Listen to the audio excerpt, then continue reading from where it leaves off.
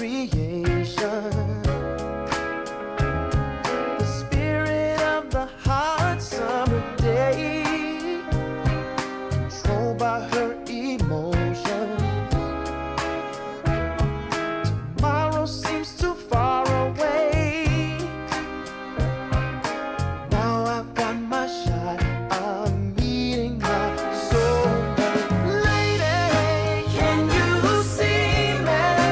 You're my everything. You're my lady. Lady, can you feel me? I feel head over heels. You're my lady, lady. Maybe you can't hear me, my sweet little thing, my sweet lady. Lady, can you see me? You are my everything. You're my lady, lady. Some might think I'm crazy. You're my constellation. My vision's far from hazy. I need no confirmation. Take my heart and don't let it stray. True love and affection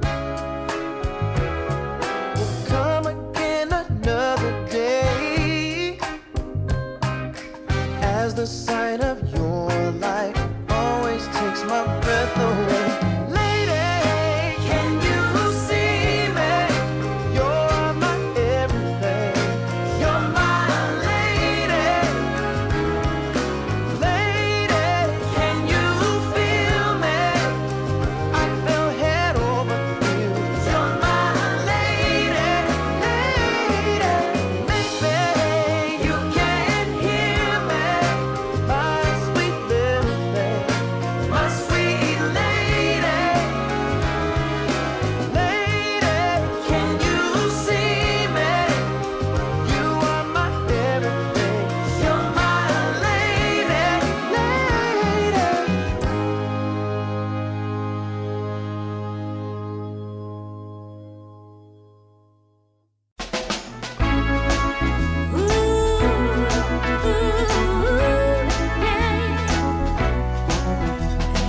Never been so happy like I am with you. You make me feel so good that I can't believe it's true. Yeah. I have to pinch myself once every day. Since I heard you say, baby, wanna give you all of my love, give you all of my love, yeah. You know I feel so lucky just spending time with you, yeah. Your love shines through me with everything you do. I have to tell myself once every day. I really did hear you say. Since I heard you say, baby, wanna give you all of my love, give you all of my love, yeah.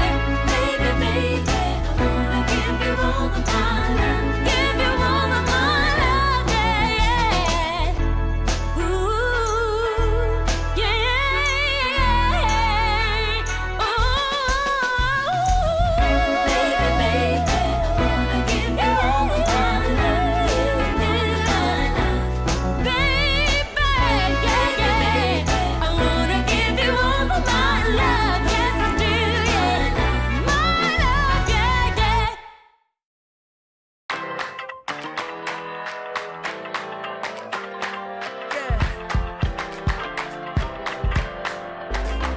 You crack the ceiling. This love is an open sky. Can't shake this feeling. I want you to know I can't lie. These doors are open. Welcome, darling, won't you stay? And you got me hoping. Forever's here, today's the first day. Hello, ladies and gentlemen. Welcome back to Liga Team versus Rune Eaters, DreamLeague Season 29 closed qualifiers. Rune Eaters currently up 1 game in the best of 3, and they look pretty dominant in Game 1. So I'm curious, what do you feel like? What's the switch up for Game 2? What's the big thing they need to fix? Because that was not pretty if you're a Liga Team fan. The lane was feeling pretty. I thought they were doing well there, but laning is only step 1. You got to then turn that into something, and I think that's where they struggled a little bit. Maybe just getting I'd say the mid is the easiest. It feels like a lot of tempo comes from the mid laners nowadays. Like, for example, Rune Eaters had Void Spirit. He hit 6. Okay, any rune I get, I can consider a move. Pango can sort of do that, but I feel roll is harder nowadays than it used to be.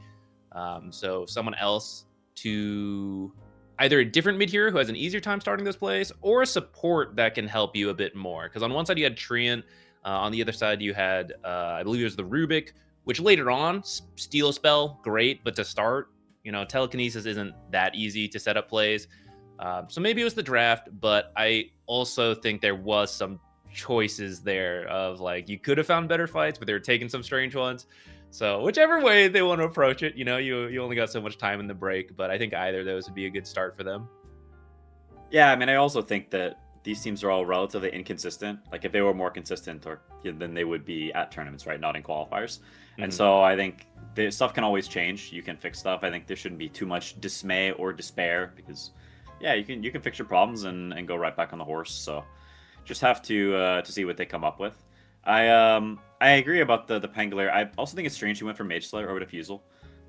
Typically, especially against like Brewmaster, Void Spirit, like burning these heroes' mana is very, very good. Even Doom. Burning their mana is super good. And he opts for Mage Slayer. He also goes for this Lucky Shot, which I honestly disagree with. I think going some 4-3-0 build could have been very powerful this game with Diffusal. Then you get the Diffuse, then like you've got what you said, right? You've got the kill throw, you've got the slow, you've got that oomph that they need because they lack some oomph. Yeah, that's true. I guess that's Mage Slayer is good to reduce some of that damage, right? There was a lot of magic damage, but if the issue is playmaking, that's where the Diffusal kind of covers it until you have the blink, because you at least have the... I always forget what the inhibit. There you go. You inhibit people so that you can slow them down, burn their mana, roll. It's kind of that middle ground where you get to be a little greedy, get more damage, but you can still actually start the play, especially on these heroes like the Brew Split or the Void Spirit, who has so many escape tools. Yeah, we'll get to see what heroes they are picking as we get to head into the draft. Voila! We lift the curtain. Doom is not banned yet. That's not what we want to see behind the curtain, but we'll get to see if that changes, if Doom does get banned, if Liga Team is the team to pick it up, as they do have first pick this game. So Rune Eaters, they leave it, so they think, you know what? We had the Doom last game, but we think we have the answer for it, and you don't. So they give the Doom away. See if Liga Team chooses the first pick it. Show it to us, Liga. Grab it. By the horns, they don't. They say, nah. We liked our Rubik. We lost, but like we still liked it. And the Rune Eaters happily insta-clicks the Doom back. So I wonder if this is like a team read thing. Like, I mean, I don't know how to say this name. Snov. If Snov doesn't play Doom or not, and maybe just UI does, it's very possibly the case. There's a lot of these sort of inter matchup, especially in like specific region qualifiers, things like this. You play against a guy in pubs a bunch of times, you get a feel that this guy doesn't play Doom. You've never seen him play Doom, and you make a judgment call. So possible it's something like that. Yeah, these teams are always getting mixed around too. So they may have played with him, and they're like, he hates Doom. You can just like you actually know firsthand. But yeah, last time we saw the carry Doom, there's no guarantee, right? It could still be off lane.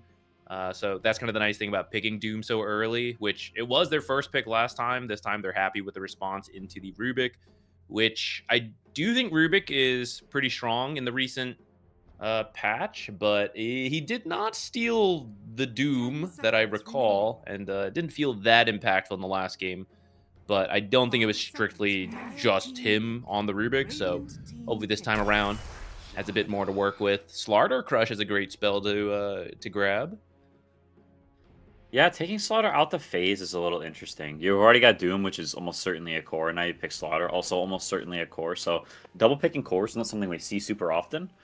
It was first phase banned last game, so clearly there's some sort of high priority on this hero in this series. But it is a little peculiar. How do you feel about the double core back-to-back like this?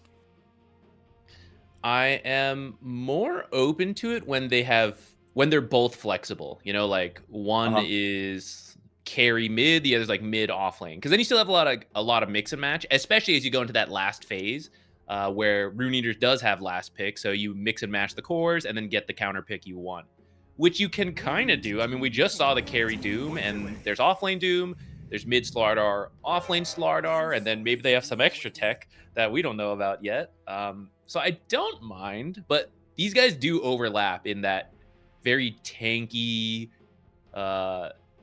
off lane type style. So even though they can technically move between roles, I do think you've revealed your hand a little bit that what kind of heroes you've got. Yeah, that is true. And they go for the Pangolier and the Ringmaster on Liga team. Somewhat surprising that they're just like full. Which is back. I mean, they're just running it back. I mean, the Ringmaster was on Rune Eaters last game, so they steal that away. But going for the Pango again, taking the Rubik. So a slight deviation, not having the tree. Wait, am I getting it mixed up? No, I'm not. Wait, did they have the Ringmaster last game? Rune Eaters had the yeah. Okay, I was right. Yeah, okay. So a little deviation, but Io. Okay, I've seen this hero a lot in pubs, and it seemed really powerful. They get its second phase, and the real question is, how good of an Io player do you have? I can't say I'm too familiar with Rune Eaters, but Yeah, me neither. Don't worry. but Io, paired with either of these is kind of fun. Like with Slardar, you get a lot of bashes in the lane. That's pretty good. With Doom, don't see that pairing as much, but last game we got to see that carry Doom be pretty strong. Now you're going to have a bunch of sustain from the Io as well if you go together, so that's nice. And I feel like part of dealing with Io is often, okay, you see the relocate, so you drop Static Storm on him. You get the AoE abilities.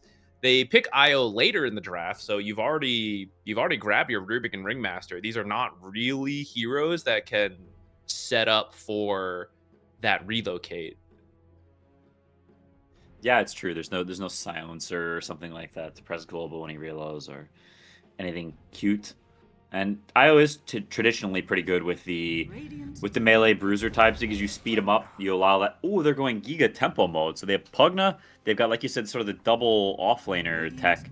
They want to take the fight straight to Liga, and they go for the Muerta again. So it did not go well last game, suffice to say. I mean, he had a great lane, but it just didn't feel like he really did anything once they got to that sort of mid-game phase. So we'll see if anything changes from last game.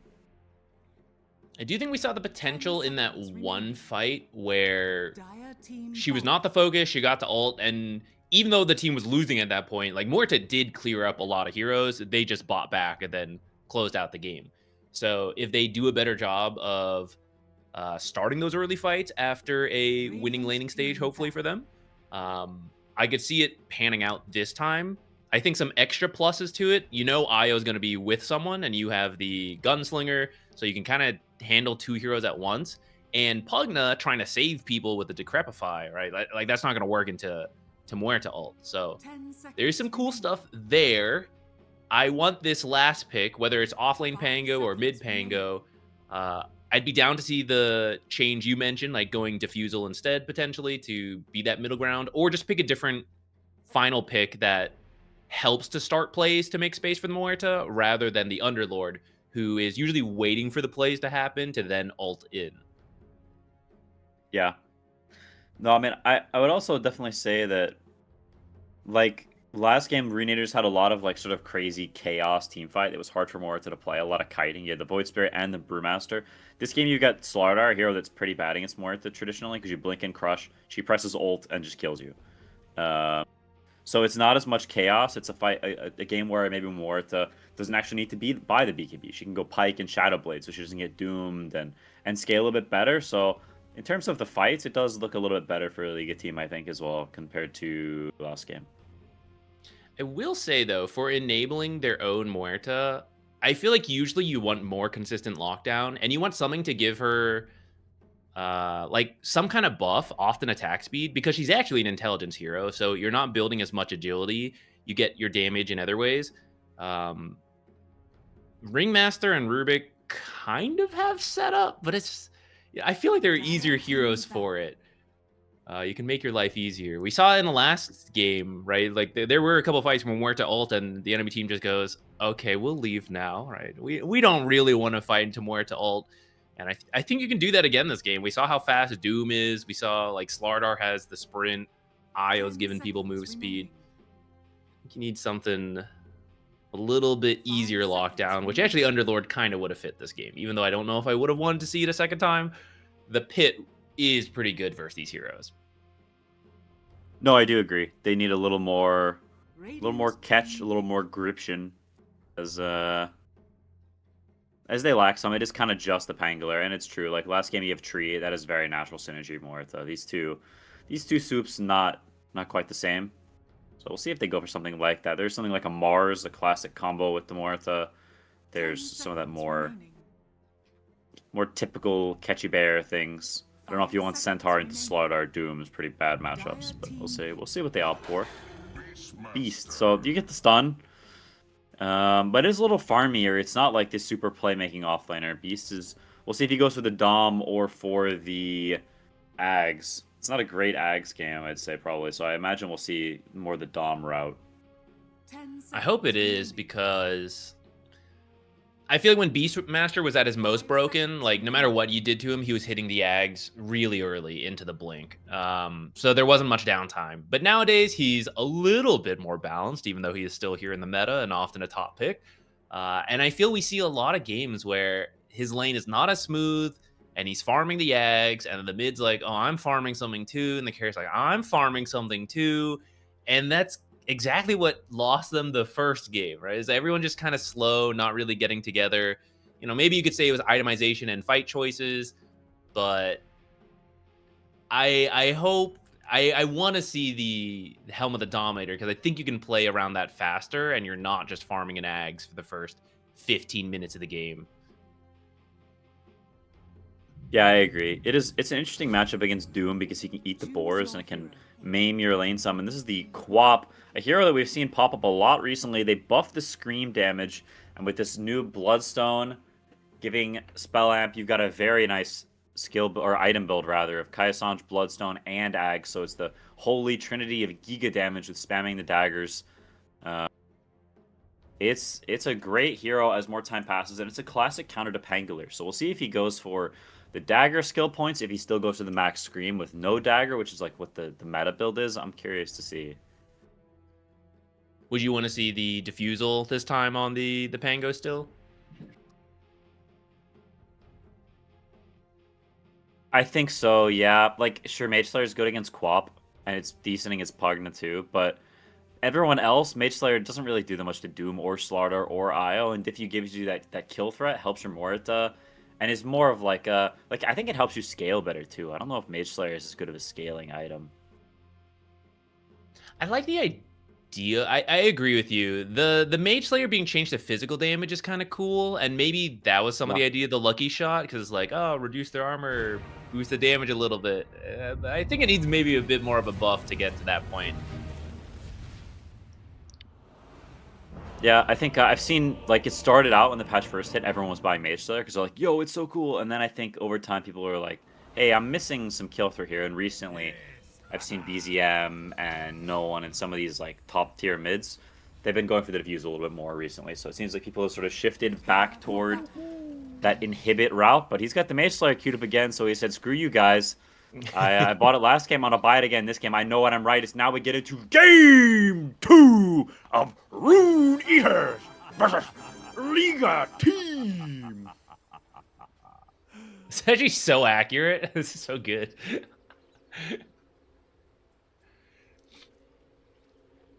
Beastmaster does have the Helm of the Dominator queued up.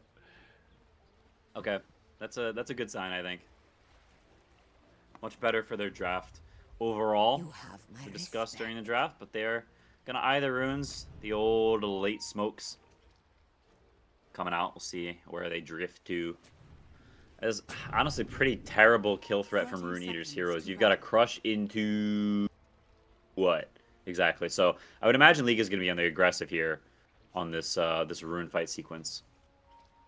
They are a little scattered, though. I agree, they're stronger, but that's if you have the heroes. And currently, there's actually 4 up top for Rune Eaters.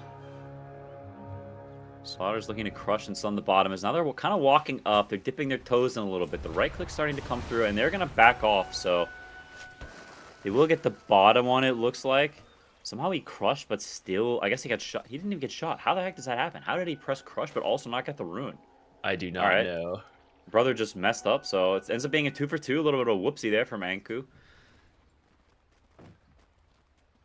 So now they stroll into their lanes. A bit of blocking from mid. He does go for the Scream level 1, so not starting off with Dagger.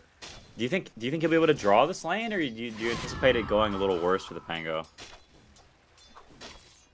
He was doing fine last time, and especially if Queen of Pain's just gonna go like mash the farming speed with Scream of Pain. I think it should be okay. Yeah, with the Scream level 1, I'd kind of be inclined to agree. It doesn't really exude like I'm trying to stomp you. It kind of says, hey, I'm farming. So we'll start casting the Swashbuckles, doing some damage. I know he does put 1 point in the dagger, so a little bit of a mixed bag here. Some combativeness. So if you had to compare their chances this game, League team, to last, do you prefer the draft this game? Do you think they have better odds as we move into the earlier portion of the game? I think so, but I think my eyes are going to be on Corrupted. I think he had a pretty rough game 1. I think Beastmaster should be a little easier to have some impact with. But first you got to get to that Helm of the Dominator, and then we got to see how you make use of that. But if that can happen, then I'd feel a lot better for them. Because there were a couple fights that went decent for them. I just think that transition from the lane into the early game was really rough. And I think Beastmaster should be easier to execute around than Underlord. I hope, for their sake. Yeah, I'm inclined to agree. I also think there's sort of a weird dynamic with Underlord and Muerta, in that Underlord, he wants sort of other people to start fights so that he can jump in. But Muerta also kind of wants people to start fights so that she can shoot. And so then all your eggs are in Pangolur's basket. And he's got a Mage Slayer, not an Inhibit, so maybe sort of some anti-synergy there between those heroes that they've now shored up. Some fighting top lane, some damage being traded back and forth, but nothing too crazy happening. D-wards on the wards, some classic stupid sentry memes. I cannot take this crap. It's actually insane. All the sentry blocking, and you D-ward his sentry back the other way.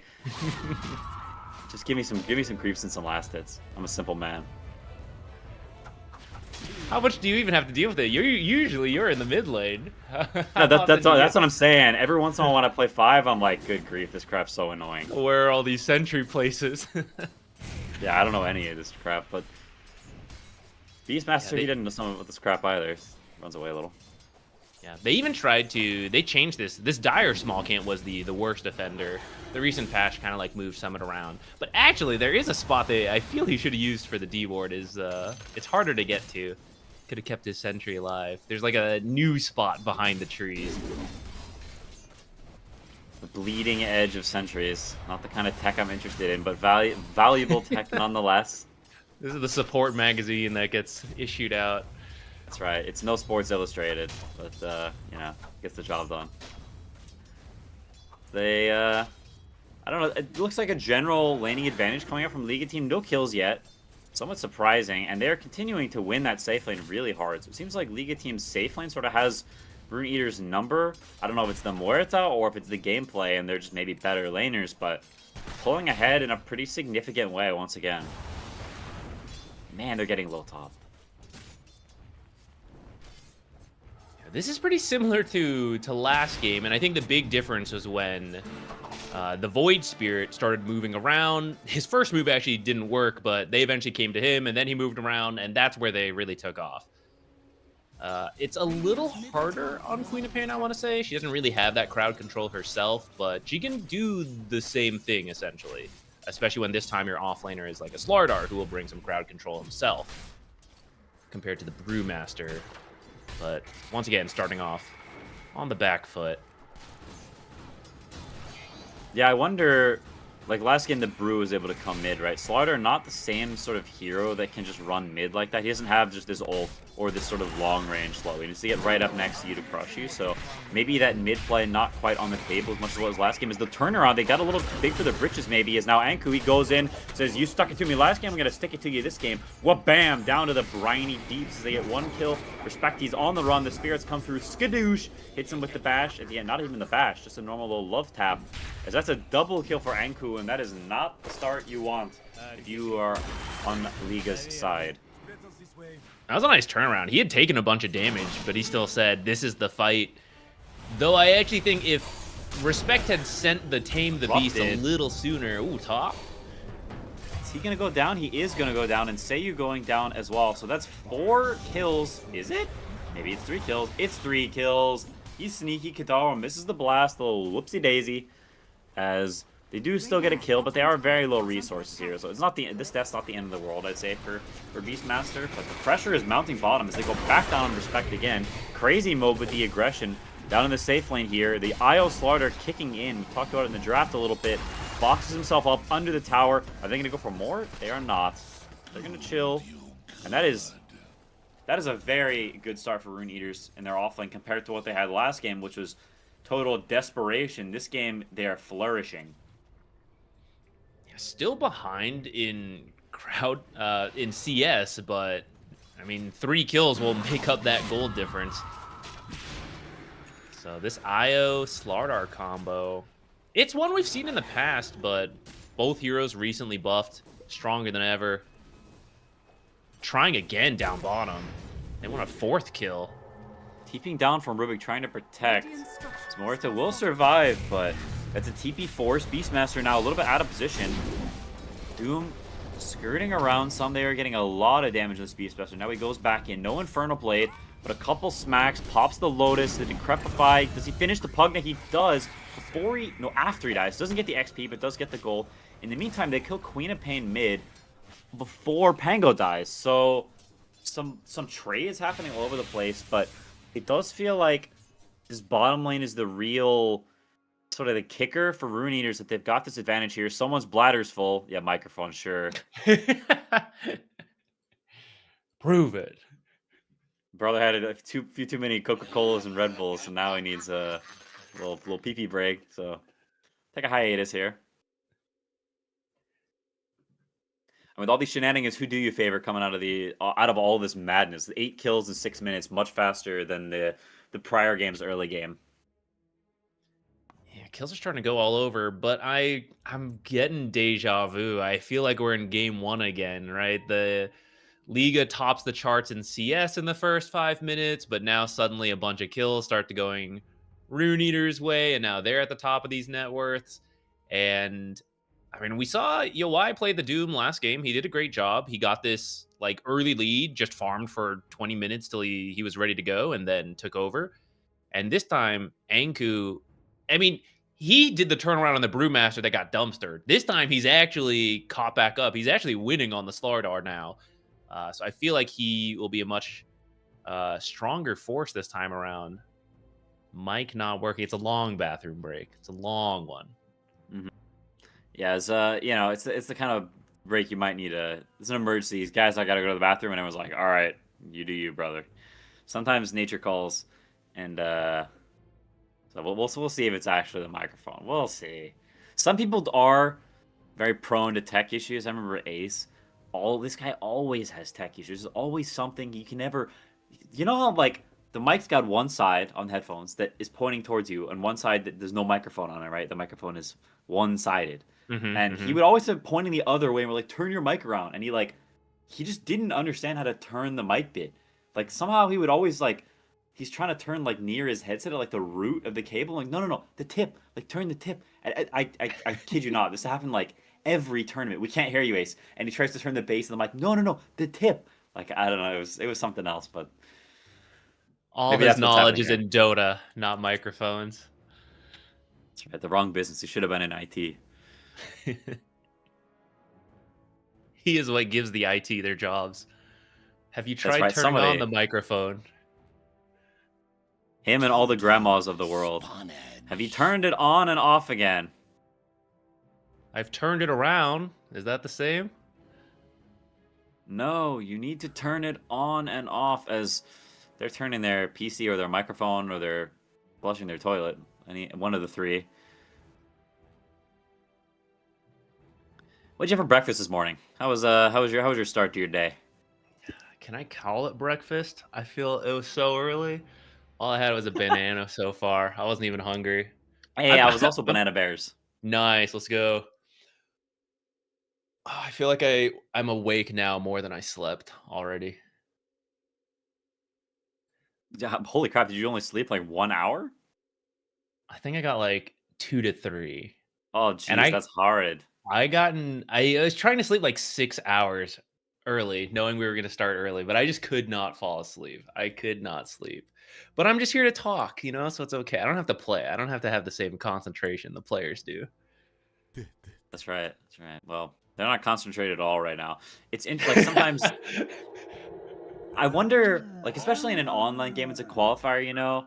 I wonder, like, are they all sitting back, kicking back in their chairs? Everybody's vibing and relaxing. Like, what's the vibe? How tense do you think it is during this pause? It's maybe more tense for Liga. You've got the dead heroes. You're just kind of getting killed in all the lanes across the board. So maybe they're feeling a little more tense. On the side of Rune Eaters, if he's having microphone issues, one guy's struggling. The other four, they're chill. They're eating their bananas. That's true.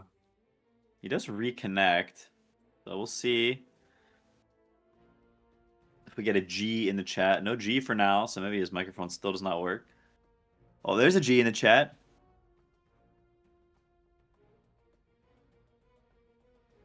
Still They're waiting. testing the microphone. That's right. Hello, Niner. Turn the mic. Point it to you. Today we'll be learning about spatial awareness. We'll also be learning about Dota as the game starts. Get a nice little deny from Io and chatting up with the spirits. Is he gonna solo kill him? No. Just owning him a little bit as Rune Eaters continuing to assert some dominance. This Io's looked great so far. Winning the off lane, rotating to mid, already level 6 at 7 minutes. Holy gracious. Brother is super high level 5 on the Pugna. So the supports on Rune Eaters off to a great start. He's going for a pretty aggressive build, too. He's maxing these spirits, which I think has caught on more recently, especially for position 4 when you're paired with these aggressive offlaners. It used to just be like max tether, max overcharge. Yeah, getting a little more of that damage, being sort of the more traditional support with some follow-up is very nice. I think 9 class has somewhat pioneered that. He's been doing it a lot, and Paravision has also been winning a lot. 3-0'd Nemiga yesterday in some online tournaments, so everybody copying what the winners are doing, as is usual. Is Morta going down very low bottom and will die, so another kill. Not even level 6 yet, I think. And 3 kills and an assist on the Slardar, so the pressure is mounting bottom lane, and I don't see it stopping anytime soon. That's the spirits paying off too. She used her ultimate, so Slardar had to just back away. Can't do any damage there, but Io commits for the kill. And you're right. I don't know how you go back down there. You're not going to have a good time. Yeah, Morta hero that wants her lane. She wants to sit there and farm for a while. We talked about it before. She's more of a scaling hero. As they're trying to defend the safe lane tower, they will fend it off. Seiyu is going to pay the iron price. As Yawai, sorry, not Kawhi, gracious. Yawai picks up the last hit. They relocate back down to bottom, so join a quick little fight there, and the map remains solid and firm for Rune Eaters as they open up this bot tower for their side. So building a little bit of a map advantage as this tower gets lower, blasted down by Kitaro. See the Kadaro's thing this series. Green heroes who push. I feel like I saw the same thing last time. And this time instead of the Ven awards, you just blast. Woke up this morning and decided, you know what? I'm feeling green. And that's just how it was. as they are running in top with the skeletons. He gets the roar off. Pugna looking to be toast. The Fade Bolt finishes him off.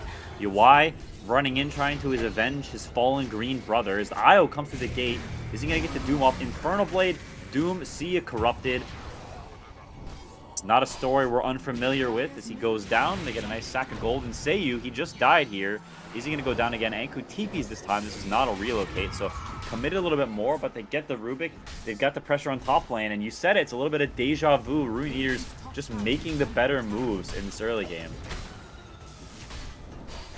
Yeah, he did do the Helm of the Dominator. They tried to put the pressure on, so they tried to adjust the draft, but it feels like it's the connection with mid, right? Like, Mirage did not do poorly in the lane either time, but I just haven't seen him lead the way the same way.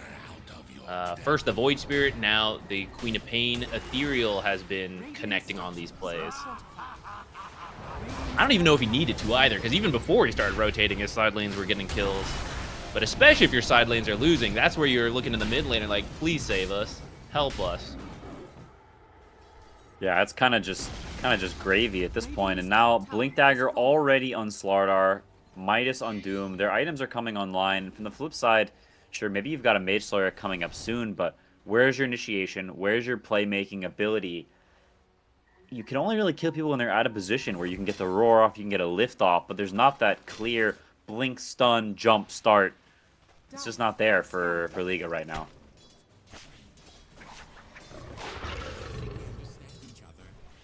Slardar is, well, he was richer than Doom. Doom just passed him again, but that is a bad sign. When the Slardar can match Doom's farming speed, who has a Midas, you've got Slardar problems. Yeah, he's on pace to get the bottom line. shard at 15 too. He is so rich. Yeah, that feels good. Coleman Rune is coming up, going for the Kaya on the Quap. Those are the Scream Max like they've seen for the most part from people. So some people have been going Soul Ring into Bloodstone first, not going for the Kaya. He goes for the Kaya, so a little bit of a deviation from, I think, what is the current Quap meta. See if that pays off or not. Kidaru is running in like a psycho, getting hit by the boars, by all these units, because he knows his team has got backup, and they will. The whole squadron shows up to relocate in. Oh my goodness, big damage from the Rubik. Stolen Scream and the Fade Bolt. Ethereal super low, but he gets relocated back out. Dies to the something on the way out. I don't know what the heck it was. As now Anku gets daggered a little bit, but he's in the river. He's a speedy little fish, and he will scoot away. He does get dead shot. Should be fine. Or is he? He gets daggered. Somehow they're chasing him? Still, I think looks fine. Yeah, okay. They did not want to give him that kill easily. But he will be fine. Getting the Quap kill is big, though. She Maintaining died. their I map.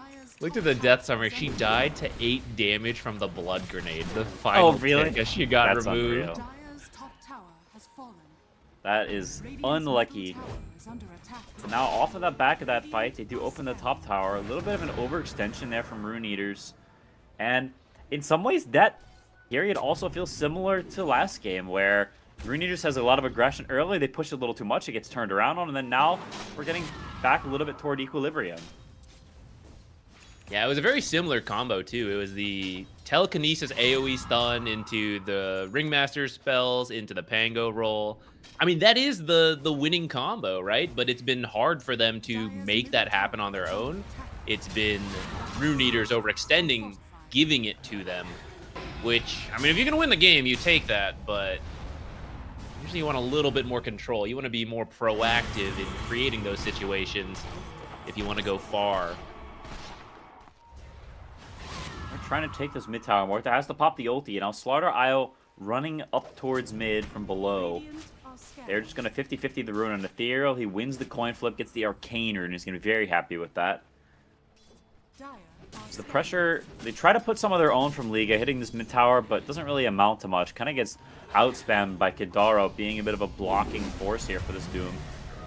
So now they actually go back down into bottom, they dive the tower, and they collect the Muerta kill, so absolutely huge. And now at the same time attacking the Beastmaster top, the relocate coming in. The numbers are there, they're backing him up, not giving up without a fight. Slam comes through, the Quap ulti, Beastmaster does go down as well as the Rubik. Ringmaster up next on the chopping block, and Pangolin says, all right, well, what can you do? And he TP's out. That's 4 for 0 globally. That is not what you want to see. And honestly, just a bit ridiculous, I'd say, from Corrupted. The way he was positioning, how strong he thought he was, just had a completely wrong read. Rune Eaters calls his bluff and collects the free kill. I think that fight is the perfect example of what we've been saying, which is that was League actually going up there, right? They wanted to find that Doom, but you don't have the playmaker, so Beastmaster has to just walk into Roar, and Doom sees him, is like, what are you doing? I'm just going to Doom you before you can do anything. And the whole team has time to rotate, because you can't instantly start the fight, get the kill, and by the time you react, you see it happen, you start the TPs, it's too late. Rune Eaters has so much time to bring their heroes, and that includes the relocate saves from Io. So I'm not the thing. I don't even know when this changes for Liga at this rate, because they didn't do the defusal. They do have a blink queued for Pango, so I guess that's it. In about 1,000 gold, maybe you can start with these blink rolls. Yeah, I mean, I can see a lot of it being about where they're fighting. Like, you're fighting deep in enemy territory whenever you're behind, when you've got a lineup that lacks catch. Like, maybe they need to play a little more defensive, get some nice defensive wards up, and play on that vision, as Rune Eaters is certainly going to run into it as they're aggressing deep into the jungle. Looking for this Muerte again. They saw him on this super deep ward, and they're going to find him. He does have the ulti, so not going to be able to 100-0 him, but potentially can kill him after the ulti if they kite it. His team is coming. Will they be here in time? They're going to let him be, so they know the team is coming, and they're going to reset. But lots of reactions for us, and this Muerte is not a happy camper. There's bugs in his tent, because they will not leave him alone. They're looking for this ward. Will they find it? They do get it, so he's like, yo, guys, they see me. Can we stop this? They get the ward, and they help Muerte some. I'm sure this is very frustrating for him.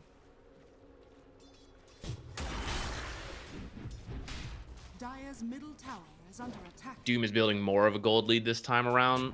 Last game, I feel like he was also facing the pressure on the Muerta, but he was keeping it closer. It was like 1,000 at worst. But we're seeing the effects of this Slardar, being able to just run through the river, blink, crush, force your ult instantly, force the team to respond. It is slowing down Snove. Now the gate gank. Looking for the Beastmaster again. Corrupted just finishes his super dom. And he also finishes a living, as he is now a corpse, and the dragon is going to bite the dust as well. That is just another notch on the bedpost of Rune Eaters as they just continue to annihilate them.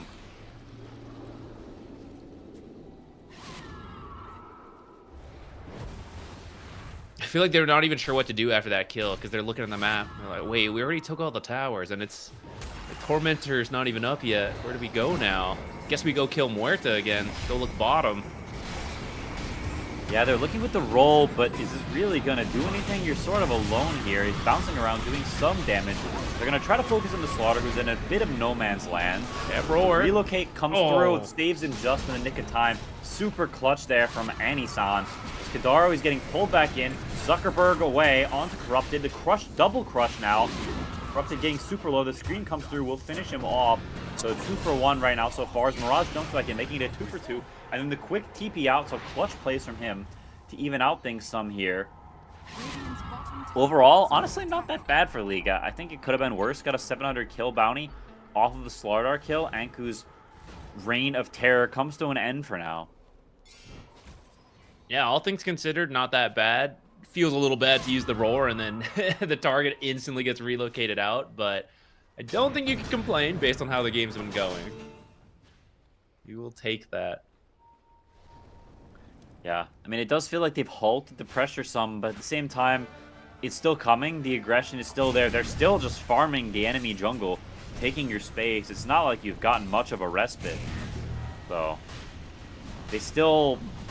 And now the Roche, just like last game, it's coming up. This time they got the amp, so it's definitely going to go down at pretty prompt speeds. And can you hold off your map? Can you keep the farm up and actually get to those later timings when the enemy has that Aegis? I hope they learned this from last game. Last time they decided to fight straight into the Aegis. I fear they are grouping up. Okay, no, they're moving away. They're moving away. I can see a world where it's even trickier this game though, because you're playing against an IO, so you've got that global relocate, you've got the Slardar setup.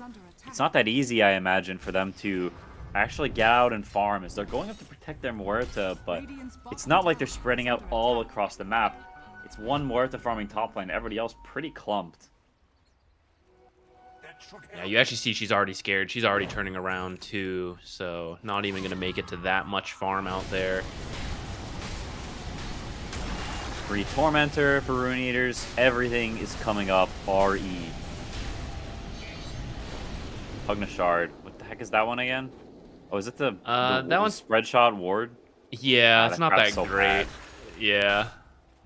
Do you think that's worse than Spotlight? Radiant's bottom tower is under Spotlight I actually think is good. It's just in niche situations that it's good, like Invis and Illusion.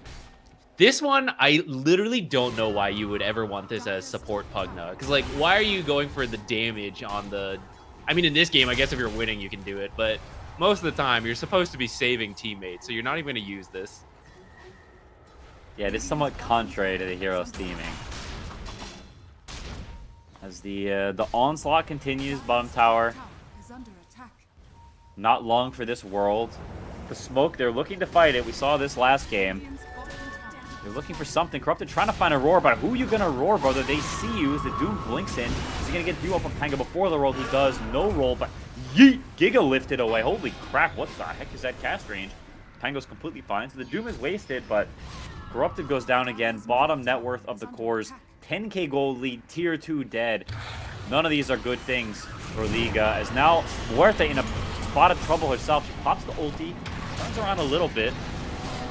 Heard that before. Full Kadar heal. getting somewhat low. They do kill the Pugna, so between the stuns of the Pangolier and the Muerta damage, they get the 5.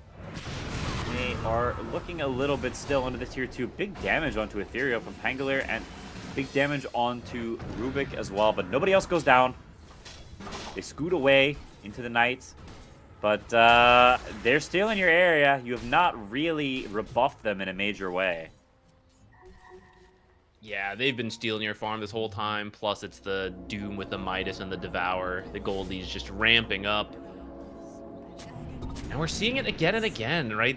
Liga is trying to start fights, but they just have to walk in so many of these cases, and it's giving Rune Eaters so much time to react.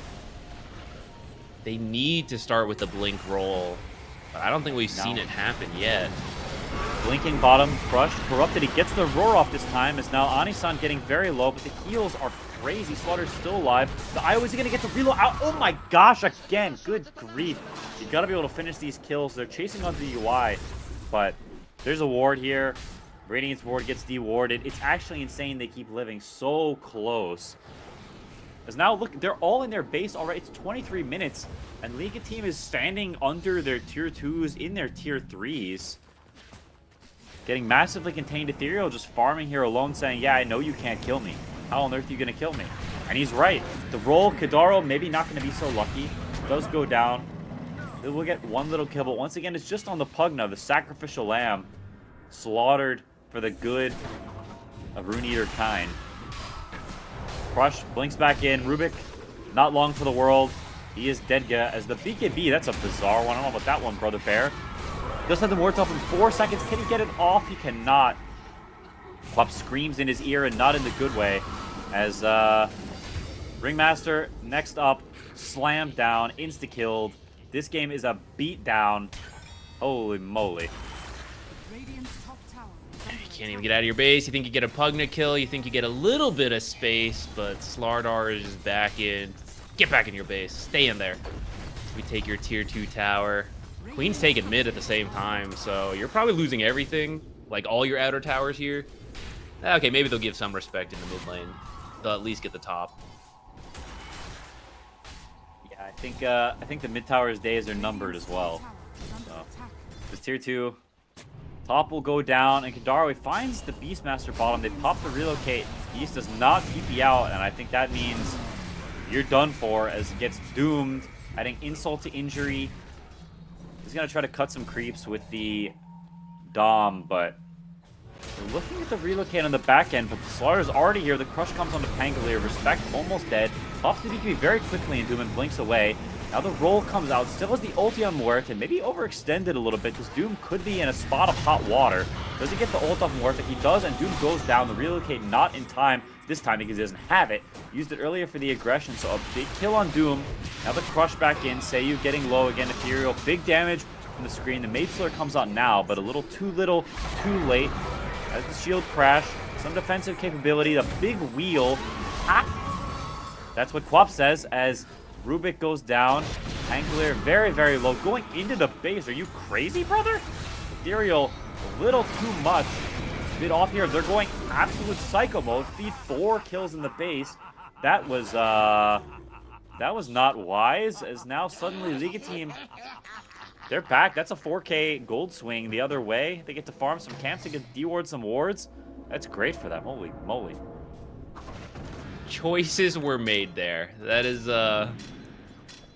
sometimes if you're winning too much, it backfires. You know, the overconfidence gets to you. And I think if that's... Rune Eaters has generally been playing well, and they've clearly been winning, but I think that is something they're going to need to work on, is these moments you relax a little bit. You know, it's like, hey, we used abilities. Hey, we're missing this hero. We can give a little bit of space to Liga. We don't have to constantly be up here. This time, they go way too hard. Still have a gold lead. Still 8K gold lead, so it's not that bad, but the situation they were just in was a lot more dominant. Now it feels like Liga has a glimmer of hope again.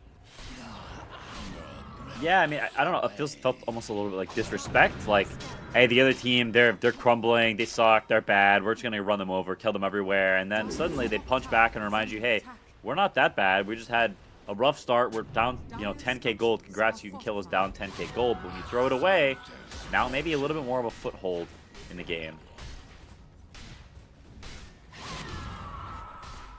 Ethereal will buy the BKB, but they're straight back to the enemy woods. They have no issues with playing aggressive. This is the Shadow Blade now in Muerta, so maybe some extra tools to survive. Play those longer fights, kite the BKBs. But the mid tower, it's going down. The blasts, one after another. So the last tier 2 falling. And it does feel like, even though they won this fight, they're not... It didn't change the game state at all. They're continuing to just get hounded by Rune Eaters. Yeah, the game got closer, but you're still waiting things out. You're trying to only fight at high ground now, buy as much time for Muerta to scale up, which Pugna Blast's not going to give you much time. But I do see Rune Eaters, right? You throw one team fight, suddenly their formation was a lot better and safer on that tier 2 push. So they have learned from that throw. They're trying to make sure they close this one out cleanly. Don't give a chance to the enemy, which... I think they know what they need to do here, right? They're trying to split push top. They got the Helm of the Dom pushing towers. This is what you got to do. You got to try to make Rune Eaters come back to their base, which they are. They're looking for the kill. Slardar looking in the jungle a little bit. Not going to find it. Clears up top lane. So, yeah, after that, they have taken a little bit more of a tentative approach. Farming up more, saying, okay, that was a little bit of oopsie. We're going to play for next Roche, and Roche has now spawned. They're going to walk into the big man's home and claim his shield and his cheese. Or they want to, anyway. There's no cheese. He has a flag. Why does he have a flag? Where did he get it from? He's just in the pit. He never left. He's like a agoraphobiac, and he's here just has some flag that spawns on him, so... I mean, he walks back and forth. You know, he does his daily walk. He probably came across a flag. Someone probably dropped it in front. He's like, oh, this is pretty cool. Decorate the home. I guess so. Everyone needs a little decor. Especially when you live your life in a pit. That's, hey, totally fair, you know. I like when he had the Santa hat, getting things a little festive. Bring that back. What was the one, what's the Dire Tide one? He had some friends in the pit too, didn't he? There was one with, the little Greevils were with him. Really? I don't remember that one. That sounds fun, though. Maybe I I'm crazy. The Greevils were for... I thought the Greevils were the Christmas event, though. Oh, maybe it was. There was some event where I swear he had like Greevils around him. No, you're probably right, because like the Dire Tide one is where he's holding the pumpkin. He's got like the trick or treat basket. Oh, I think you're right. Yeah. Because what's the Christmas one called? The event. Frostivus. Frostivus, that's right. So, oh, this is not a frosty time for Io as he gets insta-killed. Jumped on by the Pangolier. Doom is trying to get away. Swashbuckle does break his blink, but Pango says, ah, it's too far, too much. We'll take our 1 kill, and we'll peace. This is different. This part's changing the game a little bit, because all of this before was Rune Eaters up front on the Radiant half of the map, pushing him in. But now you see Ligo with that one fight. They're getting a little bit more confidence, start pushing out, make Rune Eaters come back, and sometimes you find these kills, split them up, look for a little more, but they don't really have much more lockdown now that they used Roar and Roll. Can't really get a hero like Queen of Pain. Yeah, a little too slippery. But you're right, it doesn't feel quite as inevitable as it did last game. Last game, it felt like the writing has been on the wall since 10 minutes. This game, after that throw in the base, it's not the same level of team fight. It's not the same level of ease. And the supports from Rune Eaters, they're very snowbally. They're very, we want to help our cores be amplified. But a Slaughter against Muerta, a Queen of Pain who's not at the Ags timing, who doesn't have those big items, what are you amplifying, right? Even Doom, you can kind of kite him this game a lot better than you could last game. Doom scaling is a little different this time, too. Last time, I believe it was the Manta he had, and the Crude Enchantment, which gave him better attack speed. This time around, skipped the Manta, doesn't have that same enchantment, so he's not doing as much damage. This is the Muerta carry. Don't give her too much space.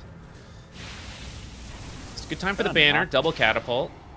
This is the change that doesn't really matter much in pubs, but at the pro level, the second Roche banner lining up with double catapult spawn makes it a little bit easier to close out games. Muerta's not too bad at killing the banner if they can get her close, but she is currently on the other half of the map. Trying to finish her meal, and they're getting some economy out of this. They're slowly whittling it down, but nobody on Rune Eaters can actually right-click the base, so it's just blast. It's not super quickly.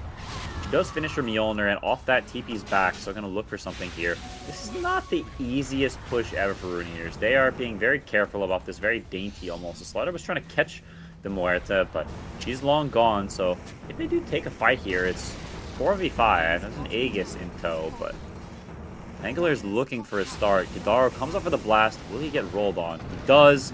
A little bit of a whoopsie. Misses there. Can he land the roll? He does hit the Pugna one time, but that's it. They're just like, we're not going to try to finish him. Honestly, somewhat surprising. They don't just finish him off, as now the Yules comes out onto Ringmaster. Self-Yules. Scoots back into the base. The 4-staff from Rubik. So they survive, but now no roll. And with that, Doom emboldened to charge up to the high ground.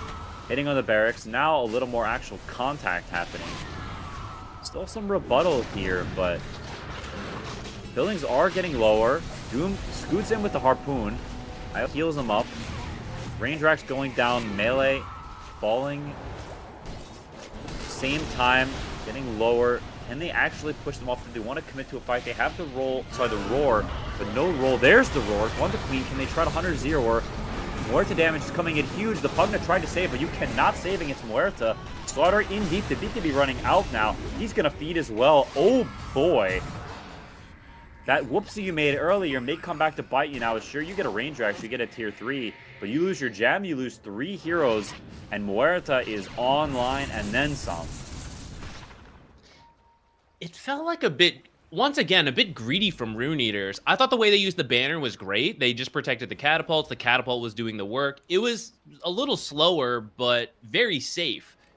But then Slardar left the team, and he doesn't have a way to come back. Like, Io didn't go with him. And that gave Liga some space to poke and prod, take out the banner, look for that fight. Eventually, the Slardar makes it back, but I feel like that movement out is what gave Liga the chance to then find that fight. Yeah, it's also somewhat disrespectful from Queen to be standing there hitting the buildings like, you know you're going to get 100-0 if you get gone on. You don't have the Aegis. You don't have a ton of building damage. And your saves on Rune Eaters are not real anymore. Morta has too much damage. The Decrepify doesn't do anything. Honestly, a bit, just once again, somewhat disrespectful. I think it's the second time where when approaching the high ground, they're just not giving enough credence to this Muerta. They feed a lot away, and now down only to a 3k, 4k gold lead. And it feels like, if anything, the ball is shifted into Liga's court. It's not that easy for Rune Eaters to take a team fight if they don't doom this Muerta.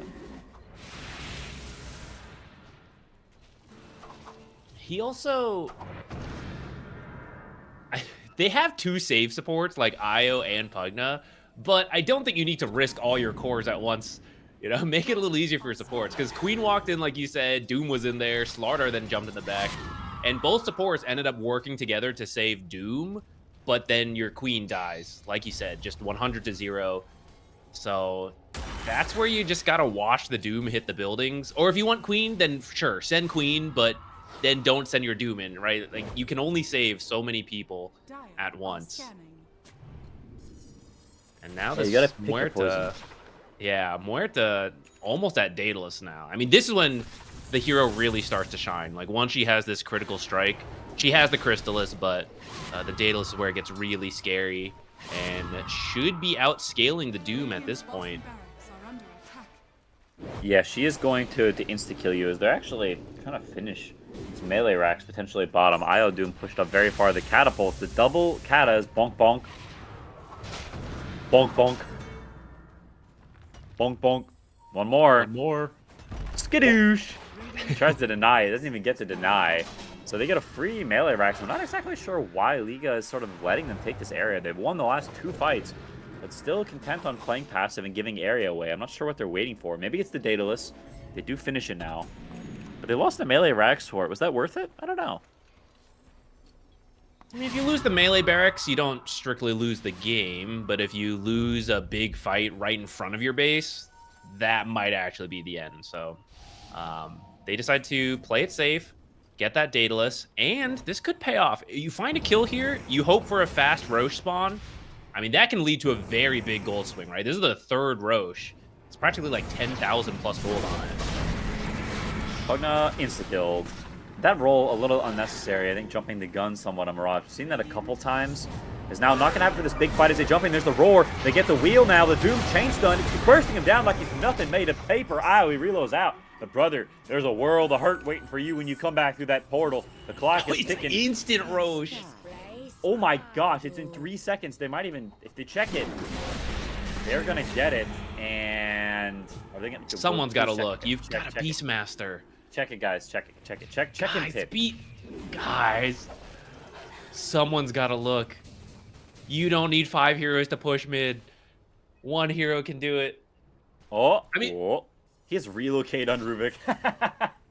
Wow, that is a rare steal. That is very, very rare. And so useless too. Like it's use it to check Roche Pit. Go take a look.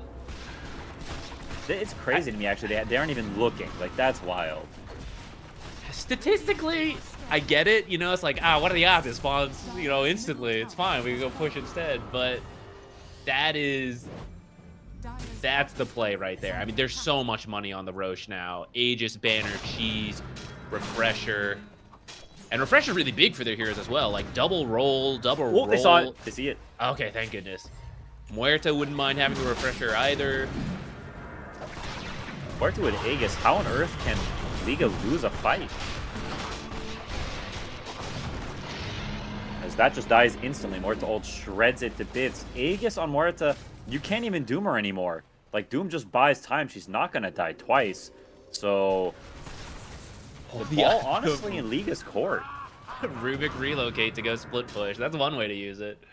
Why not? That's right, fix the waves. I respect that. Yeah. Yeah, I mean, this is why when you're leading, you can't, it's fine, you know, 1 throw, it's okay, guys. That 1 throw can lead to all of this. And now Queen of Pain, she tries to blink away, but the roll is already going. Chain stun. My goodness, she goes down quick. Now the relocate from Io, the relocates are all over the place. As brother, What? You're in the wrong neighborhood. My goodness. That's, I mean, at this point, Rune Eaters, this feels very bad for them. Not just these couple of feeds, a very rough game from Ethereal after the early game, but I just don't see how you teamfight anymore. This Muerta is the queen of the game. What is your answer for that? How can you deal with this? Dire's bottom tower has At this fallen. point, I don't know if you can.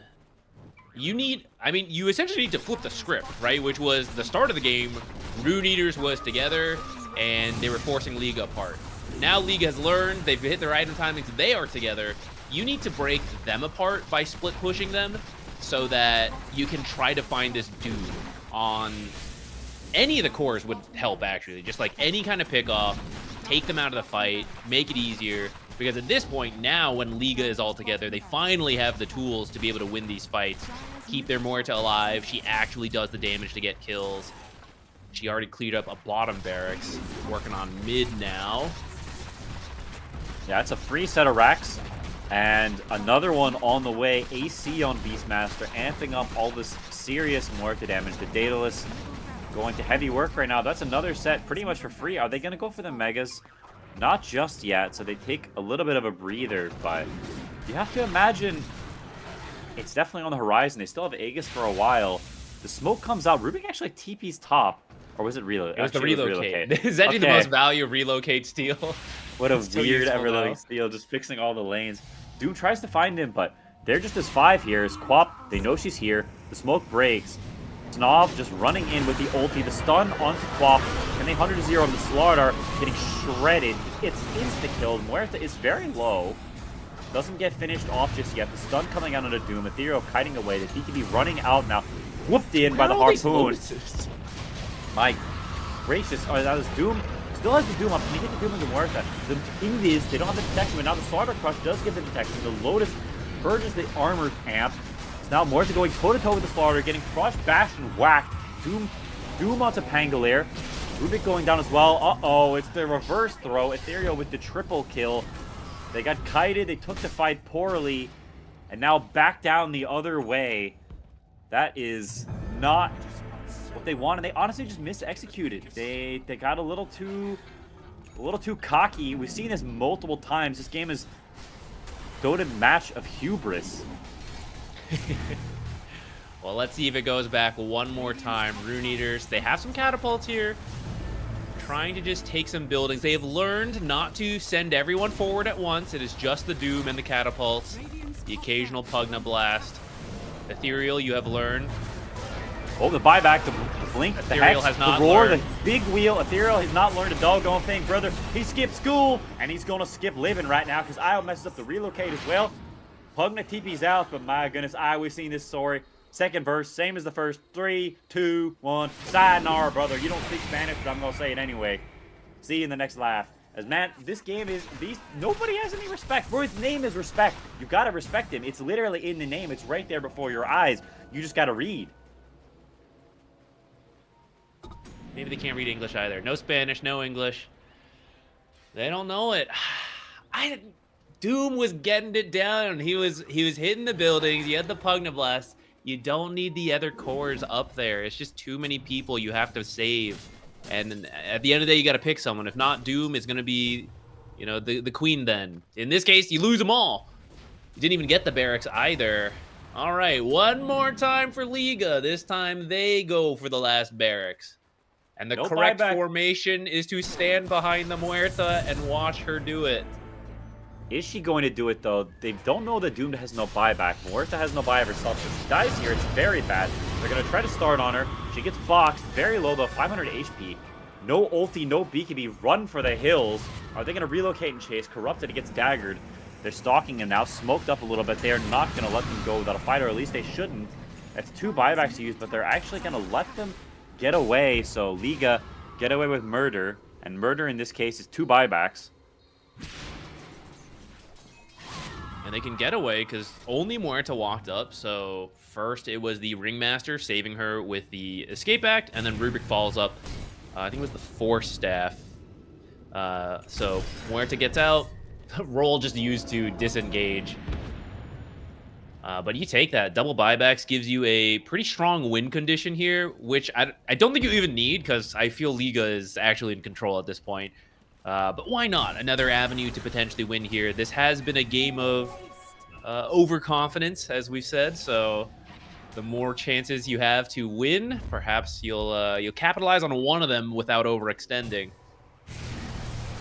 They're going to try to capitalize right now as Ethereal. We've seen plenty of him feeding this game. He blinks into the mid wave. Does have the haste rune, though, so we'll use that to scoot away.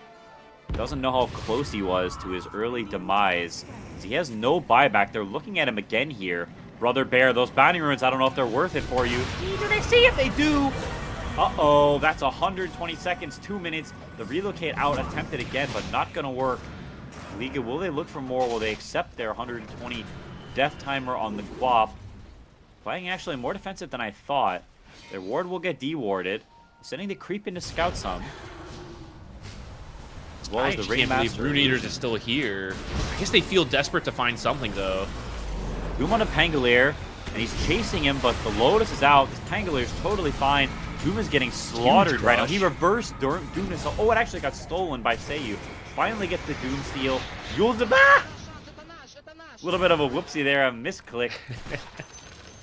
But that's 2 heroes and no buyback. You have to imagine that coming for that base, and that base is not looking too good in a few seconds, because it's going to be a bit of a problem. After losing Queen of Pain, I want to say you need to back, but she has no buyback, and they know that. So I guess you have to stay and try to hope Liga splits up, you find a free kill, and it saves you. But now you're trying to creep cut. They're ready for it. They kill you. Huge waves pushing in. This should be Liga getting megas here as IO. This is not the place to be.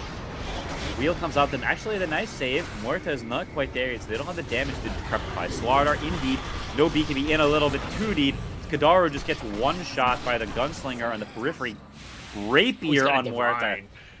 And GG is called. They see the Rapier. It strikes fear deep down into their hearts, and they call it 1-1. The series goes. Liga team, they clap back after Rune Eaters. A little bit worse of a draft. A little bit worse of play. A little bit of Trace Dos. And suddenly, the series back to even. I think Rune Eaters kind of played themselves there. They were doing a really good job at the start, right? They came back from losing all the lanes. They were making some early moves. They were living on the Radiant half of the map. I don't think they even walked back to their own half for like 10 minutes, but maybe forgot that it was not actually their half of the map because of that. Because those are some big overextensions, and sometimes one throw is okay, but it does give that avenue, right? It's a lot of money that goes when you're winning that much. That one throw is like 4,000 or 5,000, and that led to Liga. It was a little messy, but they eventually get there to win that one. Yeah, and I think it begs the question, how does this impact the next game, right? A lot of these teams are less maybe emotionally stable than some of the tier 1 teams. They don't have the veteran leadership. They don't have the experience, right? How do you respond to losing a game that you kind of threw? It was in your hands and you chucked it out the window. See ya. You know, can you come back in this, game 3 and say, hey, we lost last game, but it's okay? Do you have someone who's giving that talk, or are you coming back tilted in this next game? How does that look? Is there that same confident, dominant energy in the early game, or maybe does Liga have the advantage now because they were the ones who got that comeback? Yeah, it doesn't seem like anyone was able to give that talk in the game, because I think after that first throw, it was still okay, right? You just have to, messed up there, stabilize. But they didn't, and they kind of did, but then they didn't learn the lesson. They went high ground, and they're like, well, let's just all go again. Like, why not? What's the worst that could happen a second time, What guys? could go wrong? What could go wrong? What's the deal with high ground, Jerry? But, yeah, I mean, now you have the break, right? Hey, guys, what happened? Is it the 3 times we went high ground and all of us went at the same time? If you can have that talk, I think you can then say, hey, we lost, but all the games we're pulling the early lead. We are in control. We just have to do that one more time. Someone tell us to not all go high ground, and we close that one out cleanly. But like you said, sometimes you're tilted and you don't want to talk, and you don't go through that. Not being on the teams, we don't know. We will find out in a little bit. But for Liga, how do you think they're feeling? I mean, you shouldn't really have won that game, but you get to. So how do you feel going into game 3? I mean, don't look a gift horse in the mouth. You know, you got the win. You take what you get. You say, hey, we didn't deserve that win, but who cares if we deserved it or not? A dub's a dub, and I'll take that all the way to the bank. So I think they're happy with it. I think they're, you know, it's not perfect, but we'll see what we can get in the game 3. After this break, we'll show you more of the action between Rune Eaters and Liga team. See you soon. Yes. I'll go winter, baby, without you loving around.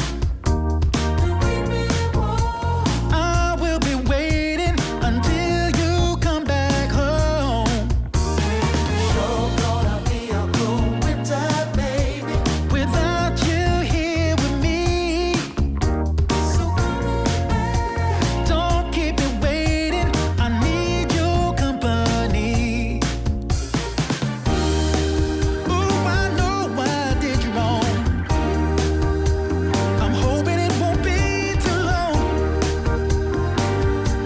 Oh, come back.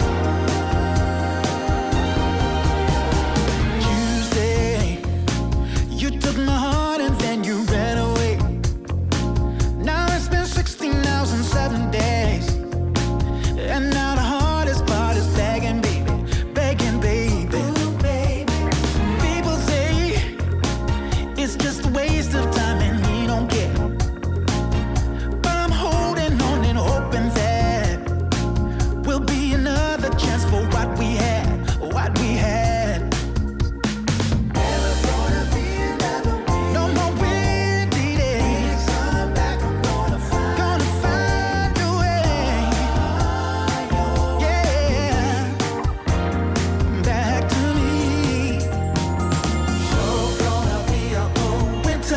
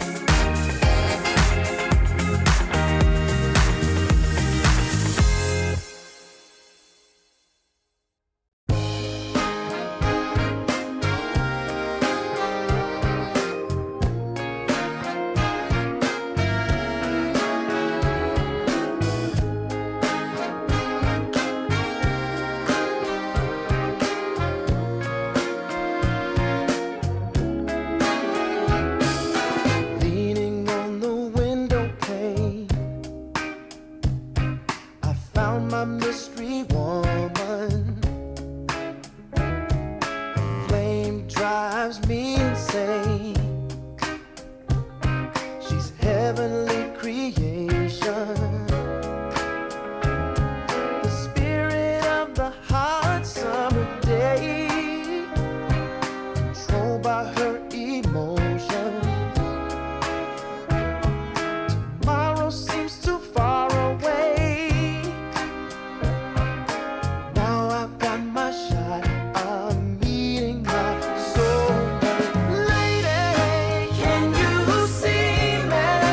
You're my everything. You're my lady. Lady, can you feel me? I fell head over heels. You're my lady, lady.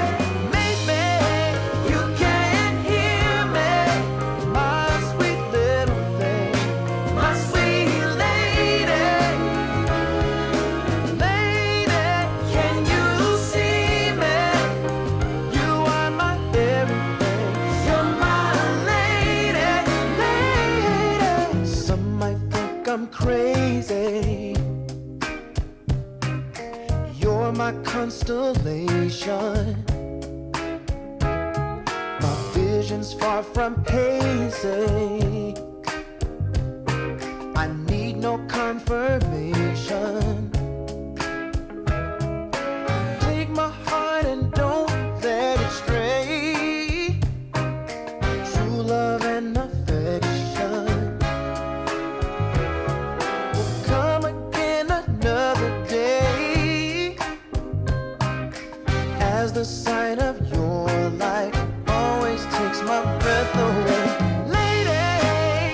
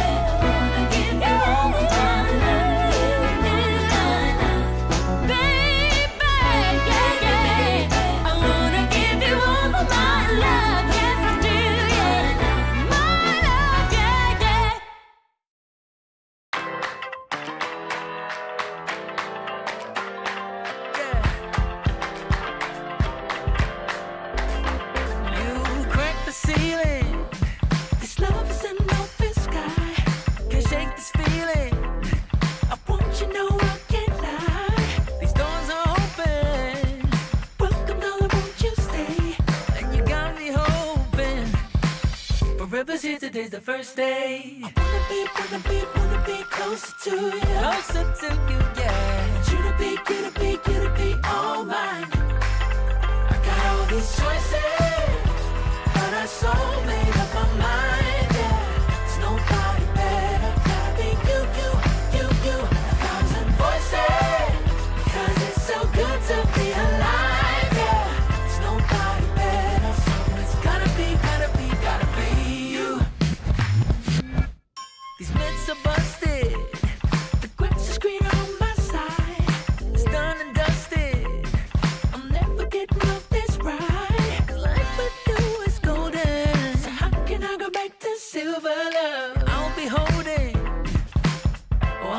On, can't get enough. Wanna be closer to you. Closer to you, yeah. Want you to be all mine. Oh, yeah. Got all these choices, yeah. But I so made up my mind.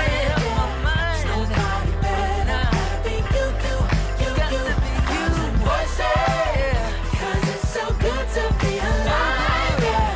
There's nobody better, so it's gotta be you. Yeah.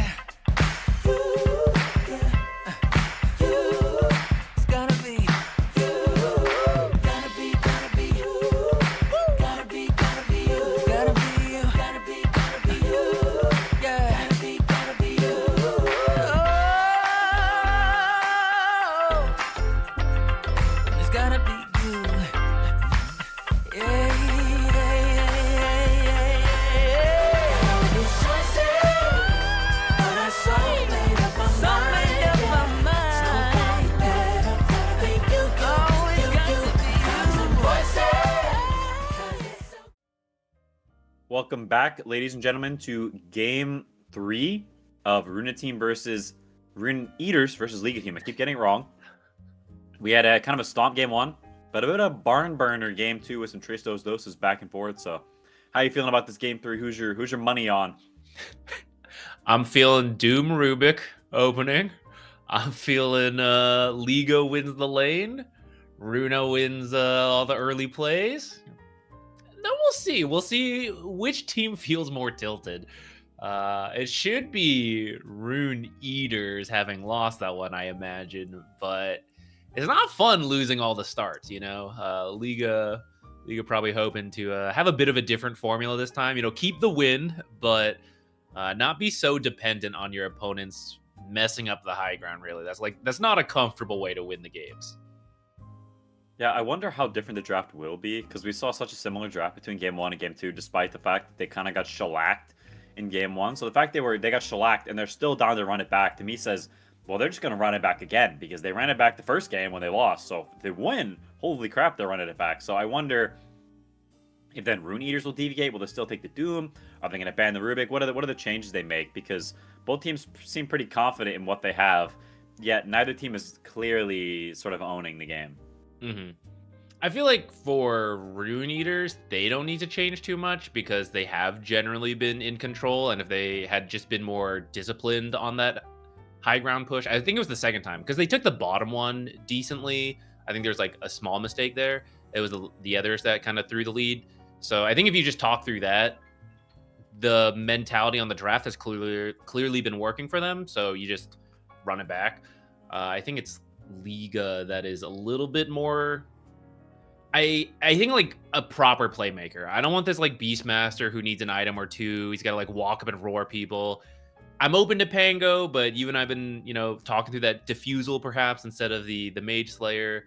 But I want someone who just I press button, I start fight. Like I want to see that. I don't want this farming for 10-15 minutes, let Rune Eaters take over your map. And we'll see. I see a Doom and Rubik available. Doom. Oh, it's a Doom. No, wait. What do you think they'll pick? What What do do you you think they'll pick? What kind of response can you have to Doom? They're thinking about it though. They're debating. It's like, guys, is that really the strat 3 times in a row? They're contemplating. Can you roll your R's? 5 seconds remaining. Oh, we can. Isn't it interesting how some people just can't do it? Like, isn't it like a genetic thing? Yeah, I think so. I don't know the exact, like what really leads into, but there he is, Rubik. Crazy. I mean, why not? Shocking. I, I don't think the issue is in either of these heroes, really. So sure, why not? Game 3, do it again. Yeah, I think that's fair. I don't think anything's wrong with it from either side.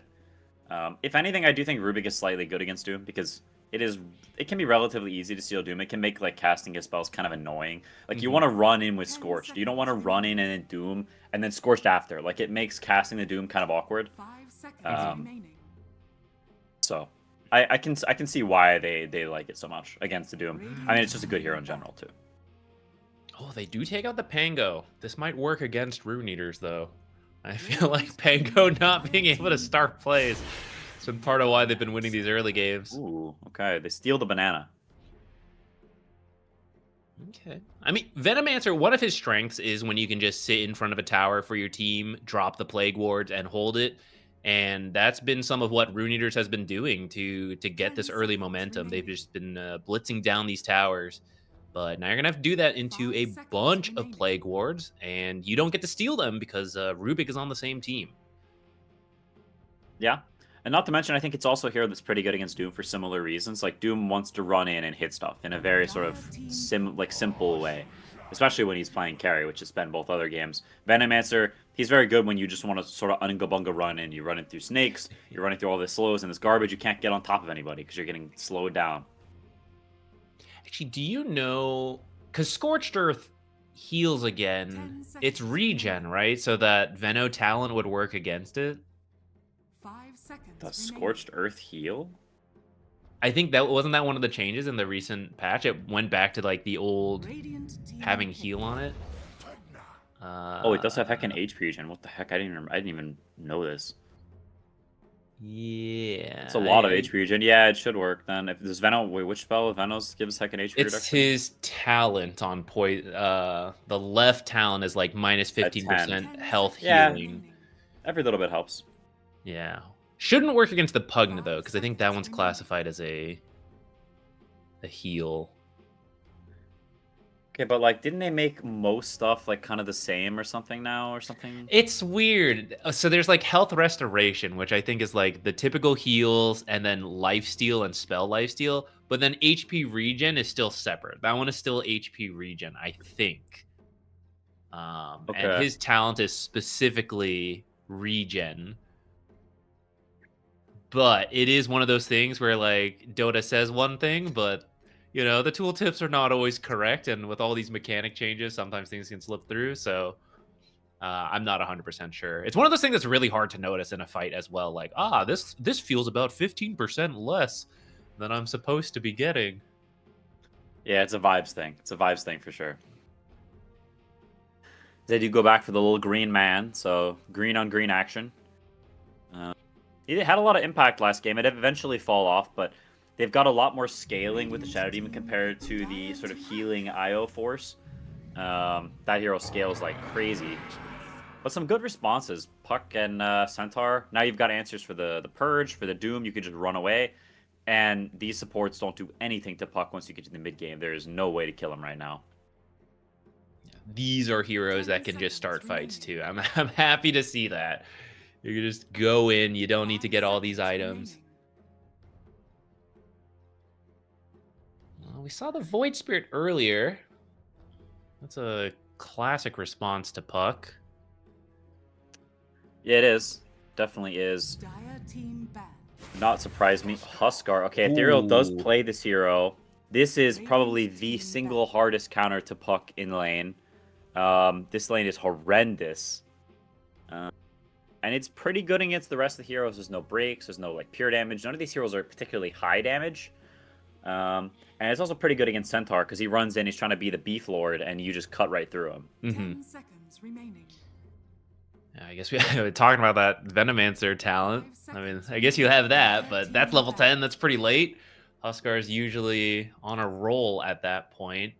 At least you have someone who's willing to buy Spirit Vessel in that Venomancer. But you got to get there. And like you said, that is a brutal matchup for Puck. Radiant team ban. You do have final pick on Liga, so at least you can in theory, pick a winning side lane, and that can be how you recover in these games, right? Like, because Puck is not going to win that lane, so you got to have to rotate to the side, get kills there. And if your side lanes are strong, then it makes those plays easier. 10 seconds remaining. Yeah, it's true. The other option is you can have some mid hero that is able to rotate towards mid, and you can play to bait the Huskar to move up a little too far, and then you TP in and kill him. I think is the most classic way to kill Huskar, is he comes a little too close to the tower, and somebody TPs, and then BAM! Bob's your uncle, and you get him. Oh, we have seen some overextensions, so that might be a very viable plan. Oh yeah, that's par for the course. These supports aren't great at it, though, for punishing a diving Huskar. Yeah, I mean, since it doesn't have Cauterize anymore, like, Veno's not that bad. Like, you TP him, you Gale him, Blood Grenade him. Like, there's no just shrugging it off anymore. Man, that is a late Tidehunter and a good Tidehunter. That's spooky. There is Ursa. There's Monkey King. So there's the classic counters if they want them. Yeah, both those heroes do not like playing into Shadow Demon Pugna, though. But as part of winning the lane, I can't really think of anyone better. And you need someone who can come online early, because we were saying, like, this Huskar is going to be applying pressure. So if you want to deal with that or help your mid laner, it can't be some late game hero. But you could go that approach as well, just like outscale. What else? Drow is cool. That could be fun. I don't think they'll pick take it, away but it's Glacier, cool. though? I don't know. They just nerf things for vibes. I don't know. I was shocked. I mean, I actually conceptually like the change, because I feel like Drow is supposed to win based on positioning, and it's like, oh, well, now I don't need to. So I actually like that they removed it, but I thought you would need buffs to compensate. Okay, yeah. There's a classic Ursa. I'm actually surprised to go for the Ursa instead of the Monkey King. Because I think, like, Monkey King is not bad against Pugna, but Ursa definitely is. That's true. You at least have that stun to help interrupt. I feel like Ursa's a little stronger in the lane than Monkey King versus the Tide. Maybe that's some of the reason. You do have this Venomancer who will help provide a lot of slows, which, well, I guess Monkey King and Ursa both would have loved that. So, I mean, after seeing this last big Ursa, how do you feel about Liga team's chances for Game 3?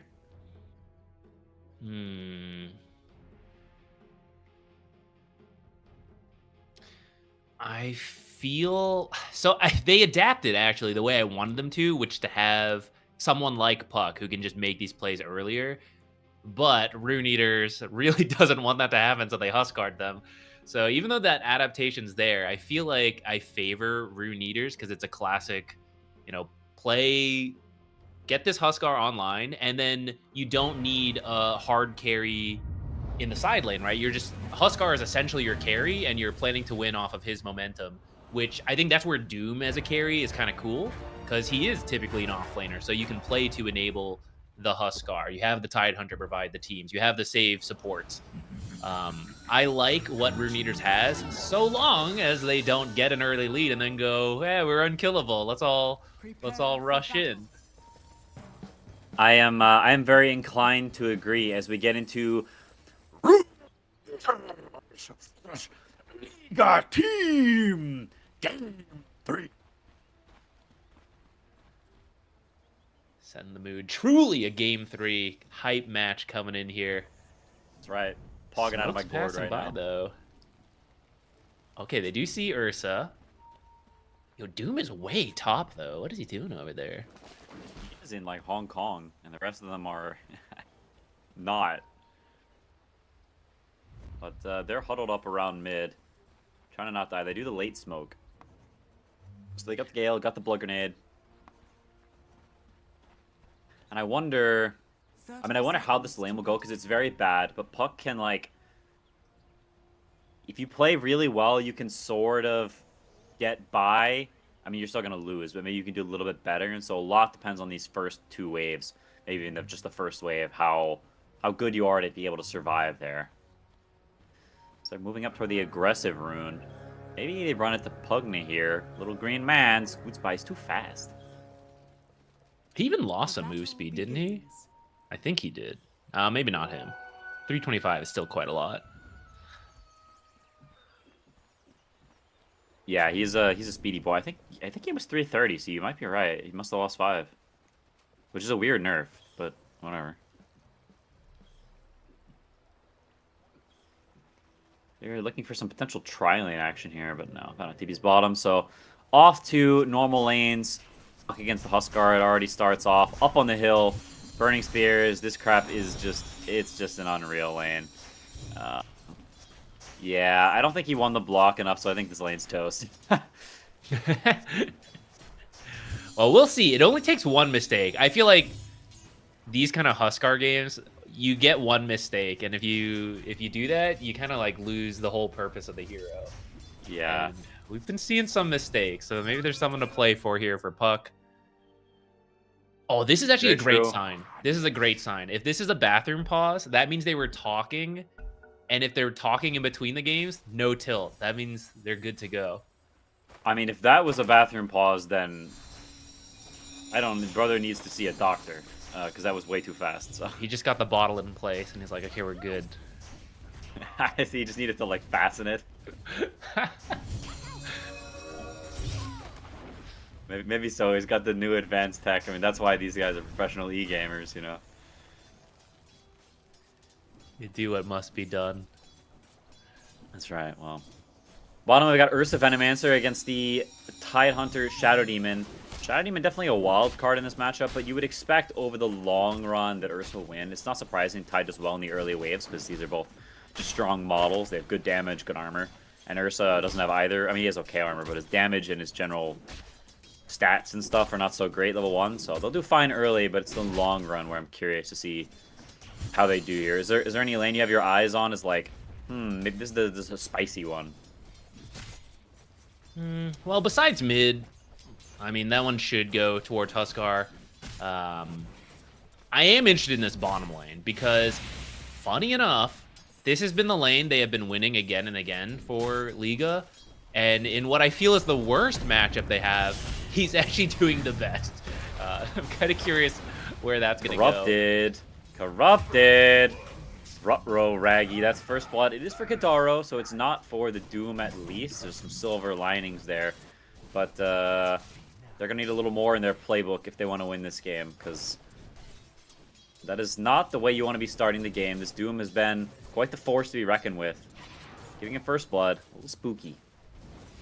Yeah. Pugna's honestly not that well. Okay, maybe easy come, easy go. Pugna's dead. Or is he? Or is he? He is. He's dead. It's fine. And It was all part of the bait. That's right. Oh my goodness. I can't believe he turned around there, but I guess he did have wand charges. That was Chad energy. He's like that was aura. He knew. He had the salve on the way already too. He's like, yeah, I can give him a false sense of hope. Well, I was gonna say Pugna is actually a great support to get these early kills on. I mean, we've seen what Kadaro has done. Even on rough games, he has been part of pushing these early towers, either with the Venom wards or just blasting them. So when you get these kills on Pugna, you get early regen to use those blasts. But returning the favor to the enemy team kind of balances it out. Rubik, also a great hero to get early kills on, especially if you can get a fast 6. Very true. Is now respect. A little bit out of position. Bottom. Man, you pick Ursa Venomancer, and you're the one getting killed. Is now Pugna gate. Super early gate. The blast lands. They get a double kill. That's a really nice move from Kintaro there. The wave pushing into the Radiant Tower. You've got time, and he uses the time to go through the gate. Huge double kill as you picked Ursa to counter Tide. Who's countering who, Brother Bear? This is not how that matchup was supposed to go. They'll try to get revenge because Kadaro was a little far up pushing this. This is a long TP though. Not long enough. Should... Oh! Heavy swing from the anchor. This is the worst part about playing Venomancer. This is part of why he's not been pro level competitive for a while. Is because the pros remember to deny their teammates. In pubs you get away with it, but it feels so bad to commit that much and then just not get anything for it. Yeah, it's weird that's still in the game. Like, it's just like two or three heroes. Maybe it's more than it's like 3 or more actually. No, I think it's I don't- I think it's 3. It's like Queen, him, and Dazzle. yeah. Surely there's another. No, it's changed. It used to be like Doom, and then they took it away from Doom and gave it to Dazzle. There can only be 3 at a time. There can only be. I mean, 3 is the forbidden number, so it's not very Valve to have 3s. But Time to remove one of them. that's right. Of the 3, who would you pick?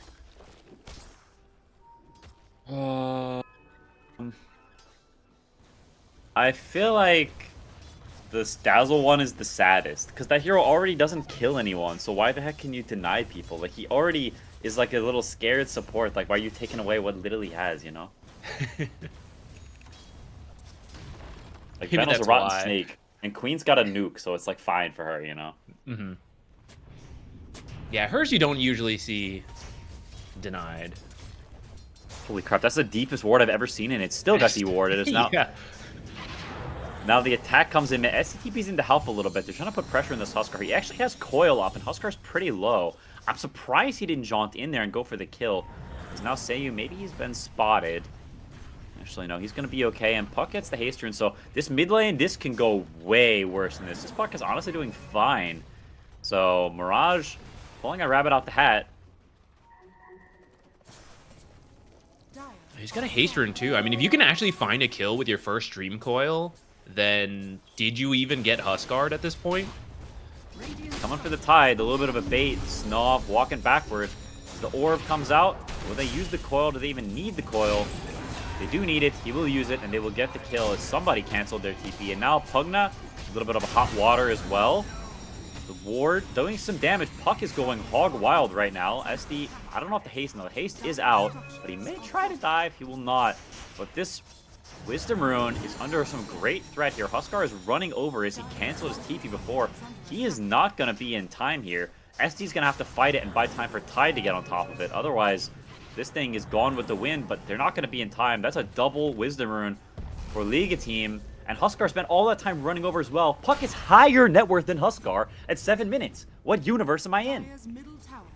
That was Rubik for the claws, goes in, cancels the TP, almost dies for it, but he doesn't even die either. Then, like you said, Huskar, instead of committing to the farm, he tries to walk over to help with the shrine, doesn't make it. You're just like losing on every front. Uh-oh. Okay, maybe not. Maybe if you get the puck kill. Oh. That was close. Okay, you're He missed losing the on timing. every front. That is not... This is not what you pick Huskar to do.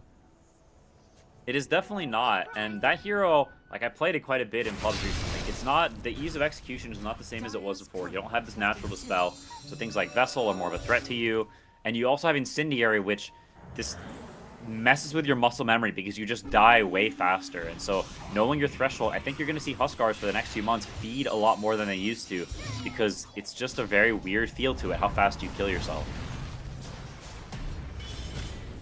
And they get a nice kill on Pugna. Corruption with actually a rotation over super early. Didn't even use his Stampede, just sort of trots on over with his horse hooves and gets a little assist.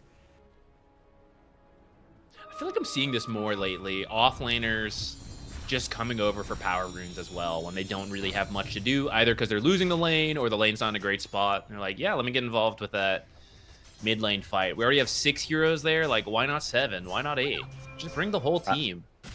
I mean, 6 and 7 are the best numbers, so you got to have them in tandem. Only one offlaner gets to go. Which one? You just coin flip it. First you, then me. That's right. Stacks coming out from Kadaro, but it does feel like this is the first game where, you know, you talked about it, you want a different mid hero, and Mirage has been cooking this game on the puck. It's the MVP so far of the game, and they've had the first game where in 9 minutes, they're actually up on goal. They're the ones making moves. They're the ones with that pressure. And it's not what we saw earlier on, and now making a nice move. The tornado back, some slick moves from Corrupted. He said, you fed on me game 1. Now I feed on you. You think you're going to pop your wand and run? Nah, brother. I got the Stampede. They run him down like it's nothing. And collect a kill on the carry. Top 3 net worths on the 3 cores. It's a good sign. Money going over to the Venomancer as well, who he's working on that Spirit Vessel you mentioned. You don't get that free Dispel on the Huskar anymore. Like, what item do you then choose to go for? That was part of why Huskar was so viable before. That free Dispel freed up your itemization to build whatever you wanted. Now you have to address it. Yeah, I mean, you still can press the ulti on stuff close to you to get rid of it, so it's not like there is some play in terms of how long you wait to use your ulti, and maybe you just hit more and you ult once your vessel, things like this. So it's not totally black and white. I've seen some people in pubs going for consecrated wraps. Has been something that's been relatively popular among Huskars, but Doom caught sort of the middle of nowhere. He does drop the Doom on the puck. I don't know if they're going to have any kill for it here. It's more of a defensive Doom. Uh-oh. If he gets another Fade Walled off, Doom could be definitely going down quite low. He's going to press the Decrep. I think he's going to live. It will be somewhat close, but he is going to squeak by, so even still, loses a lot of HP. Doesn't even have the Midas yet, and Doom is a hero that hates playing from behind like this. He wants to be ahead, accelerating his farms. Now Huskar jumps in onto the Rubik. They get the silence back the other way. He's got the Arma, some potential toggles. Puck man fighting it up. They get the stun, so no toggles for you. Overall, pretty decent for Rune Eaters. Centaur does clean it up in the end. It's not the end of the world, but in some ways, every kill you get on Huskar is really big. You said the one mistake thing, and while I don't know if that was a mistake per se, Huskar, he's made some whoopsies. He's 5th in net worth. That is troubling, your Rune Eaters. Yeah, he got some kills for that, like a kill and assist, so maybe that one is fine, but certainly as you are at like 11, 12 minutes, being at the bottom with the cores is not where Huskar is meant to be. He's supposed to be up at the top, at least when you're doing this counter pick mid. You know, if you're like first pick Huskar, doing these like carry off lane stuff, sure. But you see the puck, you're picking the Huskar. You're supposed to be at the top, and Puck is supposed to be jungling right now, not moving around, making these plays. Speaking of top, doing more damage. Respect. Look at this Chad energy. He just says, you know what? You're a core? I don't care. I'm a Venomancer. I'm going to spit on you. And he is spitting on them right now. Hawk Tua. They get the deny, but he still gets some of the XP, as they did change that to make it a little less punishing, rather, for Venomancer. Or I think maybe it's just an eyes in general, actually. So you still get the XP, even though you don't get the gold. And honestly, this is like a good sign, I think, just seeing how this guy's playing. This is beast mode.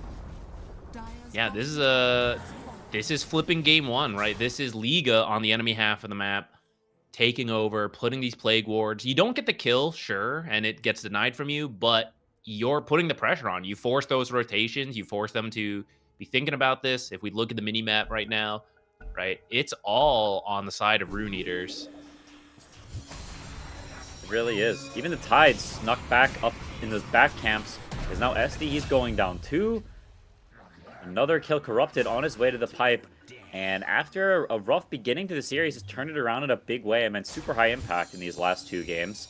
Already the Witchblade online on Puck. My goodness, the pace is it's like he was laning against CM mid or something.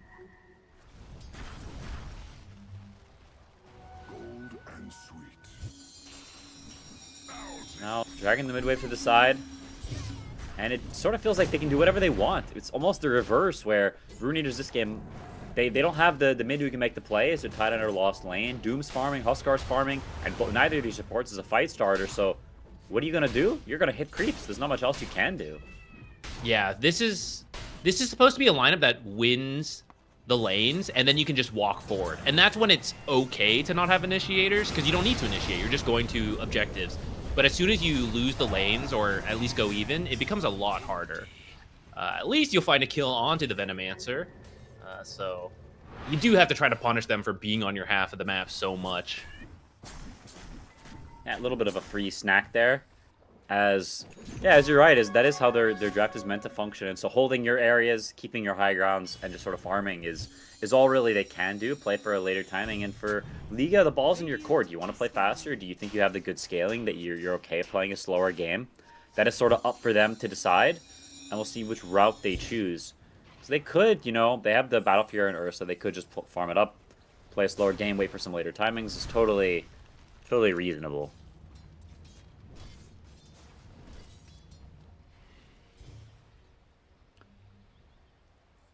And Ursa is quietly farming away. He had a rough start, surprisingly. That lane was a lot of mix-ups this game. But ever since then, he's been given space because Puck did so well in his mid lane.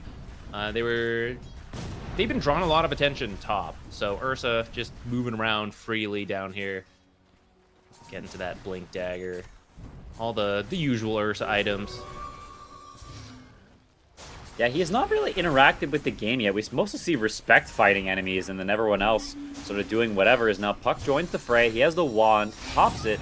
Armlet dragging him a little bit low. Coil comes out very, very low. Gonna look to toggle. Does get the toggle off. Can he get the decrep? Goes for the suck instead. Now the save. Can he get another toggle off? His Puck spell's coming. Does not get the toggle off. Goes down. Mirage goes down as well, though. Corrupted is scooting away. Pugna giving Venomancer the Zuckerberg as he runs away. He's going to go down to the poison, so a nice turnaround. My goodness, we cannot stop seeing the same thing. It's one team wins the early game, the other team sits around, and then they just get fed kills. I feel like it's like some insane deja vu. I mean, I do think this is the hard part of, like, as you go into pro Dota, like, the transitioning, you play the lanes, pubs lane all the time, right? You do that. But as you try to, like, actually capitalize versus other top-tier coordinated players, it's where it's easy to mess up. And I feel like we're seeing that exemplified here this entire series. Like, are we strong enough to do this? You'll try, but there have been some mistakes, some overextensions. Is Huskar... Well, I don't know. I don't want to say he's back on track after that, because he's still at the bottom of the net worth. But he is getting Roche here. And it's not Ursa. I was thinking Ursa might actually steal away the first Roche with how much freedom he had, but it does look like that last mistake will give it to Rune Eaters. Yeah, they're not going to fight it. They're actually going to give it to him, so... This is very good for Huskar. Wants this quite badly. Going to go back for the Blink, so... This is... Last patch, the build you would do against Puck, because you can just Blink Silence him and it gives you some kill threat. Changes the matchup from Puck just farming to now Huskar can hunt you. But I'm not sure if it's as good now that you have Incendiary built in instead of the Cauterize, so you die a little bit quicker. If you blink in and you're not careful, can be some feeding. So we'll need to be very crisp plays for Mirage as they move into the woods.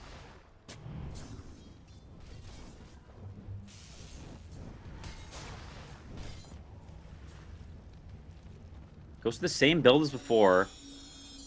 Echo Saber now into the blink on the Doom, so looking for slightly more tempo. They're moving towards mid tower, and it doesn't look like Liga is going to put up too much of a response. So kind of a weird game, I feel, in terms of pacing, where they win the early game. They're trying to make some moves. All the moves fail, and so like, you know what? Screw it. Just go farm. Just go farm. That's the mantra of the every core player. Just go farm. And it works. I mean, eventually... Sounds like NA Dota. It worked. Look at that. Uh-oh. Overcommit with that. Time to run away. Yeah. Nice little attempt there. They forced some TP is not the end of the world, but Tide is invis. Maybe he looks around and finds someone here. Does run into Respect. Can he get the Gush off? I think this Snake is cooked. Although cooked Snake, I mean, I suppose people do eat Snake, but it doesn't sound particularly good. It seems like sort of a no better options type deal. I've never tried it, but I would. One day if I Yeah, find I've also never tried Venomancer, it. I'll report back. I'll let you know. Yeah, if you find Venomancer, your local rare meats market. Yeah. That's probably Some one you should alligator avoid. and some Venomancer. Sorry, some what, sir? You heard me. Pugna, he's dead. A little greedy for the what the heck they're called, Lotuses. Rube gets them all. 3 big ones for the big fella. As the game stays relatively even, Doom working towards the BKB and just some back and forths here and there. No clear leader right now. I would usually say that should favor Liga. Again, you've got the typical carry in the Ursa. The enemy is meant to be faster paced, but from this series we have seen it go all over the place. So it'll really come down to how these teams, like what they have, like, you know, like there What goes is your this? Aegis. There's the Aegis. He's gonna die again. Or is he? Or is he? The Venomancer ult, the Tide coming in, the Glimmer Cave, now the Doom shows up, the whole party's here. My goodness. Venomancer is going to run away. He might die to the Doom. I think he actually will live. Puck has the DD, so he's beating out of the Shadow Demon. Ooh, dodges the silence from Huskar. Clutch timing there. Will they reinitiate? They're looking, eyeing, peering Actually does end up going down to the Doom in respect, probably on like the last tick. And they will reset. Man, the level of madness in these games. Is Huskar gonna go back and finish his BKB now that he's fed his Aegis away to tier 2. Just go farm. Just go farm. As soon as I tried to make plays, life got bad. Just go farm. Just go farm. Ooh, the Doom, though, stolen and put onto the Watermelon. Talking about Snake earlier, now we got some nice standard fruit. The Glimmer Cape does come out. Doom blinks in. Rubik in a spot of trouble. Does he survive? He does not. Gets smacked down. Doesn't even bother using the Lotus. And now Huskar shows up as well. Blinks in. Corrupted. Manages to get the blink off in time. So 5 heroes down bottom. And Ursa reacts too. So all 9 living heroes in this bottom vicinity playing for the Tormentor. And it looks like it will be Rune Eaters for the taking. Maybe a bit of a whoopsie on that TP from Ursa. Could have been farming the whole top side. But now pumps up. And you can see Corrupted draws a big circle around the top jungle saying like, yo, go farm.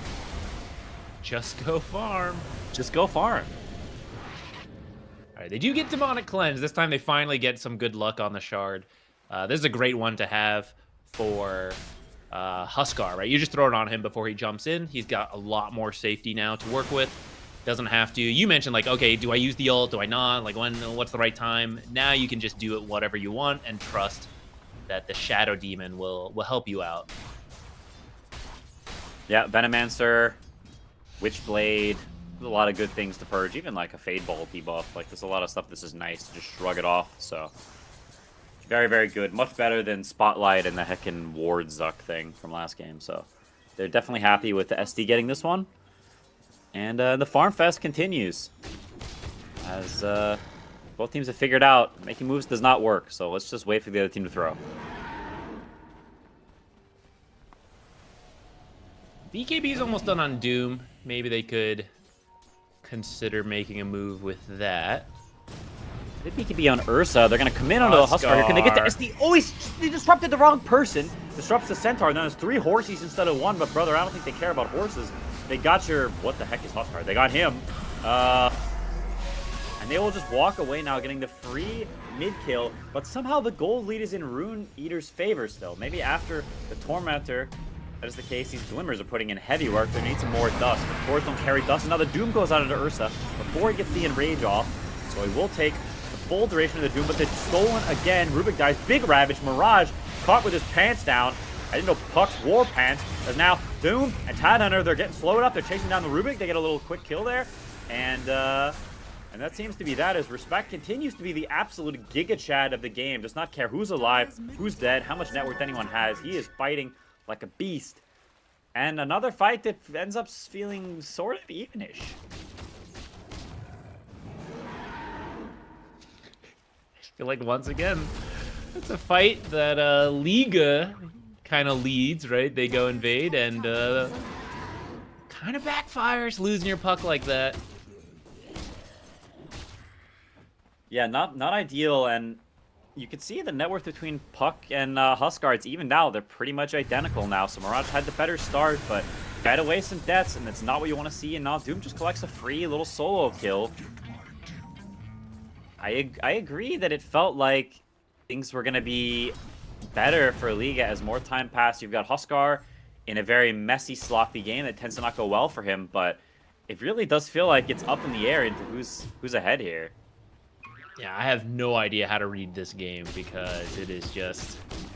The execution on these fights really determines a lot, and it's been a little messy as it goes in closed qualifiers, which does lead to fun, exciting games from a viewership perspective.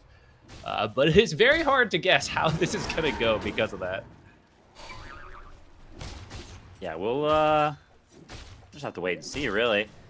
They're going to continue working toward those items. Getting toward the Nullifier and Ursa could be huge to finally deal with some of those Glimmer Capes that we've seen being quite the nuisance in these fights. And the Harpoon, so honestly, also interesting in this matchup. Like, you're playing against Venomancer Ursa. If they commit on, you can just pull yourself away to a tree. Like, it's pretty cool utility in that. It is nifty. Gold for me. Does mean you're not doing as much Scorched Earth damage, but I guess with this carry Doom right-click, maybe that's not such a big deal. Yeah, the Alpha Wolf, the Infernal Blade. Burst people pretty quick and then reset again, waiting for your next opportunity that shows itself. As he walks up the hill, but he is met with some snakes flapping. What are these wards? Like, why do they have wings? But he's a snake. These What are from they? some this is like that bug set. I forgot what they're called. Oh, they're like not attached to the ground. They're like, Yeah, these I are like thought they're beetles. they're just like hovering. Oh, okay, interesting. The more you know. You are right though. I don't know why he has those. Yeah, it's a glance value. It's all good. It's Venomancer, another little feed. But at the same time, everyone's kind of farming everywhere else. Does this kill really matter? Is it particularly consequential? Doesn't feel like it. Centaur and Ursa up top. Almost has the nullifier now, so maybe waiting for that before they opt to take another fight and throw the game away again. Dude, that's completed it now.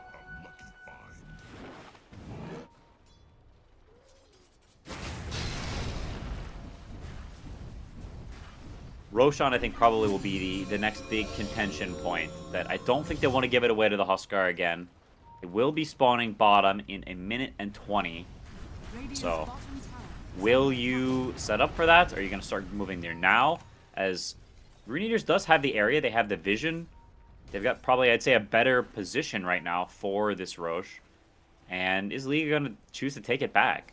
Dire's top tower The way the is under series has attack. gone, I think you give it to Rune Eaters because they will then overextend with it. Bit of a psyop. I can respect that. I know what they'll do with this. It's fine. No, they should. You would like to contest, ideally. And you have Rubik stole Demonic Cleanse, which is actually pretty useful. You can drop it on your Ursa as he goes into some of these fights. That is pretty good.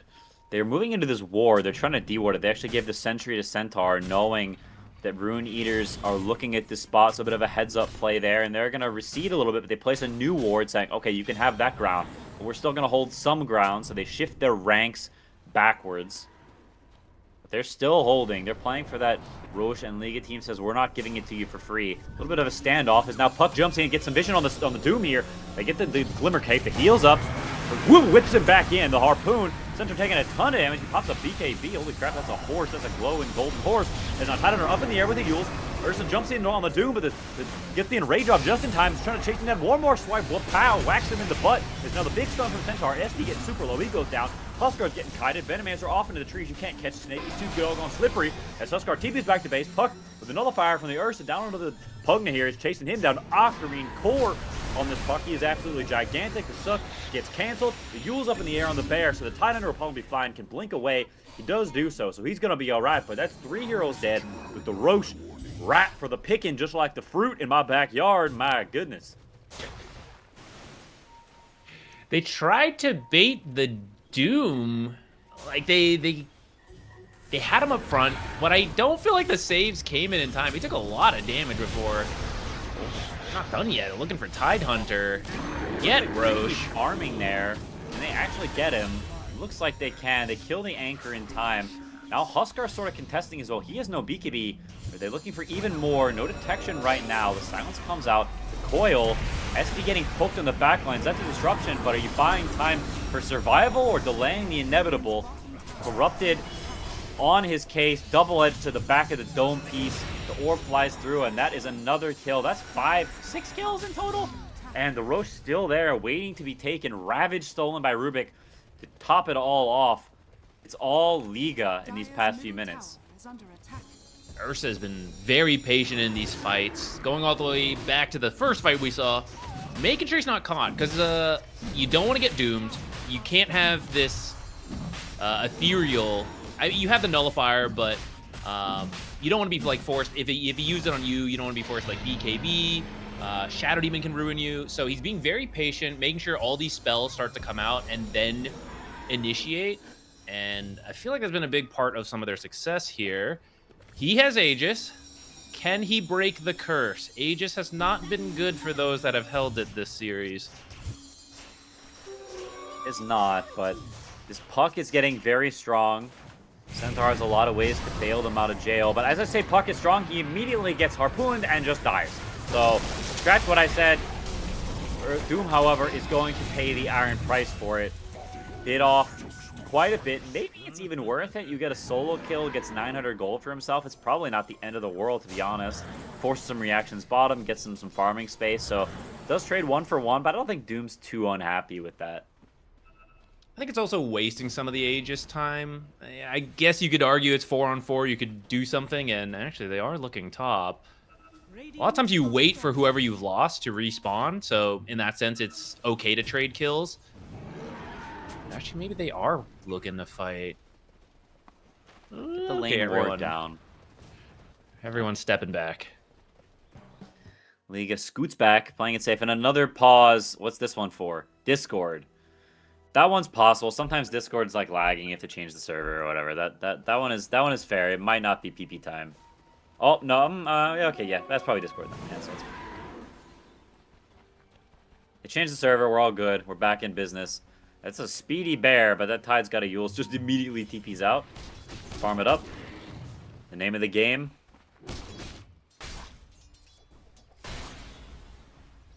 He's going for a Hex on Tide, so I think this is a pretty smart decision. You're playing against an Ursa. It's not a game where you can be tanked up, so you need to play the fights off of kiting, off of burst, off of different tools, rather than just blobbing it up in sort of typical Tide fashion. So he's shifted the way you play, so a cool adjustment from Anku. It'll also give him another way to deal with the puck. You have Doom, but it's not the easiest to just land Doom on puck. And previously you had the silence, but actually they don't have an answer for it yet. But as time goes on, you pick up things like Lotus. Huskar. That's just a freebie. He's just alone. Pops VKB, doesn't matter. He just goes down. No one's backing him up. They were all down bottom lane, trying to do the Tormentor, and they will get it. But you lose your mid hero and you lose your mid tower in the process. Top tier 2 potentially to fall as well. So you get Tormentor, you get your Huskar shard, but that's practically worthless. And you lose quite a bit for it. So I'm going to say not worth on that one. Still 2 minutes on Aegis as well. No reason you can't get this tower. Will they go high ground? Oh, they find the Pugna top. Rubik on his case. No TP. I don't know if he canceled it or Pugna just didn't have one, but just a matter of time before the little green man meets his little green Doom. And I ain't talking about the one on his team either. He's down bottom dooming the Ursa. We'll get the Aegis, but it's just an Aegis at the end of the day. Not much more to show for it. As Puck looking for the SC is not going to find him. They will get out. So Aegis gone. Doom used. So maybe going to need to dodge even more than they were before. As they stampede forward, the Doom is going to TP out, but Tide will not be so lucky. You can use the Ursa all you want, but you're still going down, Brother Bear, because the Bear ain't giving up. And up to an 11k gold lead for Liga team after just an absolute shellacking game 1, a shellacking game 2 that then turned into a W. Now, in dominant fashion, are taking game 3. Oh, don't worry. There's time. There's time for a turnaround. We can see. I mean, that was not bad, like burning the Aegis. It did cost you the Doom, but there was still like 2 minutes on the Aegis, so removing it early is nice. But then hanging around to farm's kind of greedy, because I feel like you should have known they were trying to save Ursa, and if you don't save Ursa, then you're at least looking for revenge. So of course they move up, and then they end up finding you farming. So then that's actually not that bad of losing the Aegis that way. Oh, Doom hiding up top. I didn't even know you could go there, actually. I guess it's because they moved the camp. Pugna, he's just dead. That's just no ends, ifs, or buts about it. Trying to finish off the last tier 2 as they encroach into that area. Huskar's going for the Ags, but like they're sort of all-inning on this. You need to chain stun some guy and 100-0 people, but you're doing that against potentially an eventual Ags on Centaur to save people. You've got the Rubik lift away. You've got an Ursa and a Puck that are both very difficult to actually get the burst on. It's not an easy game plan for Rune Eaters. And I see Rubik has a Lotus queued up as well, so a lot of these answers they're trying to pick up, like this Huskar Ags, this Tidehunter Scythe, the Lotus really messes that up. It really does. They're down to fight regardless. Don't have the Ags on Huskar finished, but the Aegis is out. Doom's up, back up. And they're looking. They break on Ursa. They don't get Doom off right away. Ravage hits onto Puck and actually onto Ursa. They don't get much more connection. Doom sort of stranded in the middle of nowhere. A lot of BKBs wasted. As now Shadow Demon gets super low. Ursa sticks onto the Huskar, beats him to a pulp, but the Glimmer Cape comes out. Doesn't matter. One last swipe finishes him off. Oh boy, this game's looking rough for Runeators now as Doom stranded in a little corner, getting double-edged to death potentially. Or maybe they're the ones stuck in there with him, but Doom, the last one alive. Centaur, sure, you might be doomed, but he ain't gonna die. And the rest of his team is gone, and he will fall with him. As Runeators, that's a 5-for-1 wipe with the enemy right near your base. That is bad news bears. The bad news bear gonna take the tower himself after cleaning up that fight. Ah, man, it feels like Runeators is still lost from the throw in the last game. It has not been good for them since that moment. They're just not quite coordinated in these fights. But to be fair, they're also massively down in gold at this point, so you need really individual pickoffs. Like, I don't even think you can take proper 5-on-5 fights at this point. Yeah, it's pretty tough. You're going to get one set of racks here as they sort of poke Dak in the face, but you're not killing this Puck. These two supports do absolutely nothing to him. You need the Huskar, but actually getting enough, even if you silence him, where's the damage coming from? If Doom's not hitting him, I don't even know if the other 4 heroes, if they cast all their spells perfectly and Puck's alone, I'm not even sure if he dies. It'll be tough. It will be tough. Dire's bottom tower is under attack. But, yeah, I mean, now you're kind of, you can do whatever you want on League of Teams. You want to finish an item, you want to wait for Roche, do you want to go smoke and kill them again? The world is your oyster. And Runeators are a little pearl inside of it.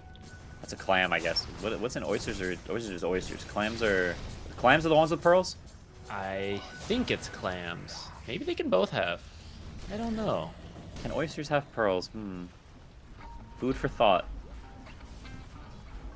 I think we'll have time soon at the rate this game's going to look into that. Yeah, they are sort of moving down into this bottom area, approaching the high ground. Their heroes are not that good at hitting the base straight up when the enemy is alive, so I imagine they'll play for the Roche. It's a relatively quick spawn, so pretty good for League, I'd say. You're in the driver's seat. You want to keep your foot on the gas as much as you can. Especially because really the only way you throw at this point is going high ground poorly. Kind of like what we saw in the last game.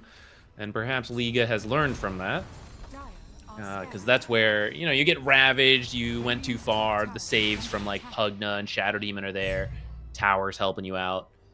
So you've got the space, you've got the time, wait for Roche. This is the third one, get all the goodies.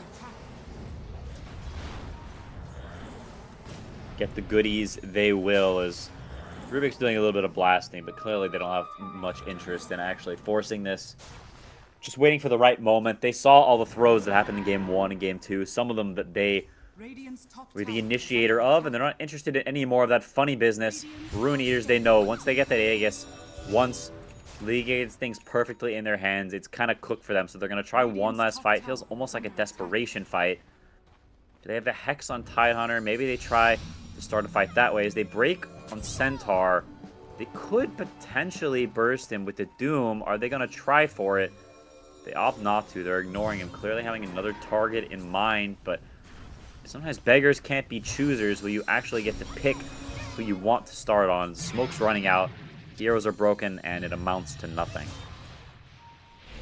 It is the strength of the gem clearing out wards.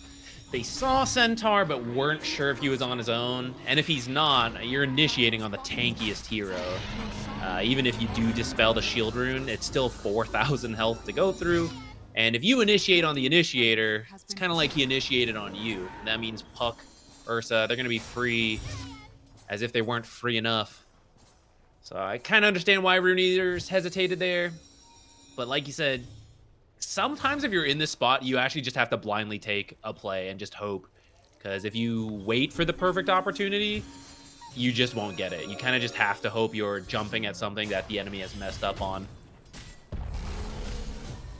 Yeah, he does get a snazzy butterfly on the Doom, so Ursa is kind of slotted. Doesn't really have much room for an MKB right now, so we'll have quite a bit of survivability against this Ursa.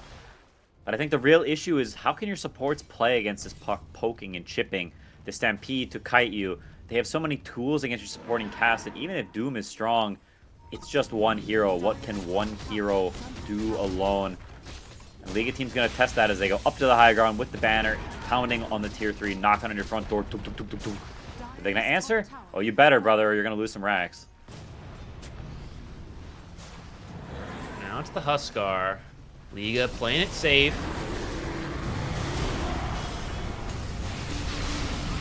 Huskar jumps in. Oh boy, he's low already. The Centaur cart comes out.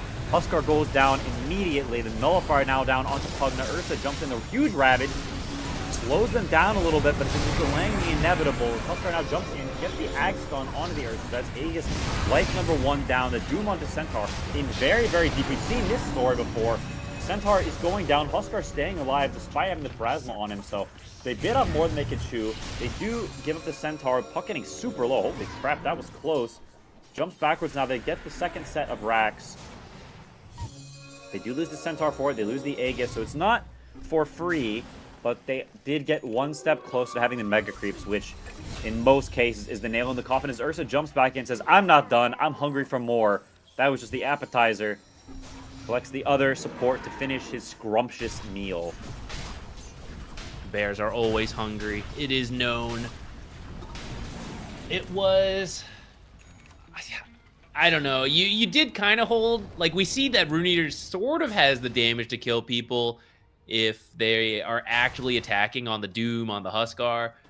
But now that you had to use buybacks to do that, I don't know if you're going to get another shot. Like, that was why they were able to do it there. Is buying back. Ursa didn't have Enrage again. And the Enrage is what kept him alive versus some of the stuff. Yeah, you see, they know if they kill this Huskar, game's pretty much done. Oh, no buyback, and they will finish him off. Pugna slow down. Doom blinks in and does kill the Venomancer very quickly. He's trying to go toe-to-toe with the Ursa, but it's not going super well for him right now. As I say that, no Enrage. Ursa's actually kind of getting clapped. Actually finished up the MKB to deal with this butterfly from the Doom. Sold his boots so he can get kited around a little bit. They will draw the fight back. Buyback coming up from Venomancer. They're trying to end it now. As Doom back into the fight. Rubik taking a buttload of damage. Some blast and damage coming from Pugna, but he's in no man's land. And Puck is doing Puck things, slowly whittling them down. The Bear jumps back in, but Doom kind of beating him to a pulp. So the Ursa will go down, actually. And Doom now chasing on to Venomancer, trying to kill him off again. He did buyback. Has Satanic if he needs to heal up, and he will use it. Chunking back up a little bit, up to half HP, but Puck, the Force, cannot be tamed. Continuing to kill. Huge Ravage comes in, though. They kill the Venomancer. Ursa, Venomancer dead, down to 2. Doom bites back immediately. This fight is ridiculous. Puck continues to kill everyone. They cannot deal with the stupid fairy dragon as SD running for his sweet, sweet life. He will survive.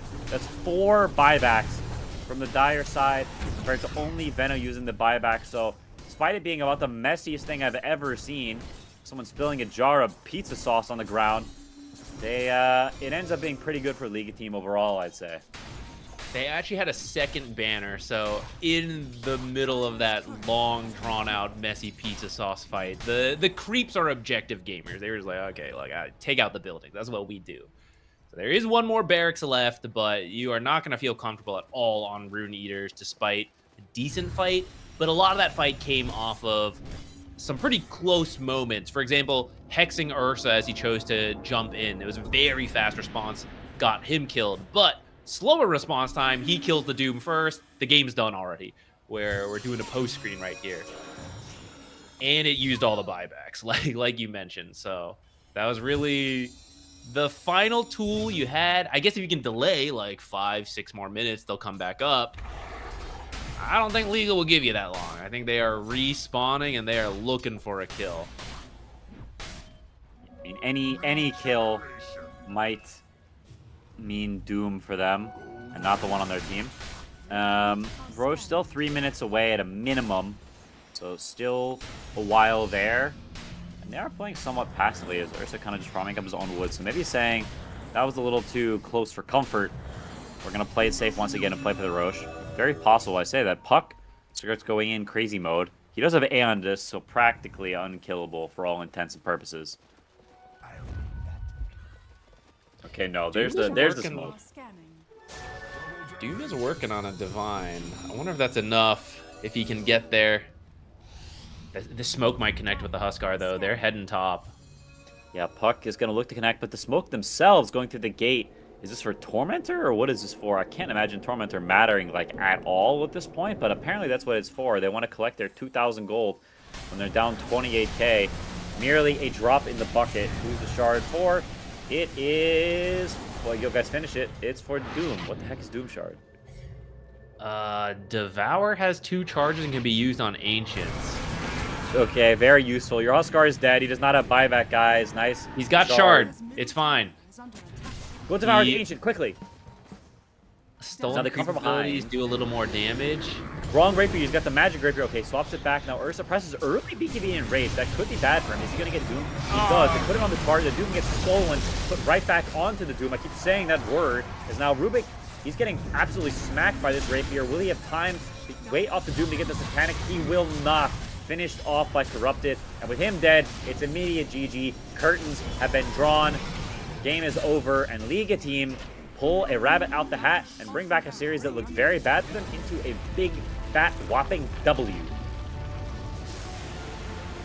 This was even after getting Huskar too, so props to them. Those are not the easy ones to win. But I feel over the course of this series, they showed a little bit more learning than their opponents, especially around not throwing the lead that you managed to grab. I feel like they were a lot more careful with the way they pushed high ground with some of the plays they took here in Game 3, which, especially after how some of the earlier games went, right? That's what you're thinking on. You're like, man, this is terrible. Oh, we had a shot. Why did we have a shot? Because Rune Eaters threw going high ground. Let us not do that. We are learning from our games. Yeah, I think it was good. It was good learning for them, and I think they played a lot better this game overall. Even just the early game, they finally didn't get Raffle Stomp for once, and a nice recovery. You know, you want that. Honestly, these games matter a lot, and especially when you look at the other side of the bracket. You look at Betboom, right? The team that's the favorite. They're dropping games to Cheeky Breeky. You're like, hey, we actually got a shot. Like the best team in the qualifier that's supposed to Raffle Stomp us all. They're not that good right now. Like we can actually make it to a tier 1 event, get some points. Maybe we qualify to Riyadh, you know, by some stroke of luck, right? So there's a lot on the line here. There's a lot of practice, especially for those later qualifiers for TI and such. So this means a lot. And I think when you see those bad teams, or the good teams doing badly, that gives you a lot of hope for your own potential prospects. So these series matter a lot, and it's you know, kudos to the Liga team for clutching it out. Yeah, and momentum can mean a lot at this level of play. So the fact that you are starting to win games, you're starting to build confidence, sometimes that's the difference. Like you're actually good enough, but you feel timid, you feel like worried, nervous, and that affects your play. So at least being able to come back from a loss, you just beat a Huskar, right? Like what gives you feelings of power? Getting counterpicked by Huskar and winning, you know, like you're going to have some momentum going with you. Of course, there's still a lot more to do to get that point, but at least you're going to start with a win here. Very, very true. So we'll have to see and wait and see more from Liga later in the tournament. But for now, Rune Eaters, they take the L down into the lower bracket. So not out yet. Still, I believe, have games to be played. I don't know if that's today or not, but we'll see more of them. See if they can get it together. It was not all bad from them. They did, honestly, pretty well in a lot of aspects, just things to be worked on. So not out of the qualifiers by any means. They will fall today to a team that was honestly doing pretty well in the online tournament a few days ago. They had beat some decent team. I can't remember who exactly. So no shame in losing to them. As now we will we'll throw it to a break for our next series. So thank you for watching, and we'll be back with another series that I don't know right now, but you'll see it soon. I'll go winter, baby, without your loving around. I will be waiting until you come back home. You're gonna be a cold winter, baby, without you here with me. So don't keep me waiting. I need your company. Ooh,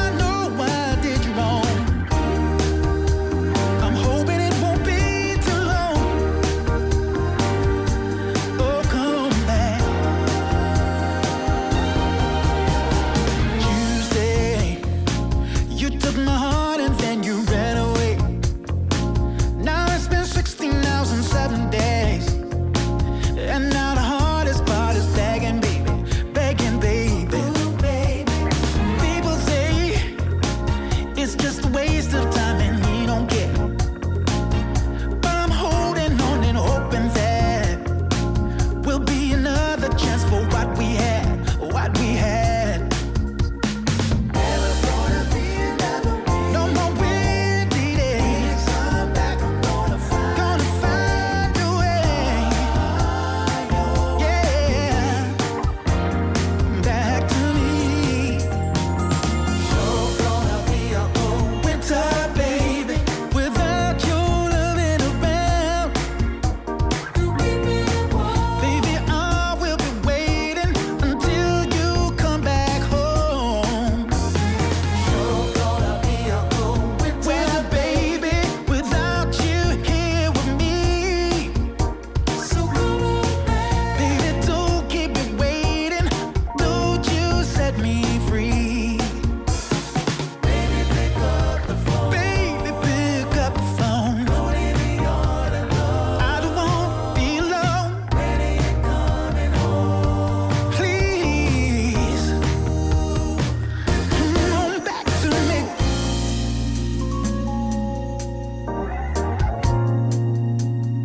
Ooh, baby. Oh, yes it is. Come on, baby. You're gonna be a old winter, baby, without you here with me, baby. You're gonna be a old winter, baby. Oh, yeah.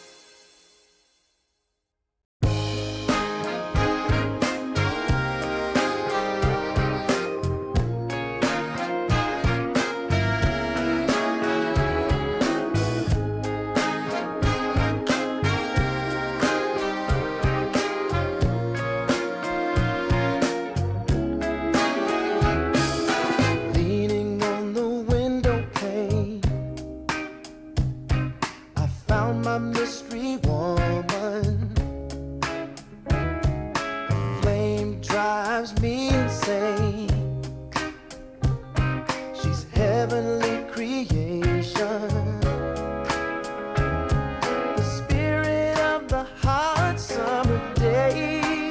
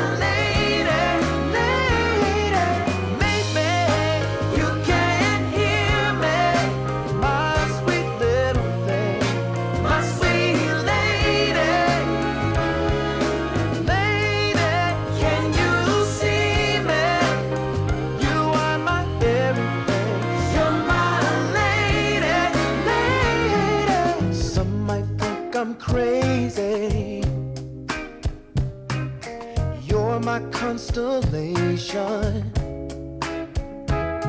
My vision's far from hazy. I need no confirmation. Take my heart and don't let it stray. True love and affection will come again another day. As the sight of your light always takes my breath away. Lady, can you see me? You're my everything. You're my lady. Lady, can you feel me? I fell head over heels. You're my lady, lady. Maybe you can hear me, my sweet little thing, my sweet lady. Lady, can you see me? You are my everything. You're my lady, lady.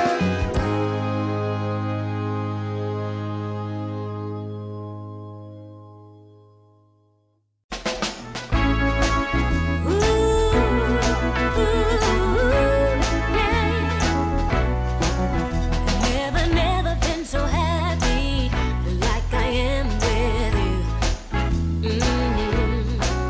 You make me feel so good that I can't believe it's true. Yeah. I have to pinch myself once every day. Since I heard you say, baby, wanna give you all of my love, give you all of my love, yeah. You know I feel so lucky just spending time with you, yeah. Your love shines through me with everything you do. I have to tell myself once every day. I really did hear you say, baby, wanna give you all of my love, give you all of my love, yeah. Baby, I wanna give you all of my love, give you all of my love, yeah. Ooh, yeah. Oh,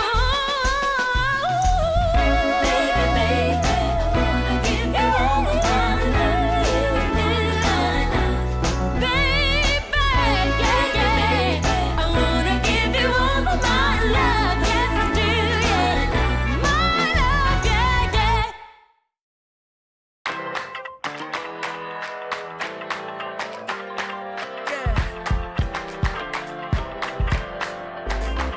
You crack the ceiling. This love is an open sky. Can't shake this feeling. I want you know I can't lie. These doors are open. Welcome, darling, won't you stay? And you got me hoping. Forever's here, today's the first day. I wanna be closer to you. Closer to you, yeah. You to be all mine. I got all these choices, but I so made up my mind, yeah. There's nobody better, gotta be you. A thousand voices, 'cause it's so good to be alive, yeah. There's nobody better, so it's gotta be you. These myths are busted, the grass is greener on my side. It's done and dusted, I'm never getting off this ride. Life with you is golden, so how can I go back to silver love? I'll be holding on, can't get enough. Wanna be closer to you. Closer to you, yeah. You to be all mine. Oh, yeah. Got all these choices, yeah. But I so made up my mind. There's nobody better, gotta be you. Thousand voices, yeah. 'Cause it's so good to be alive, yeah. There's nobody better, so it's gotta be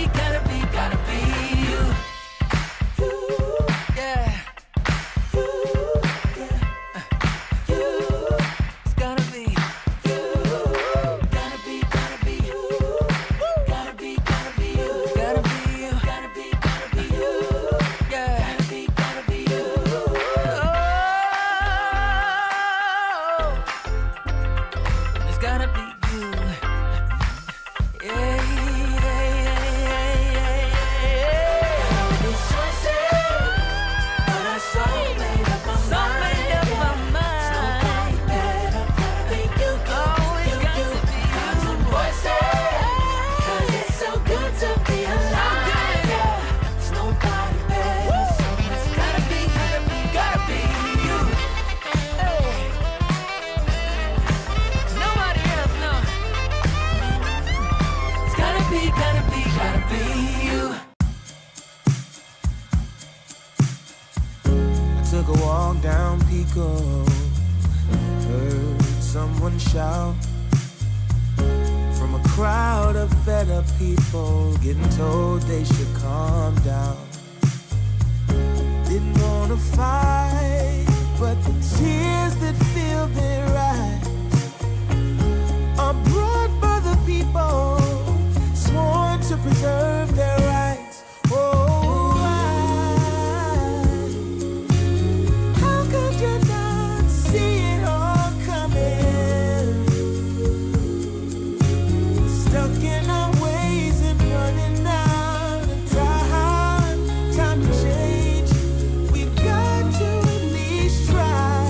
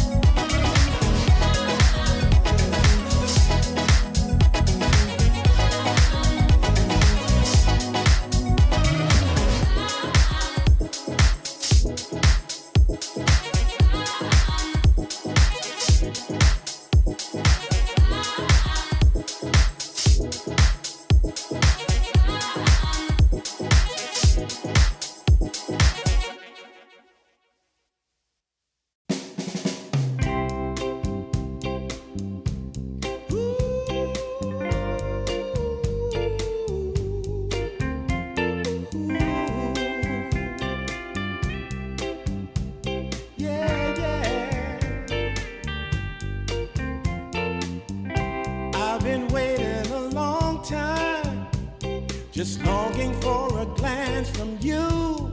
Yeah. A chance to look in those big brown eyes. No telling what my heart would do. Hey, when we met, I sure knew it felt as good as it could be.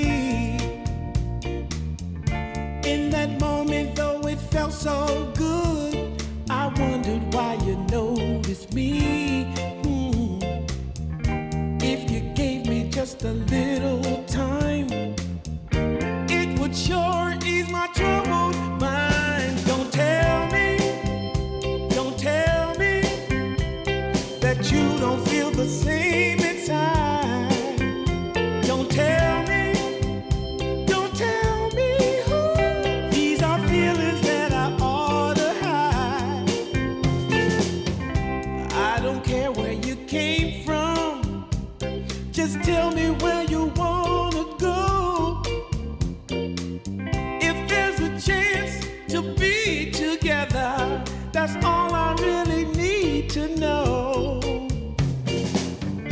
Is it real or make believe that keeps me thinking of you?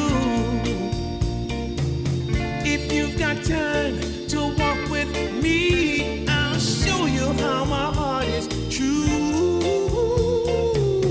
And here I stand waiting for you. Tell me, baby, what I gotta do.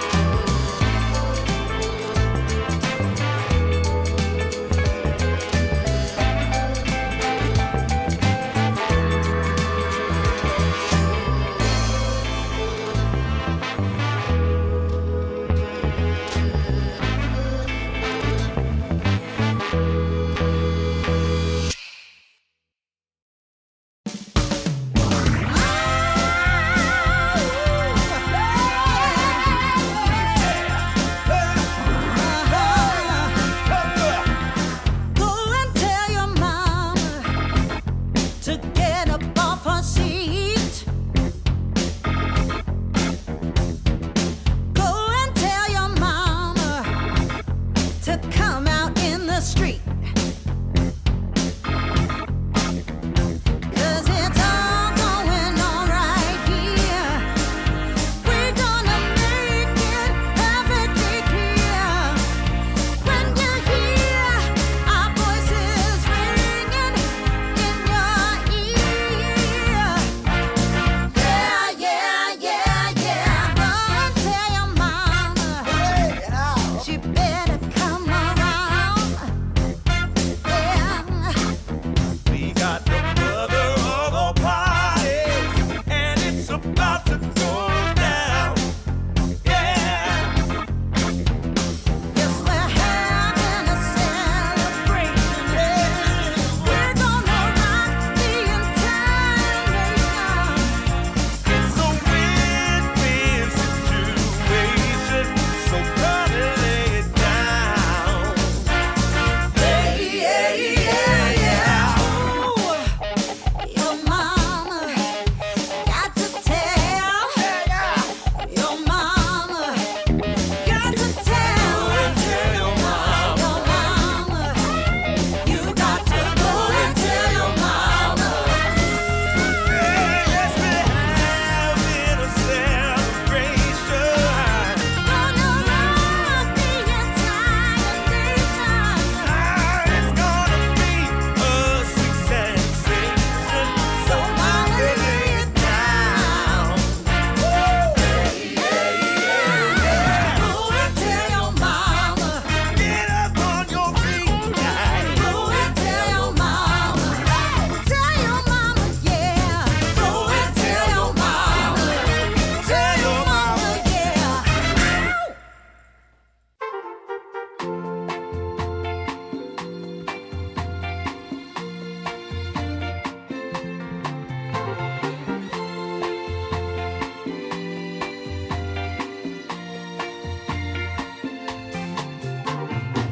I got the sun in my pocket and the moon above my head. Got the whole world at my feet and there ain't a cloud ahead. There are stories I need to tell. There is laughter I need to share. Joy and love all around. Hello, ladies and germs. Welcome back to another game from the DreamLeague Season 29 Eastern European Qualifier. I am Quinn Callahan, joined by Z Quixotics, Zach. Hello, how are you doing? Ready for another best of three? Yeah, I am. I'm ready. I'm good to go. Still feeling early, but energized by Dota as we all are. That's right, the true lifeblood. We don't need no water, no heckin' calories. What's protein? What's protein? I never heard of the thing. What is health? John Health here to serve you up the true goodness of life, and that is qualifiers. We all love qualifiers straight into my veins. And we Serve got some another for you here. Doom Rubik opener straight in. That's right. We'll get something different this game. It's different teams. We got Nemiga versus Power Rangers. We got two new bunches of upstarts looking to change the paradigm of Eastern European Dota, and we also had Cheeky Breeky beat Betboom team, which is just insane. They were the open qualifier team, and they beat Betboom. So there is something is afoot. Yeah, I mean, Betboom's not out, but to see them even lose a series is kind of wild.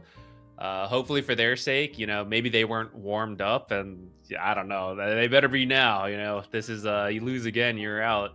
I mean, do you they think better you have can been have freezing cold. Yeah, I mean, to an extent, it's like, oh, you played open and qualifier, so maybe you're warmed up, I guess. But at the same time, open qualifier stack versus the team already in usually doesn't go that way. Yeah, I mean, they've changed one player, and they were 4th place at TI last year, so Yeah, I don't think it's even. Doesn't seem like it would be that bad of a patch for them, but something has been going on with them. They just don't seem. I don't know. They're like inconsistent right now. I feel like when they're in their best form, they're very strong in the lanes. They're playing very fast, but lately they just don't seem very connected. I mean, we didn't see what just happened in the series they played, but in the recent tournaments, I feel like something is not connecting ever since they changed the player. Yeah, I mean they're definitely in a slump. I think they probably regret kicking Pure. They see him winning every tournament on Tundra. They're losing qualifiers to Cheeky Breaky. They're like, yeah, we might have messed up here, bros. So we'll see if they're able to get it together. Slumps suck. They're hard to get out of. It's very psychological as well as gameplay. Sometimes you just don't know why you suck. Like you suck. It's obvious, right? You lost to Cheeky Breaky. No offense, much love, XQCL. But at the same time, how do you fix that? What's the problem? Is it cohesion? Is it gameplay? Is it draft? Is it overall strategy? Are people just playing bad today? Just unlucky, or you're not warmed up? There's so many potential reasons why you're sucking. The hard part is figuring out where the suck is coming from, not if you are sucking. Yeah, and you have to do it fast enough compared to everyone else, because everyone else also sucks, and they're also going through their list of like, what are the reasons I suck? And if they're fixing it faster than you, then you just continue to lose. And unfortunately, the competitive scene's like so fast, so every moment spent sucking, it just adds to the strain. It adds to the continued mental strain.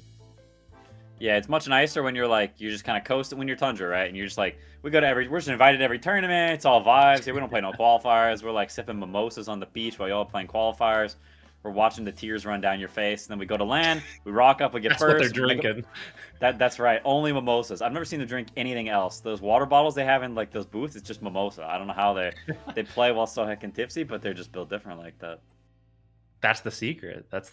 They're not. They're playing that way. It's working. They've got their formula. Like you said, once it's working, it's easier. It's probably easier to maintain than fix the fires. Put it out. Yeah, when the machine's going, you just pour gas in. You're chilling. Now, eventually, maybe the engine sputters. You got to do some repairs, and I don't know, some other car analogy. I don't know anything about cars. Spark plugs. Just play Dota. I don't know. Help. For now, we got a draft coming up soon between Power Rangers and Nemiga. So I'm gonna do the curve whoosh and then wah wah wah wah. There we are. It's a draft. The magic of editing. That's not actually editing. I don't know what the production. I guess. Thanks, production. So get into the draft. Very different bands.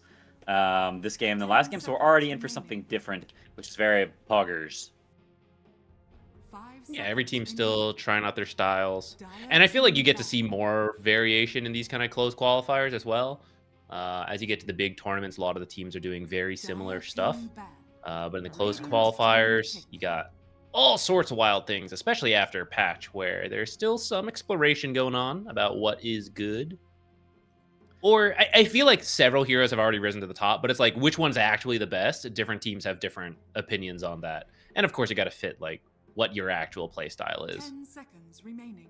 Yeah, I mean, you can look at this game, right? Like, there's a first phase Coddle ban because Nikki Cool is famed Coddle only player. Well, not only, but like Coddle mid is his best hero. So they're banging it out because it's just like, screw this guy. He plays a lot of Coddle. And you'll get that in qualifier games because they're more like hero specialists and weird things like this. We will see the Phoenix. A hero that was what? It was either first phase banned all games or untouched in the series prior. So already some very, very different priorities. And now Puck on 9. Holy. I think one of the interesting things to me is about these qualifier games is you have such varying skill disparity from player to player, like, and even lane to lane. Like, you can look at this game and like TA2000 is like some rank 20-30 player, and his carry counterpart is like rank 150, like, that's interesting, the fact that you have such big gaps and none of them really have the pro experience to back it up. And so you can actually see like pretty wide gaps in like just quality of play, even just on specific roles. Which goes back to then like sometimes why these bans just target comfort heroes, like things people are known for, because I mean that's going to be their best, and they're not going to be as comfortable, playing that like second tier hero, but you've practiced the team coordination stuff. These are stacks that often just like recently came together, so everyone is kind of playing their best, making it work. Yeah, the Puck on 9 is, I mean, Young G is it's like one of his heroes. And it's good against Phoenix, obviously. Everything Puck has is good against Phoenix. You dodge all the spells, and you just do your thing. You float around. We saw how good Mirage was on the Puck in the last series, so we'll see if he can turn the notch up to 11 and do the same thing. Is there anything you think you want to see that maybe the teams will opt for? There's a chance they gets picked in this series or in this game.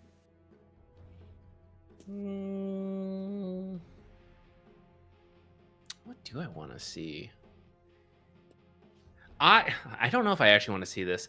I think the Alchemist buying Ags is funny still. Teams that were doing it got nerfed a little bit, but I'm still kind of open to it. I still like the idea of it. It's kind of funny. Yeah, it went completely ignored in that last series, I think. Or maybe it was banned and I didn't notice. No, I think you're right. I think it was completely ignored. Yeah, some But teams it's still have in a lot dropped of off. pubs. Yeah, pubs love it.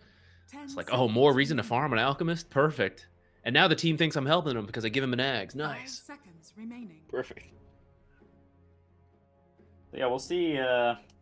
We'll see if they opt to go for that or something else. I mean, already hoodwinking against Phoenix, so 2 new heroes. Love to see it. Pretty stock standard stuff. I'm curious to see what T2000 plays because he's a bit of a hipster carry player. In Pops, this guy's always playing like Storm and Quap carry and Tiny carry and like some weird stuff. This could be carry Void Spirit, genuinely. That'd be pretty hype. If it goes mid, I mean, that'd be pretty typical. It's common to see versus Puck. Kind of a skill matchup. Race to 6. And you're not too worried about hoodwink ganks because you have Dissimulate to dodge the bushwhack. And you do need to start picking up some stuns. Like Phoenix, strong laner, but then the other part is the egg. And you want some help setting up that egg. You get some from Rubik. Telekinesis being instance, great versus Puck. And then you can steal some of these spells. Stealing Bushwhack's great. It's like insane range on Bushwhack when you get it. Yeah, that is pretty crazy. 10 seconds And it's also just a nice trio of heroes. You know, it's a lot of good. It's good lanes. It's good fighting together. It's good skirmish. Like it's just nice heroes. You know, you've got a lot of spells that work well together. It's very chill. It's nothing bad about this at all. Void Spirit, natural response to Puck, like you said, it's like the classic counter. So, yeah, very very chill. Do you think you need probably another egg hitter at some point in this draft?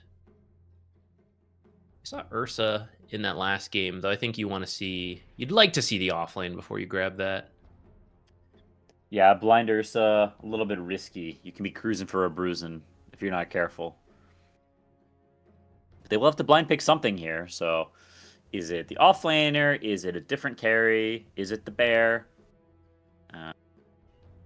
A lot of teams opt to pick the combination. So you pick your 5 and your carry together, so you've got the synergy. Holy Silencer! Silencer. I mean, he's kind of good actually versus these 3 heroes. Yeah. The global will be annoying. Rubik likes to go greedy items, but now you're like, I guess I gotta get a dispel. Like I can't do anything without the silence, but I don't want to build any of the dispels. Puts you in a weird spot. And all these heroes feel the same. No one likes playing versus Silencer. Everyone wants to cast their spells. Yeah, I mean it's a cool Silencer game. It's a classic counter to Phoenix. You can put Last Word on him and he can't dive away. Obviously, Global's good against him. So, very, very neat. I will say it feels like there's a little bit of overlap maybe between Puck and Silencer. Like it's a lot of silence. It's a lot of sort of this lower end magic damage. So maybe if a Pipe Void comes out, you can run into some issues. Holy Void. Yo, we going team fight over here. I mean, Void is insanely good against Void Spirit. Some Void on Void action. Because this, whatever, Dilation just owns you so hard. 5 seconds remaining.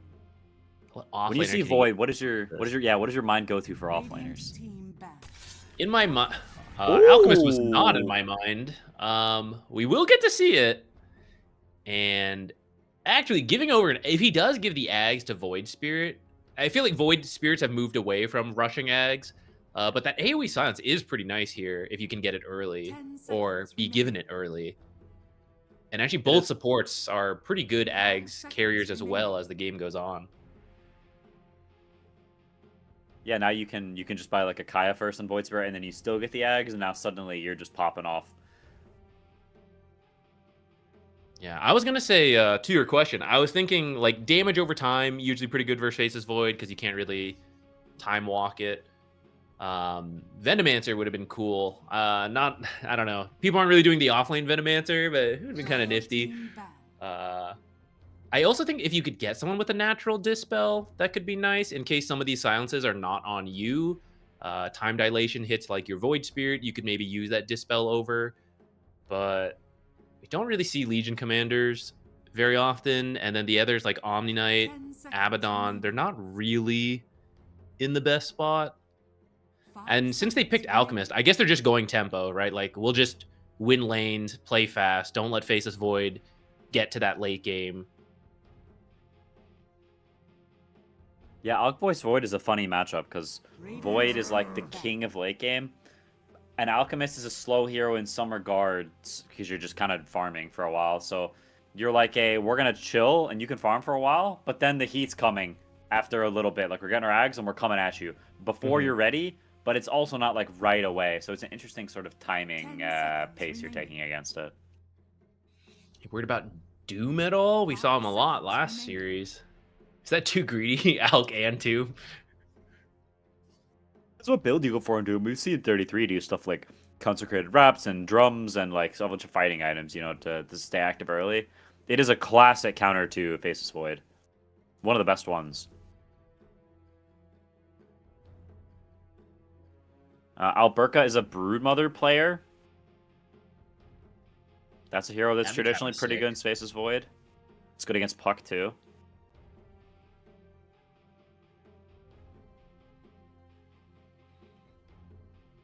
See a Brood. Could see an Underlord, maybe, with the Rubik. We saw that in the game 1 earlier today. Dire team ban. Power Rangers actually banned the Doom. I mean, Doom is amazing against Alchemist, but they obviously didn't want it themselves.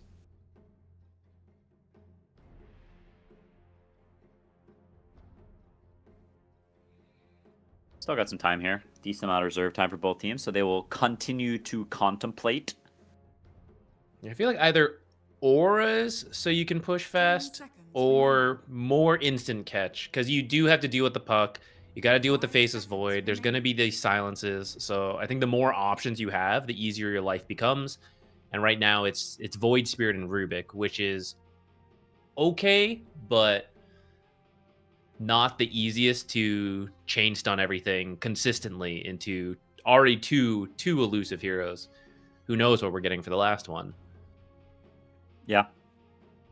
I mean, I still would like the Broodmother.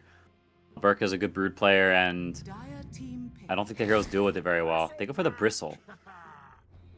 Interesting. That's definitely leaning for the tempo, I feel like. I'm very iffy on Bristlebacks lately. I feel like I've seen a lot of flat performances where it doesn't win the lane and then it's just farming, but it can't really do much. But the synergy with the Alk is kind of cool. Like, more negative armor. In the ideal world, you are having a strong start, playing fast. You can build Lotus early, which is pretty good this game. Yeah. Yeah, it's funny how hero matchups change, right? Traditionally, Void and Silencer would both be considered good against Bristle because, like, you can't press Quills because you're dilated or you get silenced, right? But if you just rush Lotus, then now suddenly you're good against both those heroes. So item builds have just totally like shaped a lot of matchups and stuff. Because historically it wouldn't be good, but these days I'd agree with you. I'd say Bristle's probably pretty decent here.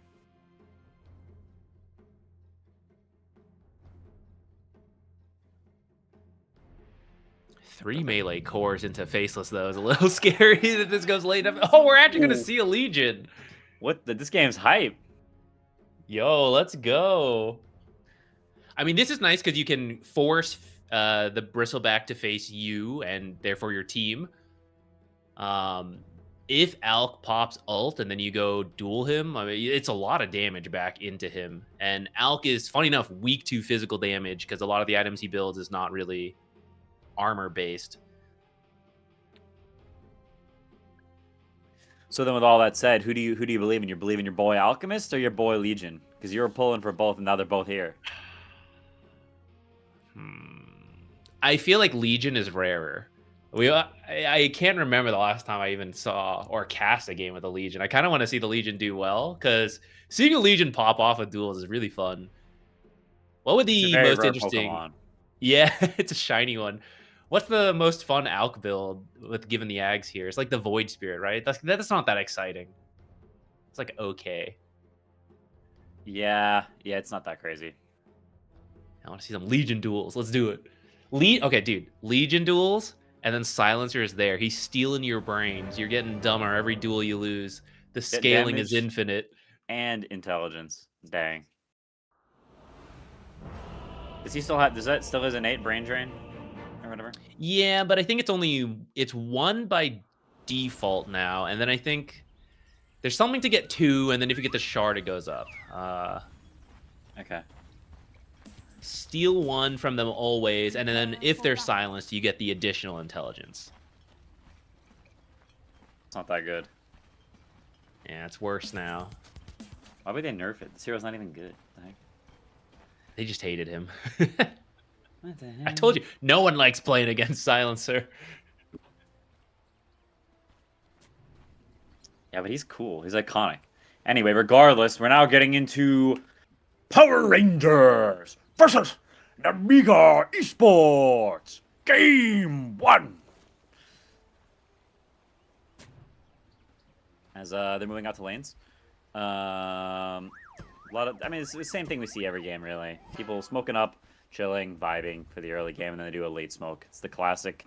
If you don't do the late smokes, then you kind of can't get the runes, because if the enemy smoke, that means you can't place wards, and they just see you, and they hunt you, and then you got big problems. I was wondering if we might see a more aggressive move from Power Rangers, because Alk loves all the gold. He wants you to get as many bounty runes as you can, but I don't think their lineup is actually amazing at level 1. It's like both are pretty close. Both have strong points here. Preemptively channeling. Stun goes off. They back it on up. Very chill start, a little bit of damage, but nothing to really sneeze at. As Void Spirit against Puck. Because I've seen this lane go both ways. I've seen Pucks do well, I've seen Void Spirits do well. Who's your money on going into this? Because I feel like it's a skill lane. It's a vibes lane. You know, you said it in the draft, it's a skill lane. So who do you think's feeling himself today? Vibes, Nikki Cool. I'm going with it. He does have cool in his name. It's kind of yeah, like it's built in. Yeah, I mean, respect that. We'll see what supports can come over, because that can, they're both sweating so hard in the mid lane, and the support comes and just completely changes it. Yeah. That might end up happening, though maybe not the greatest. It's not the easiest for these supports to gank these two mid laners. You could probably just come and like chuck some damage in and then walk away again. Yeah, in terms of actual kill threat, it's not that high unless they're low and you're taking advantage of some serious HP misbalance. But so far, lane's all going pretty standard, relatively even across the board. Nobody going off to a crazy start. What did he end up? He skilled the Q level 1 on Legion, so no dispelling of the spirits yet. And I think in general, it's not that nice to dispel them, I'd say. Like, I feel like Phoenix versus Legion is a very two-sided matchup. Because in one way, like, you've got spirits, and Legion is a hero all about right-clicking, so that's pretty good.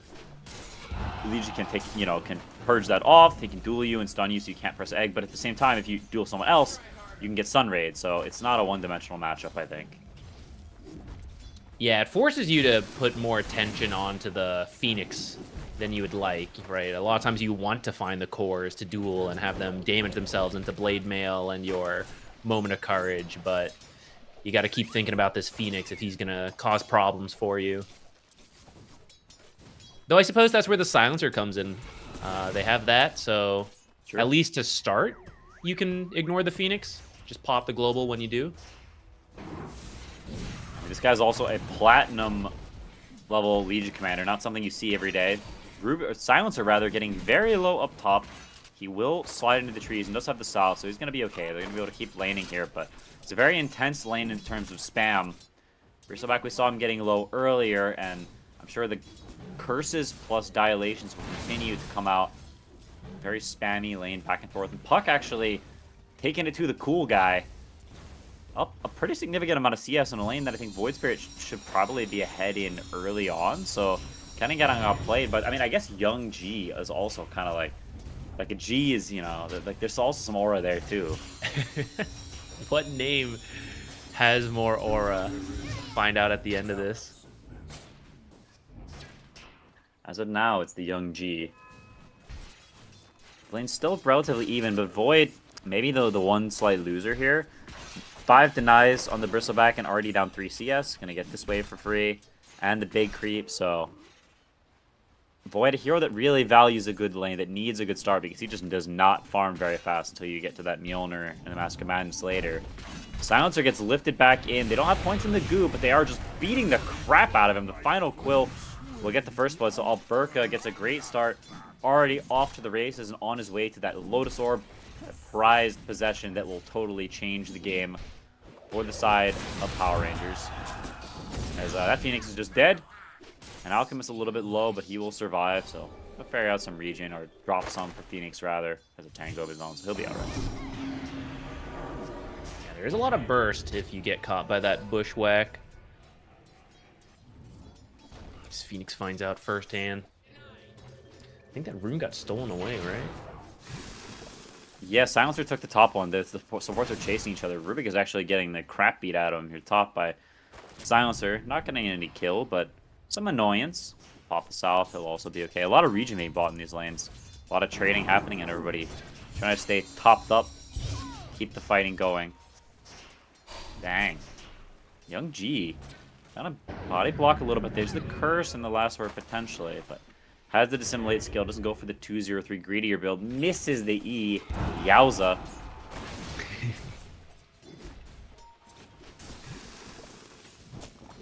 That's how I'm doing. Alk is farming well, so that I imagine working towards the Radiance, or Soul Ring first into the Radiance. We'll see how many Ags he wants to build.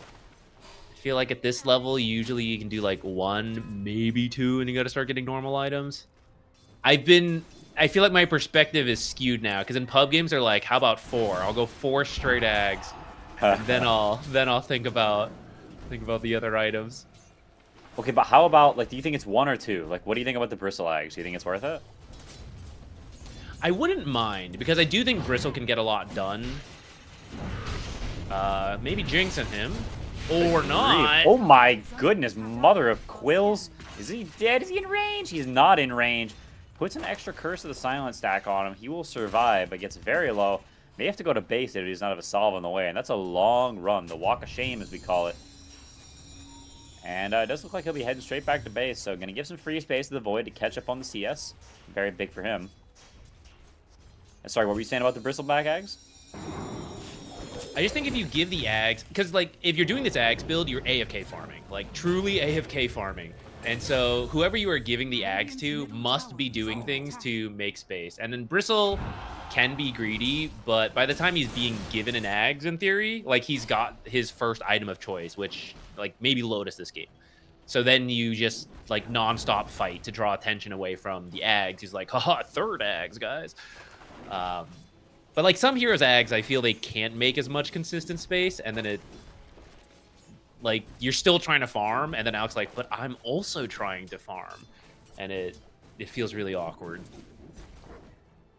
Yeah, there's a balance to be struck for sure.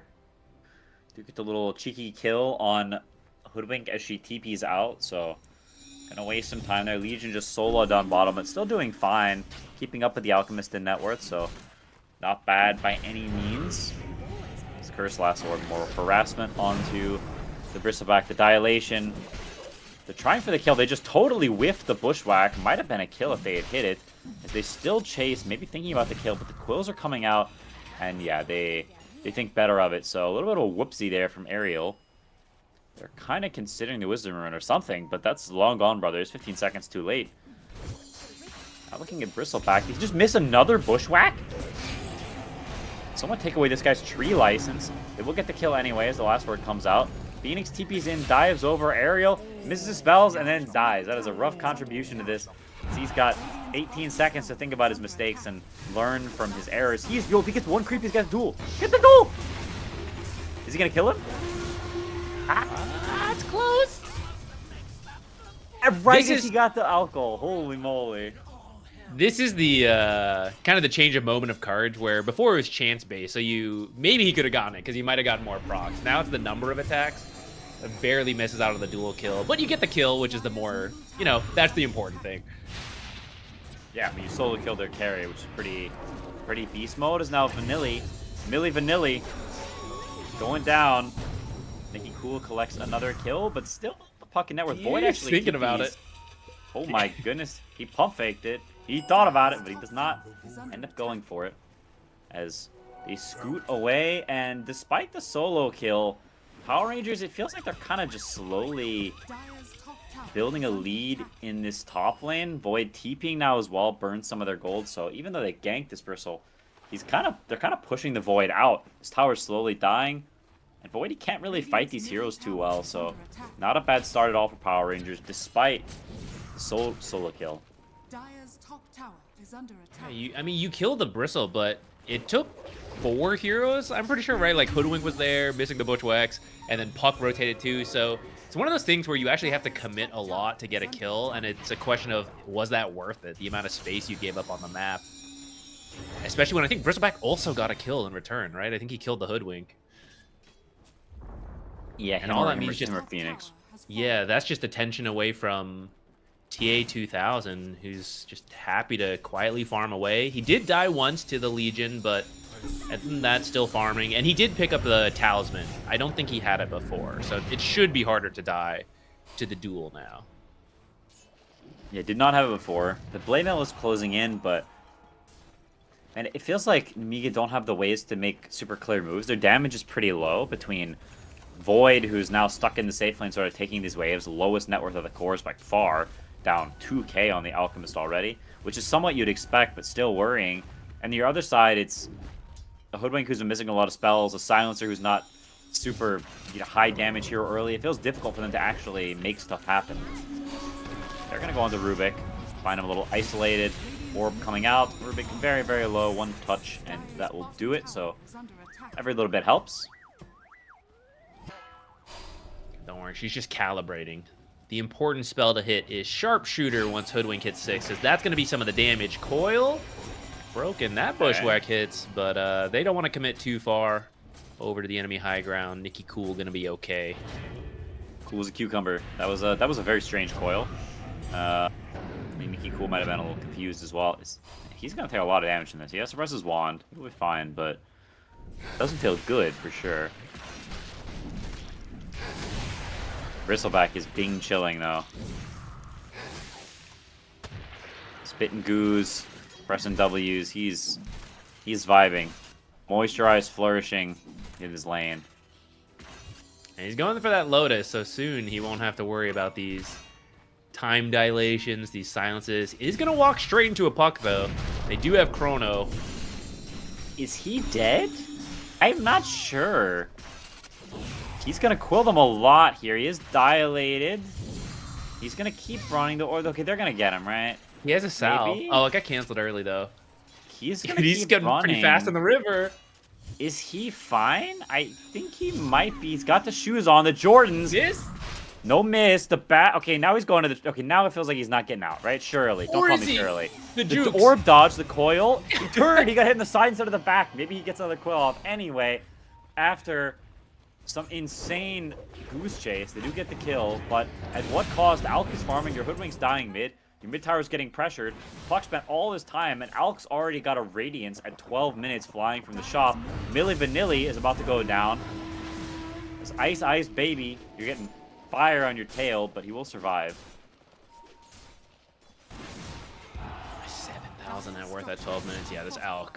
Hey, that's even with one death, right? But besides that death, he's just had so much space on his own. Very efficient farm from him. Soon to get even better with this Radiance. And then we'll see the number of Ags he wants to get. He's got one queued up for now that I imagine has to be for Void Spirit. who is building the Yules to deal with the silences himself, and then that will give him the comfort to jump in, use the Ags that given to him to silence up whoever their target is. They're all weak to silences. Yeah, not a bad pickup at all. Now they jump in.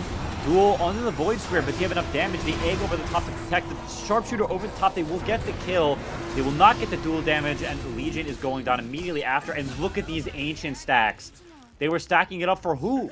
They don't have an Ancient Farmer on Nemiga, and now Alchemist says, ooh, yummy, yummy. It's breakfast, lunch, dinner, and a midnight snack. Give me all of this. Holy gracious, that's an Alchemist dream. That's a good question. Who was this supposed to be for? I guess Legion and Puck working together could do it, but I feel like the risk of what's happening on our screen right now is maybe, I don't know, not worth stacking for. Yeah, that was risk. 700 gold. Just straight into Alex's pocket. He's already 2 components into the Ags almost after just finishing the Radiance. This Void Spirit Ags is going to be a problem when it comes online for this Puck. How can you play against a 15-minute Void Spirit Ags? We'll have to find out and see. As the silence comes out, he didn't get the ulti off. Here comes the Blade Mail duel. The stun is coming out. It's going to self-damage, and they do get the kill. The Global comes out now as well. The Chrono, the Void's here. So a couple kills, some fast moves from Nemiga. So they look at 2, and now Phoenix on the run from the Law as well. Will dive over the ledge, through the gate, off into the sunset. Sayonara, bozos. Drop a Sentry and Ward before he leaves. Doesn't actually even leave. He's hanging around. Void Spirit comes through. They want to fight. Nikki, the boy, the beast, the legend, he's in, but the heal from Legion Commander will sway them a little bit. No egg right now on Phoenix. Can he get a bash? Bash, bash. Any bashes in the chat? Doesn't even need it. Is Legion Commander sliding away now? Nemiga making some nice moves into this area. Power Rangers maybe biting up a little bit more than they can chew. Do they have the Lotus yet on the Bristleback? I don't think they do, so he's not actually that powerful here. Against the silences, against the dilation. So, honestly, a pretty big swing. Alchemist, the gold lead is always a little bit inflated, right? He's getting that extra sort of fake gold. And now, onward to the Void Spirit. The Sharpshooter, man, that's a lot of damage. Holy crap. Another... Oh, so close. Another dilation, maybe. Silence from Rubik. The Void says, nah, peace out, guys. I'm farming. You guys do whatever the heck you want. I don't care if you live or die. And they will live. So he'd probably prefer that. Yeah, that's a little bit bold of a TP, because that is truly abandoning the team to their fate. I think you back up a little bit with them, but I guess he was right. They do manage to get out. Couldn't get chased themselves down. Yeah, I mean, the worrying thing for me is, I mean, sure, he's going to get pulled at Ags, but look at Void Spirit's net worth. Like, look how low this is compared to the Puck and just the rest of the field in general, right? You counterpick this Puck. There were really no ganks or, like, funny business. If anything, I'd say you got more help. And you're down 1,000 net worth. That's somewhat troubling. I mean, you mentioned, right, there can be a good amount of variation of skill in these qualifiers. And, of course, you know, people just play differently sometimes game to game. And this is a bit of a skill matchup. So Puck coming out ahead here, leading to this net worth. Don't worry, it's going to go up once he's given an Ags. Yeah, it's going up very soon. Stonks, etc. I will say, this is the nice thing about this kind of hero, though, right? Like, if this was a Beastmaster, he is just in your jungle farming. But Void Spirit, even when he's having a bad game, even when he's poor, he's like, yes, I can ult in, I can press Q, I can set things up. And that is part of what's giving space to Alk, even if his lane could have maybe gone better.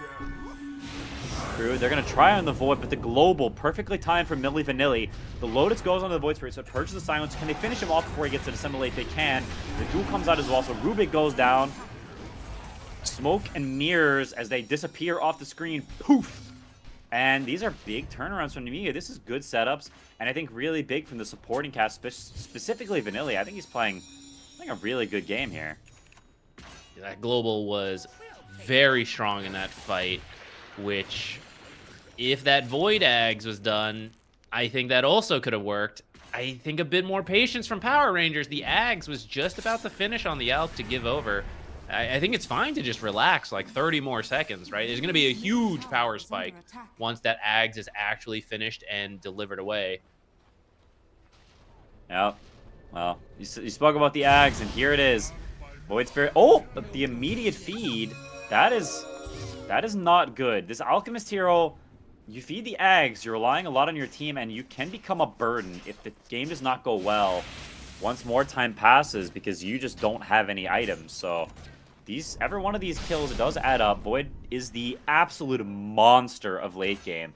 This hero beats everything late game, especially these heroes. Like, none of them are really going to do much to him. So when you bungle things like this, you can end up in some sticky situations.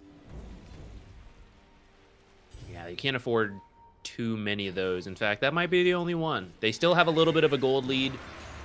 A bit inflated for Alk, but I think they still have the chance here to play around these cooldowns. The Void Ags is online, right? You have to find something with it now, though. They're coming bottom. This is scanned out, though. Nemiga backing out, not trying to give anything to that Aghanims. It does kind of feel like Nemiga is just reading the map a lot better than Power Rangers right now. They're feeling them out. They know where they are. They're the ones sort of outmaneuvering them and outplaying them in some ways. Even though they're down 4 to gold, it feels like they're playing better as now they're going to clean up another kill and more dual damage. Kova's 9 is getting stacked up. They're the bottom 3 net worth cores, but it feels like they're, in terms of tempo, in a way, they're winning. It's a strange feeling game, I feel. Yeah, I think the support impact, we're just feeling it a little bit more. Hoodwink and Silencer. We're a little late to level 6, but now that they've got it, we've seen several sharpshooters lead to kills because it does contribute that damage that they need. The globals, of course, preventing all the abilities from Power Rangers. I guess, to be fair, it's also easier to get value from those abilities. On the other side, you have to steal a good spell, and Egg needs some setup, which ultimately they went for the counter pick in the lane with the Bristle, but not really the setup for the Egg. Vanilli does go down, and now Ariel to follow, so they're glazing the supports a little bit, but now the shoe's on the other foot. They will both feed. My bad, guys. Yeah, cast a curse. Sorry about that. XQCL. As, yeah, I mean, they're setting up down here for the Tormentor, and it looks like they will most likely be theirs. They've asked to spray Bristleback, so that dies very, very quickly. And, no problems to be found now for Power Rangers. Gonna be up probably around 7k gold after the Tormentor, but they are looking for the Void Spirit. They get the coil. The Silence, he has the Yules. He pops the coil. I don't know why he did that. I think if he didn't, he could have lived potentially. Doesn't actually get the Yules off, and that cost him his life. Now Kova's not getting chased down by Alchemist. Roche is coming through. Uh-oh, who's he gonna grab? Oh! What? Again? Are you kidding me? He's alive. Rubik does get grabbed by the Bushwhack. Has the invis. No detection needed. He breaks the invis himself. His puck blinks forward, looking for more. Void also sort of chasing. Can he get in range to crawl to the bird? He's looking for it. Still looking. Spirits come out. This is not looking too good for Phoenix. He's flown too close to the sun. Mode Icarus. And he is dead. Arosh tried to help him out there too. Big Power Rangers fan. What's their like combined machine thing called? Roche wanted to be that. Megatron? Is that from Transformers? That's Megazord, something like that. I don't know. Roche wanted to fit in, but couldn't help enough. Did you watch Power Rangers as a kid? I only vaguely remember a little bit of it. I remember watching some of it, but not enough to be like a Power Rangers fan. Yeah, like I know I've probably seen an episode, but like, what are they just fighting aliens? What do they do in that show? I think essentially fight aliens. Not like aliens, but there's like some other power that they fight against. I think it's like aliens essentially. So do you know the lore behind like the multicolored leotards? Well, you wouldn't be able to tell who's who if they were all the same color. I guess so. I don't know beyond that. Well, Power Rangers, I don't know if they've got their leotards on, but they are winning, so. The problem is they don't have the full different colors, right? Like Alk and Bristle, too similar in color. They needed the proper 5 different colors. I think their coach may have bungled it a little bit. They missed the memo. I don't recall the Purple Ranger either. Purple Ranger, yeah. Void Ranger. That'd be pretty sick. So, do they have special powers, or are they just like? I actually people? don't know. I don't know if the colors mean anything. I think they're just literally differentiation. Okay, but didn't they like? Weren't the races of the actors like weren't they the same? I as the think that was color a of their real Power old. Rangers? I think that was a real old one that was a little frowned on. I don't think the more modern ones are. I think the modern ones broke away from that. Yeah, that probably wasn't a great path to go down. Oh, That's what they fight against now. exactly. They fight against racial stereotyping. Anyway, Power Rangers, they collected a kill there. I don't remember on who. Too busy talking about this enthralling show. They're up 7k gold now, but it still feels like Nemiga's okay. Some of those other games, especially the game 1 in the prior series, felt like up 7k was real rough. At this point, they may be up 7k, but Nemiga have great chances. They're pushing up here, but there is some smoke headed their direction. Do they know the trouble is coming? It's a smoke on smoke action. They storm up the river. Patience from TA2000. He does stun the Hoodwink. The Global comes out immediately, but the Manta to purge it. Now the Dispel from Legion. I can't remember what that stupid spell is called, because no one ever picks this here or casts a spell. Press the attack. Press the attack is now the duel. I know that spell. The egg over the top is going to die. Everything's dead. This fight is a disaster for Power Rangers. They may be up gold, but they're not up in strength in the Chrono Chrono in the Sphere. back. The big bubble over the top. He's going to get stunned on Void Spirit. Not dead quite yet. Doesn't get anything off. The Rubik goes down as well. And now Alchemist is all alone. That's not what the Power Rangers are about. They're about being together and sort of forming into one into the Megazord. Roche didn't help in that fight. That's right. We need the helping hand. As I think now that Roche fight is showed. slain. Yeah, that fight shows that 7k that you were mentioning. It's a little fake with an Alchemist, and if Alk does not get enough done, even nowadays, it may not be him. It's like you give the Ags, and then that person has to get something done. But we haven't really felt the impact of the Void Spirit Ags, and because of that, Nemiga has made it to the various items, right? Like that that fight was with several BKBs, so they don't even have to worry about the Void Spirit Ags at this point. The duels have been racking up. Now it's 60. 60 at 24 minutes is really good. 15 intelligence on Silencer, and they nerfed that. Brother's So, a genius. yeah, so they may have been down in gold, and in fact are still down a little bit in gold, but they have the scaling going for them.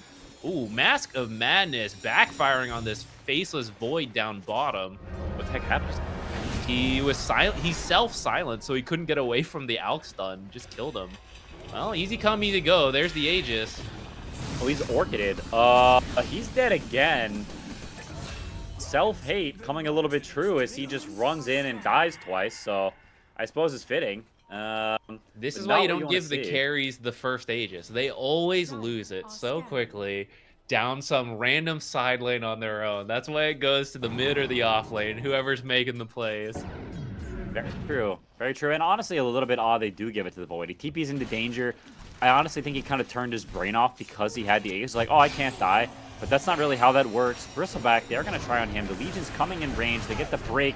Can they get the duel? Blink must be on cooldown for a second. Otherwise, they would imagine he would do it. There's the duel. It's the lowest. double duel? It's the double damage. Oh, he's jacked 100 damage. Holy, Mr. Mises. This guy is strong. Dire's bottom tower. This is a scary Legion. Dude, I this mean, is we're talking about the faceless Void being like the late game king. I mean, Legion with a lot of damage, she might be scarier because duel is even lower cooldown, and you're just like instant killing anybody if you have enough. Void Okay, Spirit's if starting you out have the it Legion. though. BKB TV, BKB, Nightfall, Nightfall, Nightfall, Nightfall, Nightfall, Nightfall. And he does a Nightfall. Let's go. Excellent job. Off to safety. Cove is 9. He's kind of cooking this game, to be honest. Lots of great duels. Was he 7, 1, and 8 or something along those lines? 10, 0, and 7 on the puck. Some very good play from the young upstart cores. Yeah, this is hype. I'm glad we got to see a Legion doing well. Ooh, looking for the looking for the puck. Nice try. Also, I thought it was Elk that had the Orchid. It's the Phoenix. Who has... Dude, Phoenix players are freaks. They'll build anything. Apparently so. I don't remember the last time I've seen a Phoenix Orchid. Like, there's not enough silence in this game, guys. I think I need an Orchid. I Yeah, need the another Void source. Spirit, the puck, the silence, and enough. We need a fourth. So now the smoke. They're actually storming up the river this time in a very similar location. Phoenix will break the smoke. Does he know it's coming, though? Cobas9 tries for the jump, dives away just in time. The Orchid comes out. Huge clutch purchase. Now the stun. He walks into it on Milli Vanilli. The Hoodwink W goes off. Cobas9 doesn't have the BKB up. It's still cool out from BKB Nightfalling earlier. And so he is just getting pounded by this Alchemist, beat to death, chopping wood. That's 2 big kills. They kind of ran into them trying to take the fight. Mis-executed, got the jump kited, and it turns into a very bad situation for them. A little whoopsie. Yeah, they all ran in thinking the duel was going to happen. So then once you tried to back away, it's like, oh, we all got to run away. But that's where backfired. The AoE stun allows them to easily get 2 kills, get a tier 2 as well. I mean, this Alk was killed a couple times, but that doesn't mean this hero can't bounce back. He's still in the realm where he can be quite strong. Absolutely, and you know also strong? Void Spirit Axe that he got like 10 minutes ago and hasn't used it all. But you know what he's using it now? To get a kill on Ariel. See you later. Or is he? Oh my goodness. What is that range? Holy cow. Was beast. Does manage to pick up that one. That would have been... It's too sad if Hoodwink gets away from that. 2 people gank her. Still gets away. It can't be. Uh-oh, Rubik, the big duel. Cobas9, the GOAT, collecting some more juicy damage up to 120. Almost has Ags. Okay, under over on 210 for this game.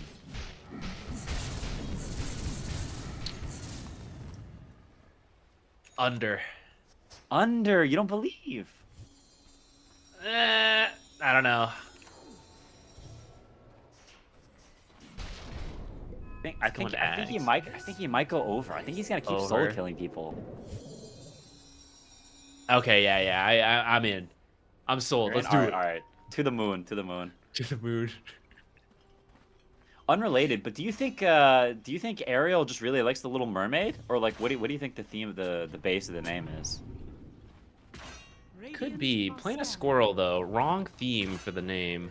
Yeah, we need Naga Siren only player. Unfortunately, just got nerfed. He's had to move to the squirrel. Got to change his name to I don't know, something from Zootopia. Anyway, Silence goes in. Puck has the gem straight onto the Rubik. Full hater mode. The Chrono onto only Alchemist. A bit sus. There's the duel from the GOAT. Cobas9 is another beating the crap out of this Alchemist. Void Spirit jumps in with the Ags. Pooled Silence using it. Wow, good job using the Ags.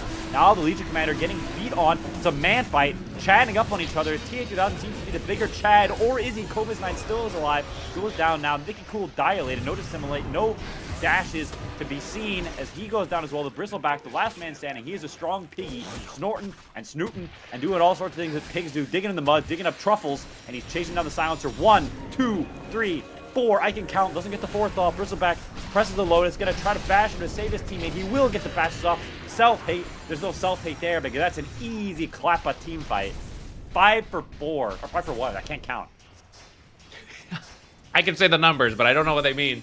That's right. This is, I don't know. That's such a good fight for Nemiga. The Puck jumping in, silences 2, scouts everything out. So Legion's able to get the duel on the Phoenix. So just both supports removed without being able to do anything.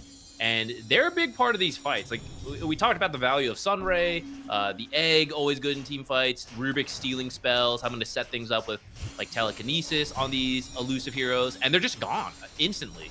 The cores can't do the rest on their own. We see, for example, Bristleback, pretty strong, survives. He's chasing. He's like, I want to hit. I want to kill things, and I cannot. I need help from the supports, from the others. If anyone is out of the picture, it's just too easy for Nemiga in these fights. Yeah, I mean, you look at, honestly, I look at Mickey Cool this game. 3, 5, and 5. He had the counter pick. He got given 4,000 gold. He went for Lincolns into Yules, the full defensive build, no aggressive capability. And we have just, oh, well, hello there. He didn't click his items. Unfortunate there from Cobas9. A little less GOAT. In that instance, they're going to try for him despite that. They missed the bushwhack. They missed the sharpshooter. Ariel, get away from off into the trees. And they will scoot off into the ocean. I guess that's where Ariel scoots off to. Or maybe more like swims, I guess. But no harm, no foul. No one died, so sometimes you miss some spells. It happens. You know, I guess the name is still fitting. Ariel wanted to go to the land, didn't she? Oh, they found T2000. That They is have just killed a freebie. him. Yeah, they got the Faceless Void at 20 talent, the 100 million attack speed in Chrono, and they're looking for more as well. The Global comes out, maybe a little unnecessary, but Young G, beyond godlike, takes down Rubik, and it's starting to feel like the tables have most certainly turned. We always kind of Phoenix. knew it was... Oh no, One he more. lost the gem. That's a second gem Oh. down. Oh boy. Yeah, that's rough. I mean, the gold is finally switching over to Nemiga. That's the power of Alchemist. But I think we have all felt it. Nemiga has been in control for like the last 10 minutes. Their heroes were meant to outscale. They're gonna find one more on Nikki Cool unless he has the greatest escape in the world. No, okay. No, he's fried. He's fried, and now, now you run into Void has gotten his items territory. What the heck do you do now? You've got to find a way to burst him, but you're running into Global and Legion save. So can you actually burst this guy? I'll have a full Scotty in a second on top of that. So HP out the wazoo, and Aegis coming up soon as they move over to claim it. They have got some big problems on Power Rangers, and they're going to need a real Megazord to save this one. He's here. He's trying to help out. The Power Rangers have to come now. Are they? They don't seem like they're on the... Well, okay, we got a TP coming in. Can they make it in time? Or will the this duel? duel happen? The duel! The duel! The duel! He won! What the... Okay, now Alchemist Okay, but it's costing getting you a stunned. lot. He's getting... Oh, he just gets insta-kill. Okay, Face is oh time my up. gosh, he lived with 1 HP. Nikki Cool Okay, comes they're up with the still close. silences. It actually matters this time. Holy cow, 2 buybacks it cost them. Roche, help! Getting into the mix. But they're actually... Dude, the Megazord damage actually helped them out there. Those were some clutch moments that Roche chipped a little bit when they started that. I can't believe he lived there on Bristleback through that duel. Unbelievably close. But they forced it a little bit, tried to kill him from full. No chip damage, but Young G, he's not getting up the Roche without a fight. Yes, he is. Just a little poke. But doesn't manage to steal the Aegis, so goes back the other way. Honestly, a very surprising fight win, and I mean, honestly, it's a big part of it is how farm this Bristleback is. He's got a Satanic S and Y on top of the Lotus, so he is not an easy piggy to bring down. Maybe he should have been given that Ags. We thought we might see him get one, but I think the way the game was going, Alk had a second Ags queued and then switched to go back to regular items. Didn't think he had time. Maybe thinking again, though. Alberco, he would have done right with that Ags.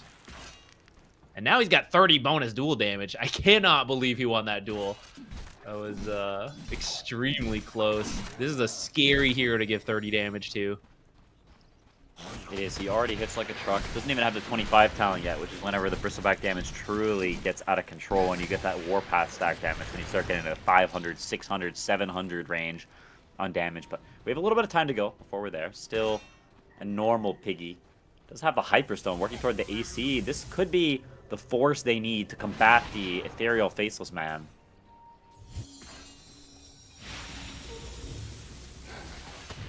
They're pushing up mid. Bristleback got the Aegis. Got his newly minted whatever the heck a Hyperstone is. Puck is battling Nikki Cool some. Let's get the Arcane Rune. Could be huge for this upcoming fight as the goo comes out. Vanilla getting chased some. Stuns to reset. You can hear it. Alchemist channeling. Will self-stun. Duel comes in for Kovas 9. Very deep. Headed. That's a BKB wasted in the middle of nowhere now as Faces Void. Sort of also stuck in no man's land. Kovas 9 kind of retreating here. He's got a lot of goo on him. Hawk Tua is now Alchemist. Jumps in. Big Chrono gets on 2. Is now Alchemist kind of getting whacked in the back of the head by this Void. Is he going to go down? Pull there from the side. Nikki Cool is very, very big. He's going to buy some time, but Alchemist still goes down. Now Bristleback sort of the 1 against 5 once again. Can he actually do something about it? Boyd says, you know, I'm done with this fight. I see a gold creep there. Give me that last hit. Okay, Grapes are done. Now back to the fight. Rubik buys back. Boyd Spirit, he's looking over from the side as he hits him a couple of times. Back about down to about half HP as some serious Chad man fighting going down. Nikki Cool sitting in his chair watching from the sideline. Now Immersion gets steals a face shield from the side, but nothing huge. They're Legion trying duel. to go on the Void Spirit. Legion back up. Double duel. 95's back to double duel. Oh my Oh, goodness, he up to didn't get it. 200. Oh my goodness, he's enormous. And now Nikki Cool, he will TP out, but at what cost? back to a 5K lead. A couple of buybacks on both sides, but overall, very good for this Void. Lives through it all, gets the gold creep, and gets multiple kills. Scotty is so valuable this game. Not only keeping him alive when he's taking damage with all his stats, but it is so effective versus Alchemist, the Sunray heals, the slows to make sure nobody's getting away from him. Right? Legion, even though she died before she dueled, she did her job up to this part, which was to get Faceless Void the time to reach where he is now. Okay, I mean, you could sidestep some of these, but that's fine. Just tank them all. Gotta give them a false sense of security. They can hit their spells, and then when the time is right, that's when you break their ankles. That's when you dodge. I got you. All right, she needs one more duel to go over 210. Oh yeah, she's got it. She's got it for sure. Alright. The The mid tower. Let's go down, and bottom tower soon to follow. There's no Roche for a while, so they have some respite on Power Rangers, but if that's a fight you lose with Aegis, where Legion Commander jumps in and dies first, you're basically fighting a 4v6 and you still lose the fight. That is worrisome, to be sure. Yeah, they ended up overextending, I think, as part of chasing that Legion, though, because the cores are all pretty fast, but the supports have a harder time following up. I feel like that fight, in the desire to chase Legion, that's why they all like ran forward and ended up getting chronoed. So I think just Legion wasting BKB was probably good enough, and then you have to make sure you take a more coordinated fight after that. Especially now that it's happened, you know that for sure going forward. You really have to respect the chrono on the Faceless Void. Yeah. I mean, now Void has a BKB and he'll have backtrack in a second. So killing him is bordering on impossible. So I think you have to try to kill his team first. What, the chrono onto Nikki? Cool. Yeah, see you later. That's there can only be one Purple Ranger. Yeah, and it's the faceless one. You may have a face, but he doesn't care. You don't need a face. I guess the Power Rangers didn't really have... Like, would you say they have faces? Not really on the suits, so... I mean, kind of. It's like saying, like, does Daft Punk have faces? Like, kind of.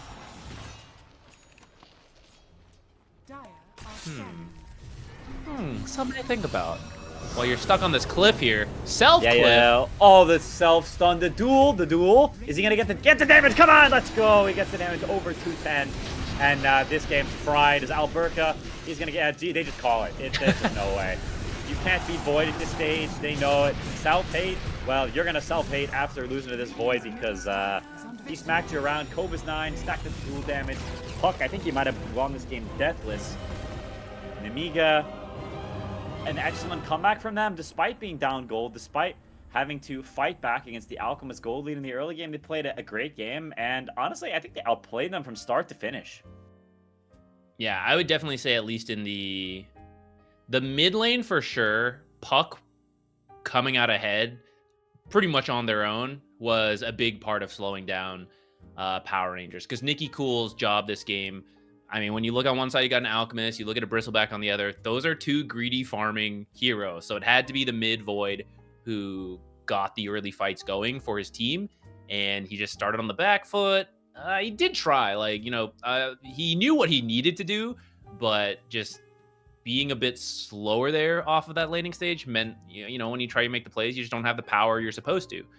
So then the Ag still gets given over, but still can't find it. So, not to put the blame on him, it's definitely, there's team dynamics there, of course, but as a whole, not able to connect through that Void spirit gave the Faceless Void a lot of time, gave the Legion time. She needs 2 items before she's ready to really find these duels, but she gets there, she starts ramping up, barely makes it over 210 before the GG out, just in time.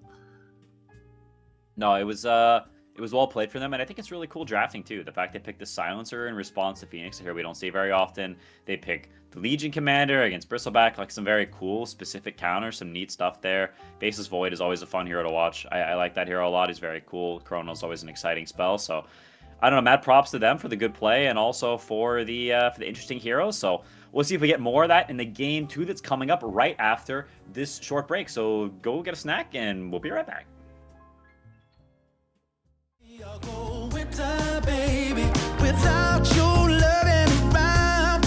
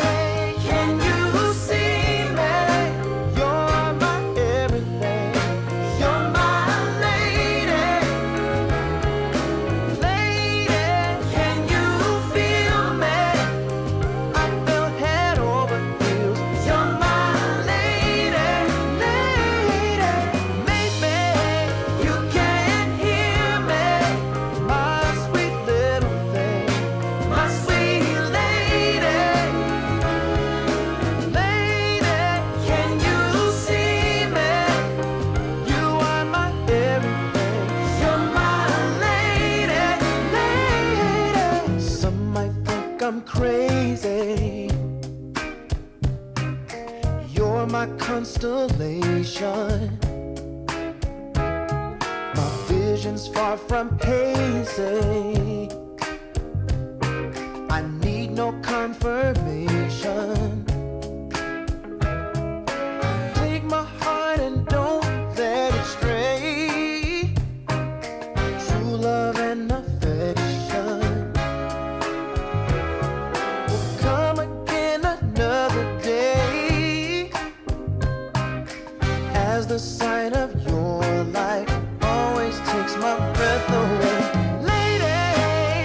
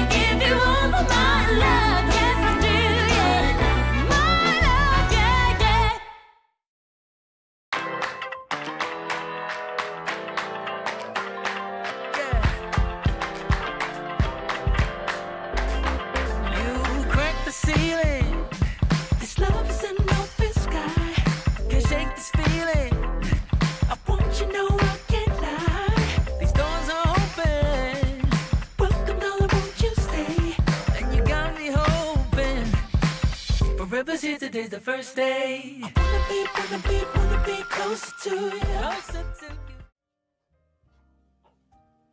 Hello, hello, hello. Welcome back to a best of 3 between Power Rangers and who the heck is the other team? We just cast them. Nemiga. Nemiga, thank you very much.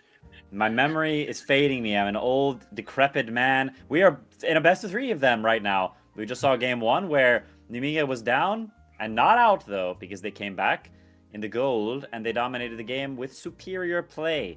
And I'm curious, Zach, how do you feel the second game will go? Do you think Nemiga is just a better team, or it was that just, happenstance? I think they definitely made good moves. I think they understood that their lineup will scale, that the timing will come. They knew how to play around the cooldowns, right? Like, they did a lot of stuff right. I think Power Rangers had generally the right idea, but the mid lane struggling is really where that draft fell apart. Like, even if they have the right idea, if you don't execute on it, right, then it's not really going to work. So how you want to address that? Like, if you change the draft, sure. But if you also say, like, run it back, sorry guys, I just messed up that lane, like, I can do it. I think that would also be fine. Like, if Void had a better game, Void Spirit, you have the tempo, you get the Ags, the silence would have been really strong, you just find better fights. Then they just continue snowballing with the Alchemist. He gives another Ags over to the Bristleback, who we saw was doing well. So imagine if Alk felt he had the space to also give an Ags to him, then, like, it would have gone their way. So yeah, without being on the team, I don't know how they want to approach it. We're going to find out in just a moment here because the bans are done. Phoenix is out. A Quap ban. They thought they were going to first pick Quap? Really? This is some crazy respect to Young G. And also, like, I wonder, like, I do think that Nicky Cool needs something he's more comfortable on because he did not look in his element on the Void Spirit. And as from playing pubs against him, that's not like one of his signature heroes. So I'm curious what he will go for and what Nemiga will allow him to have. Because yeah, not his best hour. Very Nicky lukewarm. Yeah. Very Nicky tepid, maybe some might say. Dire team pick. We'll take the Tusk. So just good, solid boy with a big fist. Nothing wrong with that. Also a much better roamer than some of the supports we saw in the last game. So perhaps if your mid lane does need a little bit of help here, Tusk, great support to head over, 10 seconds get a little extra work done there. Yeah, that might be the first melee support we've seen in all of today. I think we've only seen range support so far, so that is interesting. Yeah, now that you mention, I think that's true. Yeah, that's pretty rare, especially considering like a team like Tundra or something, or Liquid. They have, melee force quite often, or just melee supports. But for whatever reason, these Eastern European teams not preferring it. They do go for the Sand King. That is a Nicky Cool hero. I would say generally he likes heroes that aren't, like, he doesn't try to win the lane. He plays Coddle, he plays Sand King, he plays stuff like this. It sort of just like does their thing, and then he plays for the mid game. And Sand King fits into that, so I imagine this will just be a mid Sand King. You can't really own this hero that hard in lane outside of the Quap, so maybe this is actually why they banned the Quap, because it's sort of a pre-ban potentially. It's also here that if that Tusk does go over, you can't really be killed easily. You can save your Burrow Strike until those Ice Shards come out, so you can always get away. You don't get trapped in that mid lane.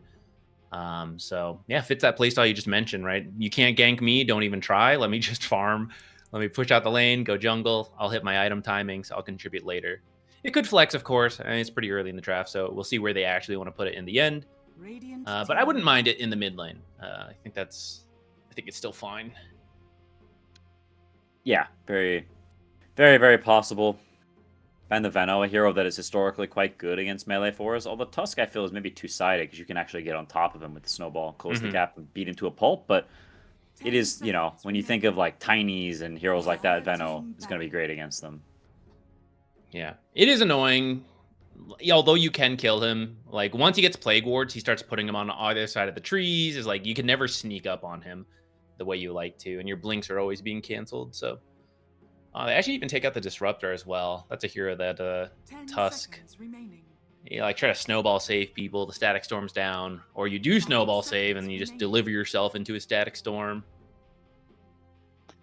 It's another interesting one though because you can dodge Glimpse, and so it's one of these matchups that you can help the other people dodge glimpse. So it's not like it's not fully one-sided. So like I think banning supports in the second phase like this is quite interesting because that means you think that there's not a third hero that's very good for them.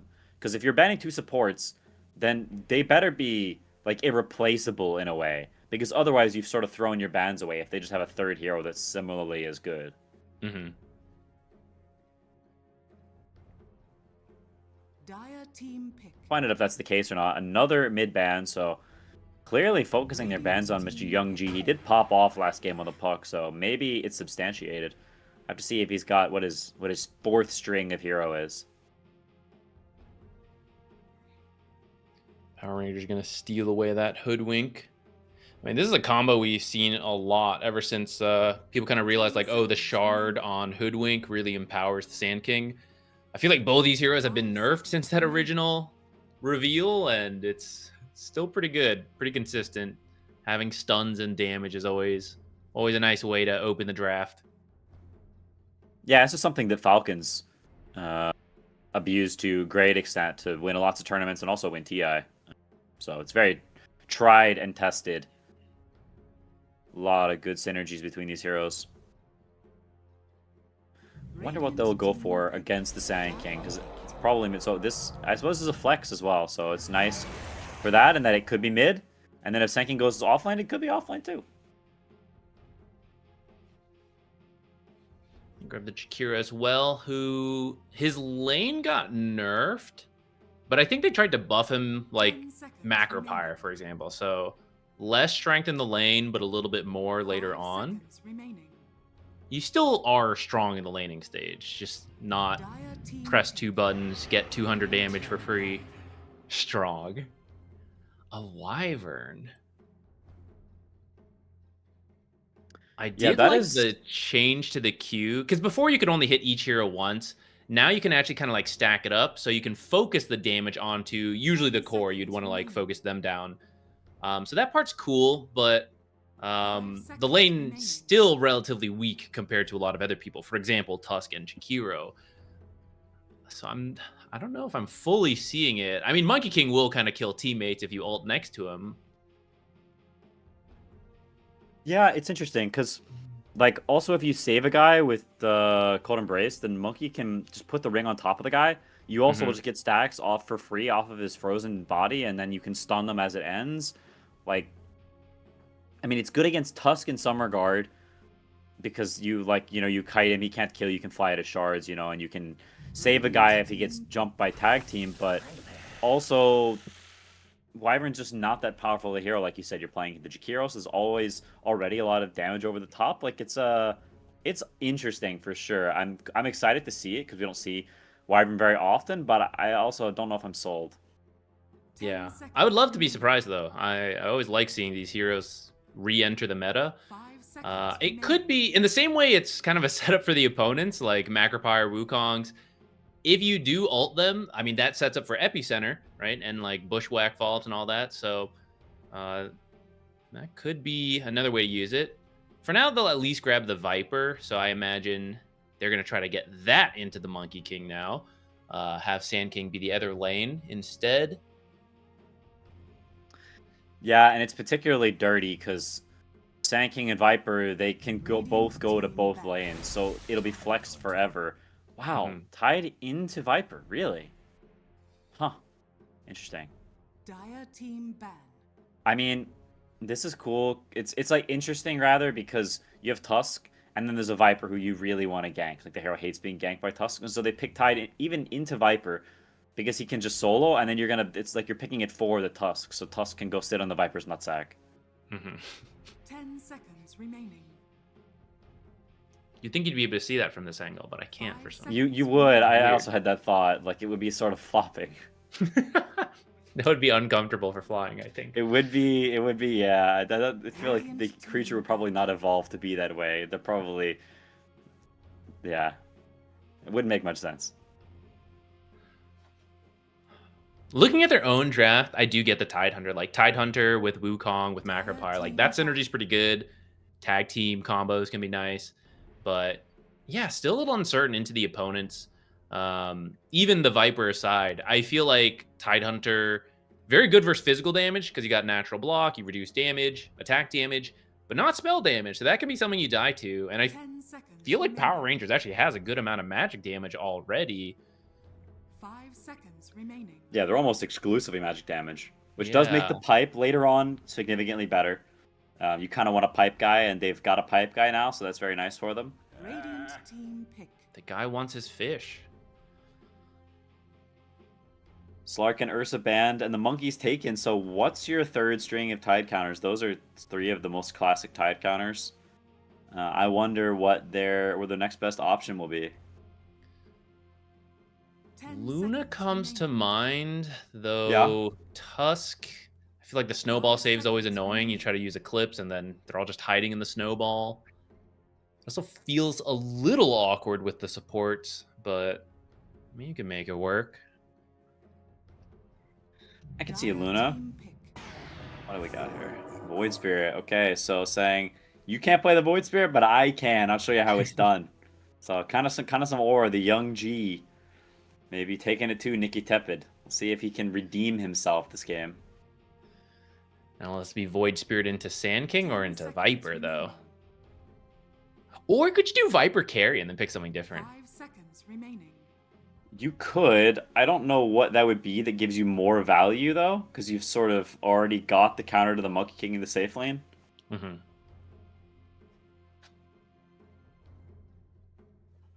I'm not sure. They've got a solid minute or a little less now to think about it, so they will ponder their options.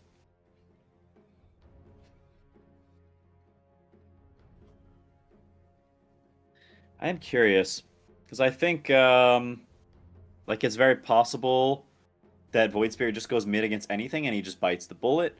They could also try to match it themselves and play something like Void Spirit carry, and just match it against the Sand King. But then you've got Monkey against Viper, right? Like neither mid matchup is very pleasant for either one of these heroes. So you are sort of accepting that your mid hero, if Viper's mid, will just have a bad time, and you're gonna need to play for ganks. If you're playing for ganks, I think I'd prefer Void Spirit there. You may now select your Tiny carry, I guess. Haven't been super sold on the tiny carries that I've seen. How do you feel about it? I'm also a bit sus on it. I've played against it some. I think I've played with it any, and it kind of felt like it falls off at a certain point. It's definitely not bad. But in this game, like, are you going to scale against Monkey King? Probably not. And so I think it's another game where you need to abuse the tempo. You need to abuse the Shadow Blade timing and the kills and things like this, or it can be a bit of a problem. Mm-hmm. I guess one strength to it is that he is one of the few carries that has initiating potential with Avalanche and Toss. And when you have something like a Viper off lane, you Yeah. could use a little bit more of that from your safe lane. So I do like that part of it. And I suppose with that Viper off lane also helping to contribute that damage. I feel like the tiny carries don't scale the same way because the tree grab is no longer infinite. But I do know as you go later, it's still a lot of damage. So like this, scaling is still there. And especially if you catch Monkey King off guard with a stun or something, you just chuck a couple trees at him, he'll die. Turn it against him. Yeah, I mean, it's also plus damage against tides. I think the anchor will affect you less. Which is very, very nice. But as we have finished the draft, we head into Power Rangers versus Nemiga Esports Game 2. As, prepare for battle. They trot out a base. Little courier, just a little basic guy. They don't have any fancy chickens. I'm kind of surprised. Actually, his courier is different. I don't know. I guess the game just chose basic courier. Dude, they're not going to buy it. They're going to be like, for sure, that's Monkey King. There's no way they don't have a special courier. They're being scammed here. We might get a fight. They're both on this bottom half.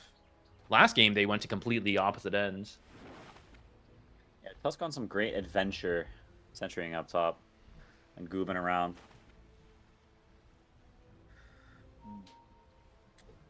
I wonder how this Viper versus Monkey matchup will do.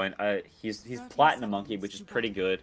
I feel like there's a lot of like nerd tech around this Monkey King hero and knowing these bad matchups. So do you think he'll actually be able to stick it to him on Viper, or like they'll gank him, or because this hero I feel is very hit or miss on the Viper? Yeah, I think. I mean, Alberca played pretty well in that last game. I want to believe he can do it on the Viper, and I think on paper, right, you get the poison tech, super annoying versus a melee hero.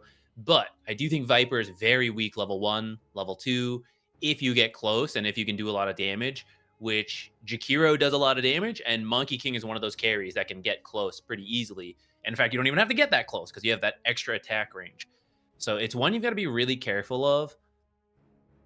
Immersion, maybe if he has that bushwhack. Like, you might be saving bushwhack to use it defensively this first level or two, just so that, like, you can get away and not die. And I think as long as you get to like level 2, level 3 onwards, on even footing, that's where it really starts going Viper's way. At least until we consider Tusk rotations and such. But well, we'll see. He's gonna have to help out top, so you can't rotate all the time. They're moving in bottom, going on the Monkey King. Some slows here, but that's a little bit of distance. The bushwhack goes on to him. No mischief does any damage. No fairy fire. That is going to be a first blood for our Alberca Vipers. So we're talking about the lane. Now he's going to start it off with an entire Wraith Band on top of his normal starting item. So not the kind of kill you want to be giving away. No, I don't think they bought the tree on the bounty rune. They did not believe that was the environment. I'm a little surprised by that, because his team was not even that close. That was a pretty bold go for the bounty rune. Yeah, that was pretty bad feed. Pretty bad feed, and they were trying. It's actually a try down here, so they kind of expect. That's actually really cool. From Power Rangers, expecting that Nemiga was going to try lane and just starting 3 there themselves. When's This the is what last they were time we've hoping even for. seen a try? I feel like Alberca usually goes versus down. Vipers. Actually, Vipers are when you see it the most. These kind of supposed lane dominators that are weak level 1, you try to get them. Well, that's what they were hoping for. Unfortunately, they gave the first blood to the Monkey. Monkey King gave the first blood to the Viper earlier. Otherwise, they could have just claimed it for themselves. But it is messing the timing. Unless you then get another kill, dude, the action's going to be bottom. Yeah, I'm very curious to see how this goes. There's so little, people have so little experience playing in tri-lanes because it just hasn't happened for like 8 years or something, that their muscle memory is all shot. And so people have no idea if they can die or not, which means it's very likely there will be lots of feeds. Yeah, even if you have even if you played back then, the side lanes are so different now. There's extra objectives with the Lotus, the camp positioning's different, all the extra power tools are different, like you have blood grenades and such. So it's really easy to be killed, just a slight misstep. Yeah, your muscle memory is long gone on that, even if you played back then, which none of these players did. That's true. These are actually all relatively young players. I mean, maybe I'm sure they played Dota back then, but certainly not professionally. Yeah. They watch the professionals do it, so it's like, I think I know how this goes, guys. Yeah, you like, what do? You like lifesteal open wounds the guy from like 800 range, right? And then you just kill him? That's kind of back. It's sort of a thing again. The small camp back. So, I mean, they've actually sort of ended the tri-lane, so Tusk is looking top. He's thinking about maybe going on the Tiny. The Tiny is kind of losing this top lane a little bit in terms of HP. CS is relatively even, but he brings a salve out, so he's actually back to full. Tusk was trying to take advantage of that. The window Still was on the way. passed. Okay, they have Avalanche. Grenade. Not the best block. It might still be enough Yeah. to save last second. Slightly better block, you might finish that. Yeah, the shards was not quite in place. Took a bunch of tower damage, so he's gonna have to salve up. Uses a lot of resources there on Tusk. It's gonna put him out of commission. And now they reverted a little bit back to dual lanes, which means the pressure on the Monkey potentially will start to mount over time now that there's not that looming threat of getting killed by Tusk anymore. Ariel had the salve actually already on the way, so he is still good to go. And it's the Tiny who had just bought a salve a moment ago, already on the back foot again. Yeah, Taking a Tidehunter, peek. very strong laner. Taking a peek mid, Niggy Cool does seem to be a bit more comfortable this time around. Slight CS lead. Nothing too much, but better than last time. Yeah, this hero just can't really lose lane. It's just not... I don't know, it's just very, very difficult for that to be the case, unless you've specifically counterpicked him. And I think Young G is the kind of player who's only going to play, like, Spirit-type heroes. So they do go on Jakir here on the side, use the Bushwhack, but that means Viper's in a bit of an exposed position. The Tusk TP in, he puts the poison on the ground, but you're still going down, Snake Man. Now Hoodwink in a little bit of danger as well, and nice shards, but this Bushwhack up into, gonna get it off and should be fine, so... Overall, you trade a 5 for the offlaner. Every time Viper dies, sort of that Huskar effect. You only get so many mistakes before this hero becomes obsolete. Yeah, that's the downside with going on the support like Jakiro. Jakiro's pretty tanky, so you do kill him, but it just takes so long that Monkey King has time to hop on over, and so much of the attacks have to go to Jakiro that Monkey King gets to focus the Viper. And they're actually going to try again. This would be a bad back-to-back death. Tusk has Ice Shards, but they're actually changing their mind as they see the rotations come in. The Wyvern deterring a lot of this. The Cold Embrace, the threat of it, rebuffing them. He's looking... Oh, a little bit of a whoopsie there. You're not boxy, brother. As he messes up the Shards tech and kills himself. I think he could have just walked away, potentially. Been fine if he didn't try to get fancy. It might have been close, but for sure a death when you mess it up. It's a tricky one while you're running, especially in the trees. It can throw you off, like the pathing suddenly turns you a little bit, but keep Alberca alive. And the Wyvern, more impactful than I thought. I mean, usually this is the weakness, like a weak lane, but so far 2-0-1 on this Wyvern due to these tri-lanes. Not the hero I would have thought of for tri-lanes. That's true. They're going to go on Nikki Cool here. They get the tag team. He lives on 30 HP. Jakiro scooting over. Can he get the Breathe Fire? He does. The Epicenter doesn't even come out, and they collect the kill on Sanking. That is huge. On his way to the Blink Dagger, gets stifled. Really nice move from Ariel. Showing some real finesse on this Tusk. Now they're looking for the Rune. It is going to get denied. Aside till the end. Now Hoodwink a little bit out of position. Immersion getting a little too cocky there. No trees to Bushwhack to, so he makes his own. Tusk getting low. One last touch. Young G gets the kill, and Ariel lives, so 2 kills around this mid lane. And Void Spirit off to a good start after losing the lane slightly to the Sand King. Now he's back with a vengeance. He's going to take some damage there. Pops the Fairy Fire a little preemptively, and the Catapult is coming in, so they're going to need to deal with some of this pressure. Sand King is looking to keep aggressing here. Trying to drag the wave off. So Wyvern looking for whatever he can get, but I don't think there's going to be any kills here this deep under the tower. Sand King is still cutting the wave, though, and being a nuisance. What the heck? Why are you taking so many tower shots? I guess he wants to keep the Catapult alive, because now the Monkey King TP, he can stun away if you go on him is the problem. They're going to go anyway. No points in the Jingu. Young G is looking. Mickey Cool gets saved for now. Still has the Epicenter. They're going to look to burst, and they're splitting their attention. Wyvern getting low at about the same time as Sanking. He still has the stun, is finally going to use it, but he goes down before anything else, so a really nice rotation from Self-Hate. What a crazy username. And they bring down the Sand King, so really nice moves from Nemiga once again. He wanted to make use of the Catapult. He had the full wave. They had just died, so... I mean, the deaths come at a cost. Nemiga had used their resource to get the kill, so he really wanted to push that, but it did give an opening over to the Monkey King, who is a carry that does not mind making these early rotations. A lot of other carries, you know, oh, let me AFK farm, I don't want to do anything, but Monkey King is happy to get involved, especially when his alternative is laning in versus a Viper on his own. So a very successful move from him, and we'll see if they can do the same down here, because actually this Catapult is still alive. Tide TP this time, so everyone porting all their cores are on a nice jump to stay out of the poison. His Tide commits in, but the Viper Strike is there. You're broken, brother. He will get the Ravage off. Can he get out of the poison in time to live? Viper poison is adding up, and the last Splinter Blast finishes him off. But Young G, on the other side of the map, they kill Nikki Cool again, combined with the Tusk. So Nikki Cool, he gets his comfort, but he is just getting picked on by this aerial Tusk collecting kills. The one bright spot of this exchange is TA2000. He immediately sees this pressure elsewhere and starts beating on this top tower. So there's something at least, but more good moves from Nemiga. Tiny is not a hero like Alchemist, where Alch being left alone, huge gold lead. Tiny is a much slower farmer than that, so It's not as painful when you rotate away from him. You do still have to worry about the Tiny's timing that will eventually come up, but that's kind of the part I'm still feeling out because due to the shard change and everything feels, I don't know, it's different. I feel like I don't have a good read on it. Yeah, I mean, I guess it does let you get to the Shadow Blade quicker. So you can, as I say, that Alberca getting gone on again. Second story, third story, 15th story, same as the first. He is dead.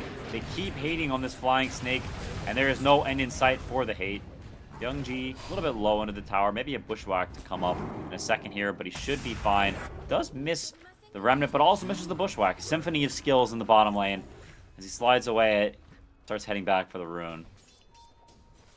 This is the strength of something for Void Spirit versus Sand King. We've been seeing Void Spirit get in these fights for the last few minutes. Sand King needs the Blink Dagger, so going to prioritize farming any chance he gets. Once you have the Blink, you're able to start fights. Instant stun, one of the best in the game, but this is where you try to build that gold lead when you know Sand King can't really participate in a meaningful way. As long as you don't go to him. I mean, this Void Spirit is everywhere, making kills happen constantly. Using the urn charges. Immersion actually still alive. Nikki Cool does stun away, very low, and now till the end gonna pay the price for his mid hero. The epicenter goes off, so Self-Hate trying to skirt away to the trees, has the Lotus, has the wand, and the nice pull from the high ground from Young G. Till the end, trying to move through, but Young G back in once again, another remnant, out of mana now, so his contribution to the fight is over. But the damage is done, gets a double kill. Man, just toying with them. They are just outplaying them constantly. I don't think they should be trying to fight. I mean, we're just seeing the cores on Power Rangers waddling after the heroes, and they're dissimulating, stepping away, snowball, Monkey King hopping, right? You just don't have the tools right now. You need to wait for the blink on the Sand King. At least that one. Eventually, Tiny will also contribute. Like you said, you can get to that Shadow Blade faster than before, so that's another way you could start the fight. Viper will never really pick anything up, but like you want to play behind Viper is your easiest tool right now.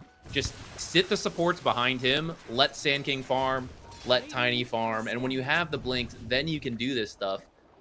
And I think they're reacting to Nemiga a little bit. They're running around doing this stuff. That's what they have to do. Dire's middle tower is under attack.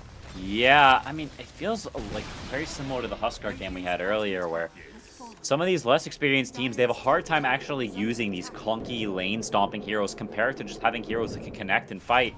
The ease of execution of the spells, of the mobility, has done wonders for these teams. I move into top lane, de-push the wave. They do secure bottom tower, so opening up some more space for Viper to farm down there. TA2000, he runs into 3 heroes. It's very close to his tower. He'll stand in the macrofire and get his toes burned a little bit, but should be fine. As he's a rock, and they don't burn particularly easily. Is under attack. A lava Tiny set would go hard, actually. That'd be pretty cool. sick. Yo, somebody get on that. Haste Rune, can he get there in time? Nope, gets denied. Vessel is online for Young G, so he's going to put it to quick use. Going on till the end, and they collect the free kill. Alberca just farming bottom. He's having a good time. He is having a good time. But Monkey King's still above him slightly in net worth, and that's not what you want to see. And now maybe extending that gap, as these two are most certainly going to bring him down the ring. Just to make sure, and that is another freebie. The Viper goes down to bottom of the cores as mid tower gets assailed.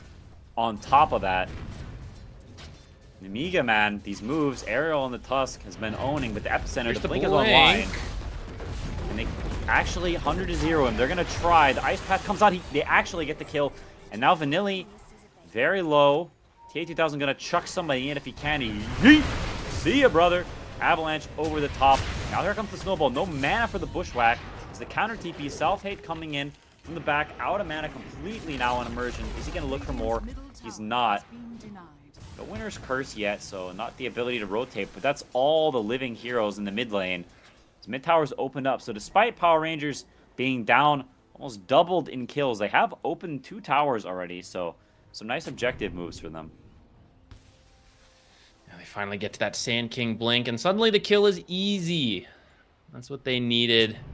I mean, you have to wait now for Epicenter to come back up, but they now have the hero to play around. Even without it, you know, you can go with Bushwhack plus Sharpshooter, which it looks like they might be trying that. He actually TP's down here, hoping to find the Monkey King that I think they saw go through here on a ward they had earlier. Head and bot. Tusk here too, though. Man, Nemiga really feels like they just sense all these stuff. Now, was it fast enough, though? Even without the Epi, they're going to get this kill. It's the classic Sand King Hoodwink combo. It's just very powerful burst. No BKB, no way to escape, no magic resistance of any kind. These are free kills, and that's the timing you were talking about, right? Wait for the Sand King blink until you can actually get your moves going. And here the moves are. The blink has arrived, and so have the kills. Drawing tension away from TA2000 again as he makes his way to his Shadow Blade. I think that's the timing I want to see. Like, once that Shadow Blade's online, I want to see them make more plays together. Unfortunately, it's not really a good lineup for Roche, so even after you win a fight, you're just going to have to take some of these early towers, control the map. Can't really force down objectives with this lineup that easily. Try to get mid tower. Alberca is getting a little bit low from the Vessel, but Youngji getting even lower. The Viper's Spit is adding up. Tusk trying to slide away. They're hot on the chase. Gonna get the slow from the Winter Wyvern. The Bushwhack is on the way. Immersion maybe overstepping a little bit. Slow's coming through the Macro Nice Pyre. A Winter's big Winter's Curse onto 3 till the end. Still getting hounded by this Tusk. It's probably gonna go down. The stun.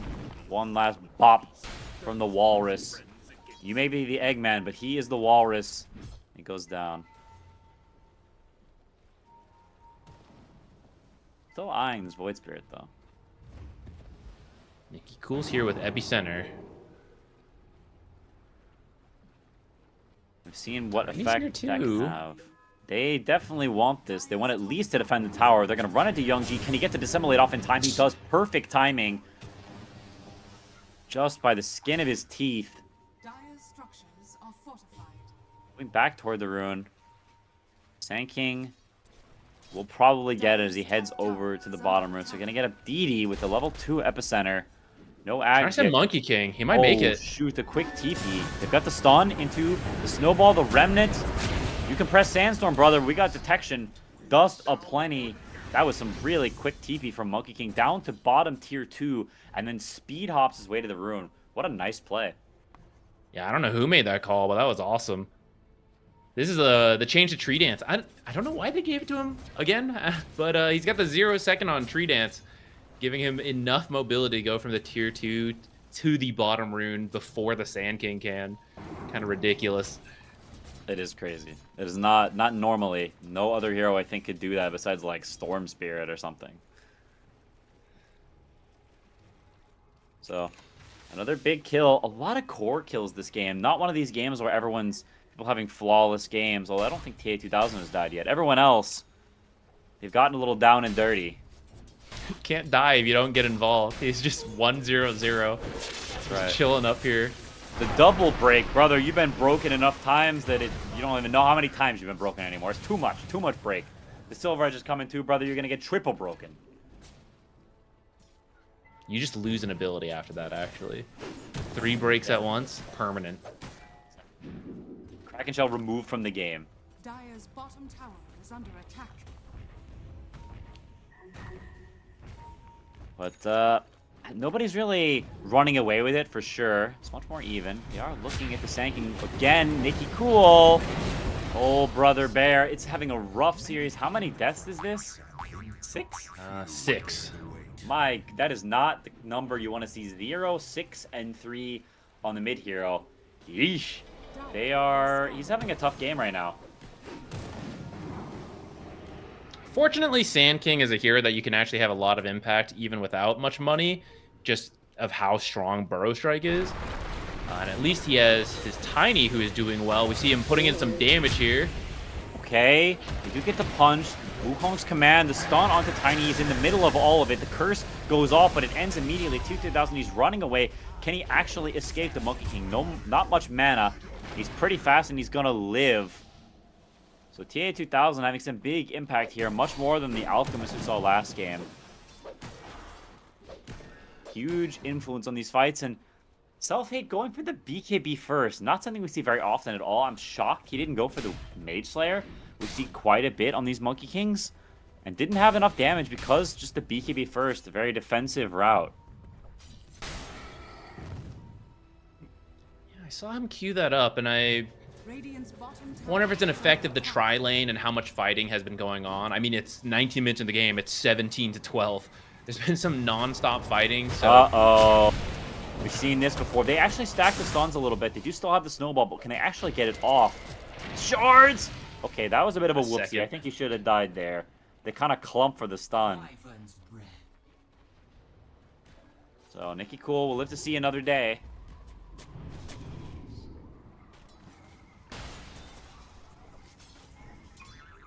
I guess Covis 9 got the Mage Slayer. Do you think it's worth it to have 2 on a team? Hold that thought. Is he going to get the Mage Slayer Andre? off? Even the He snowball, needs to can he pull put him. him in? He puts him in, but they're dragging him deeper into the abyss.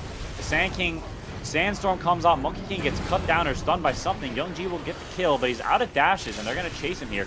The ring comes out, going to make some space here. The Macro Pyre as well. Alberca's running straight into the fire, into the ring, taking a buttload of damage. And now the stun over the top, the toss, the double stun. Holy crap, they're all dead. Only the Monkey King survives. Excellent execution from Power Rangers, as after getting massacred early game in a lot of these fights, the stuns, the team fight, and the tankiness are starting to come through, and it's looking harder and harder for Nemiga. They kind of just lack the damage, and this Tidehunter keeps getting triple broken and just dying every fight. And there's a big difference here in the impact of the Tiny compared to the Alchemist, who was still farming last time, right? This time, Tiny, he had a lot of space. He got to his item. He's like, now I am ready to join you guys. And we see he's doing some of the most damage in these fights. Avalanche Toss, still a strong combo, even as a carry. But the Tree Grab, giving that bonus damage on that Echo Saber, Shadow Blade. Damage is adding up here. It really is. It really is, and Monkey King is not a hero that likes to be losing fights, to be behind, have these deaths. I mean, he hasn't really been the one dying. It's been his team, but not being ahead, you can run out of damage, and you can get kited, and that is not what you want. We'll see if he can Especially when keep you up the pace. Especially when you go BKB first on that Monkey King. Like, at least if you live with the farming build, you can be like, okay, well, I'm going to scale up. But where your farming speed is not as good for having rushed the BKB. Which, to be fair, has had its, usefulness. It allowed him to be part of some of these fights. Oh my goodness, double stun. Only one on the Bushwhack. Doesn't get the stun off before the epicenter. Can they actually kill the Sand King before he stuns away again? 4 seconds. Doesn't get the Cold Embrace or the stun off in time, despite the Arcane Urn. So, Self-Hate gets a nice kill. 550 gold, plus the extra bits into his pocket. Close to the Deso now off that, so that's a big kill. Every little bit helps. If he had gone Deso first, he would have had so many stacks right now. This is a bloodbath of a game. It is 19-17, 22 minutes. Almost 2 kills a minute. Going for the completed Kaya Sange first on Void Spirit. Somewhat of an unusual build. We see a lot of Kaya Yashas, but Kaya Sange is interesting. It's not really healed on his team either. I feel like that the recent change where the health restoration now impacts incoming heals gave some extra value to it, but it's not really here this game. I guess there's like a Vlad. Steal a little bit more from that. I guess he wants to tank up. I mean, there is a lot of magic damage coming in. Sunburst. Definitely could just be for the HP. Tormentor is actually still up. It's 23 minutes, and they just opt to not even take it there. They're going through the gate, making a big move across the map. It's honestly kind of interesting. They aren't prioritizing the Tormentor at all. It's now Ariel. They do spot him. It looks like, can they get in range? Oh, yeah, you're cooked, brother. The Avalanche, the Bushwhack, you are dead. The Sharpshooter not even needed. Self-Hate is looking here. Huge Ravage onto 2. The follow-up stun, the Ice Path, perfect chain stunning. Viper dead without a chance to do anything. Now the Winter's Curse buys a little bit of time. Can they find TA2000? Can they find till the end? The Wyvern is definitely dead. Did they get a glimpse of the Tiny there? It looks like they do not. But they are on to different fish. Sanking is not a fish, he's a scorpion, but they're still chasing him regardless of his genus or subgenus. He will escape with his Ghost Scepter. He does some flopping like a fish. I think it's pretty similar. The Winter's Curse. There's been a couple on Tide. It works as a setup if the setup is there, like the Bushwhack, Avalanche, and Epicenter. But that's, I think, the second one I've seen that ends up, like, the team is not ready to act on it. And then at that point, you are not killing a Tide Hunter, even if his teammates are hitting him. Yeah, you are definitely not. And honestly, I think it's kind of a mistake from Alberca. Like, you have to understand that the enemy wants to kill you. You are Viper. You're always going to be in the #1 priority because you're easy to kill, but you're high impact when you're at a position like this. So a pretty costly mistake, I think, that burns them. They lose several K gold lead. They are going to go into the Roche now. And does Nemiga know about this? And even if they know, do they want to fight it? They've got no Ravage. It looks like they do, and they do. Wukong very in 3. low. Selfhate's going to see it. Trailing the Epicenter. Does he get it off? He does. The ring goes off. So in the middle of the Roche pit, is Tiny going to try to fight it? He is. He's getting very low. Holy crap, the Roche is low. Who's going to get the Aegis? He's tossing the air. Tiny gets the Aegis and the kill. And the Monkey King is now tied on the back line, hitting the Sand King, but he's not going to finish him off. Young G trying to kill the Winter Wyvern. The Aegis goes down. Hoodwink dies as well. Now Kova's9 getting spat on. Nicky Cool, he has the Region Rune going. They miss the Remnant. They miss a whole bunch of spells. A nice friendly force staff from Alberca. Now they yank back over to the side, trying to stay alive on Aerial. Potential stun coming, but the blink is canceled from Sanking, and they'll both live. Actually ends up being not as bad as it seems, even though Monkey King dies at the start of the fight, so what a mess.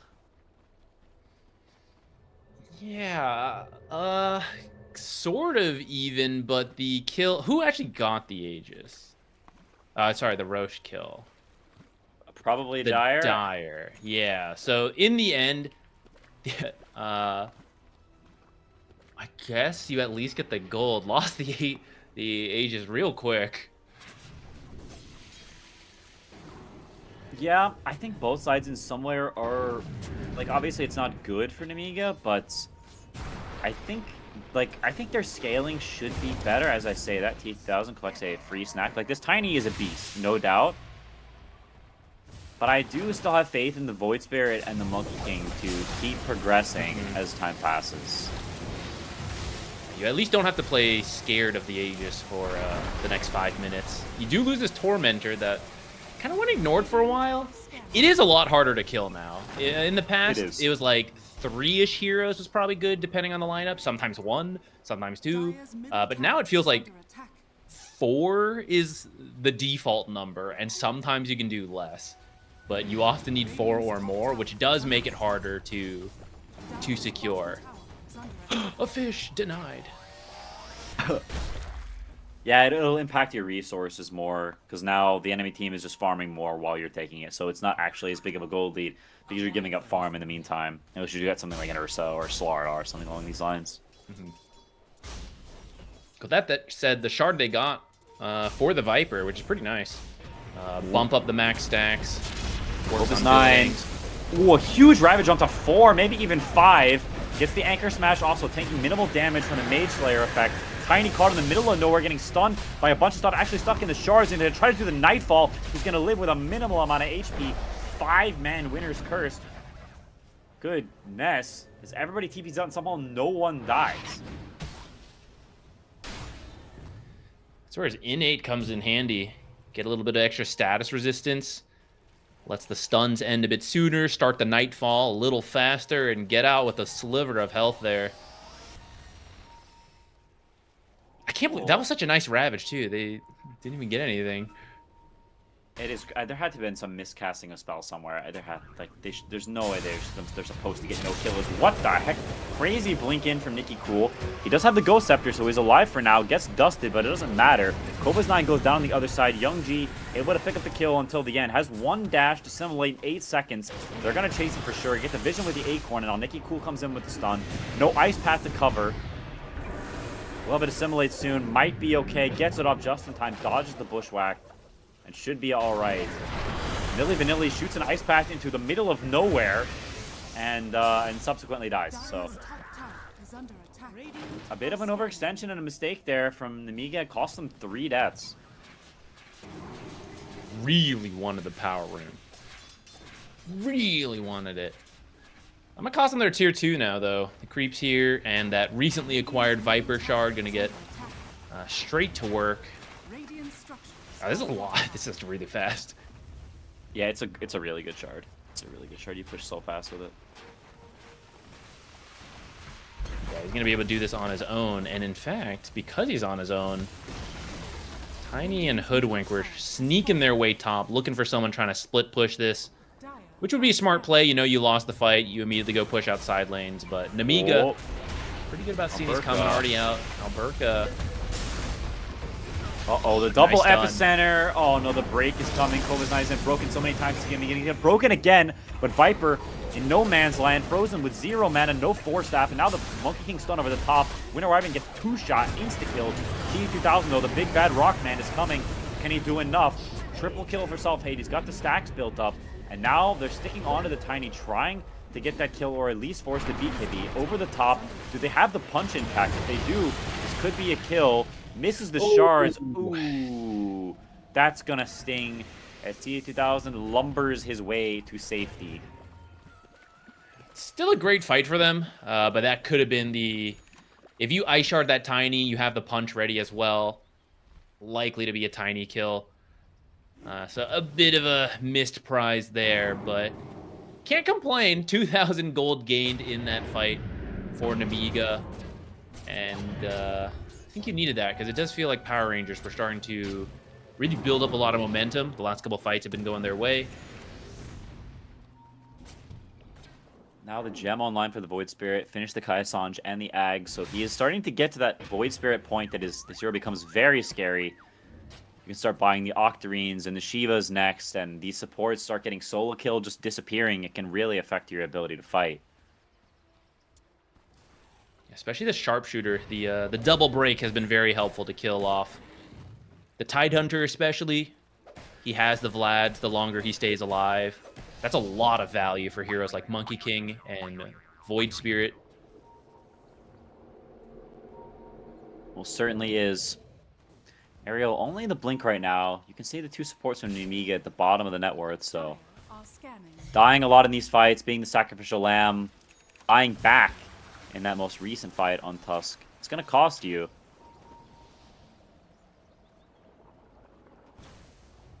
There's the Silver Edge on this Monkey King. This Silver Edge is honestly, it seems pretty cool against the Tiny. Not because there's anything valuable to break, but because you can slow him down. And so we can't just keep running away, which is what's happening in so many of these fights where he just skedaddles. Mm-hmm. I wonder what they're waiting for, because 4 of them pushed a huge wave to that bottom tower, and then they all just backed away. I mean, odd. Ravage was available, and I guess they just didn't see anyone, so they just got scared. Sand King was top, so if fight breaks out, I mean, it's not going to be great, but actually it was just Monkey King on his own, so... Not sure what the plan was there, and kind of still not sure what the plan is now, because I guess they just want to be in position for Roche. It's still a while, though. Like, it won't even start to spawn for 30 more seconds, and then who knows when it'll actually spawn. And now Monkey King has pushed that bottom lane all the way back to your tower now, so you're actually just going to lose this for free. Yeah, both teams are content on farming. I mean, this BKB and Kova's 9 I think is going to be huge. Allow him to not care so much about the breaks. Like, sure, he's broken, but he's not going to take as much damage from the magic damage. So the BKB on top of the Mage Slayer, maybe you can just walk it off and not die every single fight. He's not been able to collect his fish. No, he is a fishless man. Man, Melon, Leviathan, all of these things and so much more. Is under attack. What's not to love? Has fallen. The lack of fish. We don't love that. Yeah, I mean, we've already gone over. We need more fishing. There's where there's water, there's fish. Where there's water, there's fish. That's so true. When you turn on your sink, brother, you better watch out. A guppy doesn't come swimming through. Oh, ends up a pretty long Roche spawn. For this whole plan, you know, they wanted to be in position for this, but pretty much a max spawn. You're gonna have to sit here for quite a while, and then it won't even be here. It's gonna be bottom already. Yeah, they're smoking across. They realize we don't really want to sit here and just let them farm.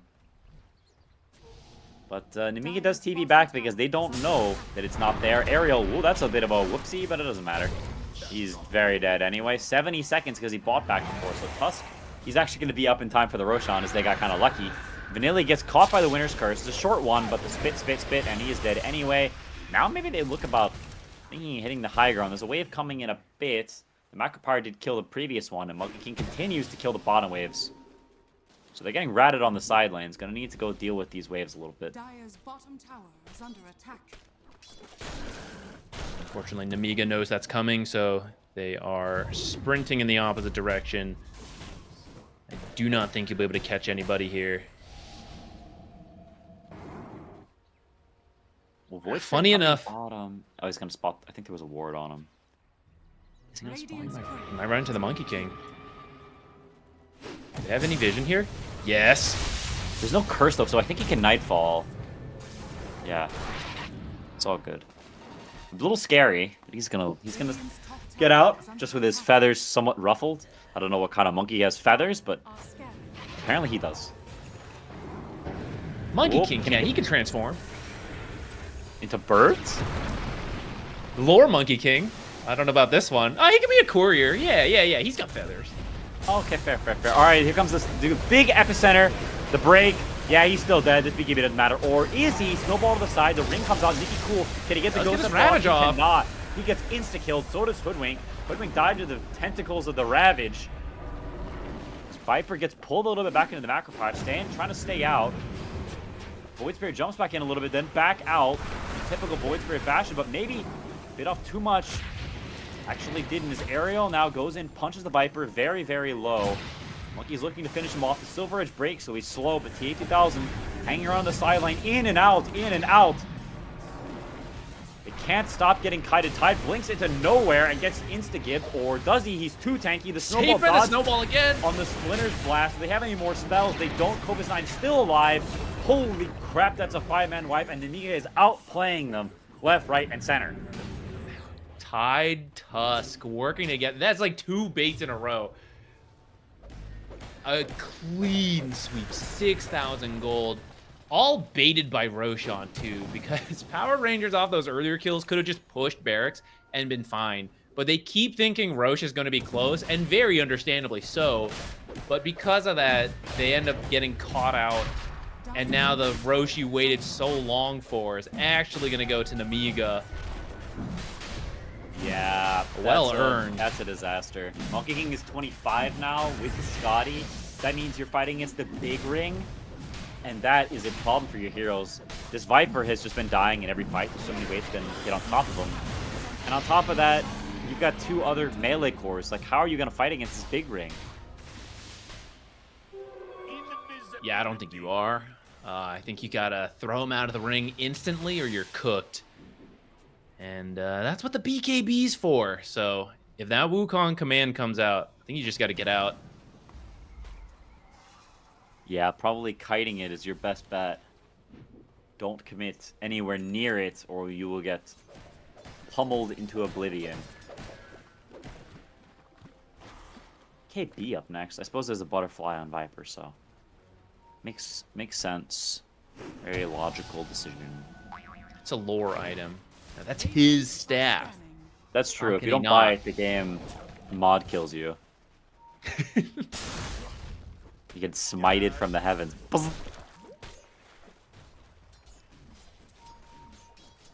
They're looking here for kills or objectives. They would love both, but they'll take one or the other. Sand King on the Mud Golems. Can he blink away in time? He doesn't blink, but he does stun. He can be forced. And they'll say good enough. Hoodwink TPs. Void Spirit, the Octarine core online, on his way to Shiva's. Exodia is near being completed. Dire's structures are fortified. This tower is certainly going to fall. There is an amplify damage rune mid. Dire's top See who tower can find is that falling. first. Looks like it's gonna be the Void Spirit. So that'll be continued power going their way. Oh, I forgot. In the last fight, they did lose the gem. Power Rangers lost their gem to Nemiga. So they are playing into double gem. It's part of why they're being a bit timid here. They are going to slowly lose their wards. Can't trust your invis to keep you alive. Until you can get one of those gems back, which is easier said than done. Let's see. He's still Monkey in the King. vicinity. Not one of the gem carriers. Fortunate for Tiny. Goes down. So they do see the majority of Nemiga here. They know there's something afoot. And that thing is a monkey right at your feet. Stuns the Viper. 4 steps away. They're trying to kite back. Winter Wyvern blinks away. They know this is not their fight. And it's not Nemiga's fight either, because they're not going to let them have it. Tight in the back. But the tower is in... Really? They're going to banner that Banner shit? this? He has Aegis? What? Okay, that was sus. Whoever placed that, check him heckin' PC. I think gonna assume that was a misclick. I can't see a logic to do that one. Hurting your high ground chances a little bit. They're still incredibly strong and very favored in fights, I think. All right, here's the next level bait. You wait for them to hit the banner, and then you go. I'm ready. Nemiga, I see you. You're moving away from your bait banner. They're smoking and heading straight into the triangle, the belly of the beast. They don't care the high ground's warded, which they almost certainly know it is. Young G jumps in, misses the remnant, and jumps back out. A little bit of a whoopsie, little nut tap. Says, all right, fine, you're there. All right, let's go. It's all good. Much love. They have room to make these moves. And you can see while they're on the map, they're setting up these wards. If you don't find the pick off now, you'll find it eventually. The bait banner taken down. Headed for the last tier 2. They continue the assault on Power Rangers buildings. Have Aegis for about 1 minute, I think, left. So a little bit of time to do what they want with it. Oh, Void's got to get these illusions to that top wave. Push that Uh-oh, Immersion. You crazy, brother? What do you think you're doing here? In the meantime, nice Winter's Curse on the Tusk here. My thing is frozen. Here we go. Winter Wyvern goes down. This huge epicenter over the top. Nicky Cool. He pops the BKB, but you can't use the Ghost Step at the same time. He's got the Refresher, though, so if he resets, he can potentially go back in again. He's still got the ward there.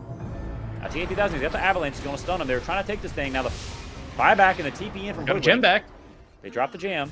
They're going to look for any more. My game froze there for a moment. It's a little unfortunate. The big team fight. They're going to try to find something. Self-hate. He might just insta-kill this Hoodwink if he's not real careful.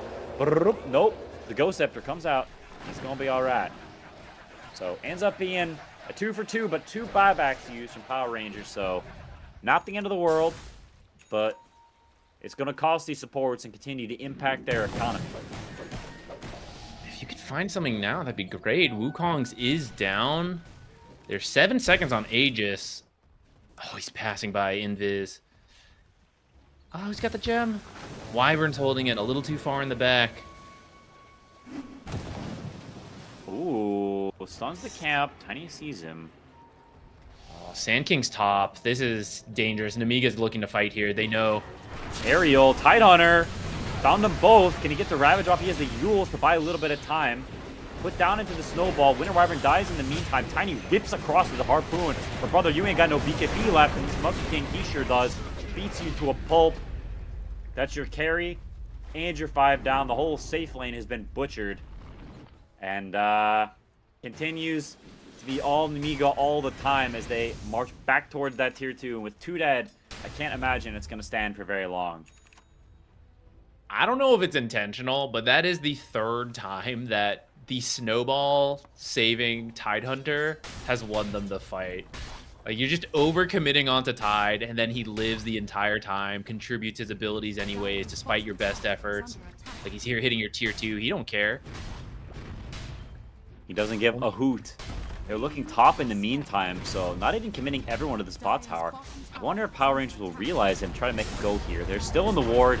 Vanilli, that was an ambitious attempt to de-ward, but he will be punished. In the meantime, they are heading over. Monkey King jumps across the way. Can he kill him through this? Oh, it was actually closer than I expected. The snowball into the base. Pull down. And now Viper gets Silver Edge. Young G still bursts the Hoodwink on the side. No buyback for him. Tide gets the Ravage off. No BKB on the Sand King. He just dies. The big ring comes out. You don't have your 4-staff on Viper. You're not getting out of this in time. Oh my goodness, Winter Wyvern just gets obliterated, and that's 5 dead all of a sudden. You might be losing like 2 sets of racks at least. Swift and sudden end. Yeah, I mean, you have this mid lane here. There's plenty of creeps. You have a counter fortify if you need it. And this is the Monkey King, 30 Deso stacks. Do you want to commit the counter fortify? Oh, there's enough creeps. It's close enough. This Monkey King is a monster. He almost full healed just off the Vlads alone. That was no stacks. You're getting racks on racks on racks here. Counting their dollar bills. Up 15k now. Mid and bottom certainly going to be theirs. Maybe they even go for top. Yeah, you can just tank through it. I mean, you're strong enough. Do you risk it, though? I mean, you know Roche is potentially close. Yeah, the game is in your hands, so it's really just a matter of gauging. How strong really are we? No BKB, no ring for 15 seconds. You can see he's double taking a little bit, but decides, nah, we're strong. You're kind of betting, like, if they didn't buy back to protect 2 barracks, they probably don't have it. Because he could, you don't know for sure. But as you're hitting this and he's not doing it, you're like, ah, he doesn't have it. We're good, guys. Wukong's for safety. This Rax is dead. That's mega creeps in the bag. Dire respawning, but too little, too late. As your base is in shambles, tatters, an absolute mess. Yeah, at this point, you just chill, get Roche. You can end the game with that huge lead. If you find a pick up before then you just end the game. It's the comeback at this point. TA2000, close to a Daedalus. He could buy it out, pray for some crazy tree crits. I mean, if you stand too close, Tiny can delete a lot of heroes all at once. We'll see if it's too little, too late. As Mega Creeps, their heroes are not the best at dealing with them, and they are a problem even for the best of lineups. Okay, here's the play. You see, you let them get to your Ancient. Winter's Curse, all the more powerful when Mega Creeps join in, doing the damage. Not bad. Not bad. Hey, you got to come up with something creative when you're in this state. Down 18k, Mega Creeps, Roche in a minute. We need some Einstein level ideas here. How many movement abilities we got? We got Toss. Hurricane Pike someone back. I like what you're thinking. Do they have a refresher on Sand King? But they need one on Tiny for the double toss. Got to get him in the fountain. Nemiga not getting close to that fountain. No, it's like the one way they could possibly lose. They're waiting for Roche. Responsible Dota players.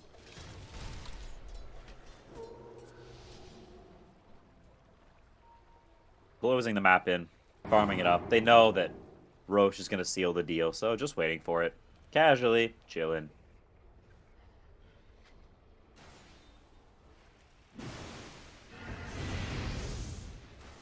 And when that Aegis push comes, how are you going to stop it? It doesn't seem like they have any interest in contesting. Could they even get here in time? Probably not. No, your odds might be better in your own base anyways. I mean, maybe you could get an amazing Winter's Curse around the pit and Epicenter. Like, maybe that wouldn't be a bad attempt, but you know they have setup vision, right? You have to walk through so much of their controlled area. It's pretty scary. You're gonna have to hope for the call of the fountain to save you now.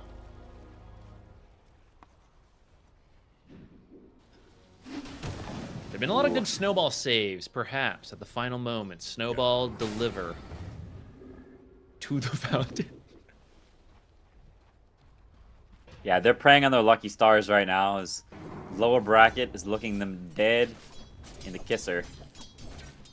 As the wave's starting to push in. They're farming on the side lanes of Sand King and Viper, but Bush is coming. Self-hate looking in. He's got the shard. Could jump into the base and incinerate the Winter Wyvern if he finds him. But just hitting the base for now with the banner.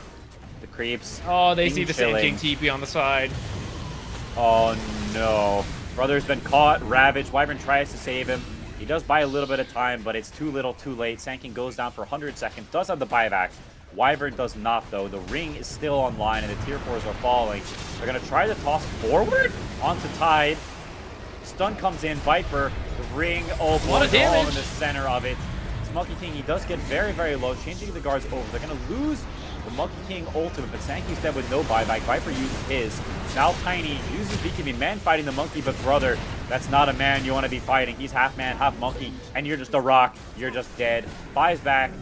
Viper trying to survive, trying to scoot back to the base, but your throne is losing HP, the half HP. Void Spirit jumps in the back, stalling, buying for time. As Monkey eyes on the prize, Throne one hit after the other. Inevitability. And the base goes down. Power Rangers 2-0'd by Nemiga. And I'll say it, honestly, I think they kind of got outclassed. This was not a game I felt that was like, it was close in some sense, but this whole series, I felt like Nemiga had their number. Like, they were just the better team. I'd even say just the better players overall. It did not feel like a close series. They were just better. Yeah, there were some scrappy moments for Power Rangers, but I think especially in the mid lane performance, you know, not to put all the pressure on him, but I think that's where you could feel the most difference, where on one side, Young G first on the puck, then this time showing him how it's done with the Void Spirit, just all over the map, setting up these plays. He eventually got the Blink Dagger. He was able to find stuff, right? But the Void Spirit already had a head start, and then he's keeping pace with you throughout this. And it feels like a lot of momentum comes from the mid lane nowadays because there's so many early objectives. This is the guy who's going to be leading the team to get the kills, get the lead, to set up for early Roches, early Tormentors, and kind of having just 2 games in a row. No, 100%. This is just tough. I think they all played well. I think honestly, I was pretty impressed with their willingness to move their cores around and connect with each other. I think that was honestly, it's very impressive and something that I think really high level players do. And to see that from a tier 2 team, I think off this performance, I could definitely see them qualifying, right? With BetBoom looking shaky, like they're totally in the running to make it all the way to DreamLeague. So it's a great start, and you know, they still got games to go. Moving through the upper bracket, you move very quickly through these qualifiers onwards and upwards close to that grand final. So very cool for them.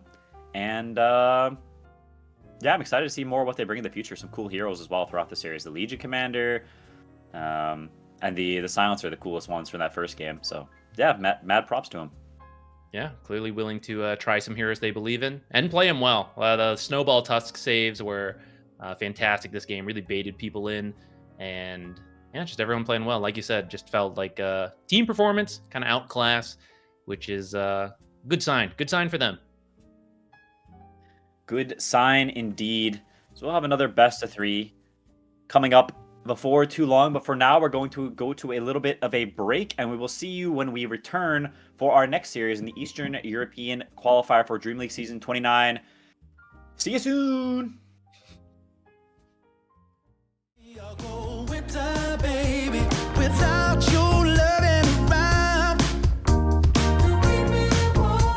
I will be waiting until you come back home. You're gonna be a cool winter, baby, without you here with me. So don't keep me waiting. I need your company. Ooh, I know I did you wrong.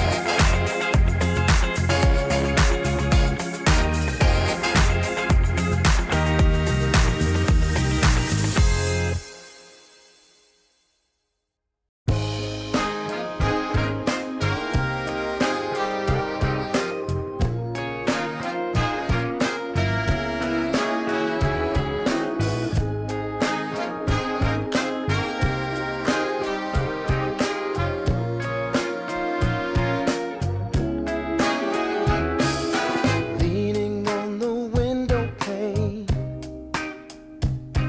I found my mystery woman.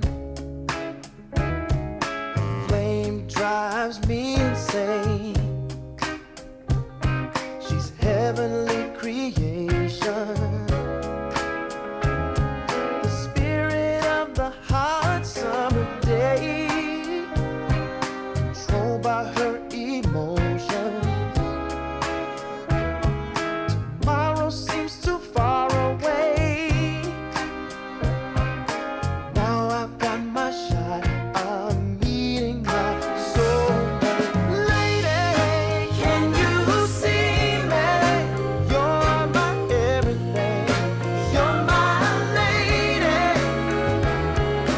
Lady, can you feel me? I fell head over heels. You're my lady, lady. Maybe you can't hear me, my sweet little thing, my sweet lady. Lady, can you see me? You are my everything. You're my lady, lady. Some might think I'm crazy. You're my constellation. My vision's far from hazy. I need no confirmation. Take my heart and don't let it stray.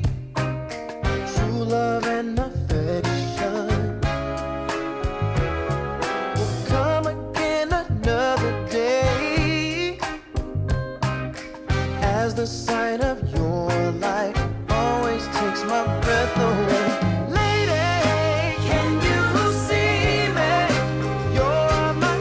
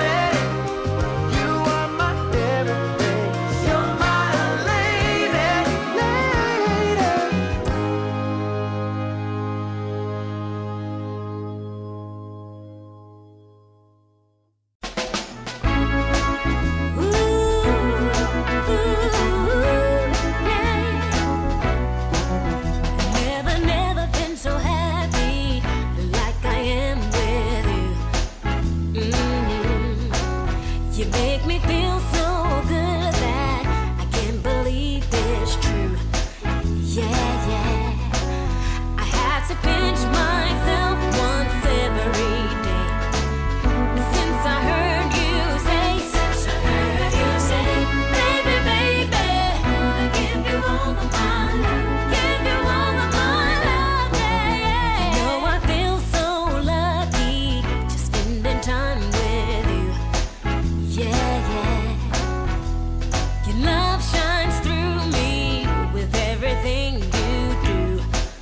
Mm-mm. I have to tell myself once every day.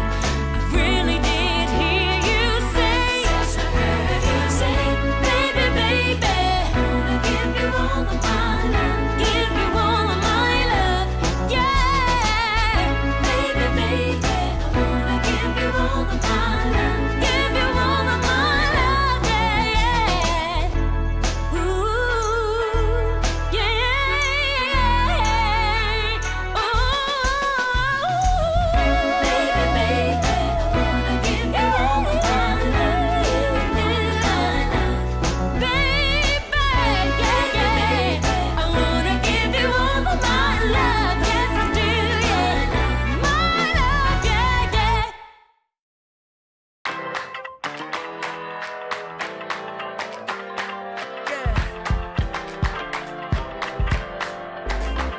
You crack the ceiling.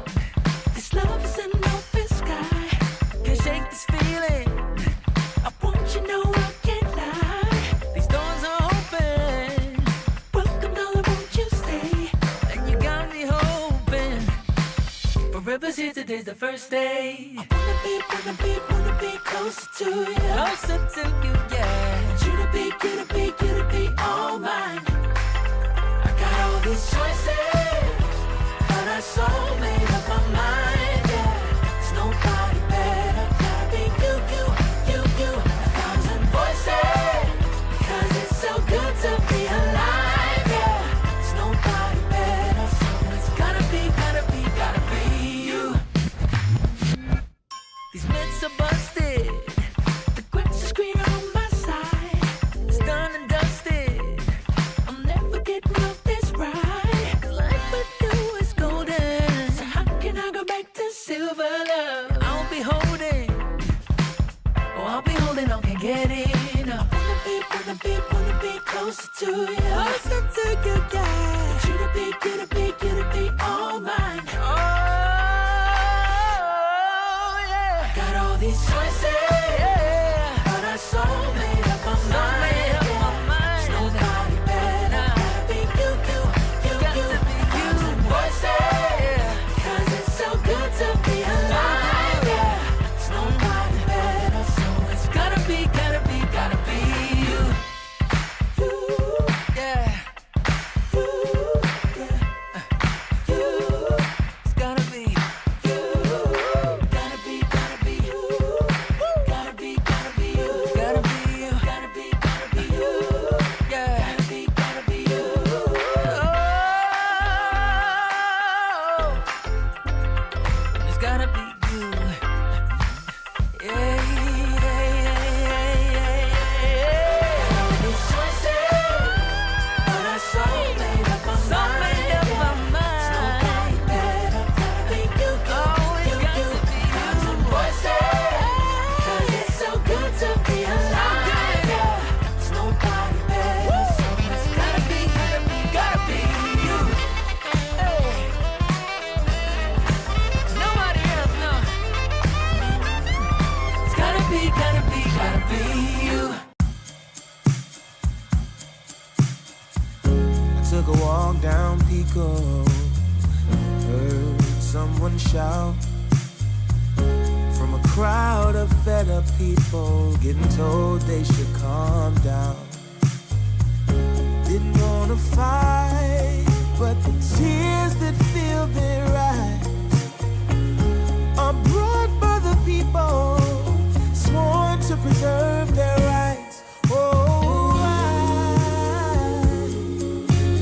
how could you not see it all coming? Stuck in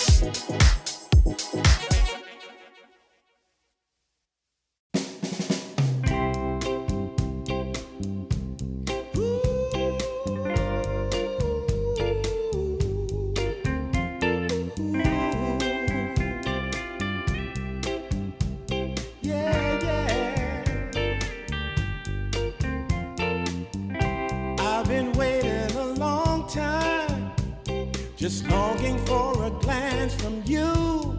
Yeah, a chance to look in those big brown eyes. No telling what my heart would do.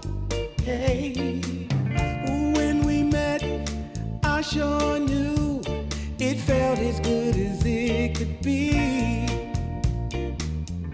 In that moment, though it felt so good, I wondered why you noticed me. If you gave me just a little time, it would sure ease my troubled mind. Don't tell me that you don't feel the same inside. Don't tell me. These are feelings that I ought to hide. I don't care where you came from. Just tell me where you wanna go.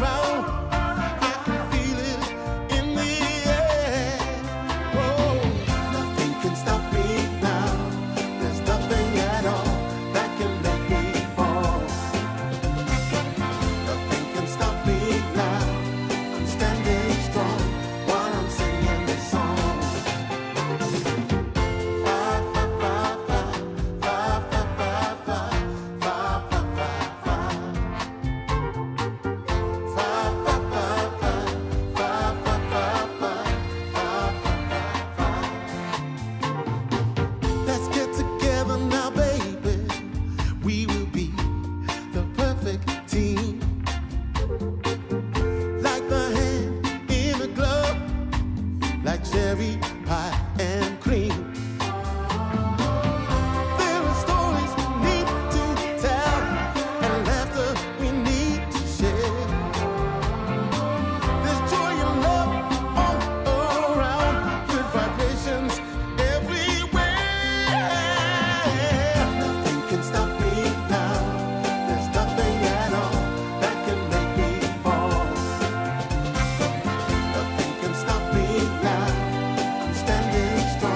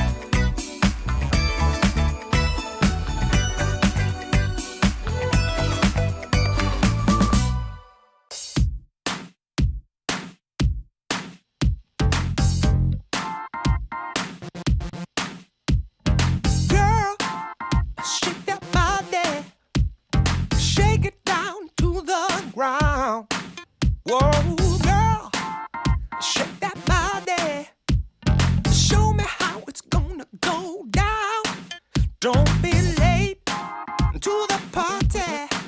Don't be afraid to scream and shout.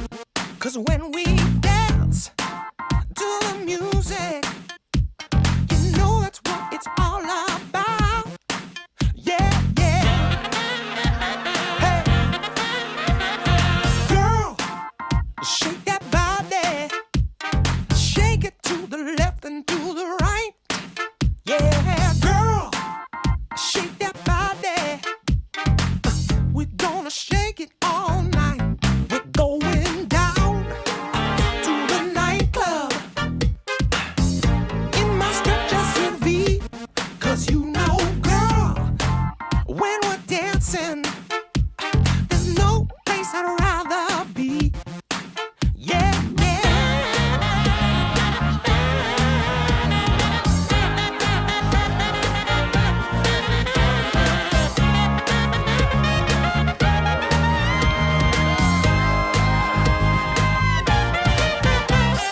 Girl, shake that body. Ooh, girl, shake that body.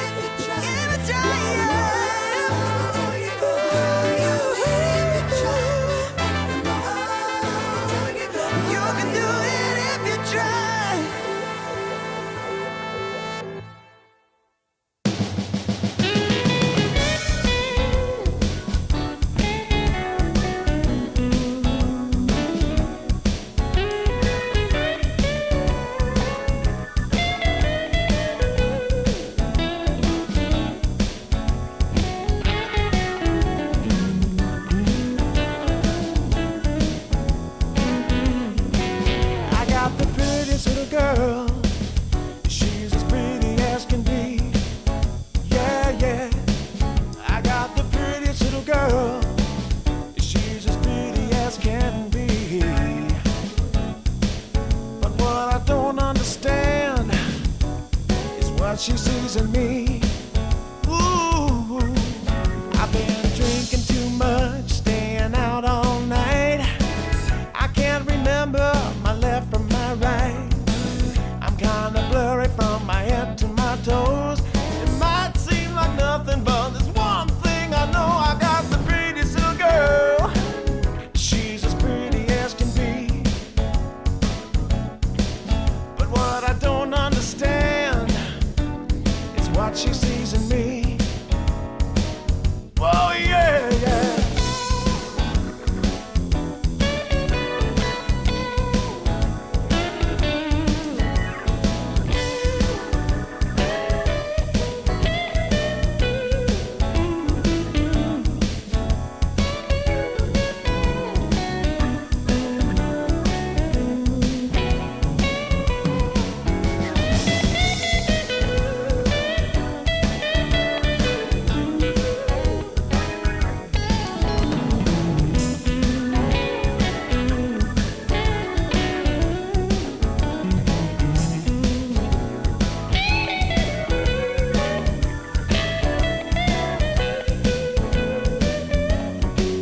I've been in and out of trouble for much too long. I can't remember the words to this song. I thank the Lord as I'm crawling out of bed. It's another day that I'm not dead. I got the prettiest little girl. You know she looks so fine. I don't know what she sees in me, but I sure am glad she's mine. Whoa, no.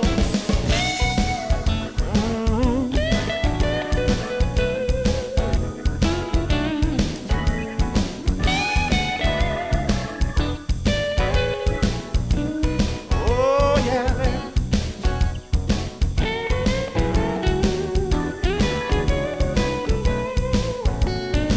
Oh, yeah, yeah.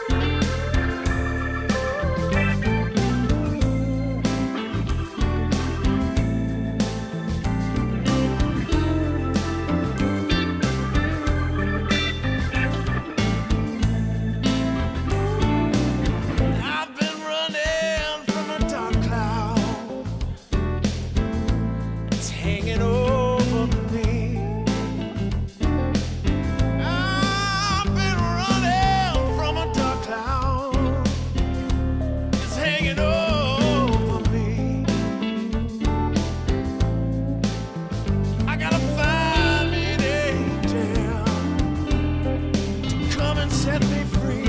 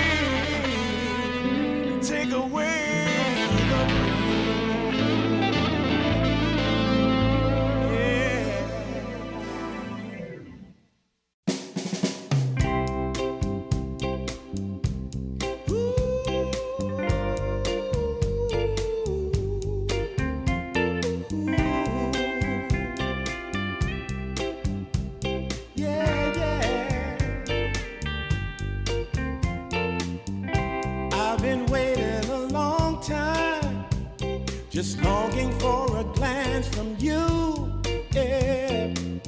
A chance to look in those big brown eyes. No telling what my heart would do, hey. When we met, I sure knew it felt as good as it could be. In that moment, though it felt so good, I wondered why you noticed me. If you gave me just a little time, it would sure ease my troubled mind. Don't tell me that you don't feel the same inside. Don't tell me who. These are feelings that I ought to hide. I don't care where you came from, just tell me where you wanna go.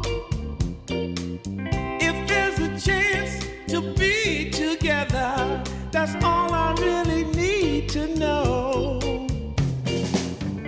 Is it real or make believe that keeps me thinking of you?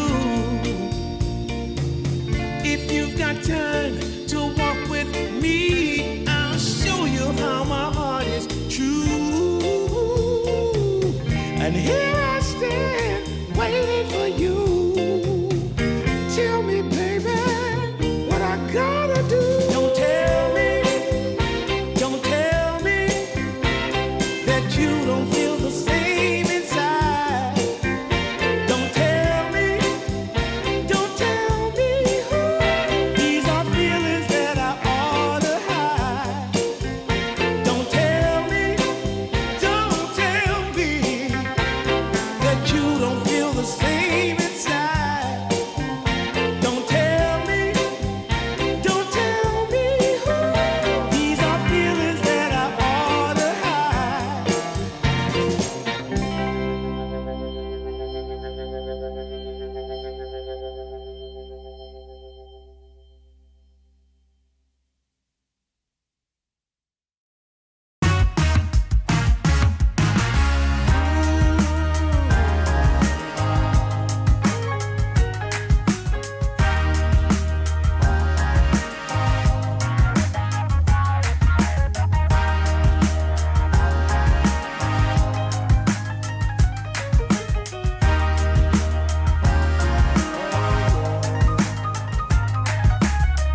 Turned on the dime when I saw you walking by.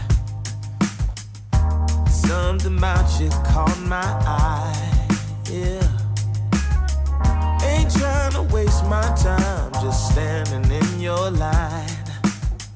Gotta take a shot before you pass me by. So you wanna be alone for a minute?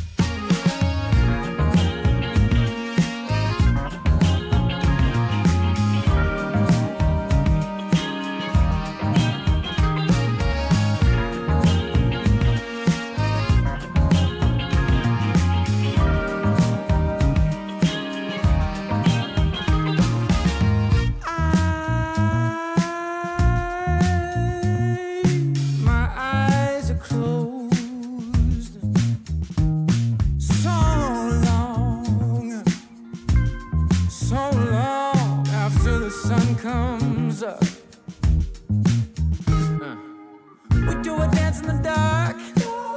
Down the hall, pictures fall. Even the neighbors call. But then you rip out my heart. Every artery, a part of me. Ooh. It's obvious to me that you love to watch me bleed.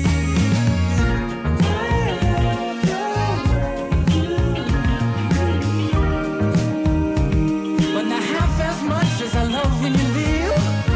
I hate to see you go. But I love to watch when you're walking away from me. Walking away from me. Yeah, yeah. 'Cause I could be anything you want. I could be anything you need. Baby, tell me it's something real, and I'll give you everything. Every now and then we can smile. You know I can't help myself. They play around with me for a while. Keep tearing me up until there's nothing left. Ooh, it's obvious to me. Yeah, you love to watch me bleed.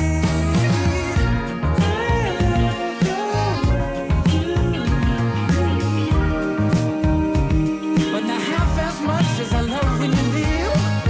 I hate to see you go. But I love to watch when you're walking away from me. Yeah, yeah.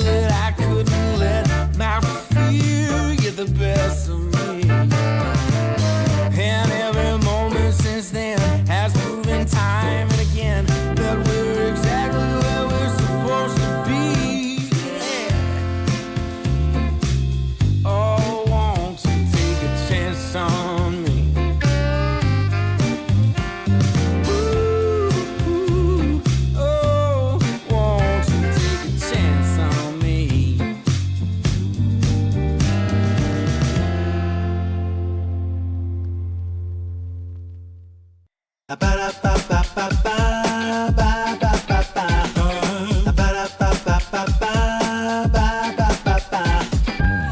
you wanna get with me, all you gotta do, call me when you need me. I'll be waiting for you. I know exactly what you want. I'll satisfy your need. We can have a good time. Don't you worry about a thing. If you want it here, or if you want it there, you got it. Have yourself a good time. Act like you don't care. You got it. Get that motivation. You got it. I got just what you need. You got it. I got just what you need. You got it. I got just what you need.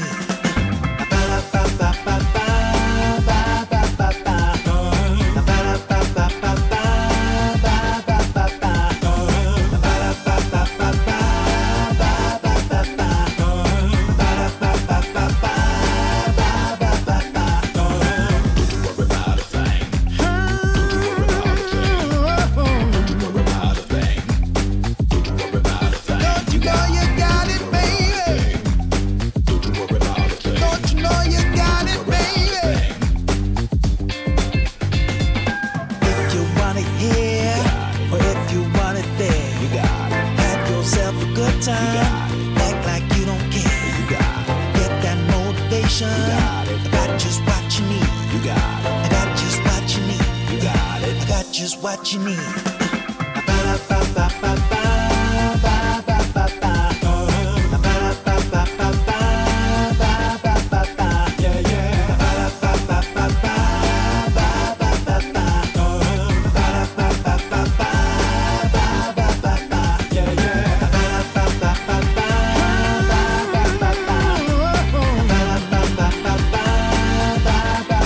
Don't you know you got it, baby?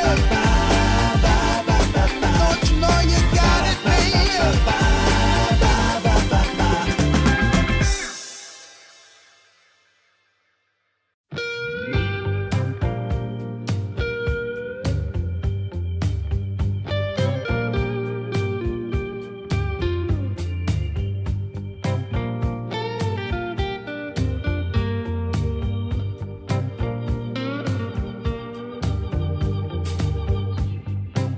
I got worries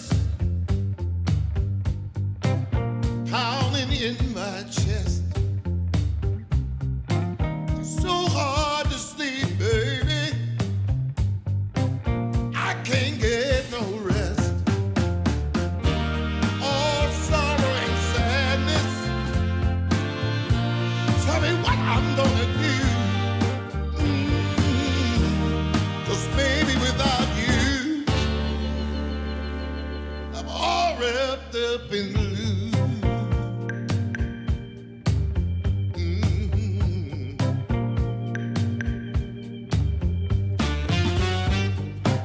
I thought it would be easy to make it on my own. But baby, now I know what it means to be alone.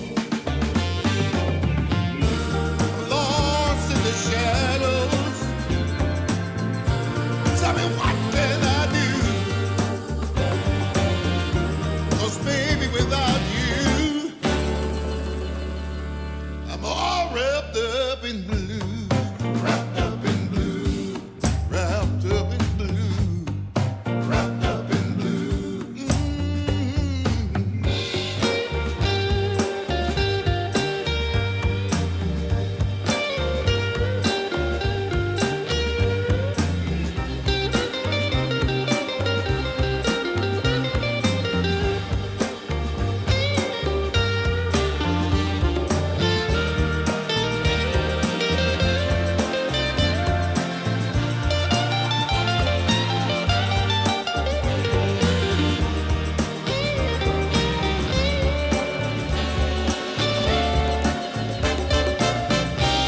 You don't miss the water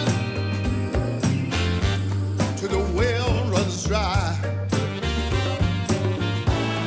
You never see when the truth turns into a lie. Hey. Wrapped up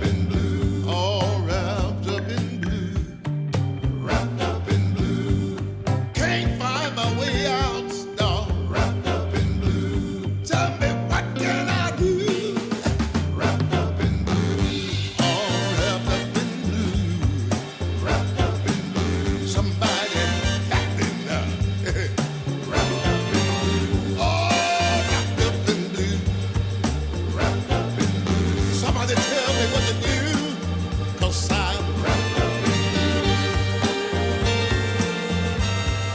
Wrapped up in blue. Wrapped up in blue. Wrapped up in blue. Wrapped up in blue. Oh, yes, I am.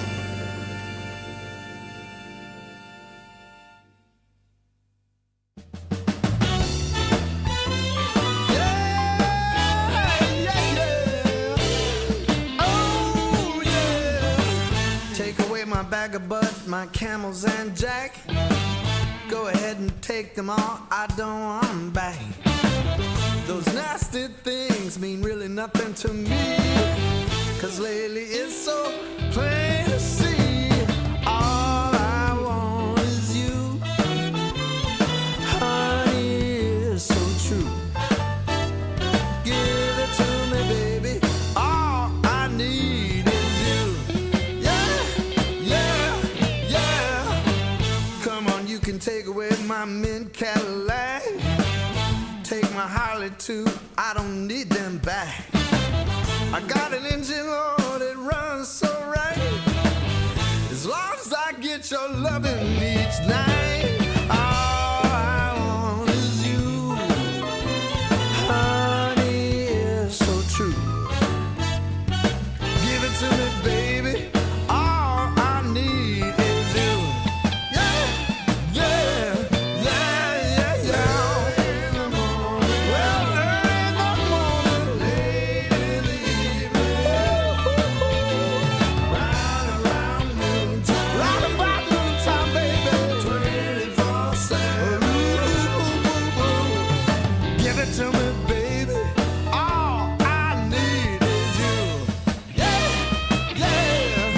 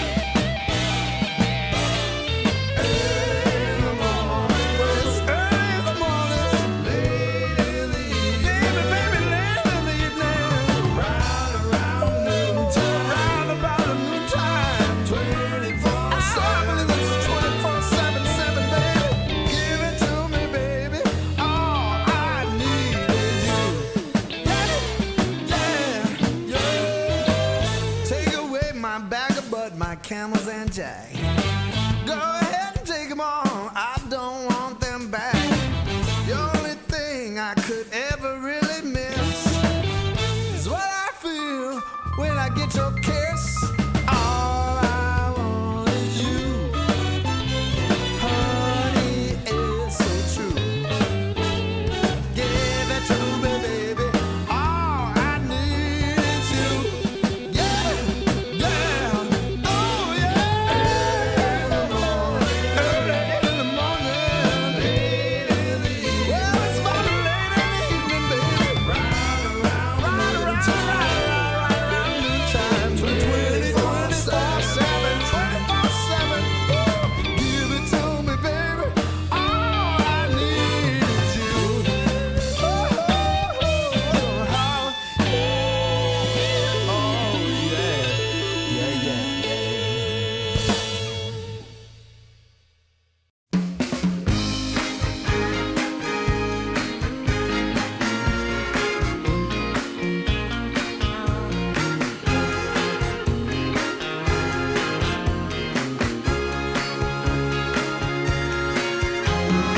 I want music, music. good music playing and dancing to the groove, and I want Oh, sing it, sing it. to sing at the top of my lungs. The evening has just begun. Hips are swinging, and feet are stomping. Happy people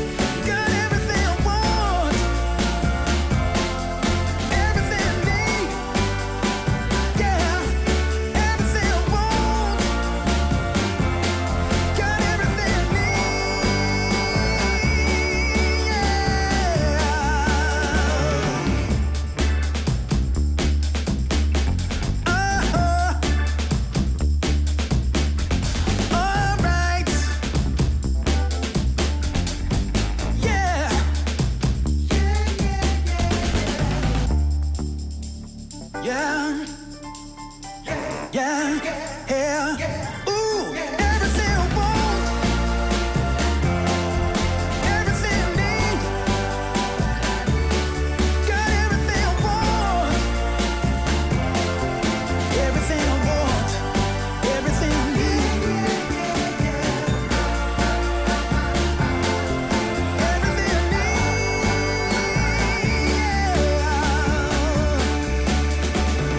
Yeah.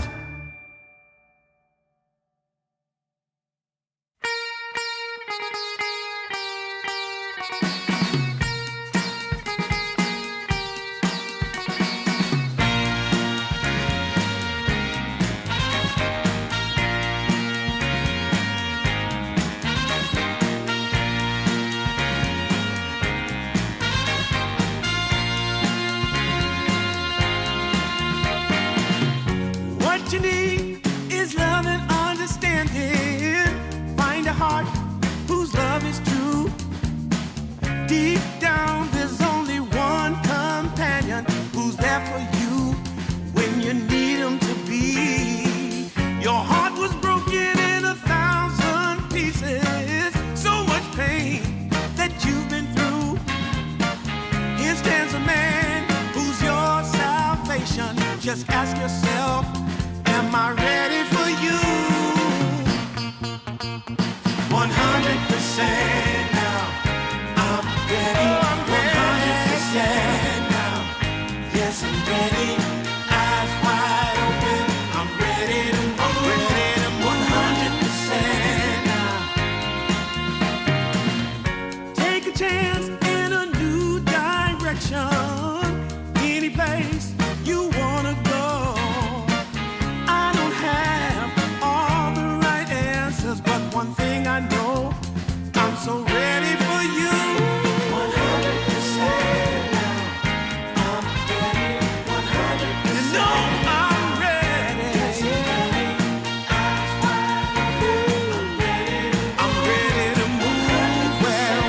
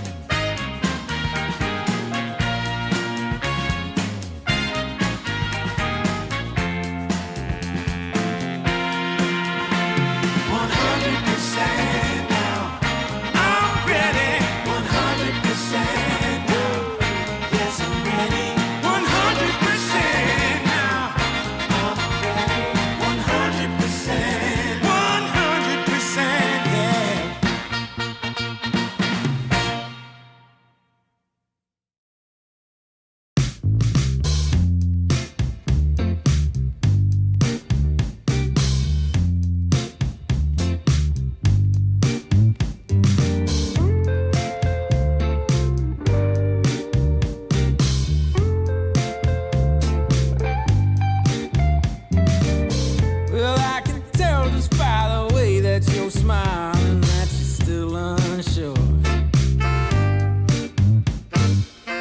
And I can tell just by the look in your eyes that you've been hurt before. But baby, no one can promise you forever. Right now I only know that we should be together. Because it's now or it's never, so won't you take a chance on me? Well, it's fine if all your previous guys they made you run away. You can bet you'd only have one regret, and that's if you didn't stay. Walk my way. 'Cause baby, no one can promise you tomorrow. But today you take away all of my sorrows. You know I'd beg and I'd borrow for you, so won't you take a chance on me?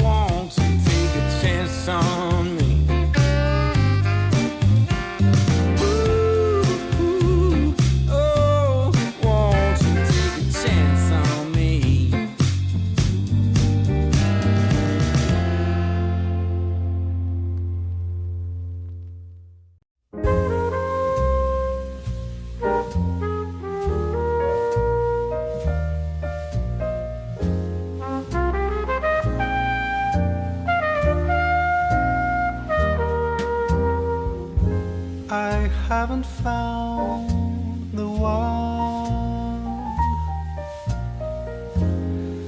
I never knew what others do. I hope and yet again,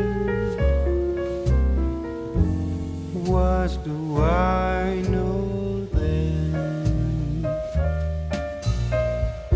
I believe it's all meant to be. All my dreams are so out of reach. I fool around, but we never know. I fell in love, but a long time ago.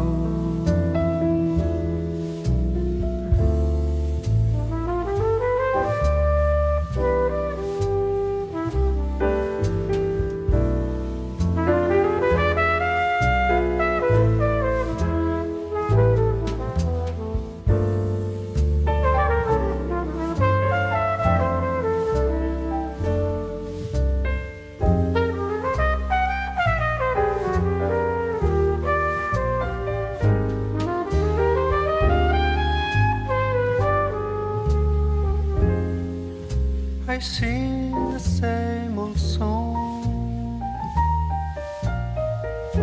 been going on for far too long. I hope and yet again, what do I know then?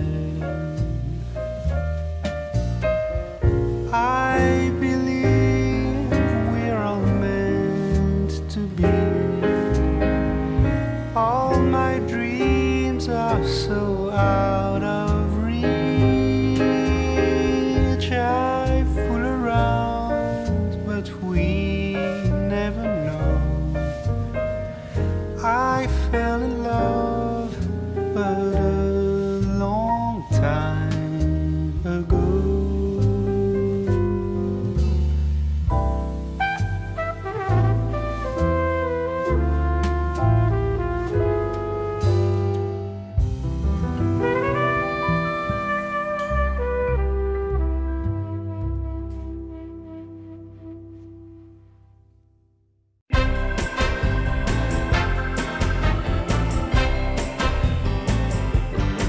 Well, there's this girl that I like, but I know that she's wrong for me.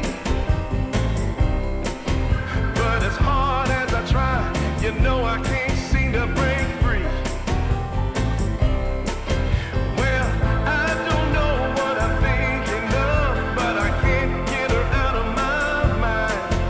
When she walks in the room, I take one look at her, and all I wanna do is make her mine. But you know that you don't go messing around with a girl like that. A girl like that. You know she's gonna take your heart, and you're never gonna get it back. She's only 5'3", but she's got a little spell on me. All she does is snap her finger, and you know it brings me to my knees. Yeah, I don't care what the people say. She's got everything I need. She makes my heart grow weak with everything she does, right from her head down to her feet. But you know that you don't go messing around with a girl like that. A girl like that. You know she's gonna take your heart, and you're never gonna get it back.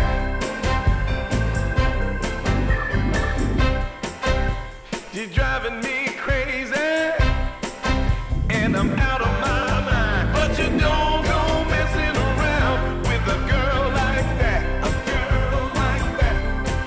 You know she's gonna take your heart, and you're never gonna get it back. So don't go messing with a girl like that.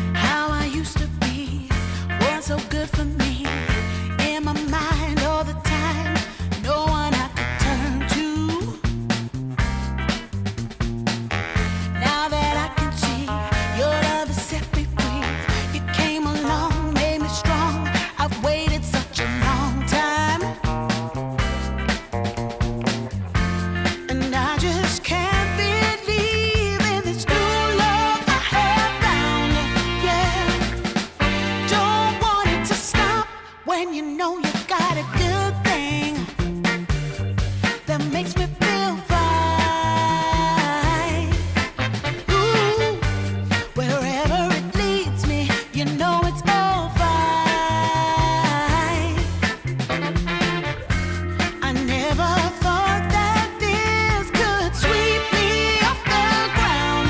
Oh, I don't want it to stop when it's feeling this good.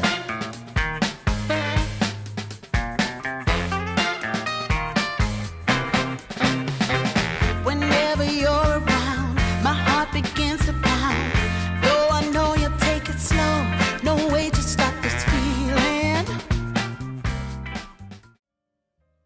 Hello, hello, hello. Welcome, ladies and gentlemen, to One Win versus Nemiga, the upper bracket semifinal of the DreamLeague Season 29 Eastern European Qualifier. I am Quinn. That's the Quixotics.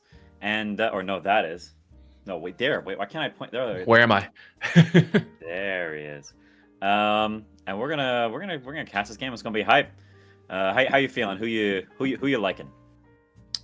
Well, we saw Nemiga earlier today. They actually looked pretty solid. You know, some mistakes like everybody does, but overall pretty good. Excited to see what 1W's been up to. I saw they won their earlier series 2-0 as well. Promising, though. I think one was like 60 minutes too, so maybe we got some mistakes going on there as well. But it's just like, it's fun. It's still relatively new in the patch. I like seeing what's going on. I feel like I was a little out of it. I say it's new in the patch. I know people were playing, but I was kind of also playing, you know? So to me, what the pros are up to is still learning that. Yeah, I'm curious because this One Win team has been around for a long time. Like these players have been playing qualifiers for like years. And they've like changed some players here and there, but it's still like this core of like Squadix and Sweden Strong. The Rain guys play with them for a while too. Like those two guys have been on the same team for like a long heckin' time. And I think like they're probably very hungry to succeed because they're both pretty high on MR. I think they're the highest ones on the team, and they have not had very many results. So we'll see. We'll see if they can actually prove themselves here and make it to a DreamLeague would be very big for them. Yeah, they had a moment, I want to say like a year ago, where the team was starting to look pretty good and they made it to a couple events, had some like, I want to say okay showings relative like to the teams that go to LANs. I mean, for them, that was huge. You know, that was like the biggest events they got to. But it's been a dip since then. So like you said, these players have been kind of grinding for a while, and I think it's really cool to see new players get their opportunity, right? I feel like this year we've seen a lot of different teams get to rise up, win some events, or at least make it to the events. See if 1W can do it. You know, we thought going into this, Bet Boom's probably the favorite, but they look a bit shaky. This could be 1W's chance to strike, get back to some LAN events. Well, not LAN events yet. They can go to DreamLeague, but actually, if they did well, they might actually get to go to Riyadh off of that. Yeah, we'll have to wait and see. We saw this Monkey King I like because we saw it in the series earlier. Nemiga looked super good on it, and I think this hero was really strong. When I played it some, I think this hero is super powerful mid. It's super powerful carry. It's got really nice item builds, scales really well. Like I think this hero just rocks, and I don't think there's that many counters to it outside like Phoenix, maybe Batrider, and both those heroes are banned. So what you counter it with? Is that, because I haven't seen it as much, is that partly due to some of the new items, or is it like having Tree Dance at 0 seconds again when it's maxed out to move around the map like you used to have? That's definitely a huge part. Like the mobility aspect of that is like, it's crazy. You move across the map faster than any other hero. You're everywhere. But I think it's also the Mage Slayer is very good for this hero. The fact that it's physical, and you can buy it like this Mage Slayer Deso build. Like he does it, Kez does it. There might be some other hero that does it too. Like that build is really good because there's just a lot of synergy between the items. 10 seconds remaining. Looks like they're going to try to slow it down at least with the Queen of Pain. Typically good versus melee heroes. You got the Blink to get out of Wukong's command if he's trying to kill you. Maybe can you push him out if he's at the edge with the Sonic Wave. But Monkey King can move around historically. Do you feel, I imagine you've been playing in the mid. How do you feel about the carry Monkey King? Same deal, still good? I think it's really good. Yeah, I think it's super good. I think this Mage Slayer Deso is really good in a lot of games. I think if anything, it might be more consistent in the safe lane. Because mid there are some bad matchups. Like Queen is pretty bad. Or at least historically it is. Like if she puts 3 points in Dagger, once she's got that 3rd point, it's curtains. You're done laning. And you go gank at that point. Because there's no laning when she's got 3 points there. So I think already they'll probably put it safe lane. And this is like we'll just counter the Queen with something else. We'll pick an Ember, or Huskar or some other dude that's good against Quap, and Monkey uses our safe lane hero. 10 seconds remaining. Well, they'll have some time to decide where they're going to go. I imagine these first 2 picks will be like maybe both supports, maybe the offlaner, and then you can decide at 18 if you want it to be the carry or not. Yeah. Yeah, I mean, I think it's somewhat interesting that people have started picking Queen this early.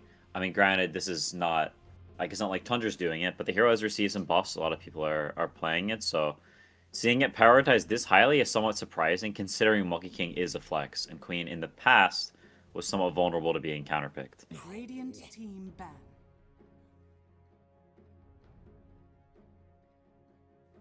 Have you seen a lot of Disruptor? Like, what's up with these Disruptor bans? We saw it in the series earlier, too. I did see some teams play it, but not everyone. So I haven't 10 really seconds remaining. gotten a great feel for it. I know it's always been popular in this region, right? Yeah. Even when it hasn't been that good, they love this hero. So that might be part of it. It is also a hero that Monkey King does not like playing against, right? You're like trying to jump in this fight, move around, and you just keep getting glimpsed away. It forces you to BKB sooner than perhaps you would like. But yeah, I was actually underwhelmed with some of the changes because he essentially lost his facets. His Q got like a little bit more damage in the lane, but it lost the extra slow. His shard changed to this kinetic fence, which I love the idea of kinetic fence, but it's never been that strong. 5 So Yeah. seconds remaining. yeah, I'm not too sure on that. Too bad. We still won't see. They respect it, but I'd like to see it. Let it through so we can see why it's being banned out. Yeah, see why you respect it so much. Yeah, Dire team pick. I've seen Jakiro enough look- Jakiro. Show us the disruptor. Yeah, I would love to see less Jakiro. That hero was too good for too long. Every time I see it, I just like inwardly groan. Rubik is great against it though, and it's cool to see Rubik. Even still, like, you know, it's been popular for a couple weeks, but that hero is just like, it's so iconic to 10 Dota seconds remaining. that it's always cool to see a Rubik. I feel like every support player jumped back as soon as there's like, oh, Rubik buff, guys! Like, it's time, pick Rubik. Everyone loves playing Rubik, and we're just begging for an excuse to do it. When it was kind of crazy to me, he wasn't being picked because Jakiro was so popular, and it's one of the hardest counters in the game. Like, your Ice Path when you steal it is just so much better than Jakiro's. It is really hard to play into Stolen 10 Ice Path. seconds remaining.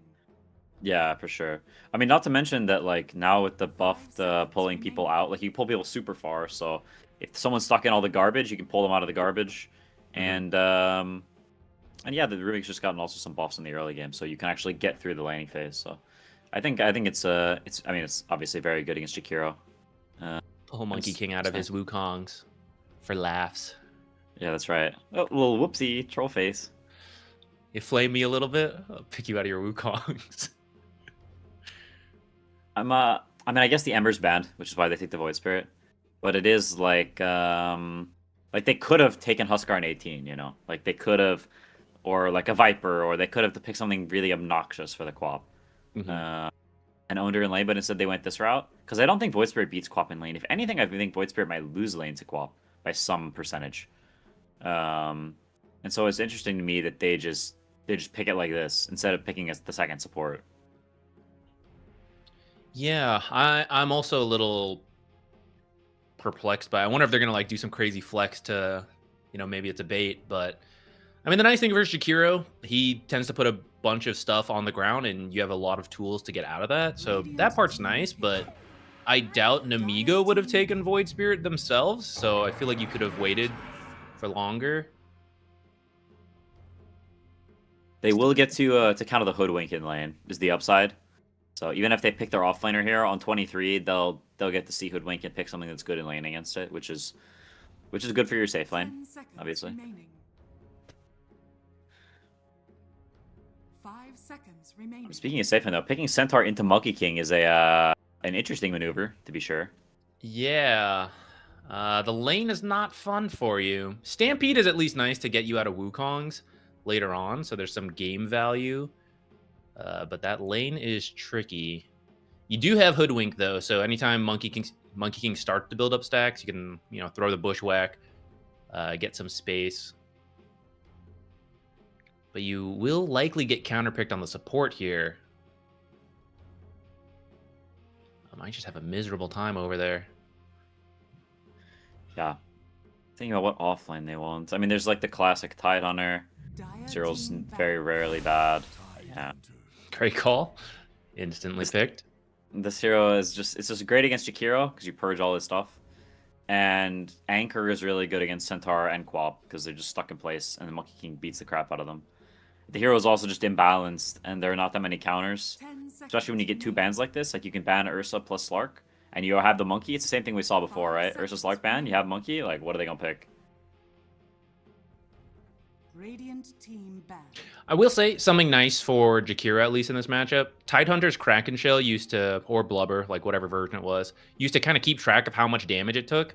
So sometimes you could dispel the Jakiro abilities really early. But I think now you have to take a certain amount of damage in 7 seconds. So you have a little bit more time when you're starting in these early lane fights to get the value out of your abilities without it being just instantly dispelled.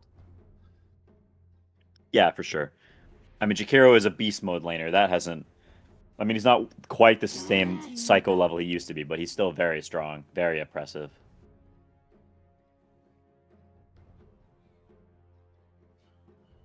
We'll see if they get creative with it, you know? If they go back for... I mean, I imagine Slark will be banned here. But if Slark's not... If Slark is banned, you could go for something like the Drow. We talked about some other options as well. I can't remember what they were. 5 seconds remaining.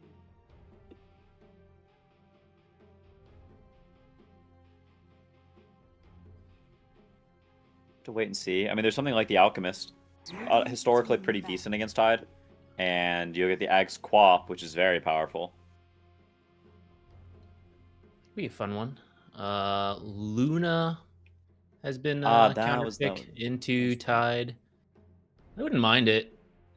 Rubik might have a great time though if you give him some of those spells as well. Radiant team pick. Four Monkey King. Interesting. Very peculiar. He did I have a mean, Tide Hunter who can be left alone. Choose your hero. Alright, there's the Slark. So they didn't ban the Slark, and they take the Slark, so that's cool to see.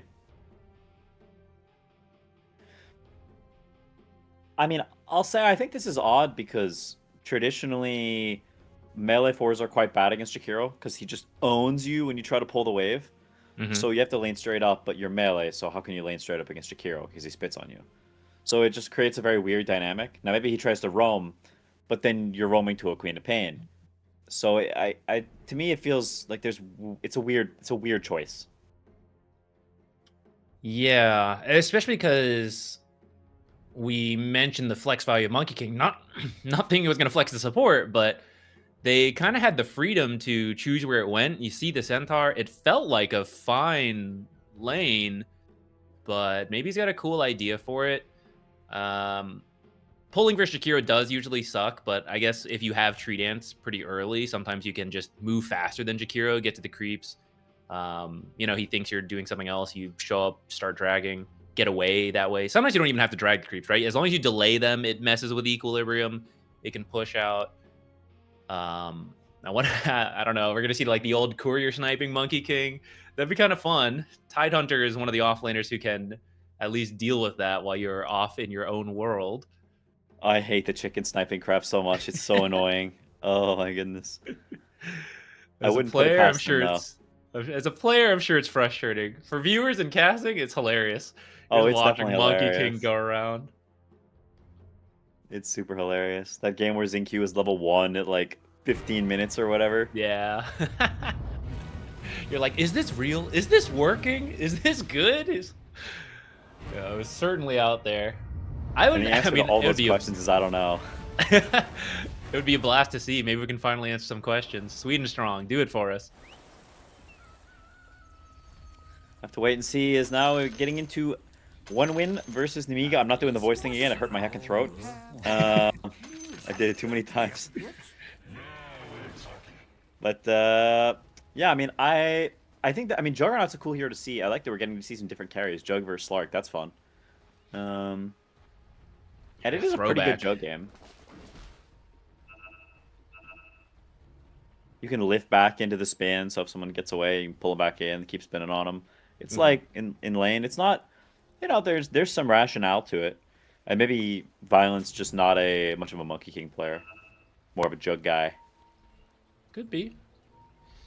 I do think the Slark, it should do well in the lane already versus the Tidehunter, but his ultimate and the Shard, very good versus Juggernaut. So that is a bit of a downside for that Jug 30 pick. seconds to battle. Yeah, that is true. We'll have to see. Is there's some shenanigans happening on the runes as always? Everybody's smoked up and peeping. 3 gauntlets on the Tide. Interesting starting build. I'm not sure what the meta is on side lane starting items right now. These things have changed a lot since they nerfed branches, made them more expensive, messed with all the item builds, but The battle begins. looks like we're just getting a 2-for-2 split, not too much craziness. All right, Monkey King, what are we up to? We playing the lane or doing something wacky? Well, he's not in the actually base yet, so he's too late for chickens if we wanted to do that. There's several on the map already too. He would have had a heyday. Oh yeah, He's I mean you get a couple before they cower in base for the next 15 minutes. He's got earn components right away, so he is planning on getting involved and succeeding because the earn doesn't do anything unless you actually get kills. But he's already planning for it. Some nice CSing by Squadix. That was a very pretty first wave. And it's a lane where the early waves, you need to last it really well in Quap because Void Spirit's animation is really good. Oop, there's the spin. What the heck? All right, well, that's a good start to the Monkey King 4. He, because I was watching him because I was curious what he did. He tree danced at the range creep to secure it. He slightly mistimed it. I think he still got it with an auto attack, and then they killed him. They just ran him down after that. Yeah, it's very rough in the lane, as you called. This is not a lane you want to play, and I think he's been reminded of that. And Tidehunter is now being reminded of that as well. Oh my goodness. Yeah, this, I mean, Slark is like, I'm honestly shocked they didn't ban it. Like, this hero has gotten some buffs, and it's one of the all-time best counters to Tidehunter. Because he's just a punching bag for stats. They banned Ursa, and what was the other one? I forgot. Terrorblade. Really weird. Oh, that is strange, yeah. Over the Slark, for sure. Yeah, like, Tidehunter is generally considered pretty, like, it's two-sided, because when he's ranged, like, TV's not bad versus you. But Tide is generally pretty good against illusions. So now Jug goes down to the top lane. Centaur drops as well, so some trades, kills, back and forth. Top lane is, I mean, it's so low CS. Compare the CS of that safe lane to the other one, 12 and 6, compared to the 6 and 2. Slark is doubling up the other carry. That's not something you see particularly often. You can add that carry to the off lane and Slark is winning. Yeah, Slark is having a great time in what looks to be a great Slark game. They're going to have to try to slow that down somewhere, and I honestly don't know how. I mean, I guess it's going to have to be Squadix when he probably hits level 6. Maybe get a Rune. You can rotate down there. Rubik can try, but I don't know. You can see him coming in for the lift. You can just have the Dark Pact ready to go. It's pretty hard to get a kill there. Yeah, I mean, even if Void Spirit goes there, that hero's not generally that great at ganking Slark. Like, he can kind of just walk away in a lot of cases, especially once he's 6. Then he's just not dying unless you have, like, a lot of numbers. Like, you need some sustained threat, and that, like, you can stay there and keep owning him so that he just has to miss wave. Like, he presses ult, and then now he can't come touch the wave, and someone else is holding mid in the meantime. But I don't see that being the case, because no one's really winning their lane hard enough to do that for a while anyway.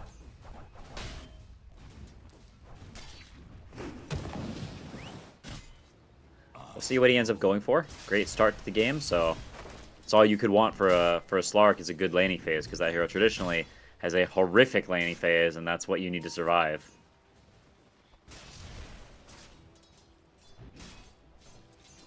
Time mid is very even. He went for the dagger build on Quap, which is like, it's one way you can win the lane. It creates this weird mini game where now Void Spirit has to just play to dodge with assimilates all the time, and it's like this constant animation canceling. It's actually incredibly annoying to play as Void Spirit. So that is what he's gone for. He's forced him into the dodge gambit. They brought the supports in, so both water runes are going to go to the side of the Radiant, and Squadix would have loved that to help deal with this harass coming in. Yeah, did they... Okay, so he's going to get the bottom one. I couldn't see if Shakiro had taken it or not. Yeah, he does take some damage on Hoodwink. In the meantime, Shakiro falls him and beats him up. But, I mean, even top lane, they're doing totally fine. Like, this is, you know, last pick Juggernaut. But, or not, or 23 maybe. But the Centaur's doing just fine. In a lane that he could have been going against Monkey King, which I would say is arguably a worse matchup. And in the other side, the Monkey King is not really winning his lane either, so... Still very confused by it. We'll see if this Monkey King masquerading as a tree, you know, at some point it could pop off here. It's like he's going to the movie theater in three kids in a trench coat. It's a tree on top of a tree. Centaur back into tower. The stun takes a couple of pot shots. Bushwhack whiffs, and he is looking pretty dead. Gets a stun off, but the spin will collect. Jakiro TP'd in the meantime, so now they are 3 dudes up here. Honestly, that was kind of silly from Centaur just walking so close to the tower range like that. That was a bit of an unforced error. So now they're going to try on the Jug, no spin, and they know it. And he will probably just go down. Can they fight their way out of this? Jakiro looks to be toast. His Monkey King... Alright, he's getting active, getting feisty. Cleans up a couple kills here, so getting involved at least and not having a super stale early game, which would be very unenjoyable for him. Too bad his Urn wasn't here. He would have 3 charges right about now. Yeah, that would be super nice. Will be delivered, though. Wonder if he's going to do any upgrade to just keep it to the standard Urn. Oh, yeah, he's got the Mage Slayer queued up. It is pretty nice. Even as a support, you don't really need to be strong enough to chase cores. You can just hit him with the ult, hit him with the Boundless Strike just to apply the debuff. Yeah, it's very chill. It's very chill. I think Void Spirit ended up having to walk back to base at some point, but the lane's still relatively even. Not much plays to be made, but there are plays to be made top lane, so they're going back to the Horseman. Stunned, spun on, blood grenaded, alive. They just don't have any... He's too tanky. That is one big detriment to Monkey King, is this hero relies on other heroes for damage, because he just doesn't have much himself. And you can see it there. Centaur just walks it off. Tidehunter bottom here, Tidehunter having a harder time walking it off, doing some unconventional creep dragging. But this means you're out of position for the Wisdom Shrine. Yeah, this is interesting. I've never actually seen this before where he takes it and runs. This is kind of funny. He is going to trade 2 waves to the Wisdom. I mean, it's not like he could fight it anyway, so it's not like he's his choice. It's a forced trade. They will get the one on the other side, though, with Void Spirit's rotation over, so not too bad. It's a good move from Void Spirit to make sure they get a room. But, like, look at this Slark's net worth. What is this? Yeah, this is pretty absurd. I've never seen something like this on a Slark. Like, what the heck is happening? They flexed a Monkey King support into the lane, and he got 2 kills instantly. Oh, okay. Who could have predicted? Not me, that's for sure. Certainly didn't call for a Slark ban. But quiet for now. I mean, the thing about this hero is he doesn't really make moves very well at all until he's Diffusal. He kind of just sits in his place, and he can be. You can go to his lane, but he ain't going anywhere else. So you're not gonna fear the Slark's wrath for another few minutes till he's got the Diffuse online. Yeah, I guess. But the question is then, okay, leave him down there, but where do we go? Try mid. Young G's doing all right for himself here, though. It does look like Squadix will get himself a shield rune. But actually killing the Queen of Pain is pretty tough. Yeah, I don't... Unless she misblinks, I don't think she's dying to any combination of heroes. So, as to your question, I think your only bet really is Horseman with Omni Slash, maybe? Because, Slark, you can react here, but I don't think you're killing him, even if you TP down here. He's playing so aggressive, though. It does feel bad to see how much time he has spent under your tier 1, and you can't really bother to rotate heroes. Yeah. I will say, like, my one question off the Slark is that he opted for the Falcon Blade before Diffusal. Like, he could have Diffusal right now, and it would offer an insane amount of threat. So, like, is it actually worth it to finish the Falcon Blade, to get it so early, compared to, like, you could even buy it after Diffusal or something if you still want the mana regen. But if you have such a good lane. I feel like the Diffusal lets you play so aggro that maybe he could have gone for it earlier. I guess maybe he thought he would face more pressure and wanted that extra tankiness, the Falcon Blade. But in the end, completely left alone. Could have gotten away with that Diffusal a bit faster. Yeah, like maybe it just feels bad. I haven't played it, so I'm not sure. But they just take the tier 1, 9 minutes Slark, the biggest Slark I've ever seen, and besides that, it's a relatively like it's one of those lanes or games where the mids can't kill each other, right? So you're kind of just standing around because they just can't die, and it makes the attacking a little odd.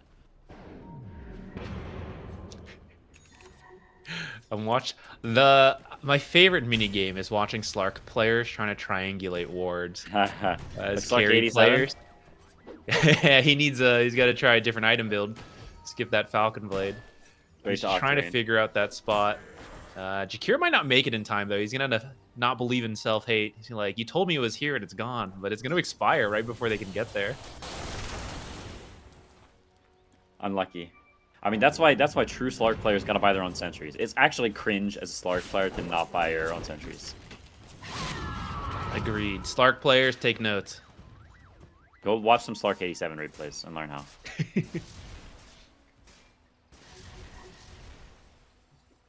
They are putting some pressure on the top lane now, so attacking the one place where they potentially can and opening up the tier 1. Very mirrored setup. I feel like I'm watching a chess game right now. Like, yeah, you go e6, I'll go e6. Like Radiant structures are fortified. they're just kind of going splitsies, but they are putting some pressure on mid tower now with Jakiro spit. So we'll see if that changes now. Some irregularities are introduced to the position. Tried for that Monkey King, just barely missed with the bushwhack. Radiant's top tower has fallen. Dire's bottom tower. Meantime, top tower falls. Jug actually missed the last hit, so just falls to the creeps. A little whoopsie there, but still on his way to the Battle Fury. The funny thing is, if you ignore the Slark, I mean, Juggernaut's having a great game, all things considered, but even then eclipsed by the Slark. Yeah, he's free farming, and Slark is still 1k up on him. So how did this happen, guys? Monkey King barely doesn't get his tree cut. I mean, this hero is so annoying. Holy cow. Slark TPs. Ooh, I don't know about this TP. We'll see if they can get anything off of this, but if they don't, that's a lot of pressure that you relieve on this Tide. Might have started the he TP realizes. as they threw the spell at the Monkey King, thinking he's going to get involved, get some permanent agi, but Monkey King getting away, completes the TP. Perhaps should have canceled, because like you said, Tide, okay, you left, shove that lane. Get some tower damage in, although maybe needs to back out. You had your time to run away again. Back He to the slips it jungle. out. And he, are they Wrong gonna catch direction, him? though. Uh-oh. Uh-oh. Slark versus Tide. You can't purge, pounce. So it ends up, honestly, I mean, it works out. You get the kill. And that's what you want. You want to get active, fight those heroes. Oh, they finally canceled his hop. He's toast. Well, that's actually some really good restraint there from Young G to not, like, overcommit for that kill. I mean, they don't end up getting the Rubik, but it was a cool thought. Barely missing with the stomp. Very close indeed. I mean, I want to see how this Slark enters the game. Is he going to go through gate? Is he going to run to mid? Is he going to keep farming? Does he want to play for a later timing, you know? Like, he's got a lot of options here. He's going for Ags, not like a Shadow Blade or a Silver Edge, which is interesting. So we'll see how that pans out. I suppose the extra mobility will be quite useful to chase Void Spirit, chase this Monkey King. I would say get out of Wukong, but since it's a support Monkey King, I think you actually don't care that much about it. Yeah, I think you'd rather stay in the Wukongs. You probably would. Monkey King scouting them out. So close. Good grief, dude. He is I feel like I'm playing watching with fire. I'm watching Ariel play a carnival game, try to like land the ring on the target. Monkey King Bottleneck. keeps dodging out at the last second. rigged They're like carnival perfectly game. shaped. So yeah, the carnival games are such bull. They're like, oh, it's fair, except it's secretly not. Radiant's top tower is under attack. Juggernaut, they trade Wizards. Man, is this game not so strange? Like, it's so mirrored. In such like a... Like, it feels like in Dota normally one team is stronger and the other team's sort of dodging. But in this case, it's like both teams have the same capabilities. Yeah, it's like both teams recognize the safe lane went well, and they're trying to play around that while avoiding the opponents. Yeah, very much so. Permanagi. What's he up to? 4? 4. Pretty good. Not bad, not bad. Although it's the same thing, the Tide Hunter, when you do this, he's beelining it down bottom. They're gonna try the beating same lighting smoke. back here. Ah! Bro, what is happening? See if he learned his lesson. Last time I think he got greedy. He wanted to go to the triangle to farm, but that's naturally closer towards the enemy. So if you had gone to the right, I think he would have lived. And this time, he's still kind of going that way, and I think it's about Oh, to is he lead to gonna his die death in this? again. This is some great. No, his team's here. There might be a little something. Ravage. Can they burst the They block? They're chased gonna on this? try. Oh, it's not even close. He's like half HP. They need to get out of the support Monkey King ring. Ah, run! And they will. Ariel actually lives. Oh, is he gonna get sniped? Holy Basado! That was close. You feel it on his tail feathers. Slark looking for Void Spirit. He has no Astral Steps left, but got over the ledge and will escape regardless. What is Juggernaut in all this? Oh, Jug has run mid behind the tower. They're gonna try to... Dire's top tower. I guess he's just cutting the creeps, pressuring mid tower. Interesting maneuver here. Gets screamed. Gets some damage. Nice attempt to burst in there. If that remnant hits, I think he's 100-0'd with Omni Slash, so very close. Radiant's middle tower is under attack. Yeah, Young G's been playing pretty well. For people just tuning in the last series, I think he had a Puck and a Void Spirit game. He's been doing well. He has. As they continue to just play on opposite sides like this, not interested in really gating at all, which is so interesting to me that they haven't even tried to gate. That hasn't been a play that they've considered. But for now, content just farming it up on their side of the map. It's nighttime again, so it is Slark's prime real estate with the extra night vision. Makes him very, very scary at night.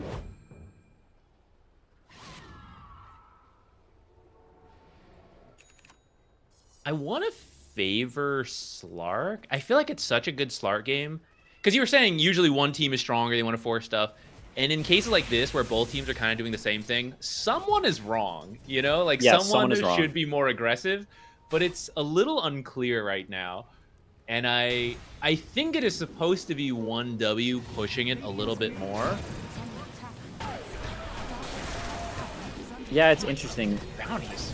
This guy, second. Pick That was those like, up. was that, how many was that? 4? Yeah. Wait, why is the value so much different? Oh, it's the thing because when they doesn't- spawned. Okay, yeah. Yeah, it doesn't scale anymore. No reason to save them. Sag. That was fun. Investing in Yeah. bounty runes. Rain gets blinked on, steals the dagger so he can turn it back around, and he does, but he is toast. It's another permanent Agi for the prisoner of Dark Reef Prison. The most Escaping active out Slark the I've seen in a while. He's joining every fight. Radiant's bottom TPs for this one again. tower is under They may lose bottom tower for once again. It's the classic Slark TPs and then runs across the map. He's done this trek 1,000 times now. And the It is gold will be costing still him. 0. Yeah, it's costing him the farming time, right? Like Jug It has is. caught up. Slark had, I think, 1,000+ gold over him, but these constant moves, he has been getting kills, and it's hard to put a gold value on the permanent Agi. I guess it's not that hard actually. You could just scanning. compare it It's to like 450 whatever gold. equivalent, yeah, whatever the cost is.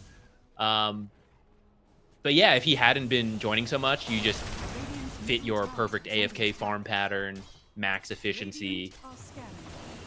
Or use the twin gate, like you've been kind of mentioning, a little faster when you're going from side to side, rather than just keep running across the jungle. It looks like They're they gonna heard use it you. now. They don't want to listen to me, but they'll take your word for it. As they're sniffing this Monkey King. Are they gonna get him? They find Slark instead, pounced, and he is cooked. Honestly, a bit overcommittal of resource of spells. Maybe could have saved the bushwhack for someone else, but Monkey hopped away, so nothing to be found. And now, instead of tied down the sideline, it's Void Spirit down the sideline, pushing bottom back in. They are just playing keep away. They do not think they can fight the Slark. They do not want to fight at all, and they are just content to farm it up. So farm it up they will. I'm wondering what item changes that, because I feel like it's the Slark. Oh, Sonic Wave, what kill? All right. Finish it before the TP. Because I feel like it's the Slark they're trying to come up with an answer to, but no one is actually building an item towards that. As he double pounces in. Okay, he might be have dead here. Gone too far. We'll see. They get the Stampede. Can he pounce away? The Omni Slash is going hard on him, but he gets to pounce away one more time. The Dissimulate, not quite in range. No more spells now on One Wins Heroes. That's an Ags on Quap on the Chicken, so maybe if it gets here, they can get a little more oomph. Void Spirit, no spells to speak of, and he goes down. So finally, we get that moment where the heroes collide. And it seems like you're right that maybe One Win should have been doing a bit more, as Nemiga wins that relatively with ease, and Slark was... That was like their best case scenario to try to burst him, and it wasn't even that close, genuinely. Yeah, Slark was pretty far ahead of his team going for that Tide Hunter. They get the Ravage. They got a lot of chain stuns off, but he did manage to pop the ult, so a lot of the stuns were just preventing him from running, but they couldn't actually use Omni Slash. By the time it comes out, the teammate got closer. He had another pounce. But I don't know if you could really ask for a better situation, like you said. I mean, when are you going to get another chance to throw everything at a Slark? Yeah, not a common occurrence. That's a fast spin. Gets it off before the stomp, so nice reactions from Violent. Slark, he's eyeing the Wisdom Runes. May have a duel coming up with this Tide, which Watermelon will not do well to enter into. Yeah, and he is going to get it on Slark, so... Adding up the lead. Oh, wait, he's a blink. Second. Okay. I was like, he's crazy. No, not crazy. He's learned his lessons. He knows. That's right. Oh. I will say, like, what has the Monkey King done after those first ganks? Yeah, I was about to ask, like, mid-game check-in, like, what are we thinking of the Monkey King? I'm kind of with you. I do think he's been kind of annoying. I've seen him try to steal farm, do the scouting. But could a different support have done similar things? Like, you probably could have done less scouting, but you could have had a more typical initiating support, for example, to actually threaten the Queen of Pain and Slark a bit better, rather than just scout them out and avoid them. Yeah. And I mean, like you said, like, about the value of the permanent agile. Like, what is the value of the scouting, right? Because now you're in the mid game and your hero doesn't do anything. So was that scouting worth it? Did you get enough out of the information that it made it worth it? Is now Rubik, he's bushwhacked, he's shot, he's cooked. And you can see the map kind of closing in on them. Can they fight back? It doesn't feel like it. They're kind of missing, like, I don't feel like either support on the One Win side really does anything. Compared to the Shakiro and Hoodwink who are making kills happen, they're having impact. It feels like there's a lot of oomph wherever they go, and it's not the same thing for the opposite side. Yeah, currently all the scouting is, hey guys, Slark is killing us here, let's get out. Hey guys, Slark is killing us here, get out. But you want at least some aggressive potential, which I guess in this case needed to be in the lanes, because they don't really have a global hero. Whereas otherwise, you could go find them in the jungle, right? And like, oh, Nature's TP in, or like Sunstrike, whatever, off of Boundless. There could be stuff like that. But they don't really have those kind of heroes, so it had to come from the lanes. And then the lanes were not going, at least his lane was not going well, and the other lanes were just too hard to kill. So it just doesn't feel like it paid off. Got the anchor, but I mean, they're just tickling him, really. Shrugs off the anchor and says, was someone here? Oh, I guess not, and walks away, so. That's all there was to it. And I agree. I don't know if we questioned the draft, and I'm still a little sus on Monkey King. Being sneaky, doing a little manta bait, pretending the real hero ran away. Yeah, I feel like they're gonna see the tower HP drop very quickly and figure that one out relatively fast. Yeah, thinks he's being cute. Not quite cute enough. They'll never expect it a second time. Yeah. Now, he does have the butterfly timing coming on Jug, which is Like a classic issue for Slark is you really don't want to buy MKB. You want stats, you want like Spurser, you want other stuff that like enables you. That hero doesn't like that item that much. So when he gets it, Slark doesn't farm super fast, and he's pretty far from an MKB, so you will have a window there where this Jug, if he gets to actually like fight and hit people, will be a force to be reckoned with. They do have a lot of nuke damage. The downside of the butterfly is you still end at pretty low health. For example, Jug right now is 1600, so if they manage to land one stun, they could just blow all the spells and kill him. That'll cover them for now, but as you get more items on the Jug, that opportunity goes away, and it will come down to Slark being able to do some right-click damage. See if he decides to go for the MKB later, or you just hope you have enough attack speed and you miss, but you get there eventually. Yeah. I mean, the Slark going for BKB, I don't know if I like this item. I'm not sure what you think, but to me it feels like he's never really been that close to dying. And what do you, like, are you really scared of, like, Ravage? Or, like, it's not like there's a Disruptor or something that's traditionally good against Slark. All the heroes are bad against Slark, so why the BKB compared to something more aggressive? Yeah, it feels like he didn't need to do it yet. I'm with you on that. Which is crazy to say. Usually for carries, like, please get the BKB, but he's actually a little on the cautious side this time around.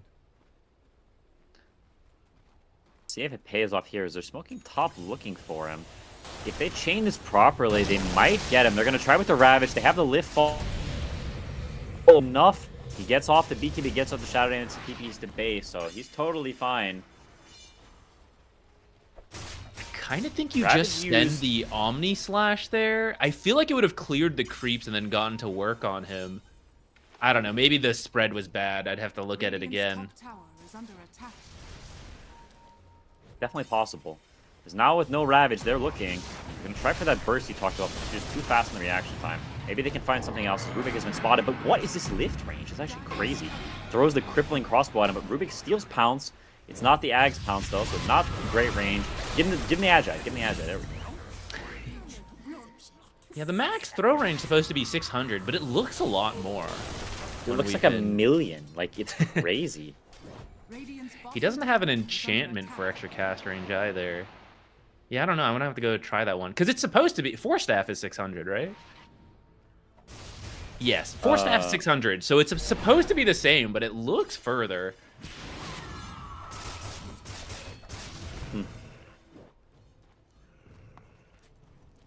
This Curiosity? I don't think so. No, nothing about that.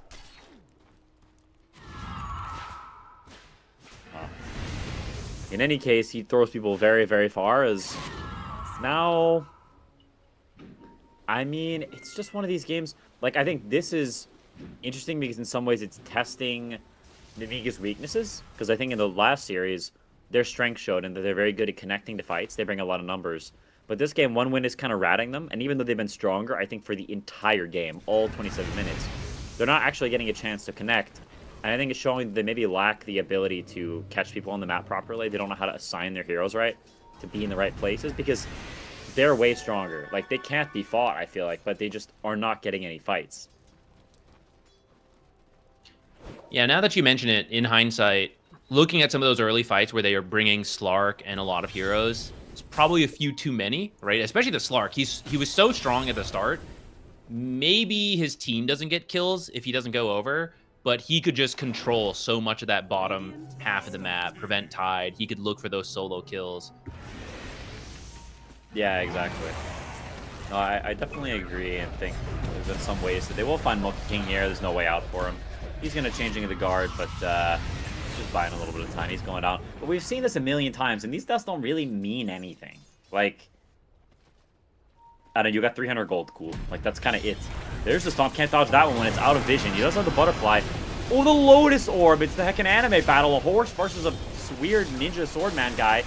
He gets pounced again, but he has the spin still going. They're going to try to save him. They give the Lotus to him, but he gets stomped again, and he goes down. Farm for what?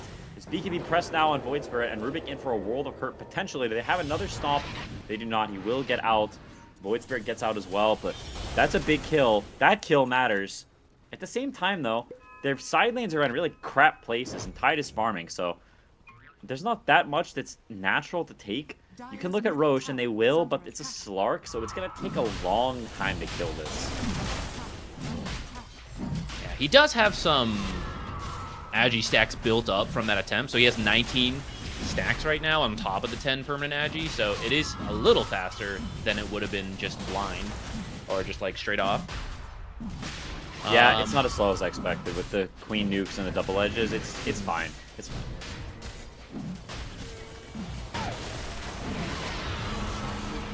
So we'll collect the Aegis, put it on Slark, which I think makes sense. He's going to keep playing aggressive. Go attack the enemy, hopefully.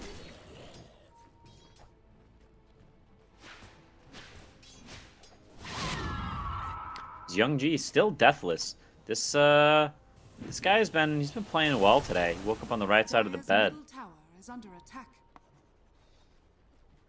Looking. Dire are Doesn't scanning. look like they're gonna find him. Ping comes out from Sweden Strong, but it's just more scouting shenanigans. There's nothing to be had here. It's just chicanery. Yeah. I will say, though, because we've been questioning the value of the Monkey King, I feel like Nemiga has been giving it some value because they see it back here, you know? How many times have we seen him die by the enemy tier 2 and it's like, oh, you got me. But you just also macro-pired by your own tier 2. Like, what are you actually getting from this? You know, this play, I see them coming back. They're like, Monkey King, gotta get my permanent Agi. You know, it's time to go find him. But he's gone off into the side, and it's just stopping you from pushing. Like, you could be hitting their tier 2 right now. I see a creep wave there. So he's being annoying with this Monkey King, and the fact that they keep going for it is making it good. But I kind of question, like, if you just ignored it, what would it really do? Protect one creep wave with the catapults, let him cut the ones behind, just ignore him. You take a tower, you go do it in another wave, another lane. Yeah, it's interesting thought experiment. I mean, He's going Scythe. Yeah, the Tide is too. They've got double Scythe queued up right now. Not something to see every day. Is now the Tide gets caught, he gets broken, he's going down, and Rubik may get out. Maybe a little bit of missed targeting there. I think Young G could have probably gone for him instead and got both of them, but they get the Tide, and they will get the mid tower off of this. So finally getting their first two at tier 2 at 32 minutes. Probably later than they should have, but I suppose better late than never. Yeah, this is what I mean, though. Like, while Monkey King's cutting bottom, you just go mid, you take that fight. Then you can go address bottom, fix your waves, repeat. He can cut the waves after. He can snipe a courier. That's actually got a teleport centaurs. I don't think he has one now. Is under attack. What a clown fiesta. BKB forced on the Void. He will Nightfall on out, though. Yeah, as the tier 2 gets assailed, and it's going down. Bottom tower is Nobody's yelling timber, unfortunately, but Dire's bottom they tower are moving, and somebody's probably dancing. I think it's this Monkey King in the back. He has been found by Hoodwink. Could just TP out and on her own, will- though. Yeah, no further sources of catch. Pop, there's a jug floating around here. He's got the Ags, so nothing to be snub your nose at. He is pretty strong if he actually gets to press those Omni Slashes, but like, have we seen Juggernaut hit a hero this game? That Slark attempt. I think there was like 1 or 2 Slark attempts with Ravage he tried. And besides that, it's mostly that, actually. Just pushing and spinning out. But that will turn when this double... they changed... Okay, Tide is going for the Scythe to give them the catch to deliver the Omni damage. And Monkey King has actually changed to Nullifier. For what? There are some Ghost Scepters and Yules. I think it Okay, can I guess remove the just to build the Consecrated subs. Wraps barrier, right? Yeah, probably. Kind of some useful stuff, but I kind of would have liked the Scythe. But, I mean, I guess you Scythe the target, but then a support walks up with Ghost Scepter or Yules, and that can also waste the Omni Slash, so... It's also like double hex is a bit redundant in that you're spending a lot of gold on 0 damage. Like it's like 12,000 gold on 0 damage, which is, or 11,000, which can be a problem. Whereas Nullifier at least gives you some more damage. Like when you ring now, there's a little more oomph to it, a little scarier. So that can be nice. Yeah. I kind of would have preferred if Monkey King got the scythe though, because I feel like he can do it from out of sight, which is sneakier. Then the Atos is actually really good versus Monkey because it drops him. Like it didn't used to be like that, but at some point it was changed because now when he gets Atos, he falls down from the tree. He's not stunned, but he Yeah. falls down. Yeah, I didn't know. I don't know when that got changed. Yeah, I'm not entirely sure either, but it's definitely pretty good. Slarky's running in here. His Aegis runs out now. There's the Hex, and there's the Omni Slash. There's the Ravage. That Slark is dead. Gem down on the deck. They have time to pick it up. They do. Tide nabs it, and they get out of there. That is the kind of kill they want, and that's kind of what's been building to, is Nemiga just not really catching anyone, not really actually building a lead. Like, it's 4K. Pretty much nothing at this point in the game, and with this Hex now, it's not that easy for Slark to play. Yeah, that was the perfect time to reveal that scythe. I think he just finished it, so caught off guard on the Slark. He'll be a lot more cautious now, but the damage has been done. You've lost the gem, you lost the Tormentor. Over to the Monkey King, so maybe you don't really care. That chart's pretty decent. Like, if this game goes long, eventually Monkey can scale this game. He gets Shard, he gets the Nullifier, suddenly he's got a Scotty in, like, I don't know how many minutes, but some amount of minutes, you know, then suddenly he becomes sort of a core. It's fair. He has been doing a lot of farming in these split pushes. And I Yeah, guess he's that'll make him farming like even a carry. more annoying to catch. Yeah, exactly. Not to mention the extra damage. Oh, I guess everyone else has their shard, actually. The only other person would have been Jug, which would have been healing on the healing ward. Okay, yeah, we'll go Monkey King. That's a better one. Yeah. Well, for now, they got the Shivas finished on Centaur. I mean, it's the second verse, same as the first. I think Nemiga, it's very hard to fight them, but they're just not finding the fights. They're just kind of walking around like headless chickens almost. They don't know what to do. They don't know how to actually make it happen. And so I expect this game might go kind of long because they just can't figure out how to do it. Buckle in.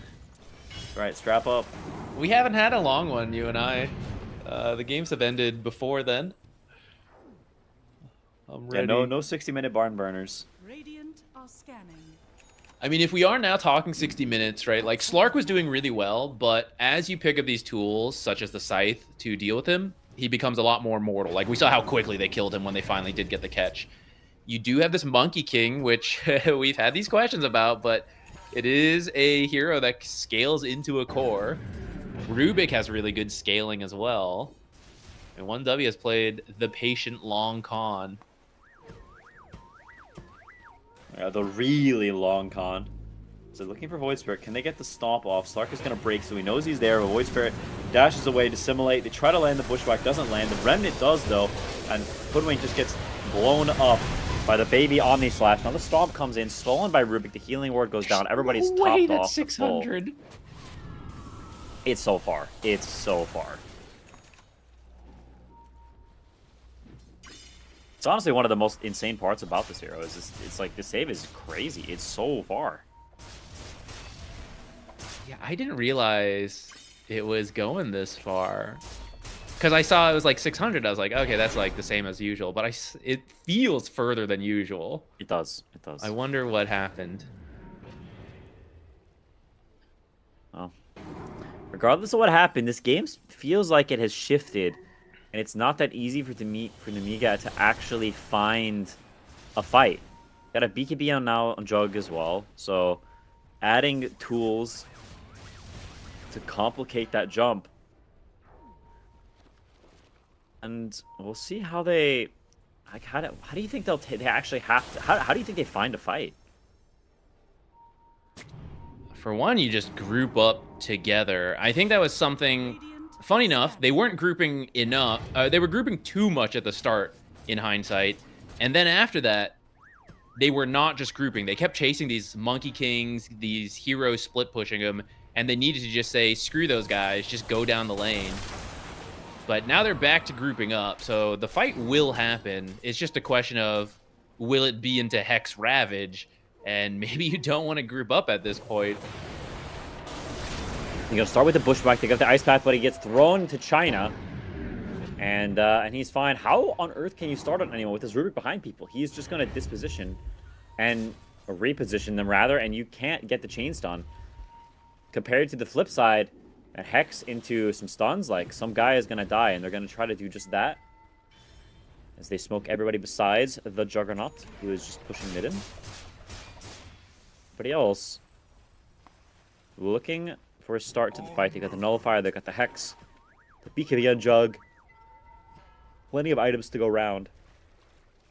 Radiant's middle They- tower is under attack. Make use of them. BKB Ags, Kai Yasha on Void Spirit, he's pretty strong as well. And since the early game, it's been kind of quiet from Young G.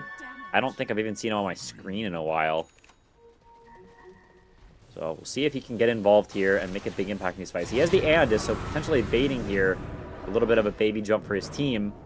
Could be nice. A ton of HP. Between the Bloodstone, the Aeondis, BKB Ags, like it's just 4,200 HP on an int hero. It's crazy. Yeah, this is a really tanky Queen of Pain. If you see the item she has queued up, I feel like that might be the answer to their woes. Dire Get are a scanning. Hex to start these fights. Hoodwink's also working on one. So I guess it's their turn to, to wait it out, get their own Hexes to start these fights. Juggernaut will suffer the same way that Slark does. If you get Hexed and you're not expecting it, I mean, you can be killed pretty quickly. Less health than a Queen of Pain. It's very true. Very, very true. And man, this game's crazy. They're both just standing on hills and just looking at each other, and neither team can break the formation. Like if one win runs into a hill, this is like a weird thing that happens in Dota sometimes where the attacker, depending on the position you go into, it just makes you more vulnerable because you expose yourself and your backline gets killed. And both teams are stuck in this infinite Groundhog Day loop of neither one of them can actually attack because they're going to die. This is where I would have thought, well, both teams have tools, right? On one side, you have the vision advantage of Slark. On the other side, you have that Monkey King, who is currently not with his team as this wraparound's coming. Stomp goes off. Squadix, there's the stupid lift. It's actually ridiculous. He's fine. Sharpshooter misses. Zrubik blinks away, and nobody dies. Now the counter smoke back the other way. Here we go again. Back to the top of the hill. Thought we were playing Dota 2, not King of the Hill. We're harkening back to Halo times. As back to the shrine. The outpost, whatever it's called. Shrines are from like 8 years ago. Monkey hopping around. They're going to spot Queen in the trees, perhaps. He does have the Aeondis, though, so they cannot burst this guy. He'll get the BKB off, and he does. Omni Slash goes off, but so does the card. The Juggernaut just gets insta-killed. What is happening? When we cannot attack, no one can attack. If you attack, it goes bad. Don't attack. Go farm. As now they're just down 2 cores, and Nemiga can do whatever they want. They can push. They can take Roche. Anything. The world's their oyster. Just go farm. We established this earlier. Just go farm.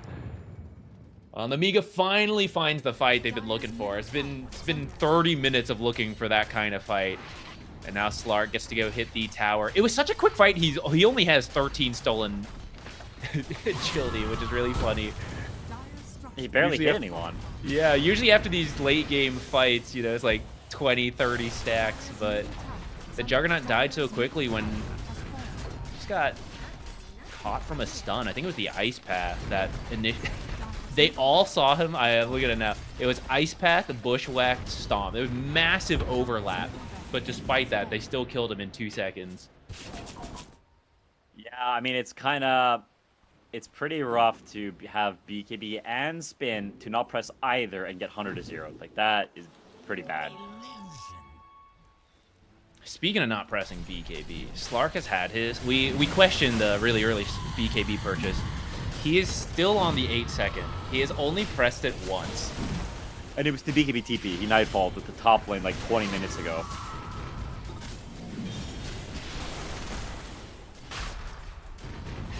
In spite of all that, they will get Roche. So, MKB online now for Slark. Probably going to drop the gem, I would imagine, for the Aegis. Yeah, so goes in Slark once again. And they maybe find Monkey King. There's the Hex. Just There's this kidding. Stupid lift back.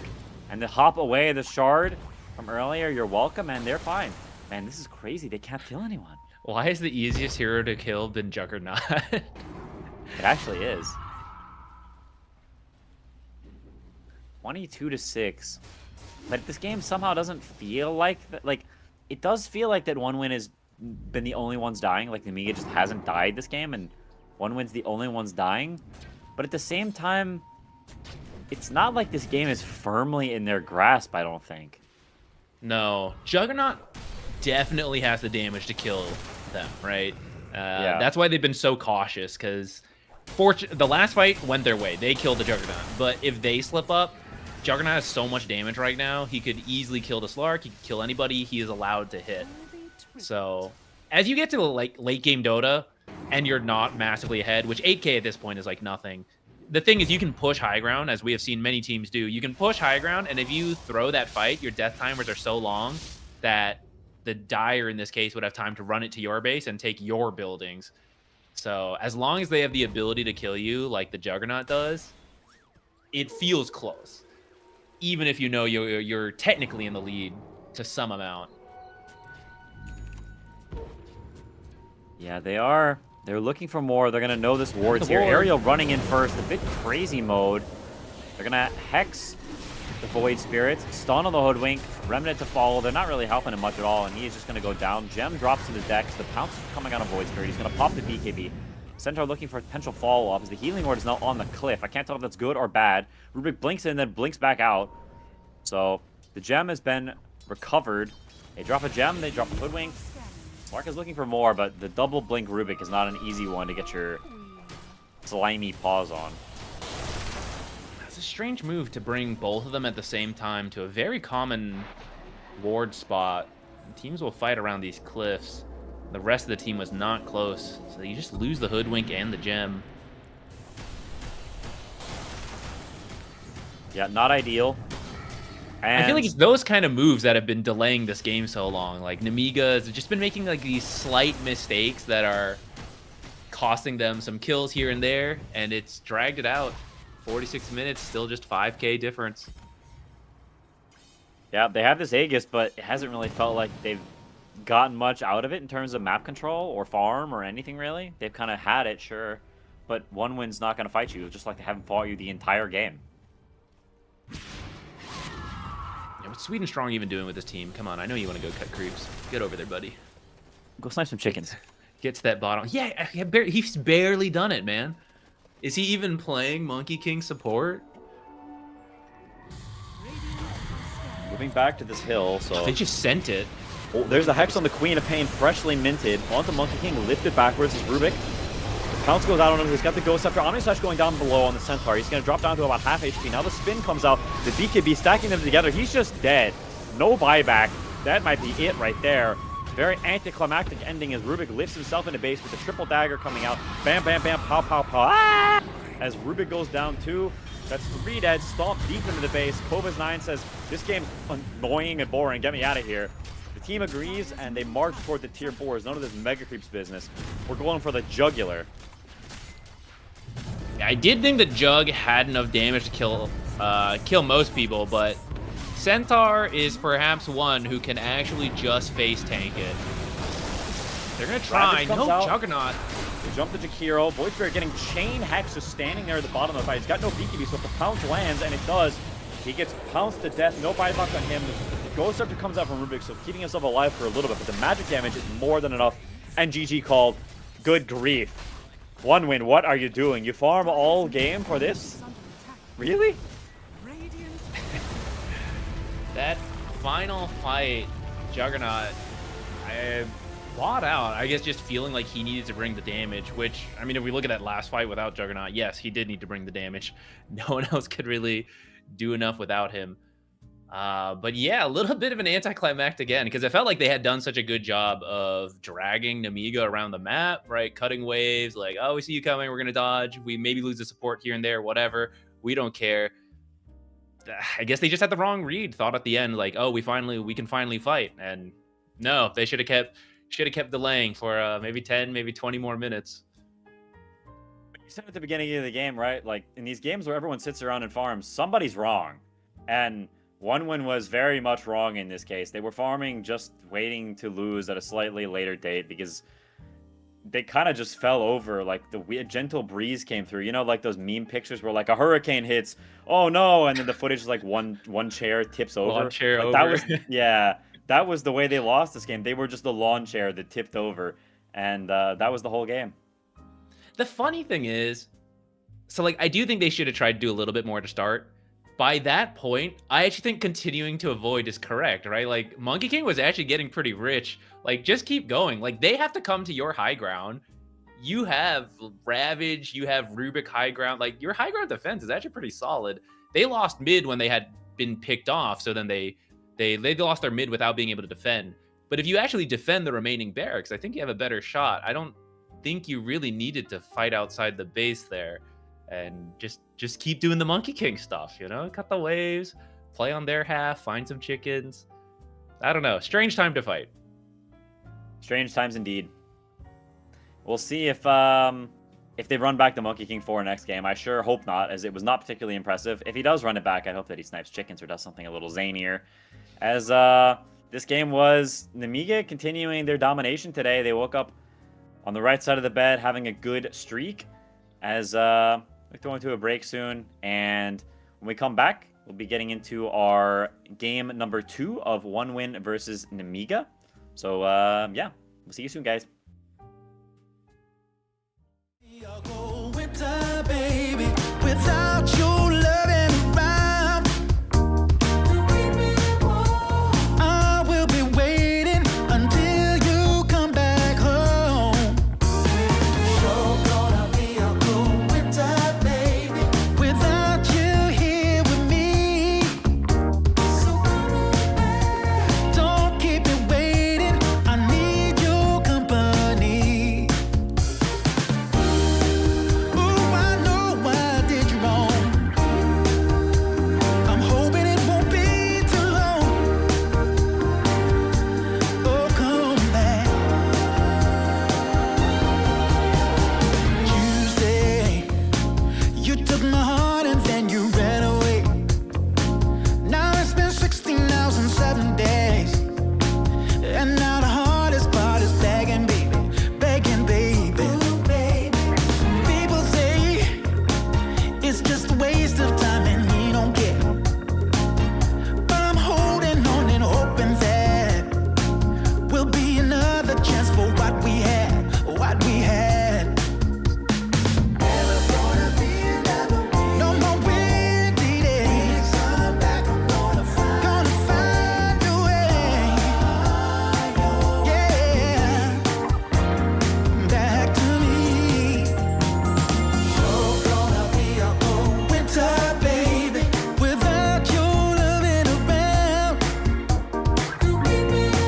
Baby, I will be waiting until you come back home. You're gonna be a cold winter, baby, without you here with me. So baby, don't keep me waiting, don't you set me free. Baby, pick up the phone. Baby, pick up the phone. Don't leave me all alone. I don't want to be alone. When are you coming home? Please, come on back to me.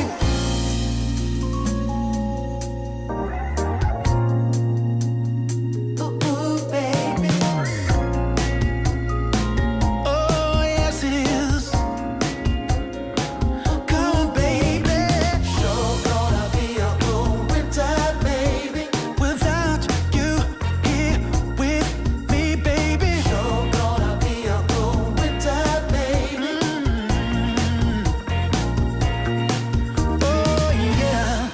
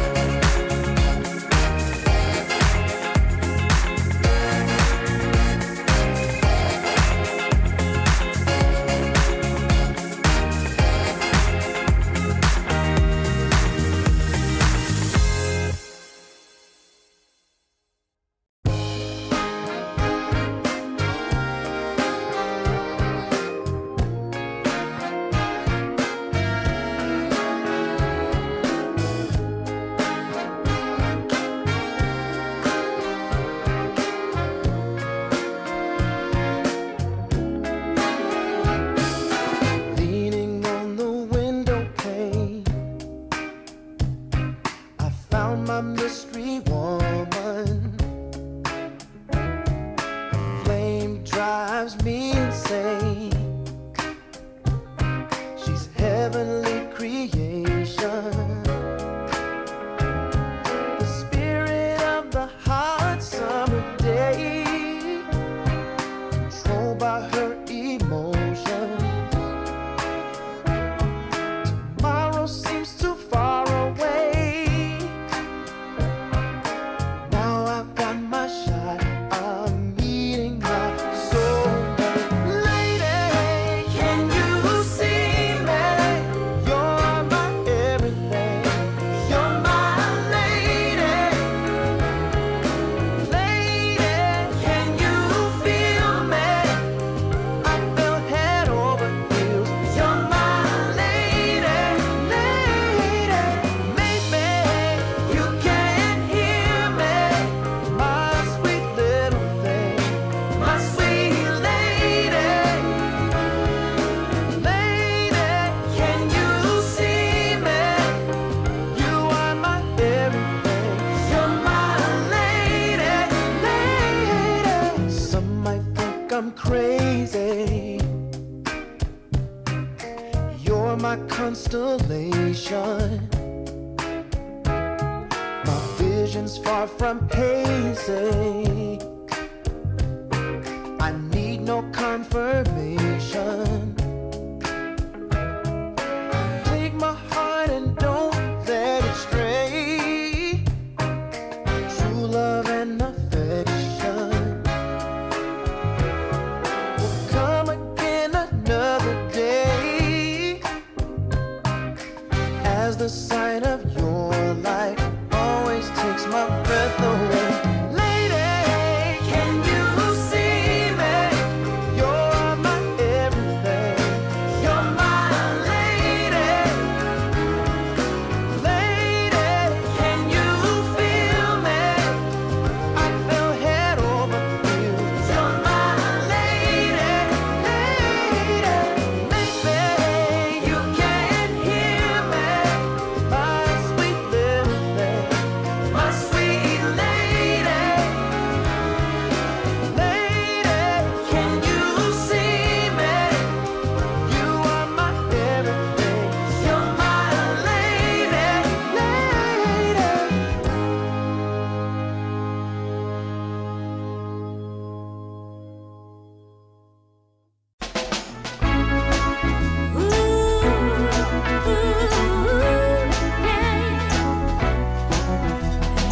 Never been so happy like I am with you.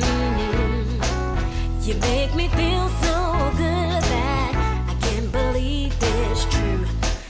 Yeah, yeah. I had to pinch myself once every day. Since I heard you say, baby, baby, wanna give you all of my love, give you all of my love, yeah, yeah. You know I feel so lucky just spending time with you, yeah, yeah. Your love shines through me with everything you do. I had to tell myself once every day. I really did hear you say, baby, baby, wanna give you all of my love, give you all of my love, yeah. Baby, baby, I wanna give you all of my love, give you all of my love, yeah, yeah. Ooh, yeah, yeah. Ooh, baby, baby, I wanna give you all of my love, baby, yeah, yeah. I wanna give you all of my love, yes I do, yeah. My love, yeah, yeah.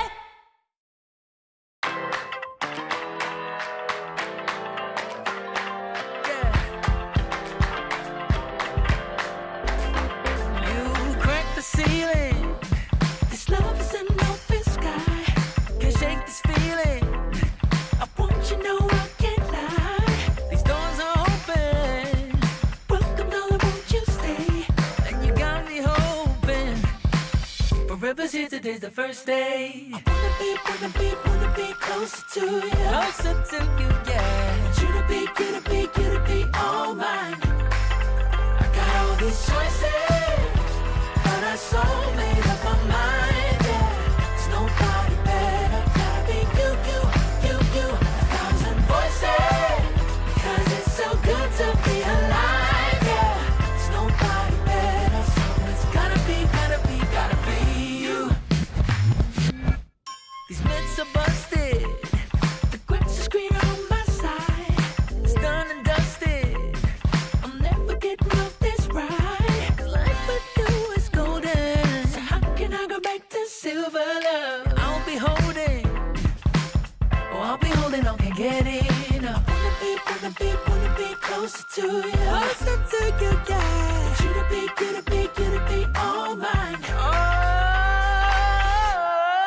yeah. I got all these choices, yeah, but I so made up my mind. There's nobody better, gotta be you. Thousand voices, yeah, 'cause it's so good to be alive, yeah. There's nobody better, so it's gotta be you. Yeah. It's gotta be you. Gotta be you. Gotta be you. Gotta be you. Yeah. Gotta be you. Oh, it's gotta be you. Yeah. These choices, but I so made up my mind. Nobody better, gotta be you. Thousand voices, 'cause it's so good to be alive, yeah. There's nobody better, so it's gotta be you. Hey. Nobody else, no. It's gotta be you. I took a walk down Pico, heard someone shout from a crowd of fed up people. Hello, and welcome back to One Win versus Nemiga. Nemiga is currently up 1-0. Big fat goose egg for One Win. They're looking to even the score, and Nemiga looking to close it out in style. Game 1 was pretty dominant, and yeah, I'm curious. What do you think? You think Game 2? You think Nemiga runs away with it, smooth, easy peasy style, or are they gonna claw their way back? Nemiga has certainly been doing pretty well. If you guys missed their first series, it was pretty similar. I'd say they made smart choices, did well in the lanes. It's pretty smooth game plan. It was kind of going that way this time, but I think they got run around a little bit by this Monkey King support. I think a little bit more chasing than they should have, but did eventually find that fight, close it out. So I think as long as they continue the way they've been playing, it's looking like they should close it out. But I don't even think 1W was like that outclassed or anything, sure, that bottom lane went poorly. The draft was a little funny, but they were dragging it out. That's actually the hard part, is like once you start losing is to slow it down, make the game go long. They just took a very strange fight at the end to very swift end there. But I feel like if you run it back and even if you did that same draft and you just say oh, we approach that final fight differently, approach the lane differently, whatever, right? I think they could do it. So I'm not going to count them out yet, but I kind of hope to see a different draft. I do like Monkey King support. I think it's fun, but that felt very strange, that execution of it. Yeah, I think I would definitely like to see a little more pizzazz, a little more aggression, a little more actually trying to play the game, because they honestly didn't feel like they were really trying to play the game that much. They were kind of just farming for 45 minutes until they just toppled over and lost.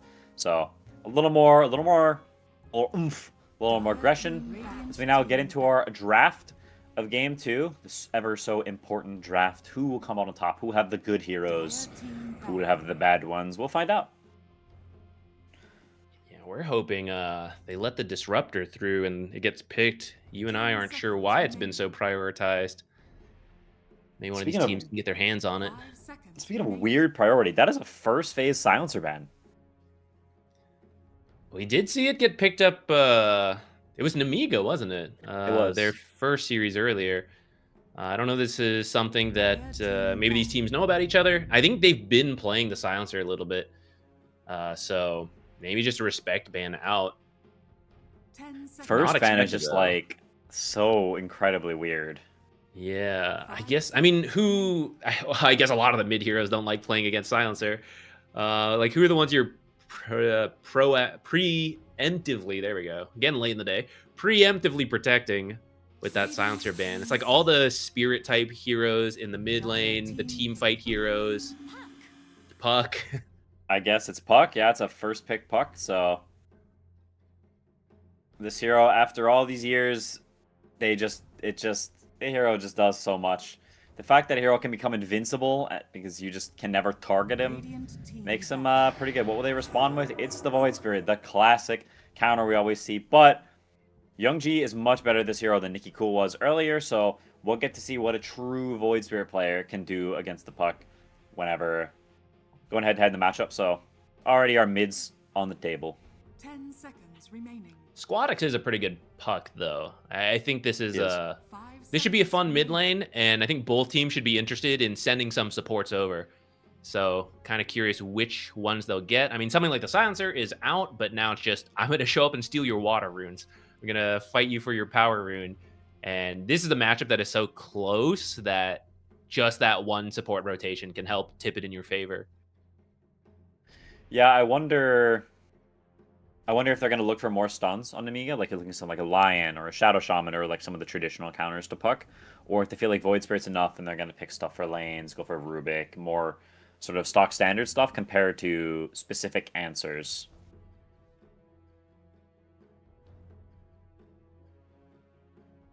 They're also unsure, thinking it through. Yeah, using quite a bit of time on these bans. This is not a place where you normally use a lot of time. You kind of just, I think generally the best principle is you just ban stuff the enemy team likes, or you can pre-ban stuff for your next phase of heroes. I think either one of those options is generally pretty solid. But they're kind of just not banning anything. I'm actually really curious. So they ban Shaman. So then if you're banning Shaman, you might as well ban Lion, right? Because if you just ban one, then it's like just you get the ban other. neither. Exactly. It's basically like you set the ban on fire. So I would love I'm- for that to be an option, you know, just the blank ban instead of having to spend your time on it.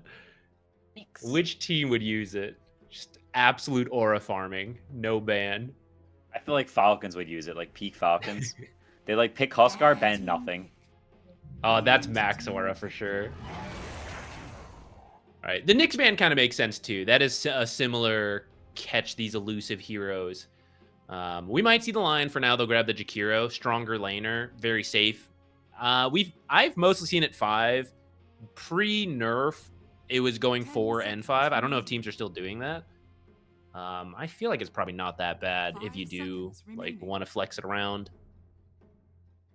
Yeah, I think it just depends what you get in the other place. Like, what's the trade-off? You know, what are you getting in response? They're gonna take the Hoodwink, so we've seen it do pretty well so far today. Hoodwink has looked pretty decent. Against Jakiro, I mean, it's probably okay. You can run away from him, which is, I think, all you can really do to Jakiro in lane is just run. But at least he's ranged and not Monkey King, so we're already off to a better start for a 1-win. You can use the trees in a different way, hopefully a more effective way. You do at least outrange the Jakiro, so you can do a couple pot shots for free.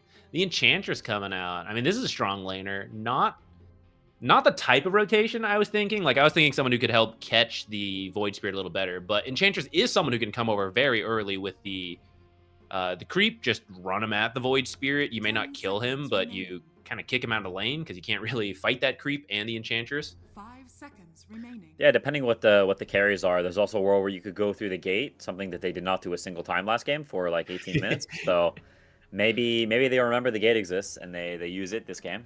Possibility. I do want to see more of these because the Madstone bundles can spawn earlier now, like essentially at the start of the game. So I thought we might see a rise in heroes like Enchantress, heroes who can, rather than block the pull camps, it's just like, yeah, I'll just fight them and they're my pull camp. So they're my Madstone bundles. I'll get these items a little sooner. Yeah, yeah. I mean, Enchantress I think has risen some in popularity. Chen has dipped down, but I think most teams also don't really have a Chen player. Oh, and now the shoe is on the other foot, so looks like just straight up Monkey King carry, preempting some of that Tide and those, sort of big fat guys. And with the Beastmaster Bat already banned and Veno, there's a lot of protection for this guy. Phoenix too, so all the worst ones are out. And we saw Self Hate be I can't get over this name. Anyway, it'd be pretty high impact on the Monkey King, so we'll see if he can do it again this game. He's playing really well. He's got the name will change, as he goes higher and higher. He's like, hey, I can move forward. I can move on. If they qualify to DreamLeague, his name's going to be I Love Myself. I've done it. Self-confidence next. Muerta. So I guess they've actually got a flex going here. They could run the 4 Monkey themselves and to carry Muerta. Oh, 10 seconds. possibility. I hope it's... right now, I don't see the value of the support 5 Monkey seconds King, remaining. but we'll see. I'm open. I like the exploration. I feel like Muerta as a support in this case, the silence and the dead shot just as a follow-up stun is very useful versus Puck. Someone who's like decently strong with I won't call it like, it's not like the typical burst damage, but you can kill an Enchantress, right? As opposed to your damage is too slow, so Enchantress just like heals through it. Here you have like some right click, you got the calling, dead shot, pop it all at once. It's like that kill attempt in one go.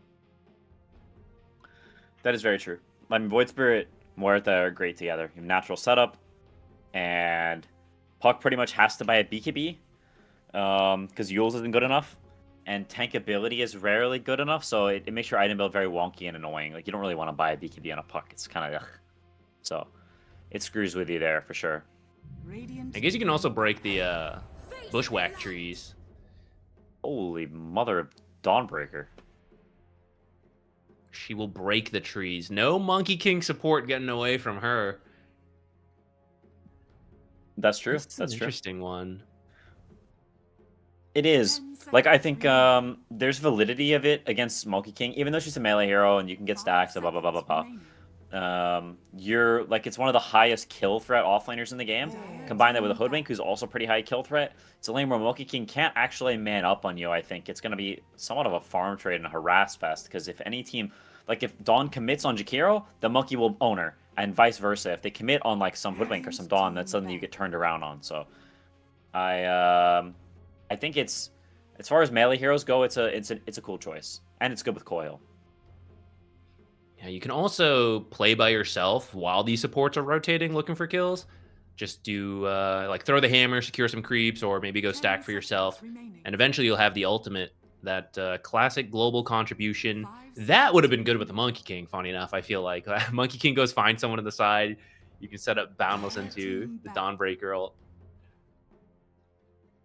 Alas, was not to be. We had to watch them farm for 600 hours. Unlucky. So. The Terrorblade ban again, really respecting it. Or was it their ban? Hold on, who banned it last time? It was One Wins ban last time. 10 seconds remaining. Okay, switching sides. This one I can see a little bit more. 5 seconds Like, you've remaining. got Enchantress who's going to give you a strong lane. Terrorblade carry is pretty good against Monkey carry generally because he's Giga high armor and you want like Deso and physical damage builds these days. So it's pretty nice for those reasons. And I think Violent is also like, TB is one of it, probably his best hero. He's level 30 TB, he plays it a lot. So I think in some ways this is a the player kind of ban, not so much a objective value ban.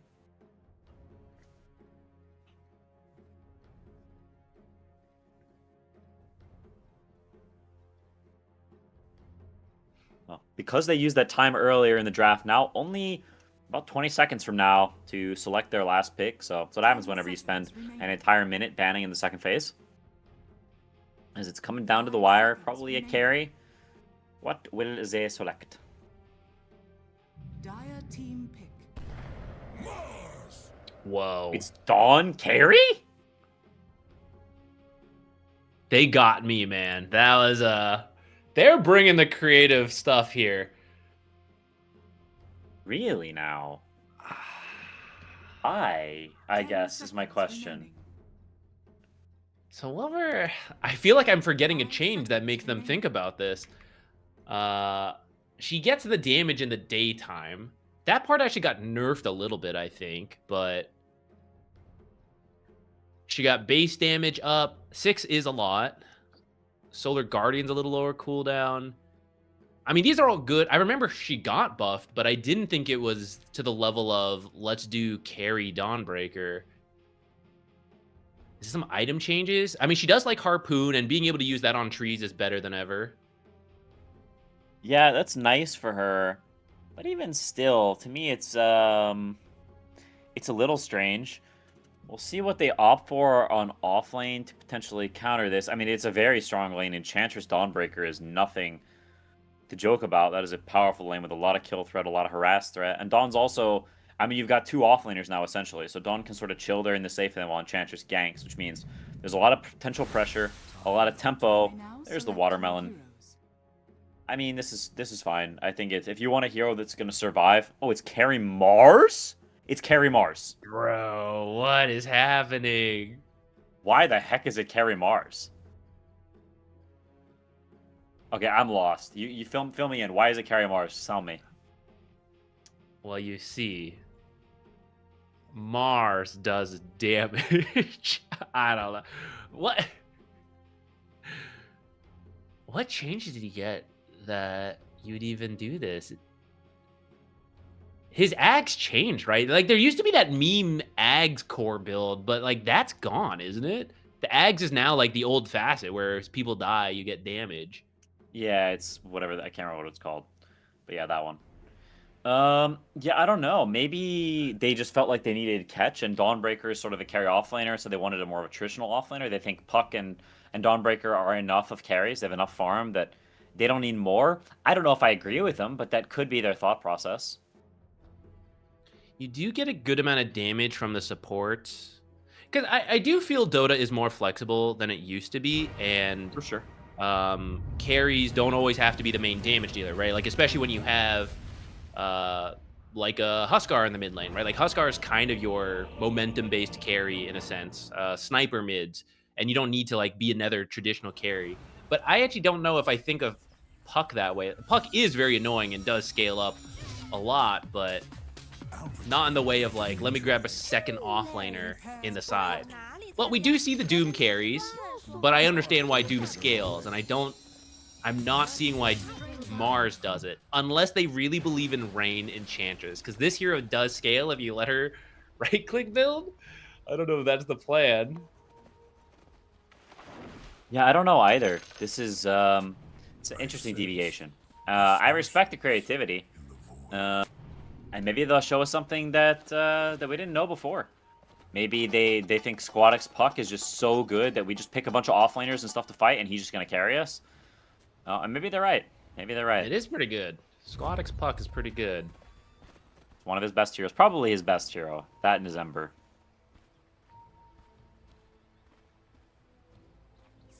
Oh, have to you wait know and what it see. is? Dude. What is it? I got it. So last game they farmed for 48 minutes, and that was boring. So now they're just going to fight with 2 offlaners. Like, no more farming, guys. Let's just go. Hey, honestly, that's based. Like I think your only response after last game should be disgust. That should be the overwhelming emotion. And so if that's what you feel, and next game you're like, no, what? We ain't gonna do that again. Somebody makes, like, they throw it on the ultimatum. Like, if we farm like that again, I'm leaving the team. And now you go into this game too, and you pick offlaners, and you're gonna go gung ho. And that's baller. I respect that.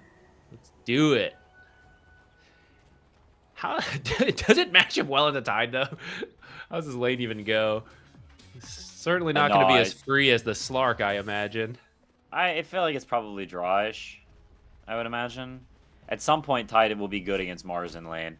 But, like, you have, like, Dawn can ult into the arena, and you can, like, double ult and kill the Tide. There's some stuff. Hoodwink can gank him. Like, but I think the lane's probably drawish, I would think. Let's see what happens. Well, indeed, as the battle already starts, is broken Nature's Attendant spell. Most ridiculous training spell in all of Dota. It's like a bazillion HP for not that much mana. Worth is sort of holding her own, though, in this man fight. The Void Spirit starts off well in the first wave, 4-1. That's about as good as you can ask for, getting all 4 CS and an eye. the key deny breaking point is 3 denies in 3 waves. If you get 3 in 3 waves, then that means you get level 3 on after the 3rd wave, and they do not. So 3 denies is what prevents you from getting 3 after the 3rd wave. He's up to 2 already. That's right. Self-hate. Dropping low. Does have a salve. This is a scary lane. Like, I mean, this lane's normal. Like, we got the Dawnbreaker off lane and the Hoodwink. If one of them lands a stun, the other one's coming in, and it's going to be a lot of damage. Going to be a lot of salves up there. You cannot be at half health here. You will die. Yeah, no, I think this is a lane they're putting Monkey King to the test, right? They've line picked the 0, they respond with the Dawn, they think this is their best Monkey King answer, so we'll see. Are they right? Is this actually the best answer? Or is Monkey King just too good, self-hate, just loves Monkey King too much? He was definitely cooking in the previous game, and we've seen that he likes to join fights a lot. He's a relatively active carry player, and Monkey suits that pretty well, so it seems thematically to be a hero that makes a lot of sense for them. Yeah, I think it should... If he plays that exact same way, I think it should be better than the Slark. Monkey King just being able to move around the map even faster than a Slark, who has that bonus move speed with the ult, but can't really beat Tree Dance. That one is cracked. It's the good stuff. What a deny. Squadix getting the gold creep deny always feels juicy. They are sort of chilling up top. I mean, it's also the power of the Shakira, right? We can't underestimate how strong the 0 is in the lane. Just the combo of Q plus E, run that back over and over and over and over and over. It's hard to go wrong with that combo. As all the lanes, everybody's kind of getting farmed. Dawn suffering a little bit, but there is a double wave coming into her, so she'll be okay. Maybe they try to fight this. No, they're actually just going to give up the Lotus, so saying, yeah, you can have it. It's fine. Yeah, worst case, you fight. I mean, Dawnbreaker was a little low, so you fight, you die, the big wave pushes in under your tower. You just lose everything. Losing Lotus is sad, but not that bad, right? You can play without it. Yeah. I mean, if you look at this mid lane, like, he's really low on resources on Void Spirit. Compared to Puck, who's pretty much full mana, pretty healthy on HP, still got a Tango left. That, to me, says, like, you've only got one spell left in the tank. You're not going to beat this Puck anymore. Like, Puck is going to chill. And sure, you're pretty good against him in the game, but it's not one of these situations where Puck is going to be punished. Like, the hero is just such a pain to actually abuse in the early game. This is where you could use some support rotations. If you can get the water runes going your way, you could fix this, but right now, supports... Okay, actually, they're both on their way from the bottom side. Okay, some sort of little conga line dance down the river. Everybody, runes now. This is where Enchantress is stronger. Her conga line's better. Oh yeah, she's probably the best one. Bump. Maybe even a kill if some good body blocks. Nah, not good enough. And Puck Centaur also was got both slapping, water though. runes. He went to the bottom one and chucked the orb to top, so now Puck, I dare say, probably going to even start to win this lane. Gets the sentry, so can even look at dewarding this. No mana. You might be dead, Brother Bear. No to assimilate. One more. Rest in pepperonis. That's first blood, too. That is big. And the ward, deward. Puck's going to be level 6 very promptly. In the meantime, though, they do kill the Dawnbreaker up top, so counterpick, schmounterpick. Monkey King Jakiro wins the lane anyway. That was the support rotation. Enchantress being one of the best heroes at it. I mean, her and Chen, right? It's really hard to contest them when they bring any of the creeps. Gets you a mid kill, which is best case scenario. It definitely is. Now back down to bottom, peppering the Tidehunter. This is very, very annoying. Mars is having a great lane so far. Tide's doing okay, but not the absolute best start ever. Dawnbreaker in a similar boat. I mean, Dawnbreaker honestly doing a lot worse. She's over doubled, or slightly around doubled by the Monkey King. Which is, honestly, Dawn's a hero that's pretty bad from behind. Like, she wants to be ahead so that she can keep the snowball going, keep the kills happening. So, we'll need some comeback kills instead. Yeah, you want her to do well enough that you can leave her alone so she can just ult into the fights. But if she's forced to jungle, kind of like she is now, you'll still try to play that way, but it comes online way later. Like, the earliest, you sometimes see it at, like, level 7. You know, you leave her, she takes the shrine, she ults into the other shrine fight. Coil is Never. up. No to assimilate. The raindrops on cooldown for a second. He's just dead again. First pick Puck. Looks like it's last pick Puck. Up 900 gold on the immediate counter pick already. I have a feeling if this goes to game 3, we will not be seeing Puck again. Not for 1W at least. Nemiga will, I imagine, steal it away at the least, if not ban it out. I do think, though, it was fairly close. It's the support rotations that have really broken it, and that's where I like this idea of the Enchantress, especially. You're so fast. You're perfect for roaming. Muerta's not too bad, but it is a little awkward on a hero like Puck. Same with Jakiro, just a bit slow. You can try to grab runes, but you can't really threaten the kill in the way that Enchantress can just run a creep under tower. Dire are scanning. Yeah, it's true. I mean, the Enchantress has definitely been a difference maker this game. Those 2 kills are a really, really big deal. Now, they're still going to get the Wisdom Rune. It's not like the game is totally imploded, but Void Spirit, especially with no points in the Assimilate, is very bad at farming. He wants that early start so he can be involved in kills. And if suddenly Puck is unkillable and the wave's always pushing in, you can kind of get stuck mid and just keep getting out farmed until eventually the Puck is just too strong to deal with. Your Ags gets massively delayed.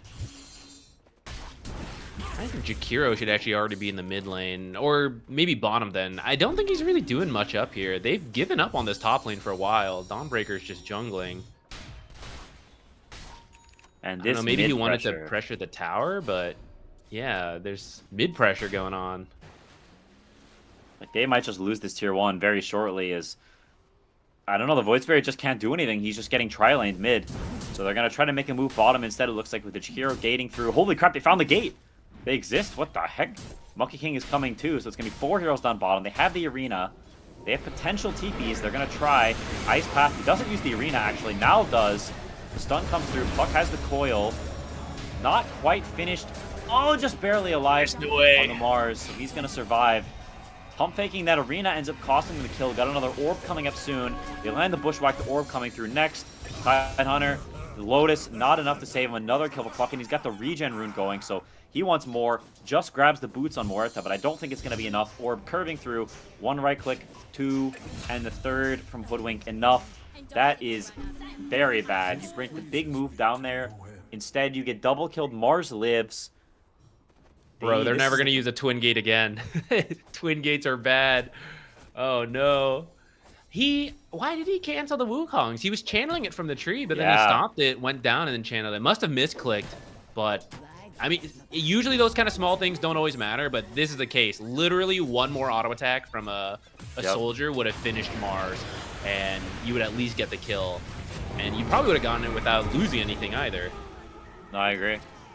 You do get the Ench, which is very big. She's level 5. That's not a small amount of XP. These kills matter quite a bit, especially when your Void Spirit is under-leveled like this. Monkey King continuing to do his thing top, going for the BKB first again, so that seems to just be his build of choice. This game I can see a little bit more, to be honest.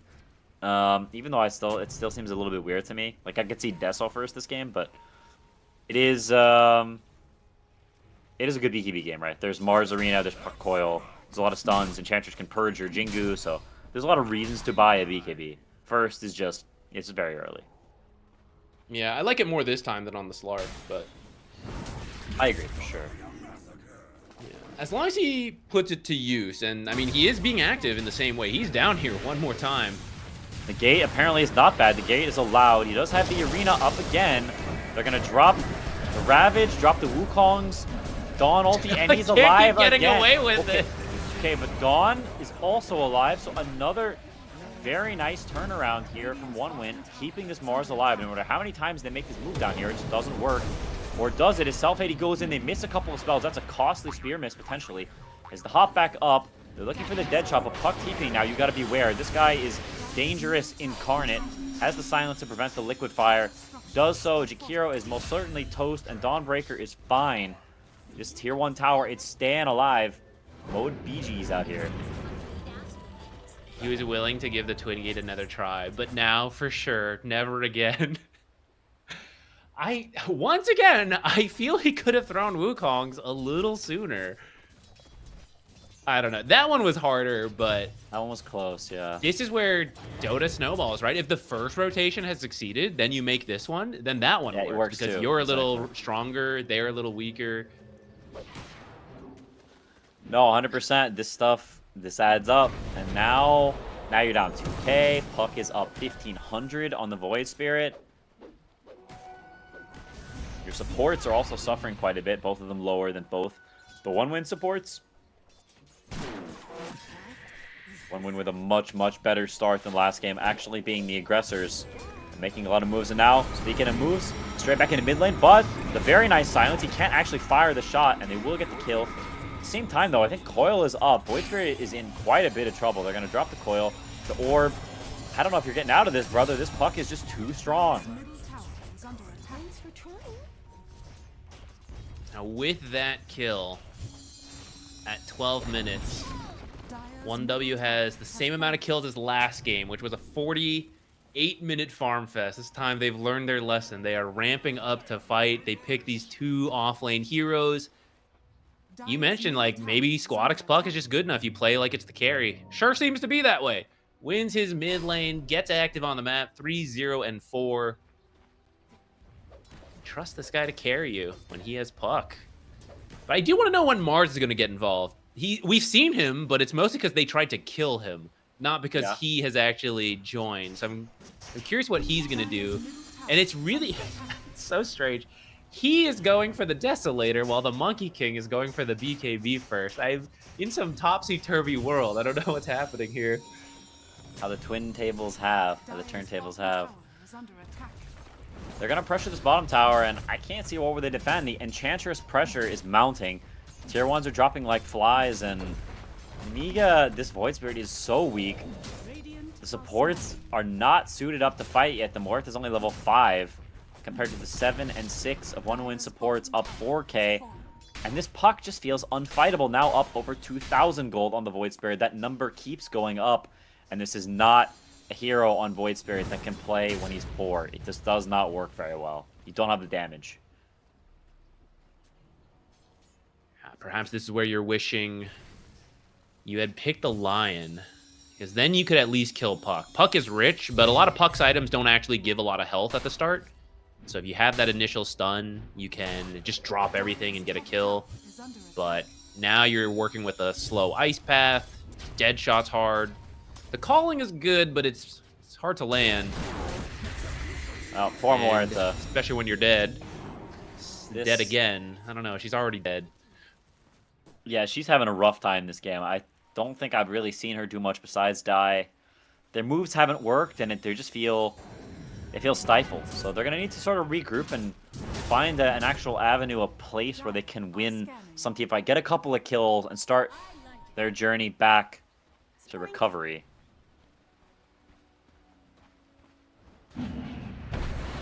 For now, it's all 1-win. They move up toward top tower. Enchantress going through the gate, and the last tier 1 will fall shortly. Puck actually TPs. So we talked some about the overcommittal of heroes, and I think this might be one of those cases from 1-win where were they really going to fight it if you were 4 there and Puck wasn't there? I don't think so. So maybe committing a little too much and offering some breathing room to everyone else. Yeah, or if Puck's going to come, then Dawnbreaker should probably be somewhere else. She has the Solar Guardian available to join in. I guess the Puck rotation pays off. They do find the Chikiro over here. Yeah, that might have been an unforced error. He kind of just walked into them a little bit. Radiant's middle tower is under attack. In any case, the Deso completed. Puck already up to the Blink Dagger in just a moment, so the aggression only going to ramp up. Is under attack. Wizard was thinking about the Yules earlier, but now going to go for the Kaya, and apparently it's not a Young G Nikki Cool issue, it's just Puck's just too good.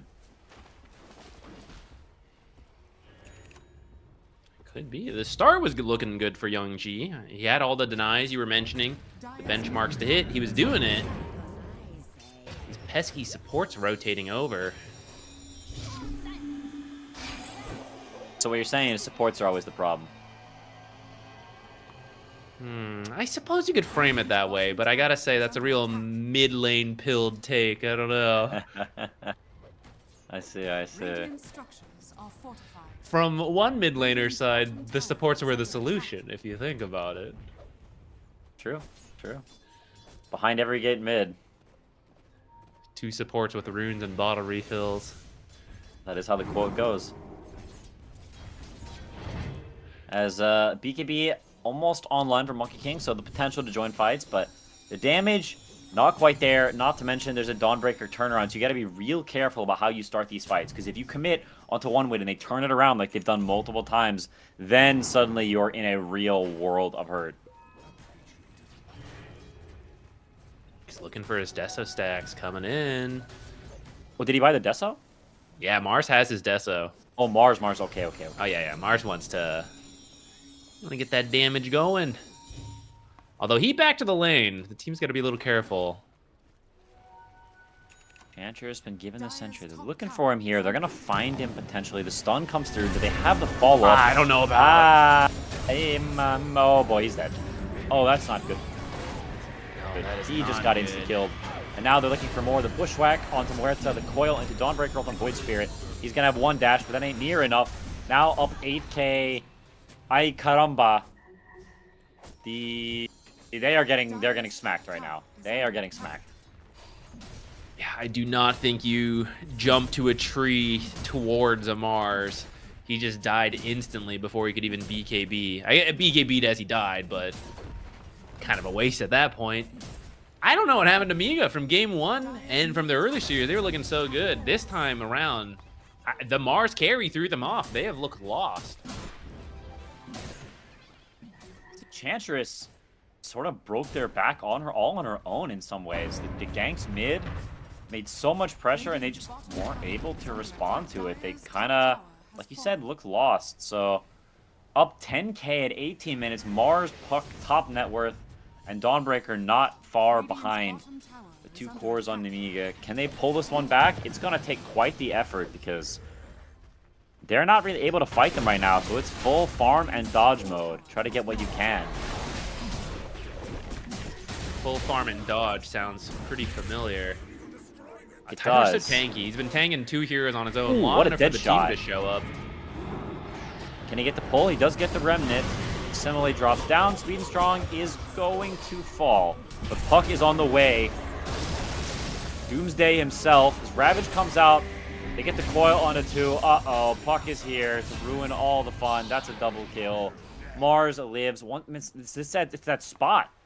It's just cursed. You can't kill Mars there. If you try, Puck shows up and everyone dies. I guess Violent has some kind of Radiant Mars carry tech, as indeed he seems unkillable when he is in that safe lane. 3rd time, not the charm. Perhaps 4th will work next time around. I don't know if it's getting any better. I don't really know they're picking any damage. Monkey King is going for the Deso now. It really does feel in reverse, though the BKB, maybe it'll help him get out here. Try for the Nightfall. This one's close. Oh, no. Like, oh, come on now. That's rough. That's rough. They are just getting routed. This Puck is everywhere, killing everyone. They're going to try for Hoodwink here, but Mars shows up, and I believe you were getting pushed away from this. A little bit of whoopsie there. He might get 1 shot. Oh, he didn't have Slam. Okay.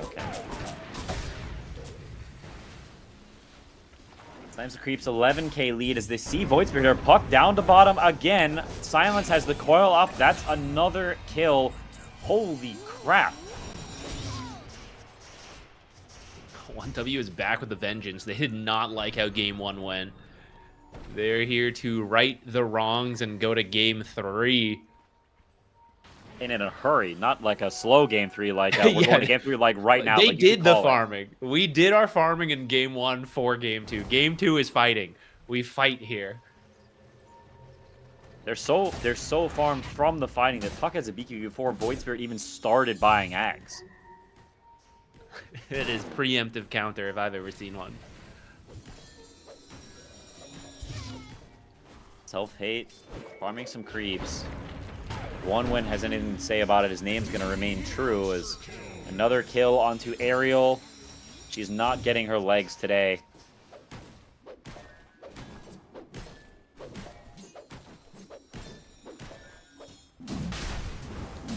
here. like- How fast is Roche with carry Mars? He's got the Deso, 8 stacks. Not too bad. Too bad. Mage Slayer as You got well, the the classic Enchantress Mage tank. Slayer Deso synergy. Yeah, Enchantress the tank. There's been slower Roches. And look at that puck straight back up the top line. He wants to poke the Monkey's BKB in the top lane. They got the Dawn ulti actually, so this could even be a kill potentially. Is he gonna go on him? He does. He does gets the blink off. There's the coil. Thinking about it. That's not He wants him to BKB. He really wanted to bait that. Yeah. He might even dive here if he's not careful in self-hate.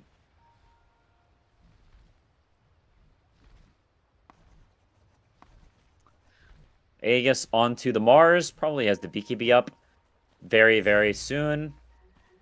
Just 550 gold. And in the meantime, what are you getting on the flip side? Monkey's slowly working on the Disso, but that's a Shiva that just came out on Dawnbreaker, so your Tide damage, your Monkey damage, all that attack speed just got reduced. And killing Dawn, good luck with that. Just the break.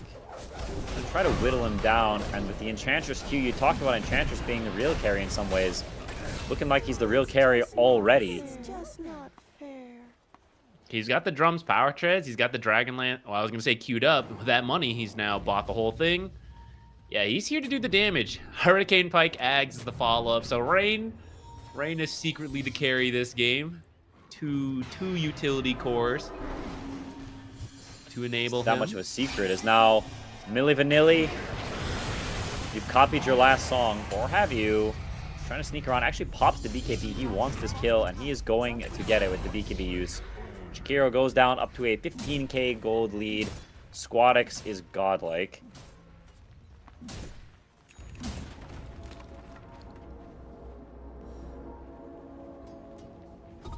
Self-hate going to take some lessons from Sweden Strong from last game. He's got to do some creep cutting, just not engage.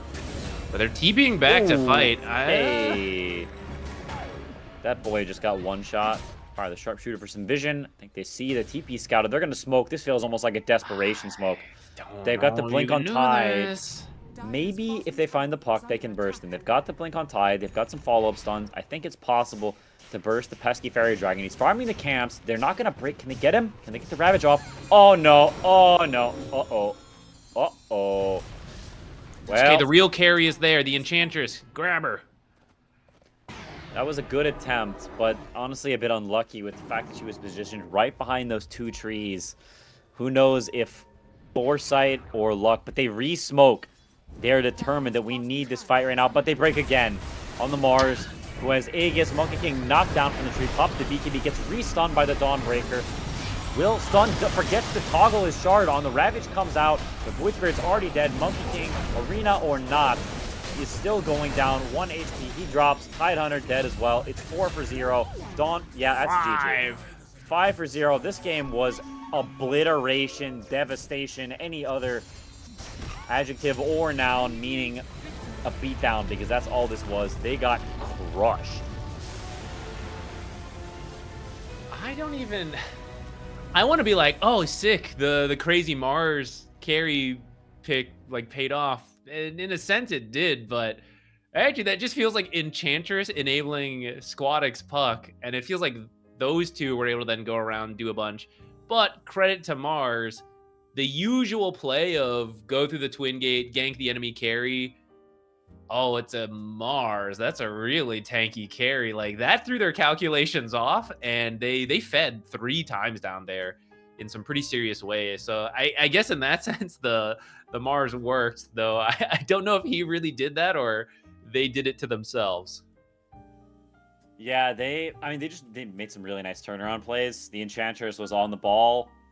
And after that, there's not even that really much to say about this game. I think they did a really impressive job of closing out the map after those good early game moves. Like, there wasn't this sitting around, there wasn't this dodging from Nemiga like we saw from the flip side of game 1, where, you know, one woman was kind of making space and chilling, and they weren't really building a gold lead. There was none of that. It was like a constant building of lead, a constant streamline of kills, just gulping them down. And there was just no stopping, all gas, no brakes. That was impressive, and one win that game they looked like we're in a different league. Like, you think this is close? No. There's levels to it. They were eating Tidehunter's fish. Yeah, they were. There's none of that. I actually think Nemiga needed to take a lesson from 1W from that first game. Like, I think they started to engage too much. You actually just need to drag that game out once you start falling behind. Drag them back to their own half of the map. I know it's a Monkey King carry. It's more painful if you die, but at the same time, someone's got to do it for the team. You just waste time till later. Instead, feel like they kept engaging with 1W, who was clearly too strong. Like, every fight went their way. They were easily killing all the heroes. It didn't even feel all that close, and it wasn't really. I think it was 26-4 as the end score, right? Yeah, so Yeah. Not all too close that time. Well, hopefully next game is a little closer as we take a short break. And when we come back, it will be game 3 of 1-win versus Nemiga. See you soon. I'll go winter, baby, without your loving around. I will be waiting until you come back home. You're gonna be a cold winter, baby, without you here with me. So don't keep me waiting. I need your company. Ooh, I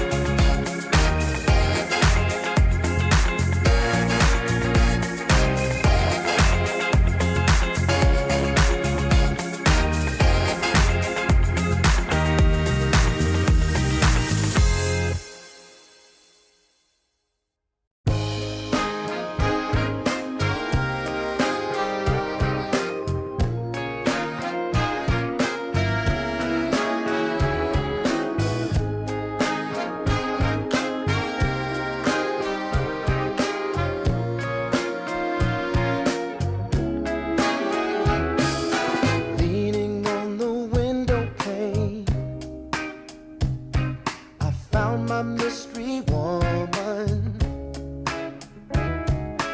Flame drives me insane. She's heavenly creation. The spirit of the hot summer day, controlled by her emotion. Tomorrow seems too far away. Now I've got my shot. I'm meeting my soulmate. Lady, can you see me? You're my everything. You're my lady. Lady, can you feel me? I fell head over heels. You're my lady, lady. Maybe you can't hear me, my sweet little thing, my sweet lady. Lady, can you see me? You are my everything. You're my lady, lady. Some might think I'm crazy. You're my constellation. My vision's far from hazy. I need no confirmation. Take my heart and don't let it stray. True love and affection will come again another day. As the sight of your light always takes my breath away. Lady, can you see me?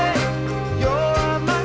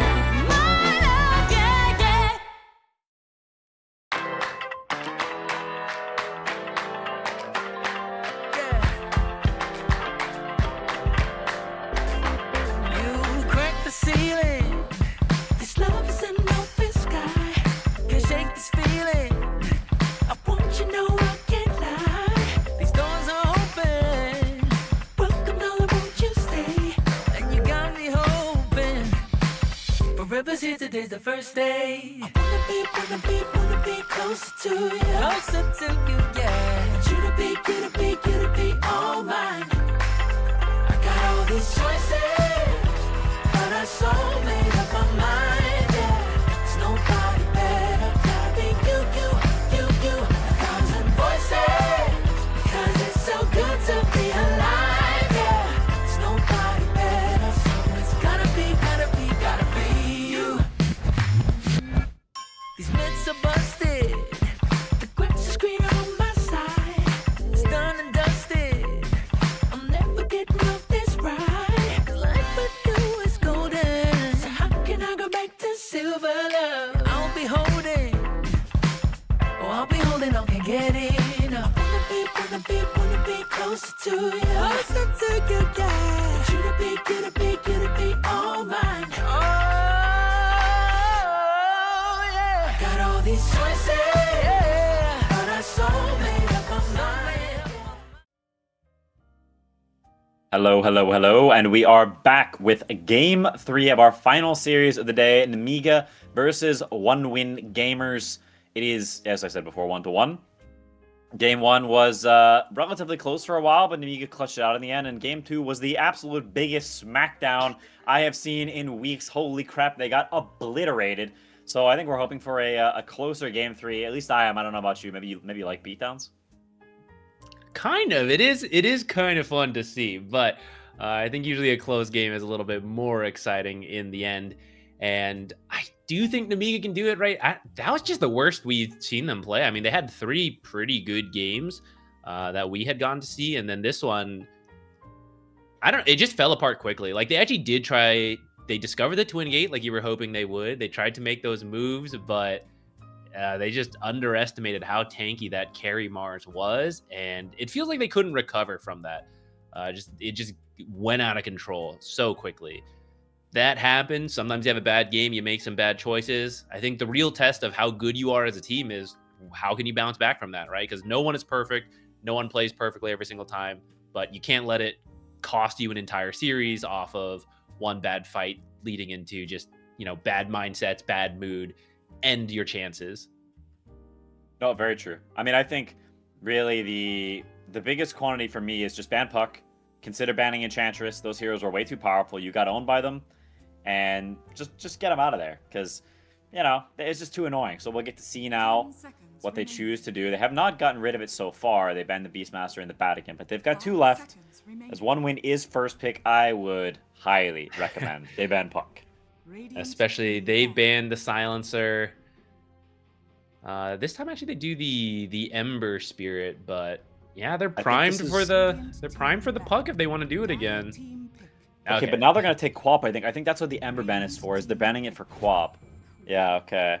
What are you, a mid laner or something? How do you know this? Nah, just luck. Good guessing. Just vibing. Yeah, I mean, Ember is generally one of the best mids against Quap, because you buy Mage Slayer, you dodge Dagger, you dodge Scream, you dodge everything. Like, Queen doesn't do anything to mobile heroes like this, so it's... Honestly, I'm a bit surprised that they ban IO over that, and they didn't consider just banning this. Responding Tusk to Quap is also like, it doesn't really respond to Quap. The Quap is generally pretty good against Tusk. It's sort of just we're picking Tusk because we think Tusk is good, and it's unrelated to your Quap. Yeah, at least it is a hero that can roam pretty well. Can't really kill the Queen of Pain unless she messes up, but you can be there for the runes a little bit easier than some other supports, so at least that's something. But you're right. I think you'll need some other heroes to actually kill the Queen of Pain, or to at least limit what she can do in the lane. The Tusk does set you up for some strong side lane combos, though. There's a lot of heroes that like playing with that Tusk. Some extra damage, Ice Shard block, or Snowball, whichever one you end up going with. You could win the side lanes, which is something Nemiga was doing before. That was part of their kind of winning strategy. They just had a strong showing in the lanes. So I'm open to the Tusk. I am too. I also think it was Ariel's best performance of the games we've seen. I think on the Tusk he was kind of cooking, made a lot of kills happen early, was a pretty big difference maker in a lot of the fights. So I don't mind going for hero that he just played really well on, right? I think he looked pretty uncomfortable and kind of bad on the Muerta. So I think this is more sort of Chad hero that can get in there a little more. He looked good on the Hoodwink. I think these heroes just suit him a little bit better. So I like the Tusk because you gotta give people their comfort, especially in game 3s. Yeah, he had some clutch saves as well. He was just doing it all, everything you want from a Tusk. Which I guess versus Queen of Pain, you can have some saves versus Sonic Wave. So that's kind of fun. See if they want to grab one of the pairings. It's a flexible hero, so you can move it around. You could pick an offlaner, for example, that does well with it, and then you could still end up doing something else if you need to. It's true. These situations are interesting because part of you wants to take mid and think we'll just pick the Void Spirit. All right. I mean, Young G, I think he's known for having a relatively small hero pool. He kind of only plays the spirits and like the classic mid heroes. I don't think he plays much of the obnoxious crap. He's not a Huskar guy, not a sniper guy, any of the stuff. It's not really not quite his tempo. So he goes back for tried and tested, but we saw it in the first game that the Void Spirit versus Quap, it's kind of whatever. It's not like, it doesn't like do that much to the Queen. She still does her thing. Yeah, we're gonna get the Venomancer out now too. We saw this in one of our other series, and we were talking about how into the Tusk, it kind of goes both ways, where Venomancer's typically pretty good versus all these melee heroes. You have the Plague Wards to scout him out, prevent the blinks, but he is a hero that can get to the Venomancer, and Venomancer has such a low health pool for quite a while. You kind of just kill him in one go. Especially with the Void Spirit, perhaps. As he rotates out of that mid lane, he can jump with you, kill either the Venomancer or the Hoodwink. Both these heroes do not like getting found. No, they do not.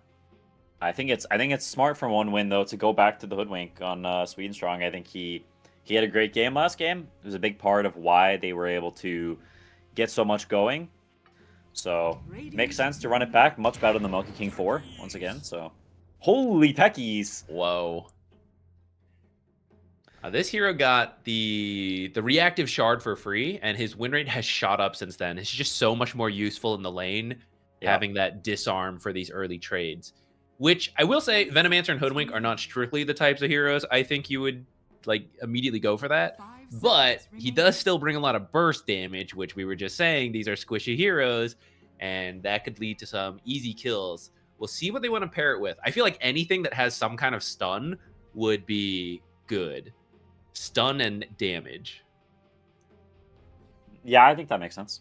I mean, the hero's 15 talent is really, really good because the taser just last for heckin' forever. It's like it lasts like 9 seconds or something like that. It's something it's insanely long.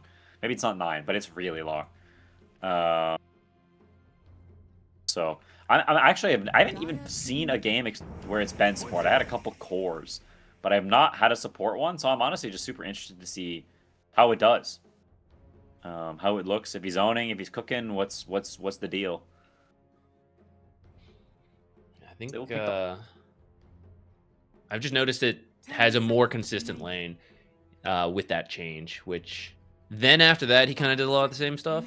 But in the lane, before it was like, oh, can I get kills? Did I get kills? Okay, I'm a good hero. Oh no, I didn't. Like, what do? I don't know how to like casually trade. I only know how to go all in for the kills. Yeah. Pango is not the combo I was thinking of, but Pango with the tag team is kind of cool, so maybe they'll do that one. Yeah, I mean, it's like a fine Pango game. It's not bad against these heroes per se, but it doesn't feel that powerful. Like, you are going to get a last pick carry, so you could get something really nice here, something like a Faceless Void or some other carry hero that has really good matchups. So you've got the scaling, because last game it felt like, sure, Monkey King could do some stuff, but it wasn't like, he didn't feel like some end-all be-all timing compared to how good of a game the Slark had. So I think they sort of want something similar. They want that juicy 24 pick, and they are going to get it for carry this game, but he's going to need to carry a lot of weight, because I think Pango offlane, unless your guy is really proficient or you do really well in the lane, it can fall somewhat flat. 5 seconds remaining. Having that natural mobility will help him keep his distance from Venomancer at least. Oh, do you proc Snakebite with your Q? Probably not, right? I would think not. You are not attacking, but it does. You do hit Blade Mail, so I don't know, actually. That'd be pretty funny. You would destroy yourself. Yeah, that's a lot of damage very quickly. That's the kind of thing that you gotta know, or it can bite you relatively hard. I'm going to imagine no. I think it would, yeah. Even though the Q kind of uses some attack stuff, I feel like that's not actually an attack. But we haven't really had something like Snake Bite, so I don't know. Maybe something that like gets overlooked and the weird spaghetti code happens. Yeah, I mean the closest thing was like Shock Collar, the facet from Storm. But I don't know if that one worked. About that. I never saw that against Pangolin. People only took it for like 3 days against Earthshaker.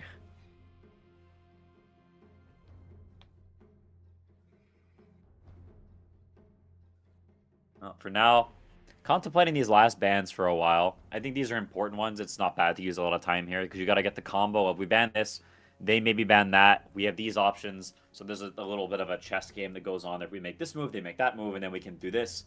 But what if they do that? And so you got to think it through. Team ban.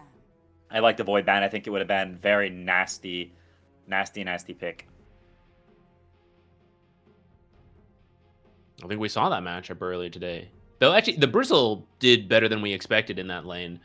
Though it did eventually wrap back around for the Faceless Void. 10 seconds remaining.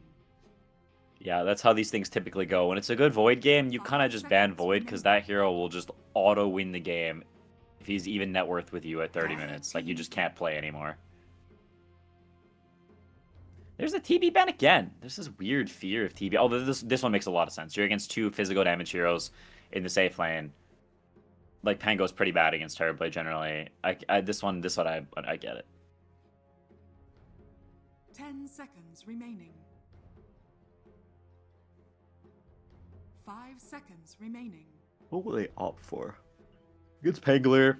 I mean, you could do a lot of stuff here. I wonder if they'll have enough catch, though. Because I feel like if they go for a carry here, Hoodwink is actually your only stun right now. And it's something that all these heroes can react to. Tusk, Void Spirit, Pango could all dodge the Bushwhack, along with whatever, final hero comes out. Team pick. It's not going to be easy to get kills. Okay, Doom actually. Kind of forgot about him. He was going ignored for a little bit. But we did see some very impressive Doom carries earlier. And actually, this is flexible, so you could move this between the Bristle and the Doom, depending on the matchup you get here. 10 seconds remaining. Yeah, I mean, in some ways, this is also just the double offlaner strat again. That's 5 true. seconds They had a remaining. game 1, they were like, yo, this kind of cooks. Let's just pick 2 offlaners now. Just do it again. Hey, they won that game, right? They're onto something. They won it convincingly, too. They didn't just win that game. They won that game. So, if it ain't broke, it ain't broke. It's up to Nemiga to change the script here. I mean, it's not too late. They could also grab another offlaner. We could have the most brawl fest game ever.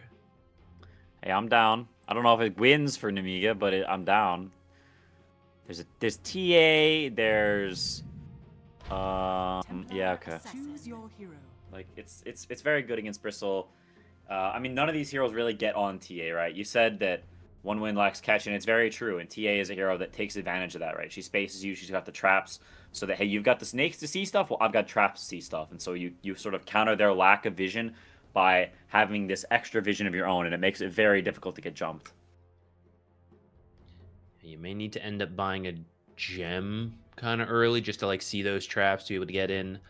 A lot of pressure onto Sweden Strong this game, I feel. He's going to have to be on point with the Bushwhacks.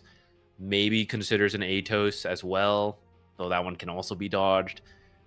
I suppose Doom can help, but as the carry, I mean, the build we were seeing earlier was like the Midas into Echo and stuff.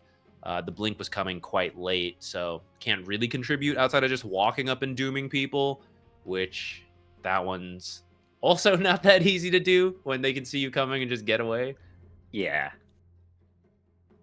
Yeah, Doom's like more of like a pick-off. He's not really a fight starter, per se. When you get the Shadow Blade, it makes it scary to play the map, but you're not like...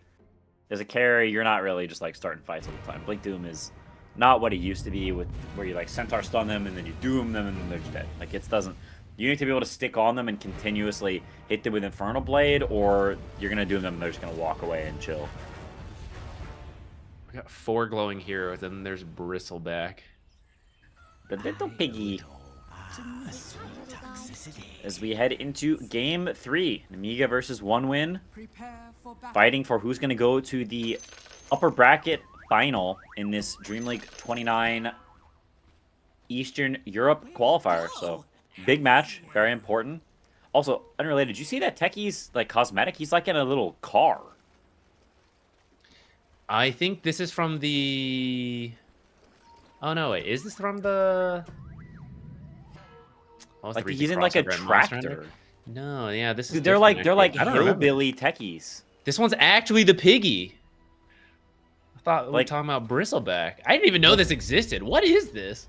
Like, how does this set turn him into a pig? I didn't know he had this. This is awesome. Dude, it's literally hillbilly Techies.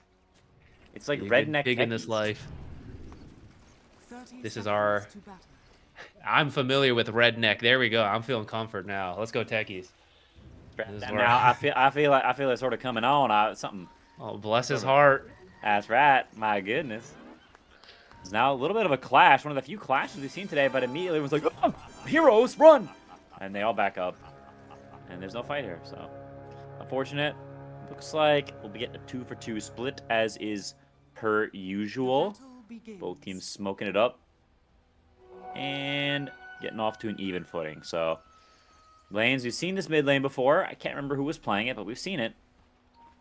And it's an important one because Squadix, he pulled away with it last game. So Young G, you're going to have to hold your own, or we could end up in another sticky situation.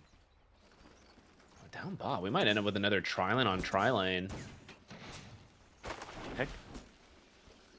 So apparently this is like something that Nemiga does, that they just do this tri-lane with Tusk, and all the other teams know about it, so they just also do it. I guess so. The last one made sense to me because there was a Viper, and actually sometimes when we do see tri-lanes, it is the Viper because you're trying to kill him while he's still weak to make sure he doesn't run away with the game. But yeah, I don't see that same reason to tri-lane. I guess on the other side, this is the benefit of picking this off-lane carry, right? This Doom is going to be okay on his own compared to a typical baby carry who's crying already. Yeah, Doom, I think also probably in a side lane does pretty well against Pango. I want to say, like, you can win for sure. Inferno Blade is like a nasty spell in lane. So I think Doom is honestly probably favored in this lane. Like, so you're pretty happy with this, right? That was a big part of which tri-lane versus tri-lane is favorable, is who wins the 1v1. In this case, Doom is definitely winning it so far. So even if your tri-lane is just drawing, nothing's really happening, your 1v1 is winning, and that's cool for you. Yeah, the Tusk has sent his courier top, so he does plan to go there. And we'll see if that catches 1W off guard. Like, you make a play here, and he instantly TP's top, takes us out from that courier, heals up, and then takes a play on Doom. That would be really sick. But for now, there's just a stalemate going on in this tri-lane. Yeah, they barely even hit each other. Like, a couple right clicks here and there. They're going to poke some damage on aerial, but, like, not even close to a kill of any kind. As they do stack the back camp, so getting a little extra efficiency for Vanilli there. But yeah, this is like... I really like that. This is so weird. I actually think if you were to tri-lane, it should favor the safe lane because you have those two camps in the back to stack, right? Whereas on the off lane, it's a farther trip to get to the triangle, or even further to get to those side camps. So if it is passive but you're stacking, I guess that's fine. Like, TA is a hero who can clear those stacks early. Oh, Doom got mana burn, dude. This is disgusting. Oh, it's disgusting. Over. This The creep one is camp that could have gave him that. It's so nasty, this creep. Oh my goodness, this lane is so sad for Pango now. Yeah, even after it got nerfed, it's still just such a pain. It will burn your mana over time. You know, like maybe he has to do like 1 or 2 more casts, but you are going to get to 0 mana. Yeah. He does have the Ring of Health, and it looks like he's going to get the Lotus, so that goes a long way. As Tusk is now gated up top, doing the same move he did before, but there's the counter TP from Venomancer. And it looks like nothing's going to come of it, so... Diffusing the situation. Feels like deja vu watching. It's been a lot of deja vu today. Might be the word of the day. Teams all like each other's strats. They're trying them out for themselves. What are with the couriers? Everyone's dying. Everyone's losing their money. Where did Tusk's chicken die? Oh, he just didn't micro it, so it ran from bottom lane through mid lane, and Queen killed it mid. That's a bit of a whoopsie. It is a close mid lane. Squadix will take that extra money. Oh yeah, for sure. I mean, this is a very close lane. They're both, honestly, with a slight whoopsie, either one of them is in range of dying. They're gonna go battle for top rune. Queen may blink for it and chat up. We'll see if Tusk goes for it. He does. But Quap's gonna get it. TP's the base. So they're pretty happy about this, wasting a lot of Tusk's time. No Wand on the Void Spirit compared to Queen having it, so that's gonna make a pretty big difference for regen spent. I'm honestly feeling, why doesn't Void have a wand? Like, what happened? So Did he weird. also lose a courier? He's Maybe got one so. now, and there's a lot of money on this, actually. He's got the stick, the recipe, the salve, and the raindrops. I wonder if he must have did had lose his it chicken earlier. sniped. Yeah, that's the only thing that makes sense for how weird his inventory is. So apparently, it's the game of chicken murder. I thought Monkey King support was earlier. Same here. But no, I mean he's holding his own this lane on the Void Spirit. We saw the other Quap go for the dagger, 2 points. I believe that was Young G playing the Quap. But this one, it's the Scream Max. It's the stock standard, the chill gameplay. He's got a salve on here as well. He's thinking about that kill. He's not gonna go for it. Presses the salve. Could get canceled if he wants to blink on him, but opts not to. Ooh, this is spicy. Top Doom has been having a good time, even in with Tusk there. He doesn't really care, but Techies is now coming around through the Twin Gate as well. So is Hoodwing. Yeah, might just be delivering yourself. The old escape attack. That's not how you want to use that blast off. Oh, big deny. That's huge. That would have been first blood. They do get the XP, but still very, very important. There's still no first blood at 5 minutes. Despite a significant. tri-lane bottom into a tri-lane Yeah. top, we still don't have a kill yet. What a strange game. Now it we feels go for more Power similar to the Rune. first game. Like the mirroring is back. Oh no, are you telling me there's 40 minutes of farming coming up? Nah, surely. Dire are scanning. As they're gonna be coin flipping the room. Oh, outplayed. I don't know what the heck happened there, but that's a very bad death by Doom. You cannot be giving up a solo bolo kill. Now the Maid Slayer is going to be up pretty soon, and suddenly this lane from Doom is totally turned on its head. You've got a pressure point here top now. He went for the dive. He took a lot of tower shots. Like half the damage he took to die was from just creeps in the tower. Big overcommitment for a lane that was easily going his way. Well, I say that looking at the CS, actually, it wasn't as bad for Pango as I thought. He was just taking the beating. Yeah, in terms of net worth, or rather CS, it was pretty even. I'm not sure about net worth, but Well, after that kill, Pango is on top. up there with TA, who is in the 1v1 pulling significantly ahead of Bristle. That is one of Bristle's worst core-to-core matchups. You just don't do anything to TA. She obliterates your armor early. She doesn't care about your quills. Pretty much everything you do is good against Bristleback. So, not fun time for him in this offlane. And there were some nifty stacks made from the supports from earlier, so getting even further ahead now. Somehow still less than that Slark, though. Yeah, that was interdimensional levels of farm. And you compare the impact the supports of 1-1 are able to have last game to this game. This game, they're kind of just holding hands here up with the Doom. Farming jungle together, they're not really finding openings to make kills happen, which means they're going to fall behind on levels a little bit. I almost wish they had committed to that passive level of game since it already started. Like, if you think about what supports do when nothing's happening, Veno would reign supreme here. You know, he would just be jungling multiple camps and pull a gold lead. But they started to force these fights and haven't quite found anything. Actually, it'll be Rain being found as he heads over for the Power Rune. Techies will take the Arcane Rune, but he may pay the price for it as the Sonic Wave comes out, pops the whatever the spell is called. G has dashed One over, more. going on Squadix a little bit. He's I don't know gonna how long live. the cooldown on the blink is. Young G doesn't have any mana left, so everyone's gonna live unless Squadix thinks about blinking back in. The Lotus is given over.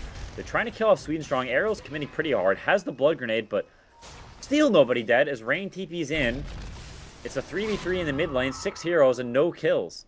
Tri-lane everywhere, but farming pact is enabled. No kills allowed. Right. Don't kill a hero. Don't do it.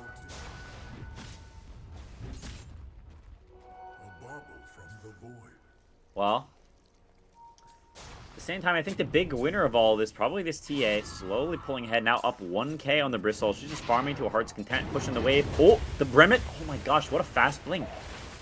That was, oh, hello there.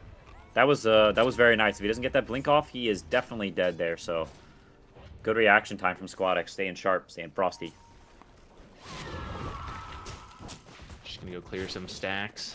Since we're not allowed to get kills, just do the jungle farming. See, working to the Kaya. It's gonna be a little bit for that.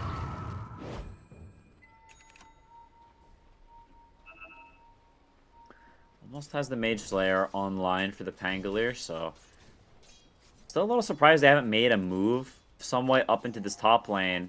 They sort of back into the world of the gates not allowed, which I guess worked for them in game 1, but it did create this sort of weird slow game, which is what we're seeing here again. The Quap does TP top. They're going to try for something, but they actually, as I say, that T comes through the gate. It's going to be a huge clash. Now the Quap's here, ready in time. They're maybe going to bounce over the ice wall. They can't get in time to use the meld, and now looking kind of scuffed here. TA is going to try to run away. Void Spirit's turned up as well, and so is Bristleback. It's the whole squad to simulate. Young G trying to reset as now they get on top of the TA. The Bristleback sticking out. Why is he so fast? As he's dead. Now the Doom comes out. The Mage Slayer on the Pangolier. He applies it to the Quap. So some serious damage happening to this Queen, but he is going to get the kill onto the Pangolier anyway, as now Void Spirit's fighting it up. Tusk TP's in. They're considering whether or not to go in this Bristle, and they decide yes, they want to, but some spells are missed. Why is he so... Oh, he's phase boots. That's why he's so fast. Continuing to beat into this Tusk. The Quills are going off like crazy. He has it on auto cast, not even pressing it. As overall, TA gates in, dies. I mean, the gate just does not work for Nemiga. I'm going to stop bringing it up, guys. Don't worry about it. It just doesn't work for you guys. Don't worry about it. It's okay. Play your lanes, stay in them. Yeah, I don't know. Every time they try, it seems to backfire. But I will say 1W is just prepared for it every time, right? Like the move happens, but they're fast with the response. And once again, the Doom carry is quite difficult to dive. He is not a typical carry. He has like 500 more health than a standard carry might have at this point. So it takes a long time to try to kill him, and that just puts you in prime position for the rotation to come through, which Queen of Pain was already there, ready with the Sonic Wave. Yeah, Still, with that said, it's still pretty close, and they're actually just straight back at it. They know Sonic Wave is now on cooldown. They have roll. There's no Doom, so should be a tier 1 tower for them. Yeah, they are slowly getting it down, but the catapult's gonna die now, so it'll live to see another day or another wave at a minimum. As TA, I believe she is done with the moves. She's all good with that. So back to farming. Tusk actually comes bottom, so looking for something potentially on the Bristleless. Quap gets the shield rune mid, and they continue to just fortify their positions, hold the line across the middle of the map.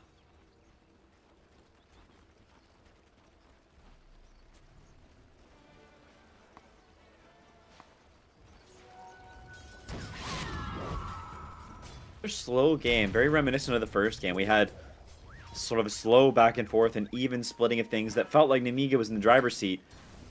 Game 2, an absolute beatdown, and now, honestly, I couldn't tell you who's really winning this game. It's quite close, and it feels like both teams are playing very conservatively, maybe out of fear, maybe out of conscious thought, but I do feel like there's some amount of, when we try to go do a bunch of stuff, it's just not working. So I actually think there's some part of that they genuinely believe at this point. Yeah, I was trying to think through, going back to what we were saying earlier, like one team is right, you know, like to sit and farm, but yeah. I really am unsure, because we have seen this Doom carry has some pretty solid scaling. I'm being convinced of it as we see it more. Looks like they should find this Techie's kill here. I'm being convinced of it more, plus he has like the Midas Devour, and usually you gotta let that pay off, you know, so it's like, it is okay to chill and farm as you hit the timings. But it is a TA carry who, besides that one rotation that didn't pay off, right? She is farming away. She's going to hit some nice item timings. And it's a little bit more standard, right? The negative armor is going to allow you to take objectives in a way that the Doom carry, you know, he struggles a little bit in that sense. So I am uncertain here, like which team is actually benefiting from this passive play. Yeah, I think a lot of first moves end up, right? Is there a key item timing that's reached? Is it the Deso on TA? Is it, you know, is it something else that allows you to, okay, be the first one to make the move, you win the first fight, and then after, everyone's been farming for a long time. If you finally win that first fight, it's going to sort of crack the game wide open. Snowstorms are coming. Yeah, for 1W, I'm not sure who it is for 1W, though. Going back to who starts the play, it is the Bushwhack, and it's that. Everyone else just has to walk forward. Doom, as a carry, is not going for a blink anytime soon. On the other hand, you have Tusk, Pango, Void. They could all start stuff. I mean, Tusk, maybe when he has a blink, it'll be easier for him. Pango is working on a blink. Maybe that'll be when they start making plays a little bit more consistently. Yeah, I mean, it is an important point. I think it tends to be not that good for the teams that seriously lack initiation in these stale games, because it only gets harder to make plays when all the towers are up at like 20-something minutes and you haven't made any moves. It just progressively makes it more and more awkward and weird to actually make those kills happen. But the Veno is farming fast. He's top of the net worth of the supports. That's why I kind of wish he had committed to this sooner. He could have even more gold here. I'm not sure what he has spent it on, though. I think there's an item on the way. Where is this money?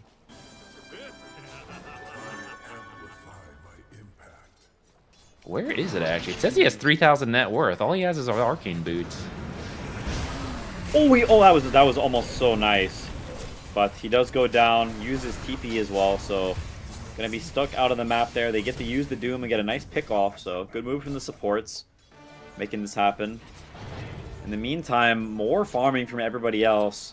TA just chilling, doing her thing. They're gonna coin flip the rune. Quap gets the illusion rune as they put a little bit of pressure on mid tower, but nothing too crazy. Does the snowball connect? They have the punch. Can they get the chainstone? The Techie's ult, the heckin' dash. He lives with just a sliver of HP. The shards don't finish him. My goodness. I have to feel like they mis-executed there somehow. The spells were not all quite on point, and Quap lives with about 60 HP. Not what you want to have happen. Props to him. He did switch over to the strength treads and all that, and that may have made the difference. Just enough health to live through that. Oh, TA, 2 shots the Venomancer with the help of the snowball. They're looking for more. Young G TP's in, but only 1 dash, so wasting a little bit of time here joining this fight, but to keep their safe lane tower alive, TA gets some gold, and that seems to be the name of the game, is hold your own areas, fortify, fortify, fortify. They're playing tower defense, not Dota 2. Tower defense is half a Dota 2. I guess they knew they were going to play tower. I mean, they picked Techies. He's like the tower defense hero. He is the guy. He is the guy. Venomancer's the other one, I suppose. Both teams knew the game plan. Go in and farm. Do not make plays. Chill AFK farming pact. They did get the blink on the Pangolier, and they're making the smoke move, like you said. It's going to be their first big timing. They're trying to find Squadix here. Oh, hello there, Mr. Doom. We weren't looking for you, but we'll take you. As they jump right onto him. They don't have any vessel charges, but the roll coming through. Doom will most certainly go down, so they collect the carry. TA, once again, TP's up. I'm not sure if this TP was necessary, but now they are 5 heroes up here, so it feels like a little bit of nerves, to be honest. Overreacting to these plays, feeling like you have to be there because it's a fight, and that will always affect your economy. It's that pub guilt. It's like, oh, if I don't show up to the fight, they're going to flame me. I got to go. Maybe his teammates are toxic. Maybe they are going to flame him. You never know. Maybe he did. Maybe the name is Cry for Help. Yeah, exactly. Gotta respond to the signs. Does seem like he could have stayed bottom farmed. And in fact, his team could have joined him after that fight, and they could have maybe considered Roche, because they do have the Deso plus the meld on the TA. It's something you can do pretty quick with 1 kill. And Doom Carry would have been a great hero to take out. Now you'll need a new one. It might happen bottom. Everyone's coming down here. The farming pack seems to have ended. Dire's top tower is Yeah, it is lifted. They're walking in, but they know the smoke is coming. They're ready to break in, and they do break it. Do they get out in time, though? The bushwhack misses. Snowball goes in, actually. A huge swashbuckle. And the biggest techies nuke I've ever seen in my life. Holy mother of gracious. They annihilate those two heroes. They don't really find much more, though. They throw the dagger out into Young G. It's TA looking for a little bit here, doing some damage to the Bristleback's back. Back as Radiant's current. Hango chasing him, but does not connect with anything. They're looking on the side for the Venomancer, and they will find him. Self-hate collects another kill. Turn that frown upside down as Nemiga gets 3 big heroes without losing anything. Ooh. Thinking about Roche, but immediately turn around for the Queen of Pain. Another huge Suicide! blast off. Vanilli this game is on fire. They do lose the support here, but they get 2 more kills on cores this time. So all in all, a team wipe in total. And a tier 1. What a huge series of events for Nemiga. Vanilli cooked them. But also, I think 1W, they like set up for that play. They turn the corner at the smoke breaks. They throw the bushwhack. The bushwhack misses. And there was some hesitation. Like, they still thought about going before running away. That's your one stun, man. If you miss that, you cannot get kills. You just have to turn around. The bushwhack has to connect to set up anything else. Yeah, I think this stun point you said earlier on is seeming like the defining factor of the game. Nemiga just has more ways to do stuff. And one win, you picked a lineup that's about being obnoxious, about winning lanes, about pressuring early, and then you AFK farmed. Very similar to game 1. They didn't learn their lesson. It's weird. They learned it game 2 and then saw they promptly forgot the lesson right after. Well, they took the double offlane lesson. They thought that was the solution. They thought they could AFK with 2 offlaners now, but the wrong lesson got learned. But maybe not. I mean, actually, in game 1, they wrapped back around. They were so passive, it started to be good, and I actually think they were going to take the lead, but then they took a fight. Just like they did 30 minutes of passivity, but they needed 35. This game, I hope it's not going to be that long. I think they still have some room to make plays, especially as Doom is going to finish up a BKB soon. And he's going to go for Harpoon. You know what? I'll count Harpoon as a blink. You can use it to get close to Doom. We'll take it. I am not counting Harpoon as a blink. You can count it, but I ain't counting that crowd. That is not a blink.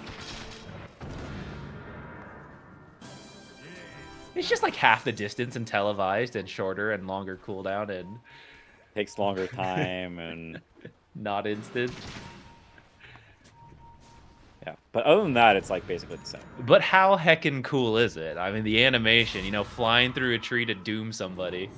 It's pretty neat. I will not deny that. They're looking for a jump. You know what else is neat? Bursting the enemy mid-hero, which they will attempt to do here. The shard roll, the chain stun, perfectly executed as Rain. It's raining for him, brother. It's all sadness as they're attempting to poke him down. The shards scooting him over to the side. The vessel getting him super low. 1 tap is all that's needed, and 1 tap is all that he'll get from the swashbuckle. Finishes him off. And now they put the pressure on the mid tower, so keeping the heat going, or in the oven. Would they have decided, they'll get Roche first. This one is literally worth more money than the tier 2, and I would argue the Aegis is a lot more value than the map control a mid tier 2 gives you. Should be no problem with this Deso. Now it's 12 stacks. You got the tag team bonus. You got Lucky Shot negative armor. They might fight it. It's dying pretty quickly, but they're getting closer. Let's see if they can finish it in time. Nice shards to block them off as they full commit, and they will get it in time, so no fight to be seen, and that's a free Aegis. TA on top, and look at the Quap's net worth. She was doing fine earlier, but that's your first pick Quap. You thought you were all cool, like, oh, we're gonna ban this stuff, they'll ban Pocket, and then we'll ban Ember, and then we'll pick Quap, and then suddenly your lowest net worth. So where did all those shenanigans get you, huh? Back to me. I do think when you first pick this Queen of Pain and these 2 offlane side lanes, it can't have been the passive gameplay, right? Like, this is a hero who wants to find these early fights. And if you were going to be passive, I think you just needed to lean into it sooner. You know, like do this jungle Veno and you have this offlane Doom. I don't know about this weird tri-lane start. Heck, let that was strange. Nemiga, let them tri-lane down there, you know? Just like, just go play the 2v1 top. Win that lane and then go jungle on the Veno. All you need is level 2. I'm inclined to agree. I mean, the tri-lane versus tri-lane thing is another situation where one of them is right? Like, it's bad for somebody and it's good for somebody. I don't know who it is. That crap's weird, but somebody's wrong there. I've got to think with a new... Hold that thought. Here's a blast Crap. off. Suicide goes in, but this one a little bit deeper than the others. I don't know if that's the kind of jump you want. Tekis goes down for free, and now Tusk isolated on the side. He's going to go down as well. That was too deep, too optimistic, in an area that is not very good for you. So they will feed 2 freebies away for no real reason. That is, that's not ideal. Once again, the lesson, just go farm. See? If you were farming, you wouldn't have just thrown that fight. And while farming, 1W was delivered kills. If you're in your deepest camps in your jungle, how can the enemy get to you? It's broken. So true. There's a Doom Yeah, I doing a don't bit know. of a deviation. Is under attack. Bristle's not the one to be jumping with these, especially now that he's got his consecrated wraps. He actually went for Heaven's Halberd, which is not an item we've seen too much. But it is kind of cool here. There's a lot of damage coming from that TA. Honestly, Void Spirit also right-clicks a good amount. Pango to some degree. So if she's out of the picture, you can use it on one of them. TA found the little snack. Collected She's on trying the traps. snake. That's right. Took a little bite, and she thinks it's delectable. So probably going to be looking for more in the future. It's TA. Now TP's up the top, so they think there's a fight brewing here. There are some heroes around, but will they actually find them? Vanilli is on the hunt, but they smell it out. Looking for the hoodwink. Maybe he gets the suicide off, but heroes are pretty far. He's going to try for it. Jumps her, puts the bombs down, but she 4 staffs away and should be totally fine. As now Veno TP's in, and the tower defense continues. I don't know about that blast off. I feel like that just gave away the ward, which Veno immediately starts working down. There's no one near him to help him kill that hoodwink. Yeah, that was a little optimistic. It was optimistic for sure.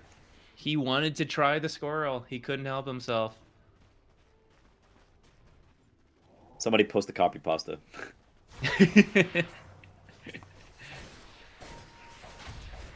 As, they're going to try to siege this tier 2. They know that hey, we have the Aegis. We're probably pretty strong. Let's try to make something happen here. And TA has decided this is the place they're going to attack. So just walks up from the front, starts beating away at it. And it looks like she's going to get it. One win, not too interested in defending this Radiant's middle tower stronghold, is which is under surprising considering we're playing tower defense. But, I mean, you know, to each their own. Yeah, I actually think they should have, because Void Spirit is bottom. He has no way to join that fight top. But they don't really have a way to start it. It has to be bushwhacked. And actually, the area you siege the tier 2 top is kind of devoid of trees, like where that river is. So it's not the easiest. I wonder why they just walk away there. Like, what scared them, you know? They're not going to go for a smoke and look for a fight in the triangle, but we saw how that went last time. Will they find a better angle that changes things? Looking at the bristle, but I don't know if that's who you want to start on. With the That's where it all consecrated went wraps, wrong. the halberd, you're not doing any damage to him with this TA. Practically useless. Tusk now running under the ward. They know where he is. The bushwhack has not been launched yet, so waiting with their prized possession of catch. And they're not going to get it as he dies first. Void Spirit does get doomed, so one of their strongest heroes with the snowball save dodges a lot of the sonic wave damage. The Pango rolling back through, going to bounce the queen up. They're getting very, very low, but TA just nightfalls out. Says, I'll see you, bozos. You have Aegis. Your team is fighting. Why did you leave them?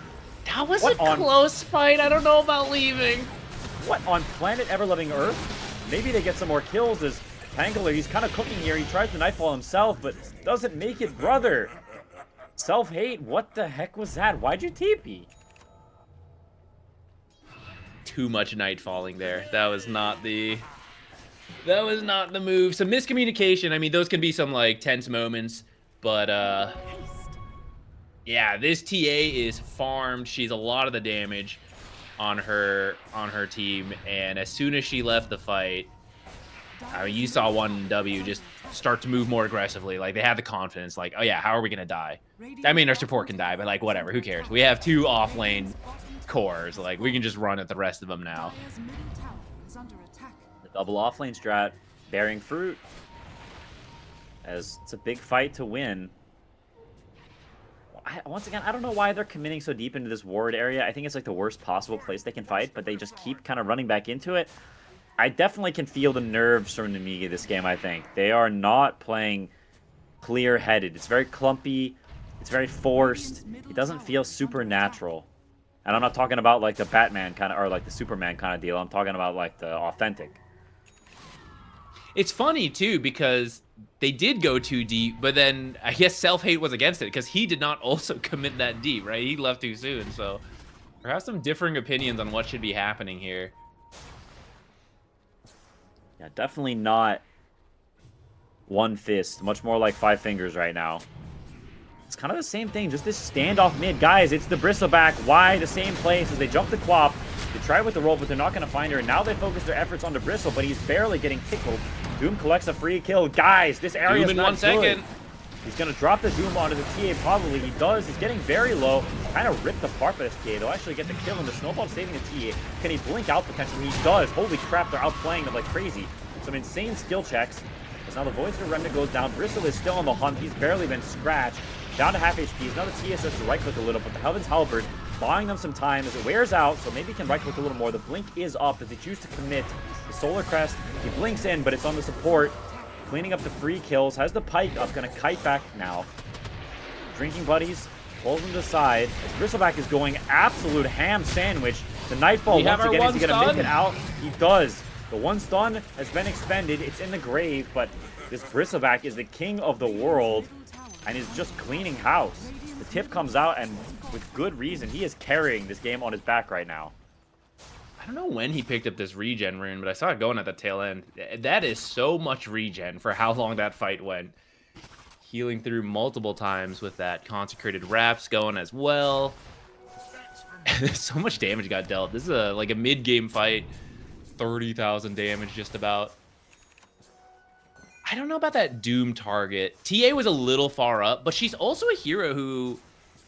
she can still do her damage even after getting doomed, you know? She's not like a Sven who's like, oh, I didn't ult. I'm missing a huge chunk of damage. She just right-clicks. She doesn't really care. You'd like Refraction to be going. But, you know, worst case scenario, you stand your ground and fight. I feel like you gotta take out one of these other heroes with the Doom. Yeah, at the same time, I think a big part of it was the fact that Tuss saves her.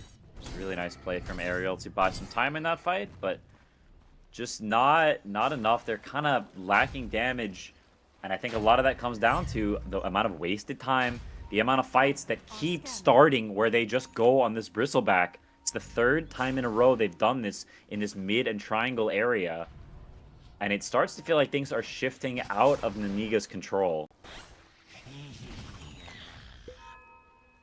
The gold lead has equalized.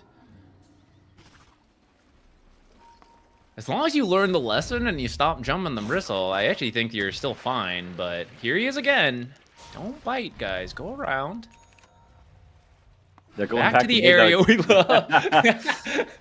They cannot stay away. The Pied Piper is in the tree somewhere. Oh, they see the smoke. Venomancer. Okay, they're staying Almost with the done. Bristle. I like it. Double jump on both supports. The Ghost Scepter comes out, but they're still insta-killed. Quap, the Halberd comes out. Doesn't press the BKB immediately, so doesn't actually get the right clicks off. And now they're deep in enemy territory. What do you know? Void Spirit goes down to the Doom. Quap just needs one more attack, but it's not going to come through. Dying to the trap. He actually kicks out. TA gets the last hit as Manili hops over the cliff and runs for his life, but the Goo brother has the flu, and he is going to try to spread it to his enemies. His TA, once again, Night Falling for the 14th time this game will TP out. I guess that was good for Nemiga, even though it, in terms of gold, was relatively even once again. The important thing is they didn't jump the bristle. They saw the smoke happen, so they just sent it, and a little bit of luck there, because they connect on the double stun on both supports. They're pretty much taken out right away. Sweden Strong's forced to buy back. And they ultimately get the Queen of Pain as well. It does cost you your Void because you keep playing in this deep, aggressive area. He gets doomed. Can't do anything without his abilities. But it continues to be a pretty even game. And I am once again uncertain on the Doom scaling. Like, is this okay? Radiant's bottom tower is under attack. About to find out, because I don't think the random 5v5 Clan Fiesta fights are going to stop anytime soon. They find the Techies. Doom actually does have the blink now, so some real initiation, but even that's not enough as Techies 4-staffs down the cliff. Still has the jump available. Is now the roll from Pangolin. He's looking for the Hoodwink. They're going to find her with some stuns. The Venomancer dies on the side. The roll's still going as he's looking for that little squirrel. But there's a pig in his face. It's an entire farmyard. Somebody read Animal Farm quickly. As Doom jumps back in with the Infernal Blade, doing some damage. Pangolin hops away a little bit. As the daggers are flying. The Remnant comes out, taking control of Doom a little bit as they kite backwards. Where's TA? Where is he? We need our damage. Here's TA. She shows up with some huge hits over the top. The data was going to work. Pressure BKB. He doesn't have it, actually. It's on cooldown for 4 seconds. As Doom now blinks. Back in, piped away. Flying around this like craziness. The Bristleback TP's out. They cannot bring this piggy down. No bacon for you. But it's still pretty good for Nemiga as Roshan is up. And they may look for more now. They saw the Doom. They blinked after him, but he is gone now. So are you going to commit to the Roshan? What's the plan? I think you just take Roche. I say that as... Okay, so there's an amplified damage. Yeah, they're picking this up. They're just going to grab the Roche while they can. They had to use some of the abilities themselves, right? I don't think you can chase for more. And we have seen, right, clearly chasing for more into that area of the They map. want to fight this. They've got Doom Blink. Can they get Grab the their Aegis stuff in and time? go! They do. They've got the Blink. If they want to reset, Tusk is likely going down. He actually does live? Holy crap. They got away with murder there. That could have been really bad if Doom's there a half second earlier. But they get the Aegis and they get out of dodge, so... A huge W for the non-1W team. So now finish up Octarine on Pango as well.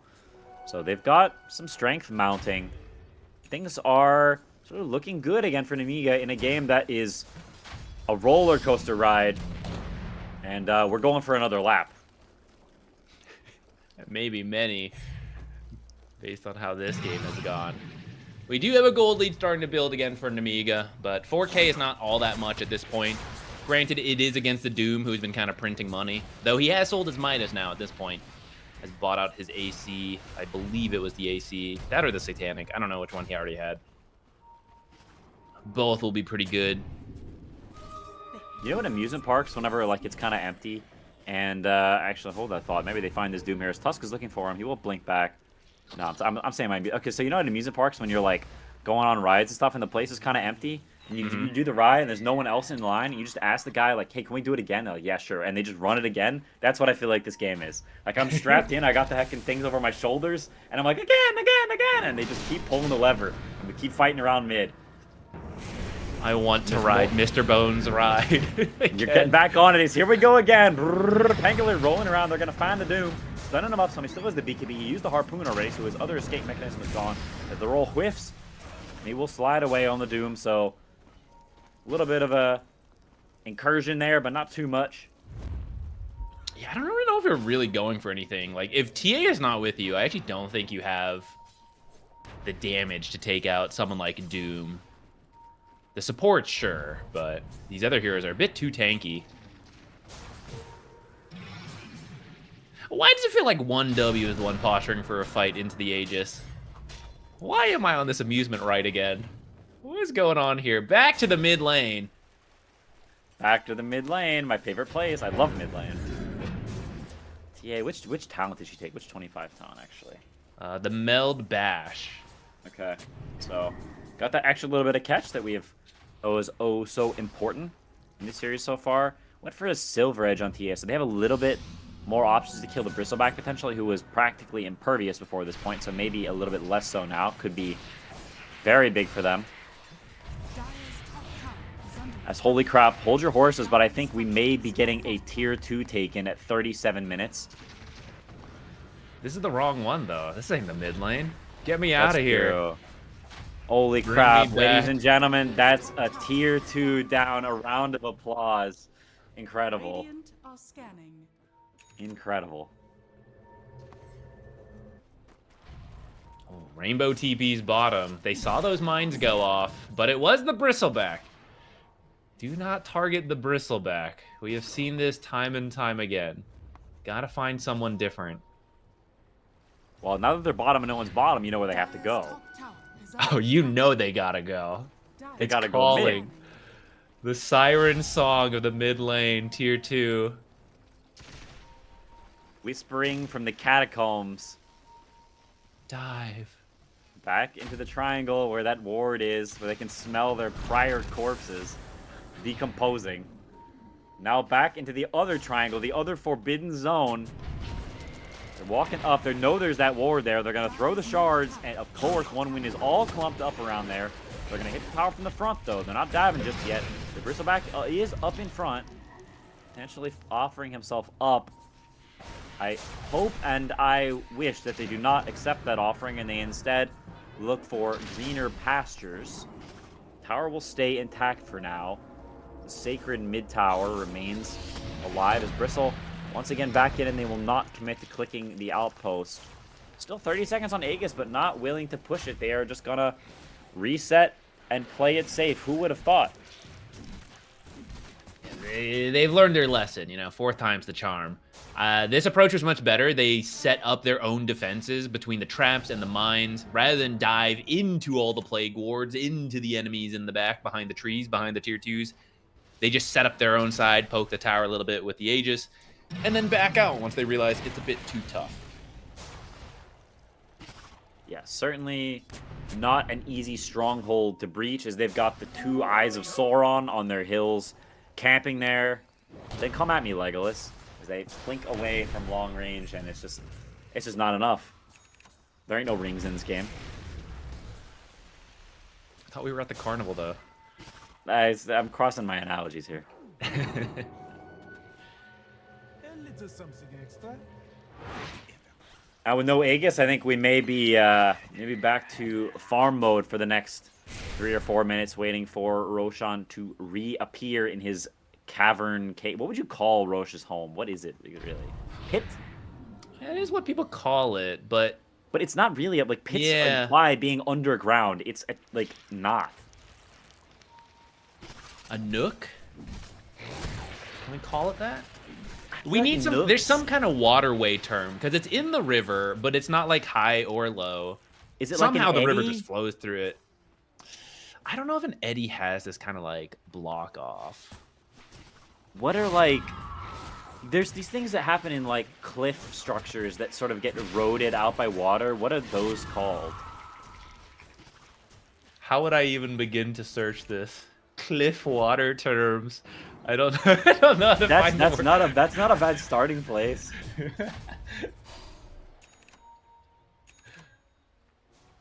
There has to be some word for whatever this is. Valve didn't just invent a fake thing, right?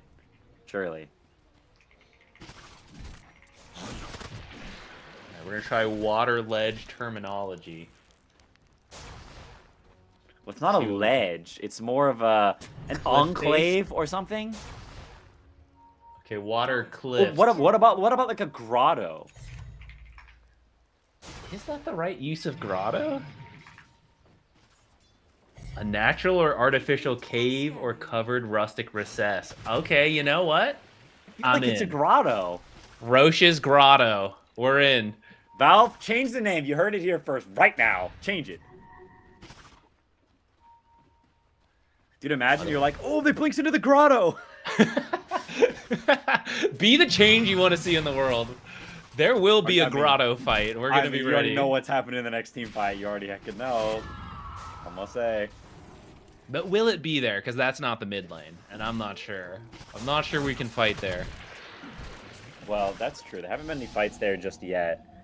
As we still got to farm for maybe a minute and a half more. So everybody, you can get your snacks if you want. Popcorn, chips, sandwich. You could order delivery too. Any of those are options. Doom applies mute now. That's a pretty big deal for TA, Void Spirit, all these heroes. As Doom now blinks in. Doom, late game, is a monstrous beast. As he tries to go on the techies, he thought all Doom in him. He thought about it. This guy's a pesky little worm, but he finishes him off without the Doom. So that's your techies dead with no buyback. Now they're going to blink in anyway, deciding to fight. TA is absolutely shredding this Doom. Annihilating, but keeping the him Satanic alive. is coming in clutch.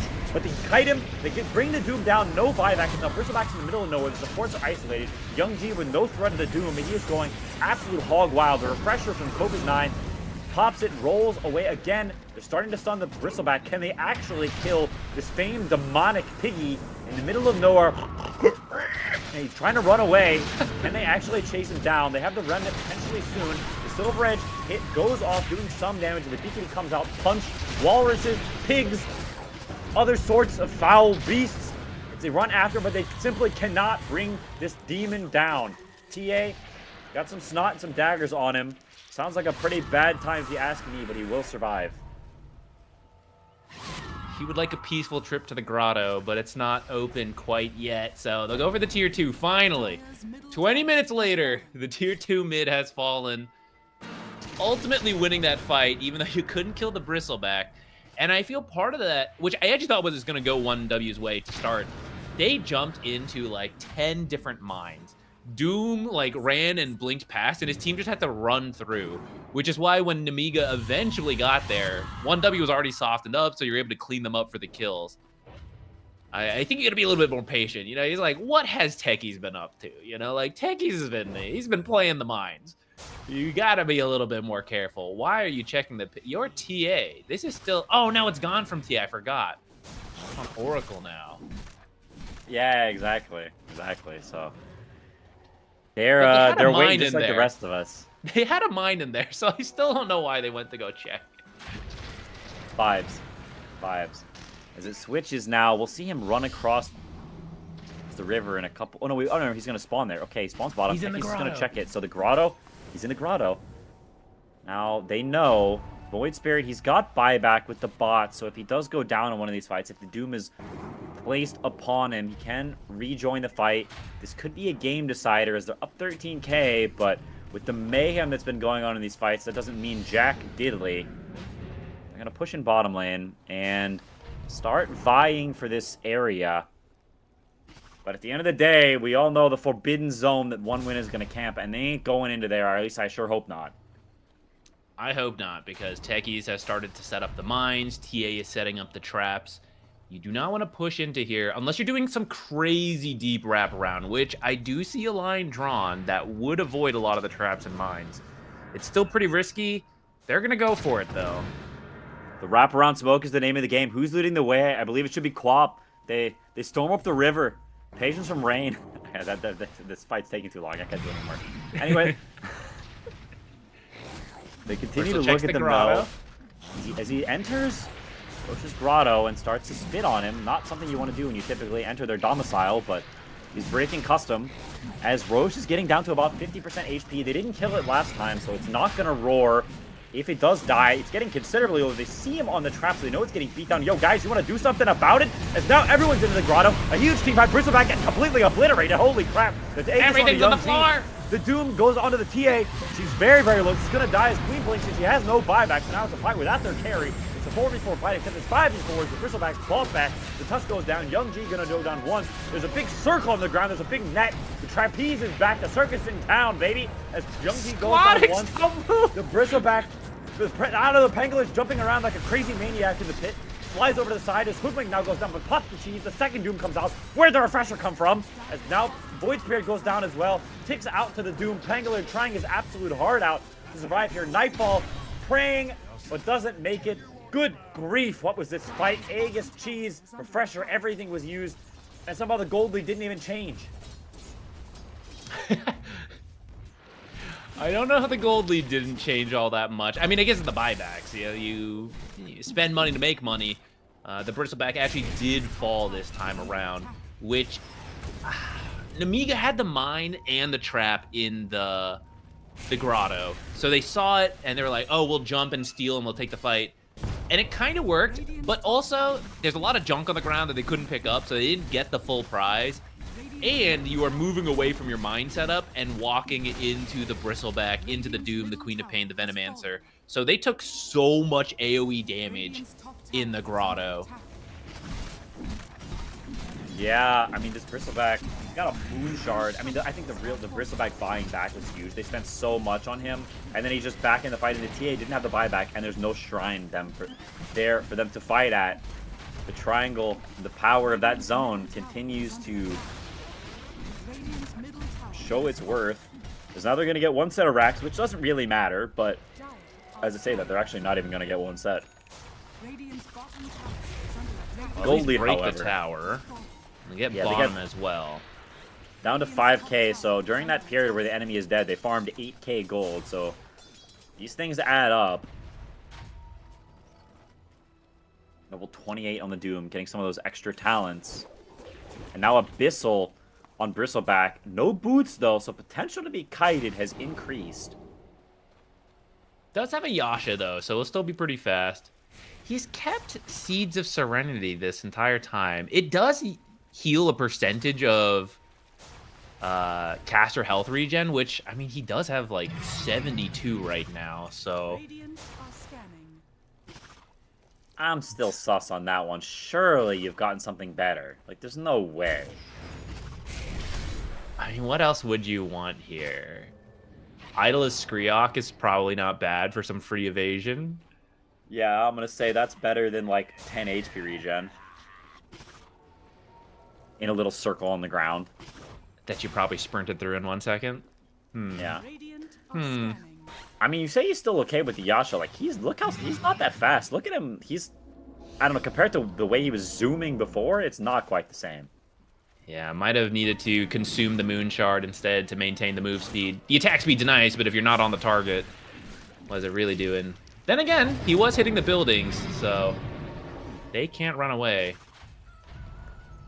That's true. They have not added buildings with legs yet. As now it's smoke on smoke action. Invis Rune, nothing too powerful. Quap has hit the Exodia. Bloodstone Shiva's Ag. She's going to start to become a force to be reckoned with in these fights. But it looks like he might be kicking off a little. They see the Bristle. Don't start at him, guys. It's a trap, but they don't. They start on the supports. The Venomancer gets insta-kill, but that's an Ag. Doomie dooms himself. I don't know about that one, Brother Bear. He's getting kited. It just seems like a disaster for Dire. As now the Quap bolt coming through. Pangolier getting slammed down. Is still alive just barely. The Hoodwink got pattern. Whether that arrow flies over the top. TA getting stunned like crazy. She can't like the way. She got the Doom sticking on her, but the Doom now ends. It wears out. Doom is stuck in the middle of nowhere. Technically flies in over the top. The Lotus Orb doing some He's work. healing so Doom's much. still alive. The Satanic is hacking crazy.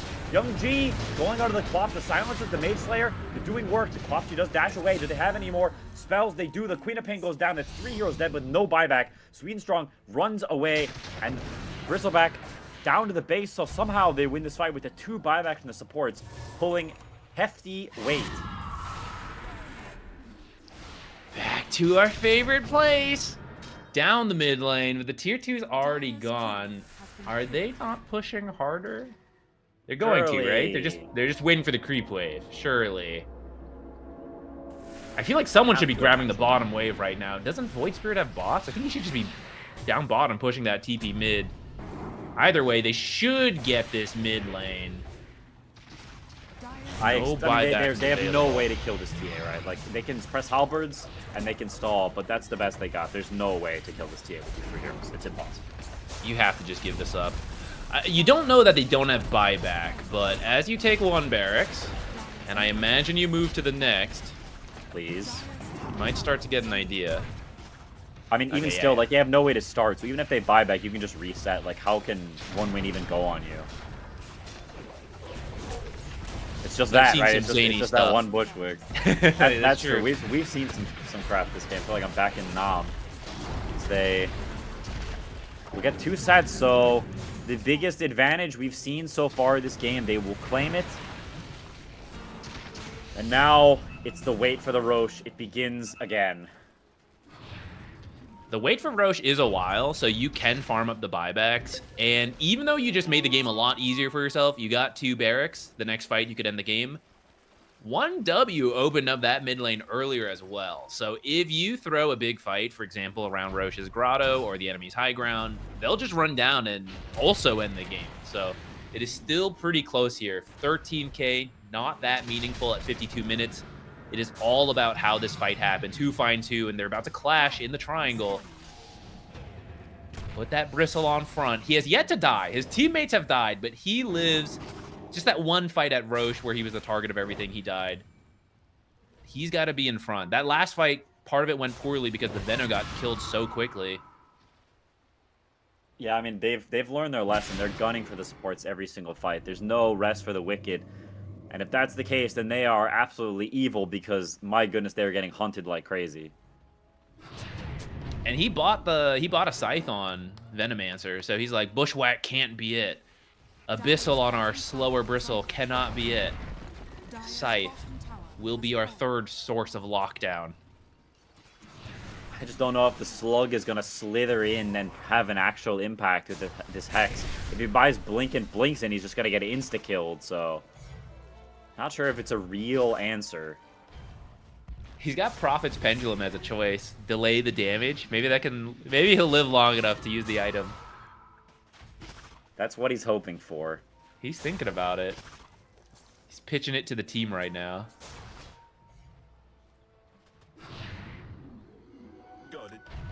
As 15k gold lead, at this point they're just waiting for the roast. They've got buybacks on all the cores. This next fight will go all out, I think, is if Nemiga gets the Aegis or wins that fight, then you're very, very close to finishing off Megas, and that is doomsday in a lot of cases.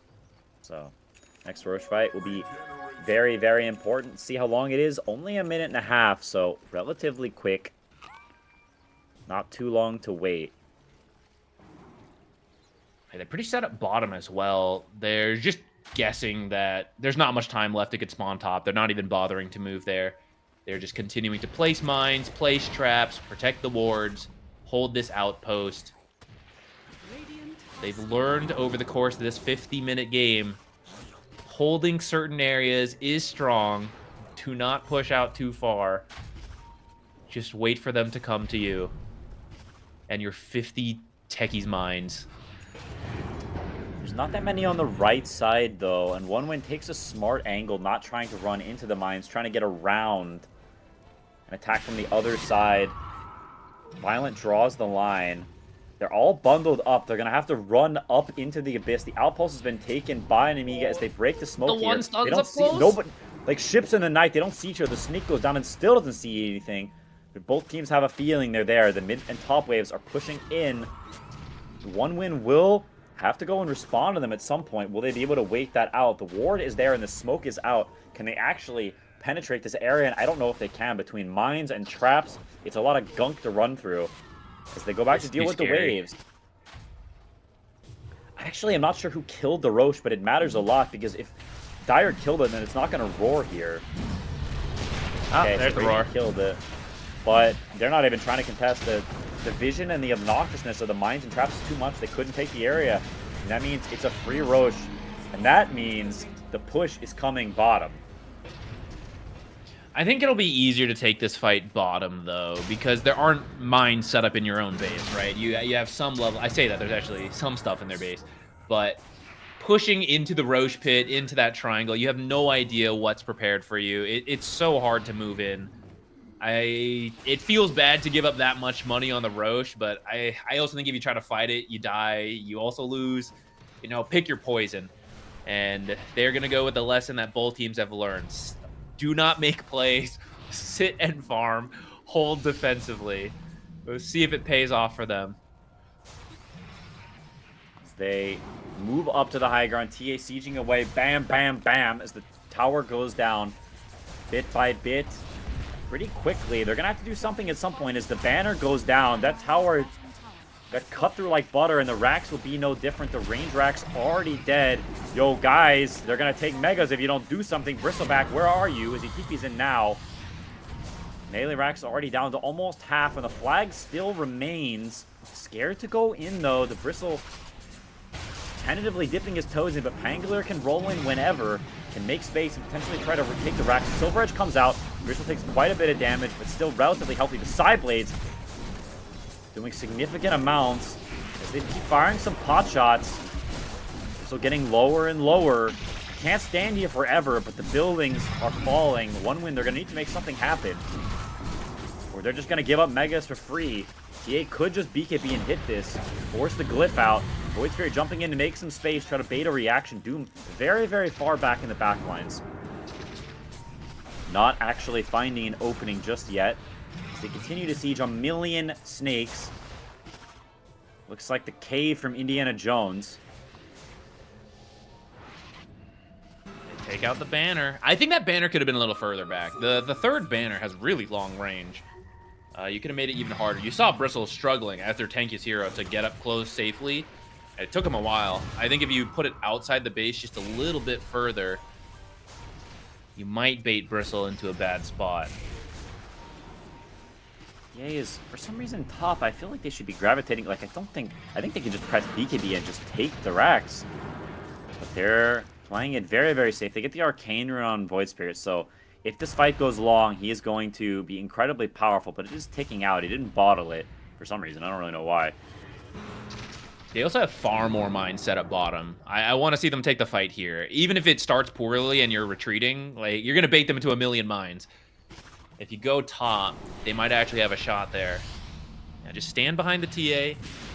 Back up the high ground. Second ban. Another banner. Void Spirit goes in. TA losing most of her HP. One win, starting the fight off by making these jumps, understanding they can't let them sit and hit the high ground as it's all immediately cleared. Very difficult to actually find an opening. I'm surprised they're not just pressing Pango roll, making space and letting TA hit the building. She could swap her BKB in instead of the Silver Edge and just commit on the base, but opting not to do it. I don't know if I agree with this. It's costing them time on the Aegis, a minute and a half left, so they still have the opportunity to do it. But if you don't get Aegis, if you don't get Megas rather with this, then when are you going to get it? The neutral creeps, the tier 5 items are spawning in 5 seconds, so potentially looking for a pickoff. You can see them drawing the line in the smoke on this corner camp. It's a smart play. Doom is going for it. They're going to actually get a pickoff here. Reed. Violent. Oh. He knows. Baited. Don't do it violent. Reed. Resist. He wants the neutrals, and they're trying to steal away the Mad Stone. A very heads-up play from both teams. Does mean you just don't get neutrals, though. They're not going to be baited. Yeah, they take these camps away, so there's potential that TA gets Deso 2 and then still has time to push with that would be the best case scenario. An audacious Deso 2 would absolutely rip the buildings to shreds. One more camp. What does she get? Does she get Deso 2? Does she get audacious? That's what matters. She gets audacious. She does not get Deso. I mean, you could go all in with Regalia audacious, but then you lose your audacious. You could also take Witchbane to purge some of these debuffs. She goes Regalia. Holy crap. She took Fleet-footed. Where's your audacious? That's crazy. That's crazy. Has no boots. I mean, I guess she'll move faster, but I feel like if you're gonna go Divine Regalia, you go all in. You get the audacious. You close this out in one go. I feel like you take it and you immediately blink on the high ground with BKB and you hit the racks. I don't know about that one, Brother Bear. Well, right. Did anyone else get one? What else we got? I don't think anyone else has one yet. Fallen Sky on Pango plus Evolved. Which I don't know if I love that as a universal hero, but I didn't see his options. Maybe he. Yeah, I mean, Evolved is kind of garbage, but like Fallen Sky is not bad. You can like reposition your role and stuff. I respect the Fallen Sky, even though the Evolved is like kind of trash.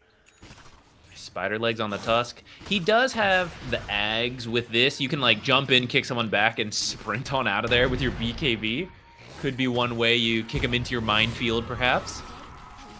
Yeah, it's decent. They're actually getting to come out and take some camps now. So he did get the bauble on Quap as well. So if he gets some super powered enchantment, could be a surprising amount of oomph. Cool. Which one's his best option be? Cooldown to spam more spells? Regalia or the with timeless for debuff and spell amp?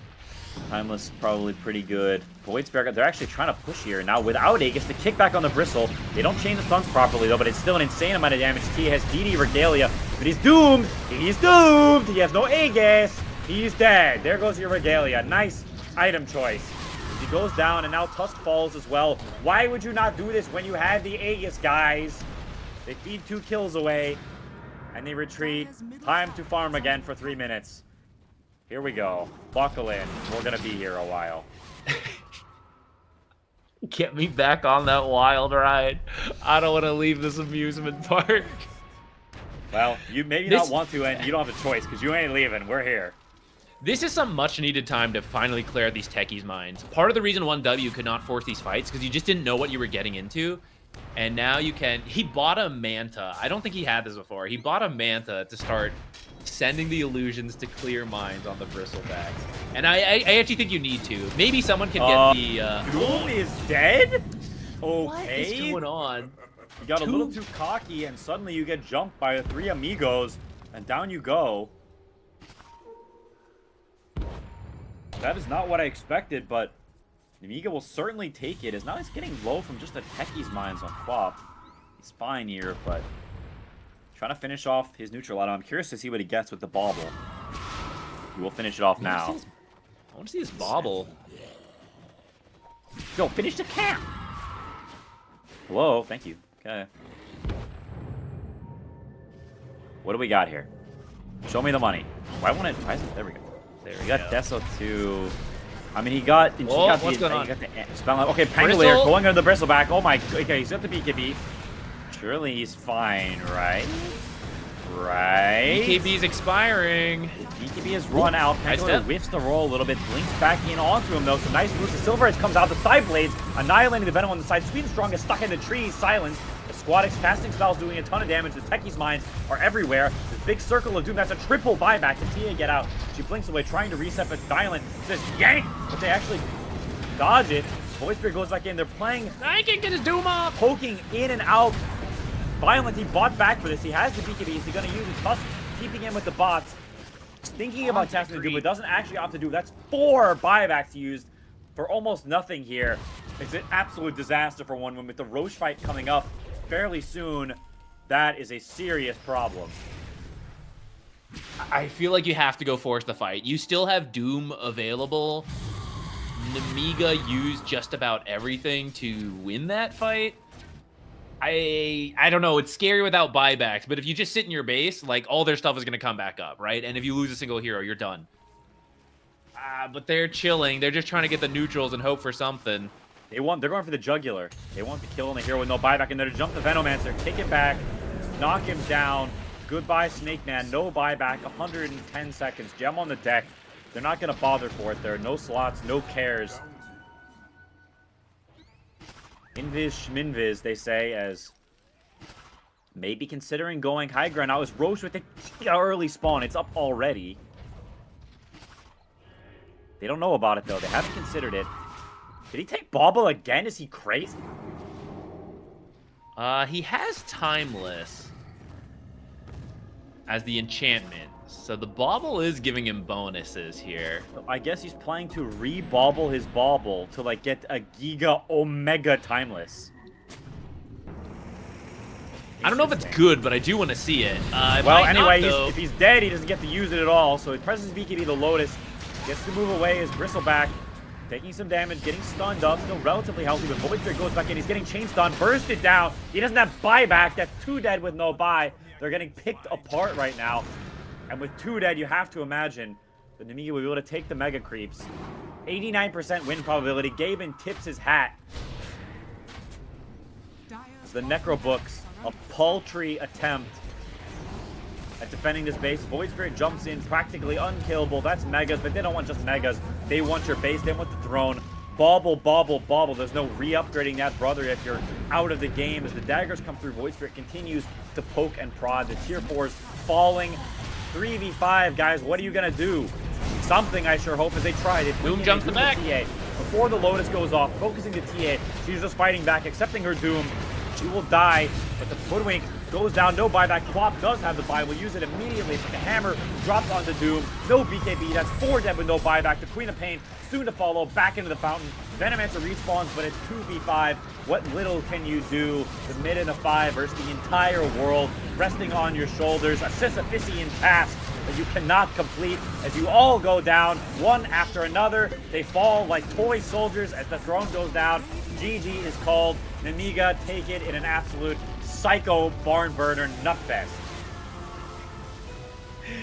They had to work for it. That took them a while.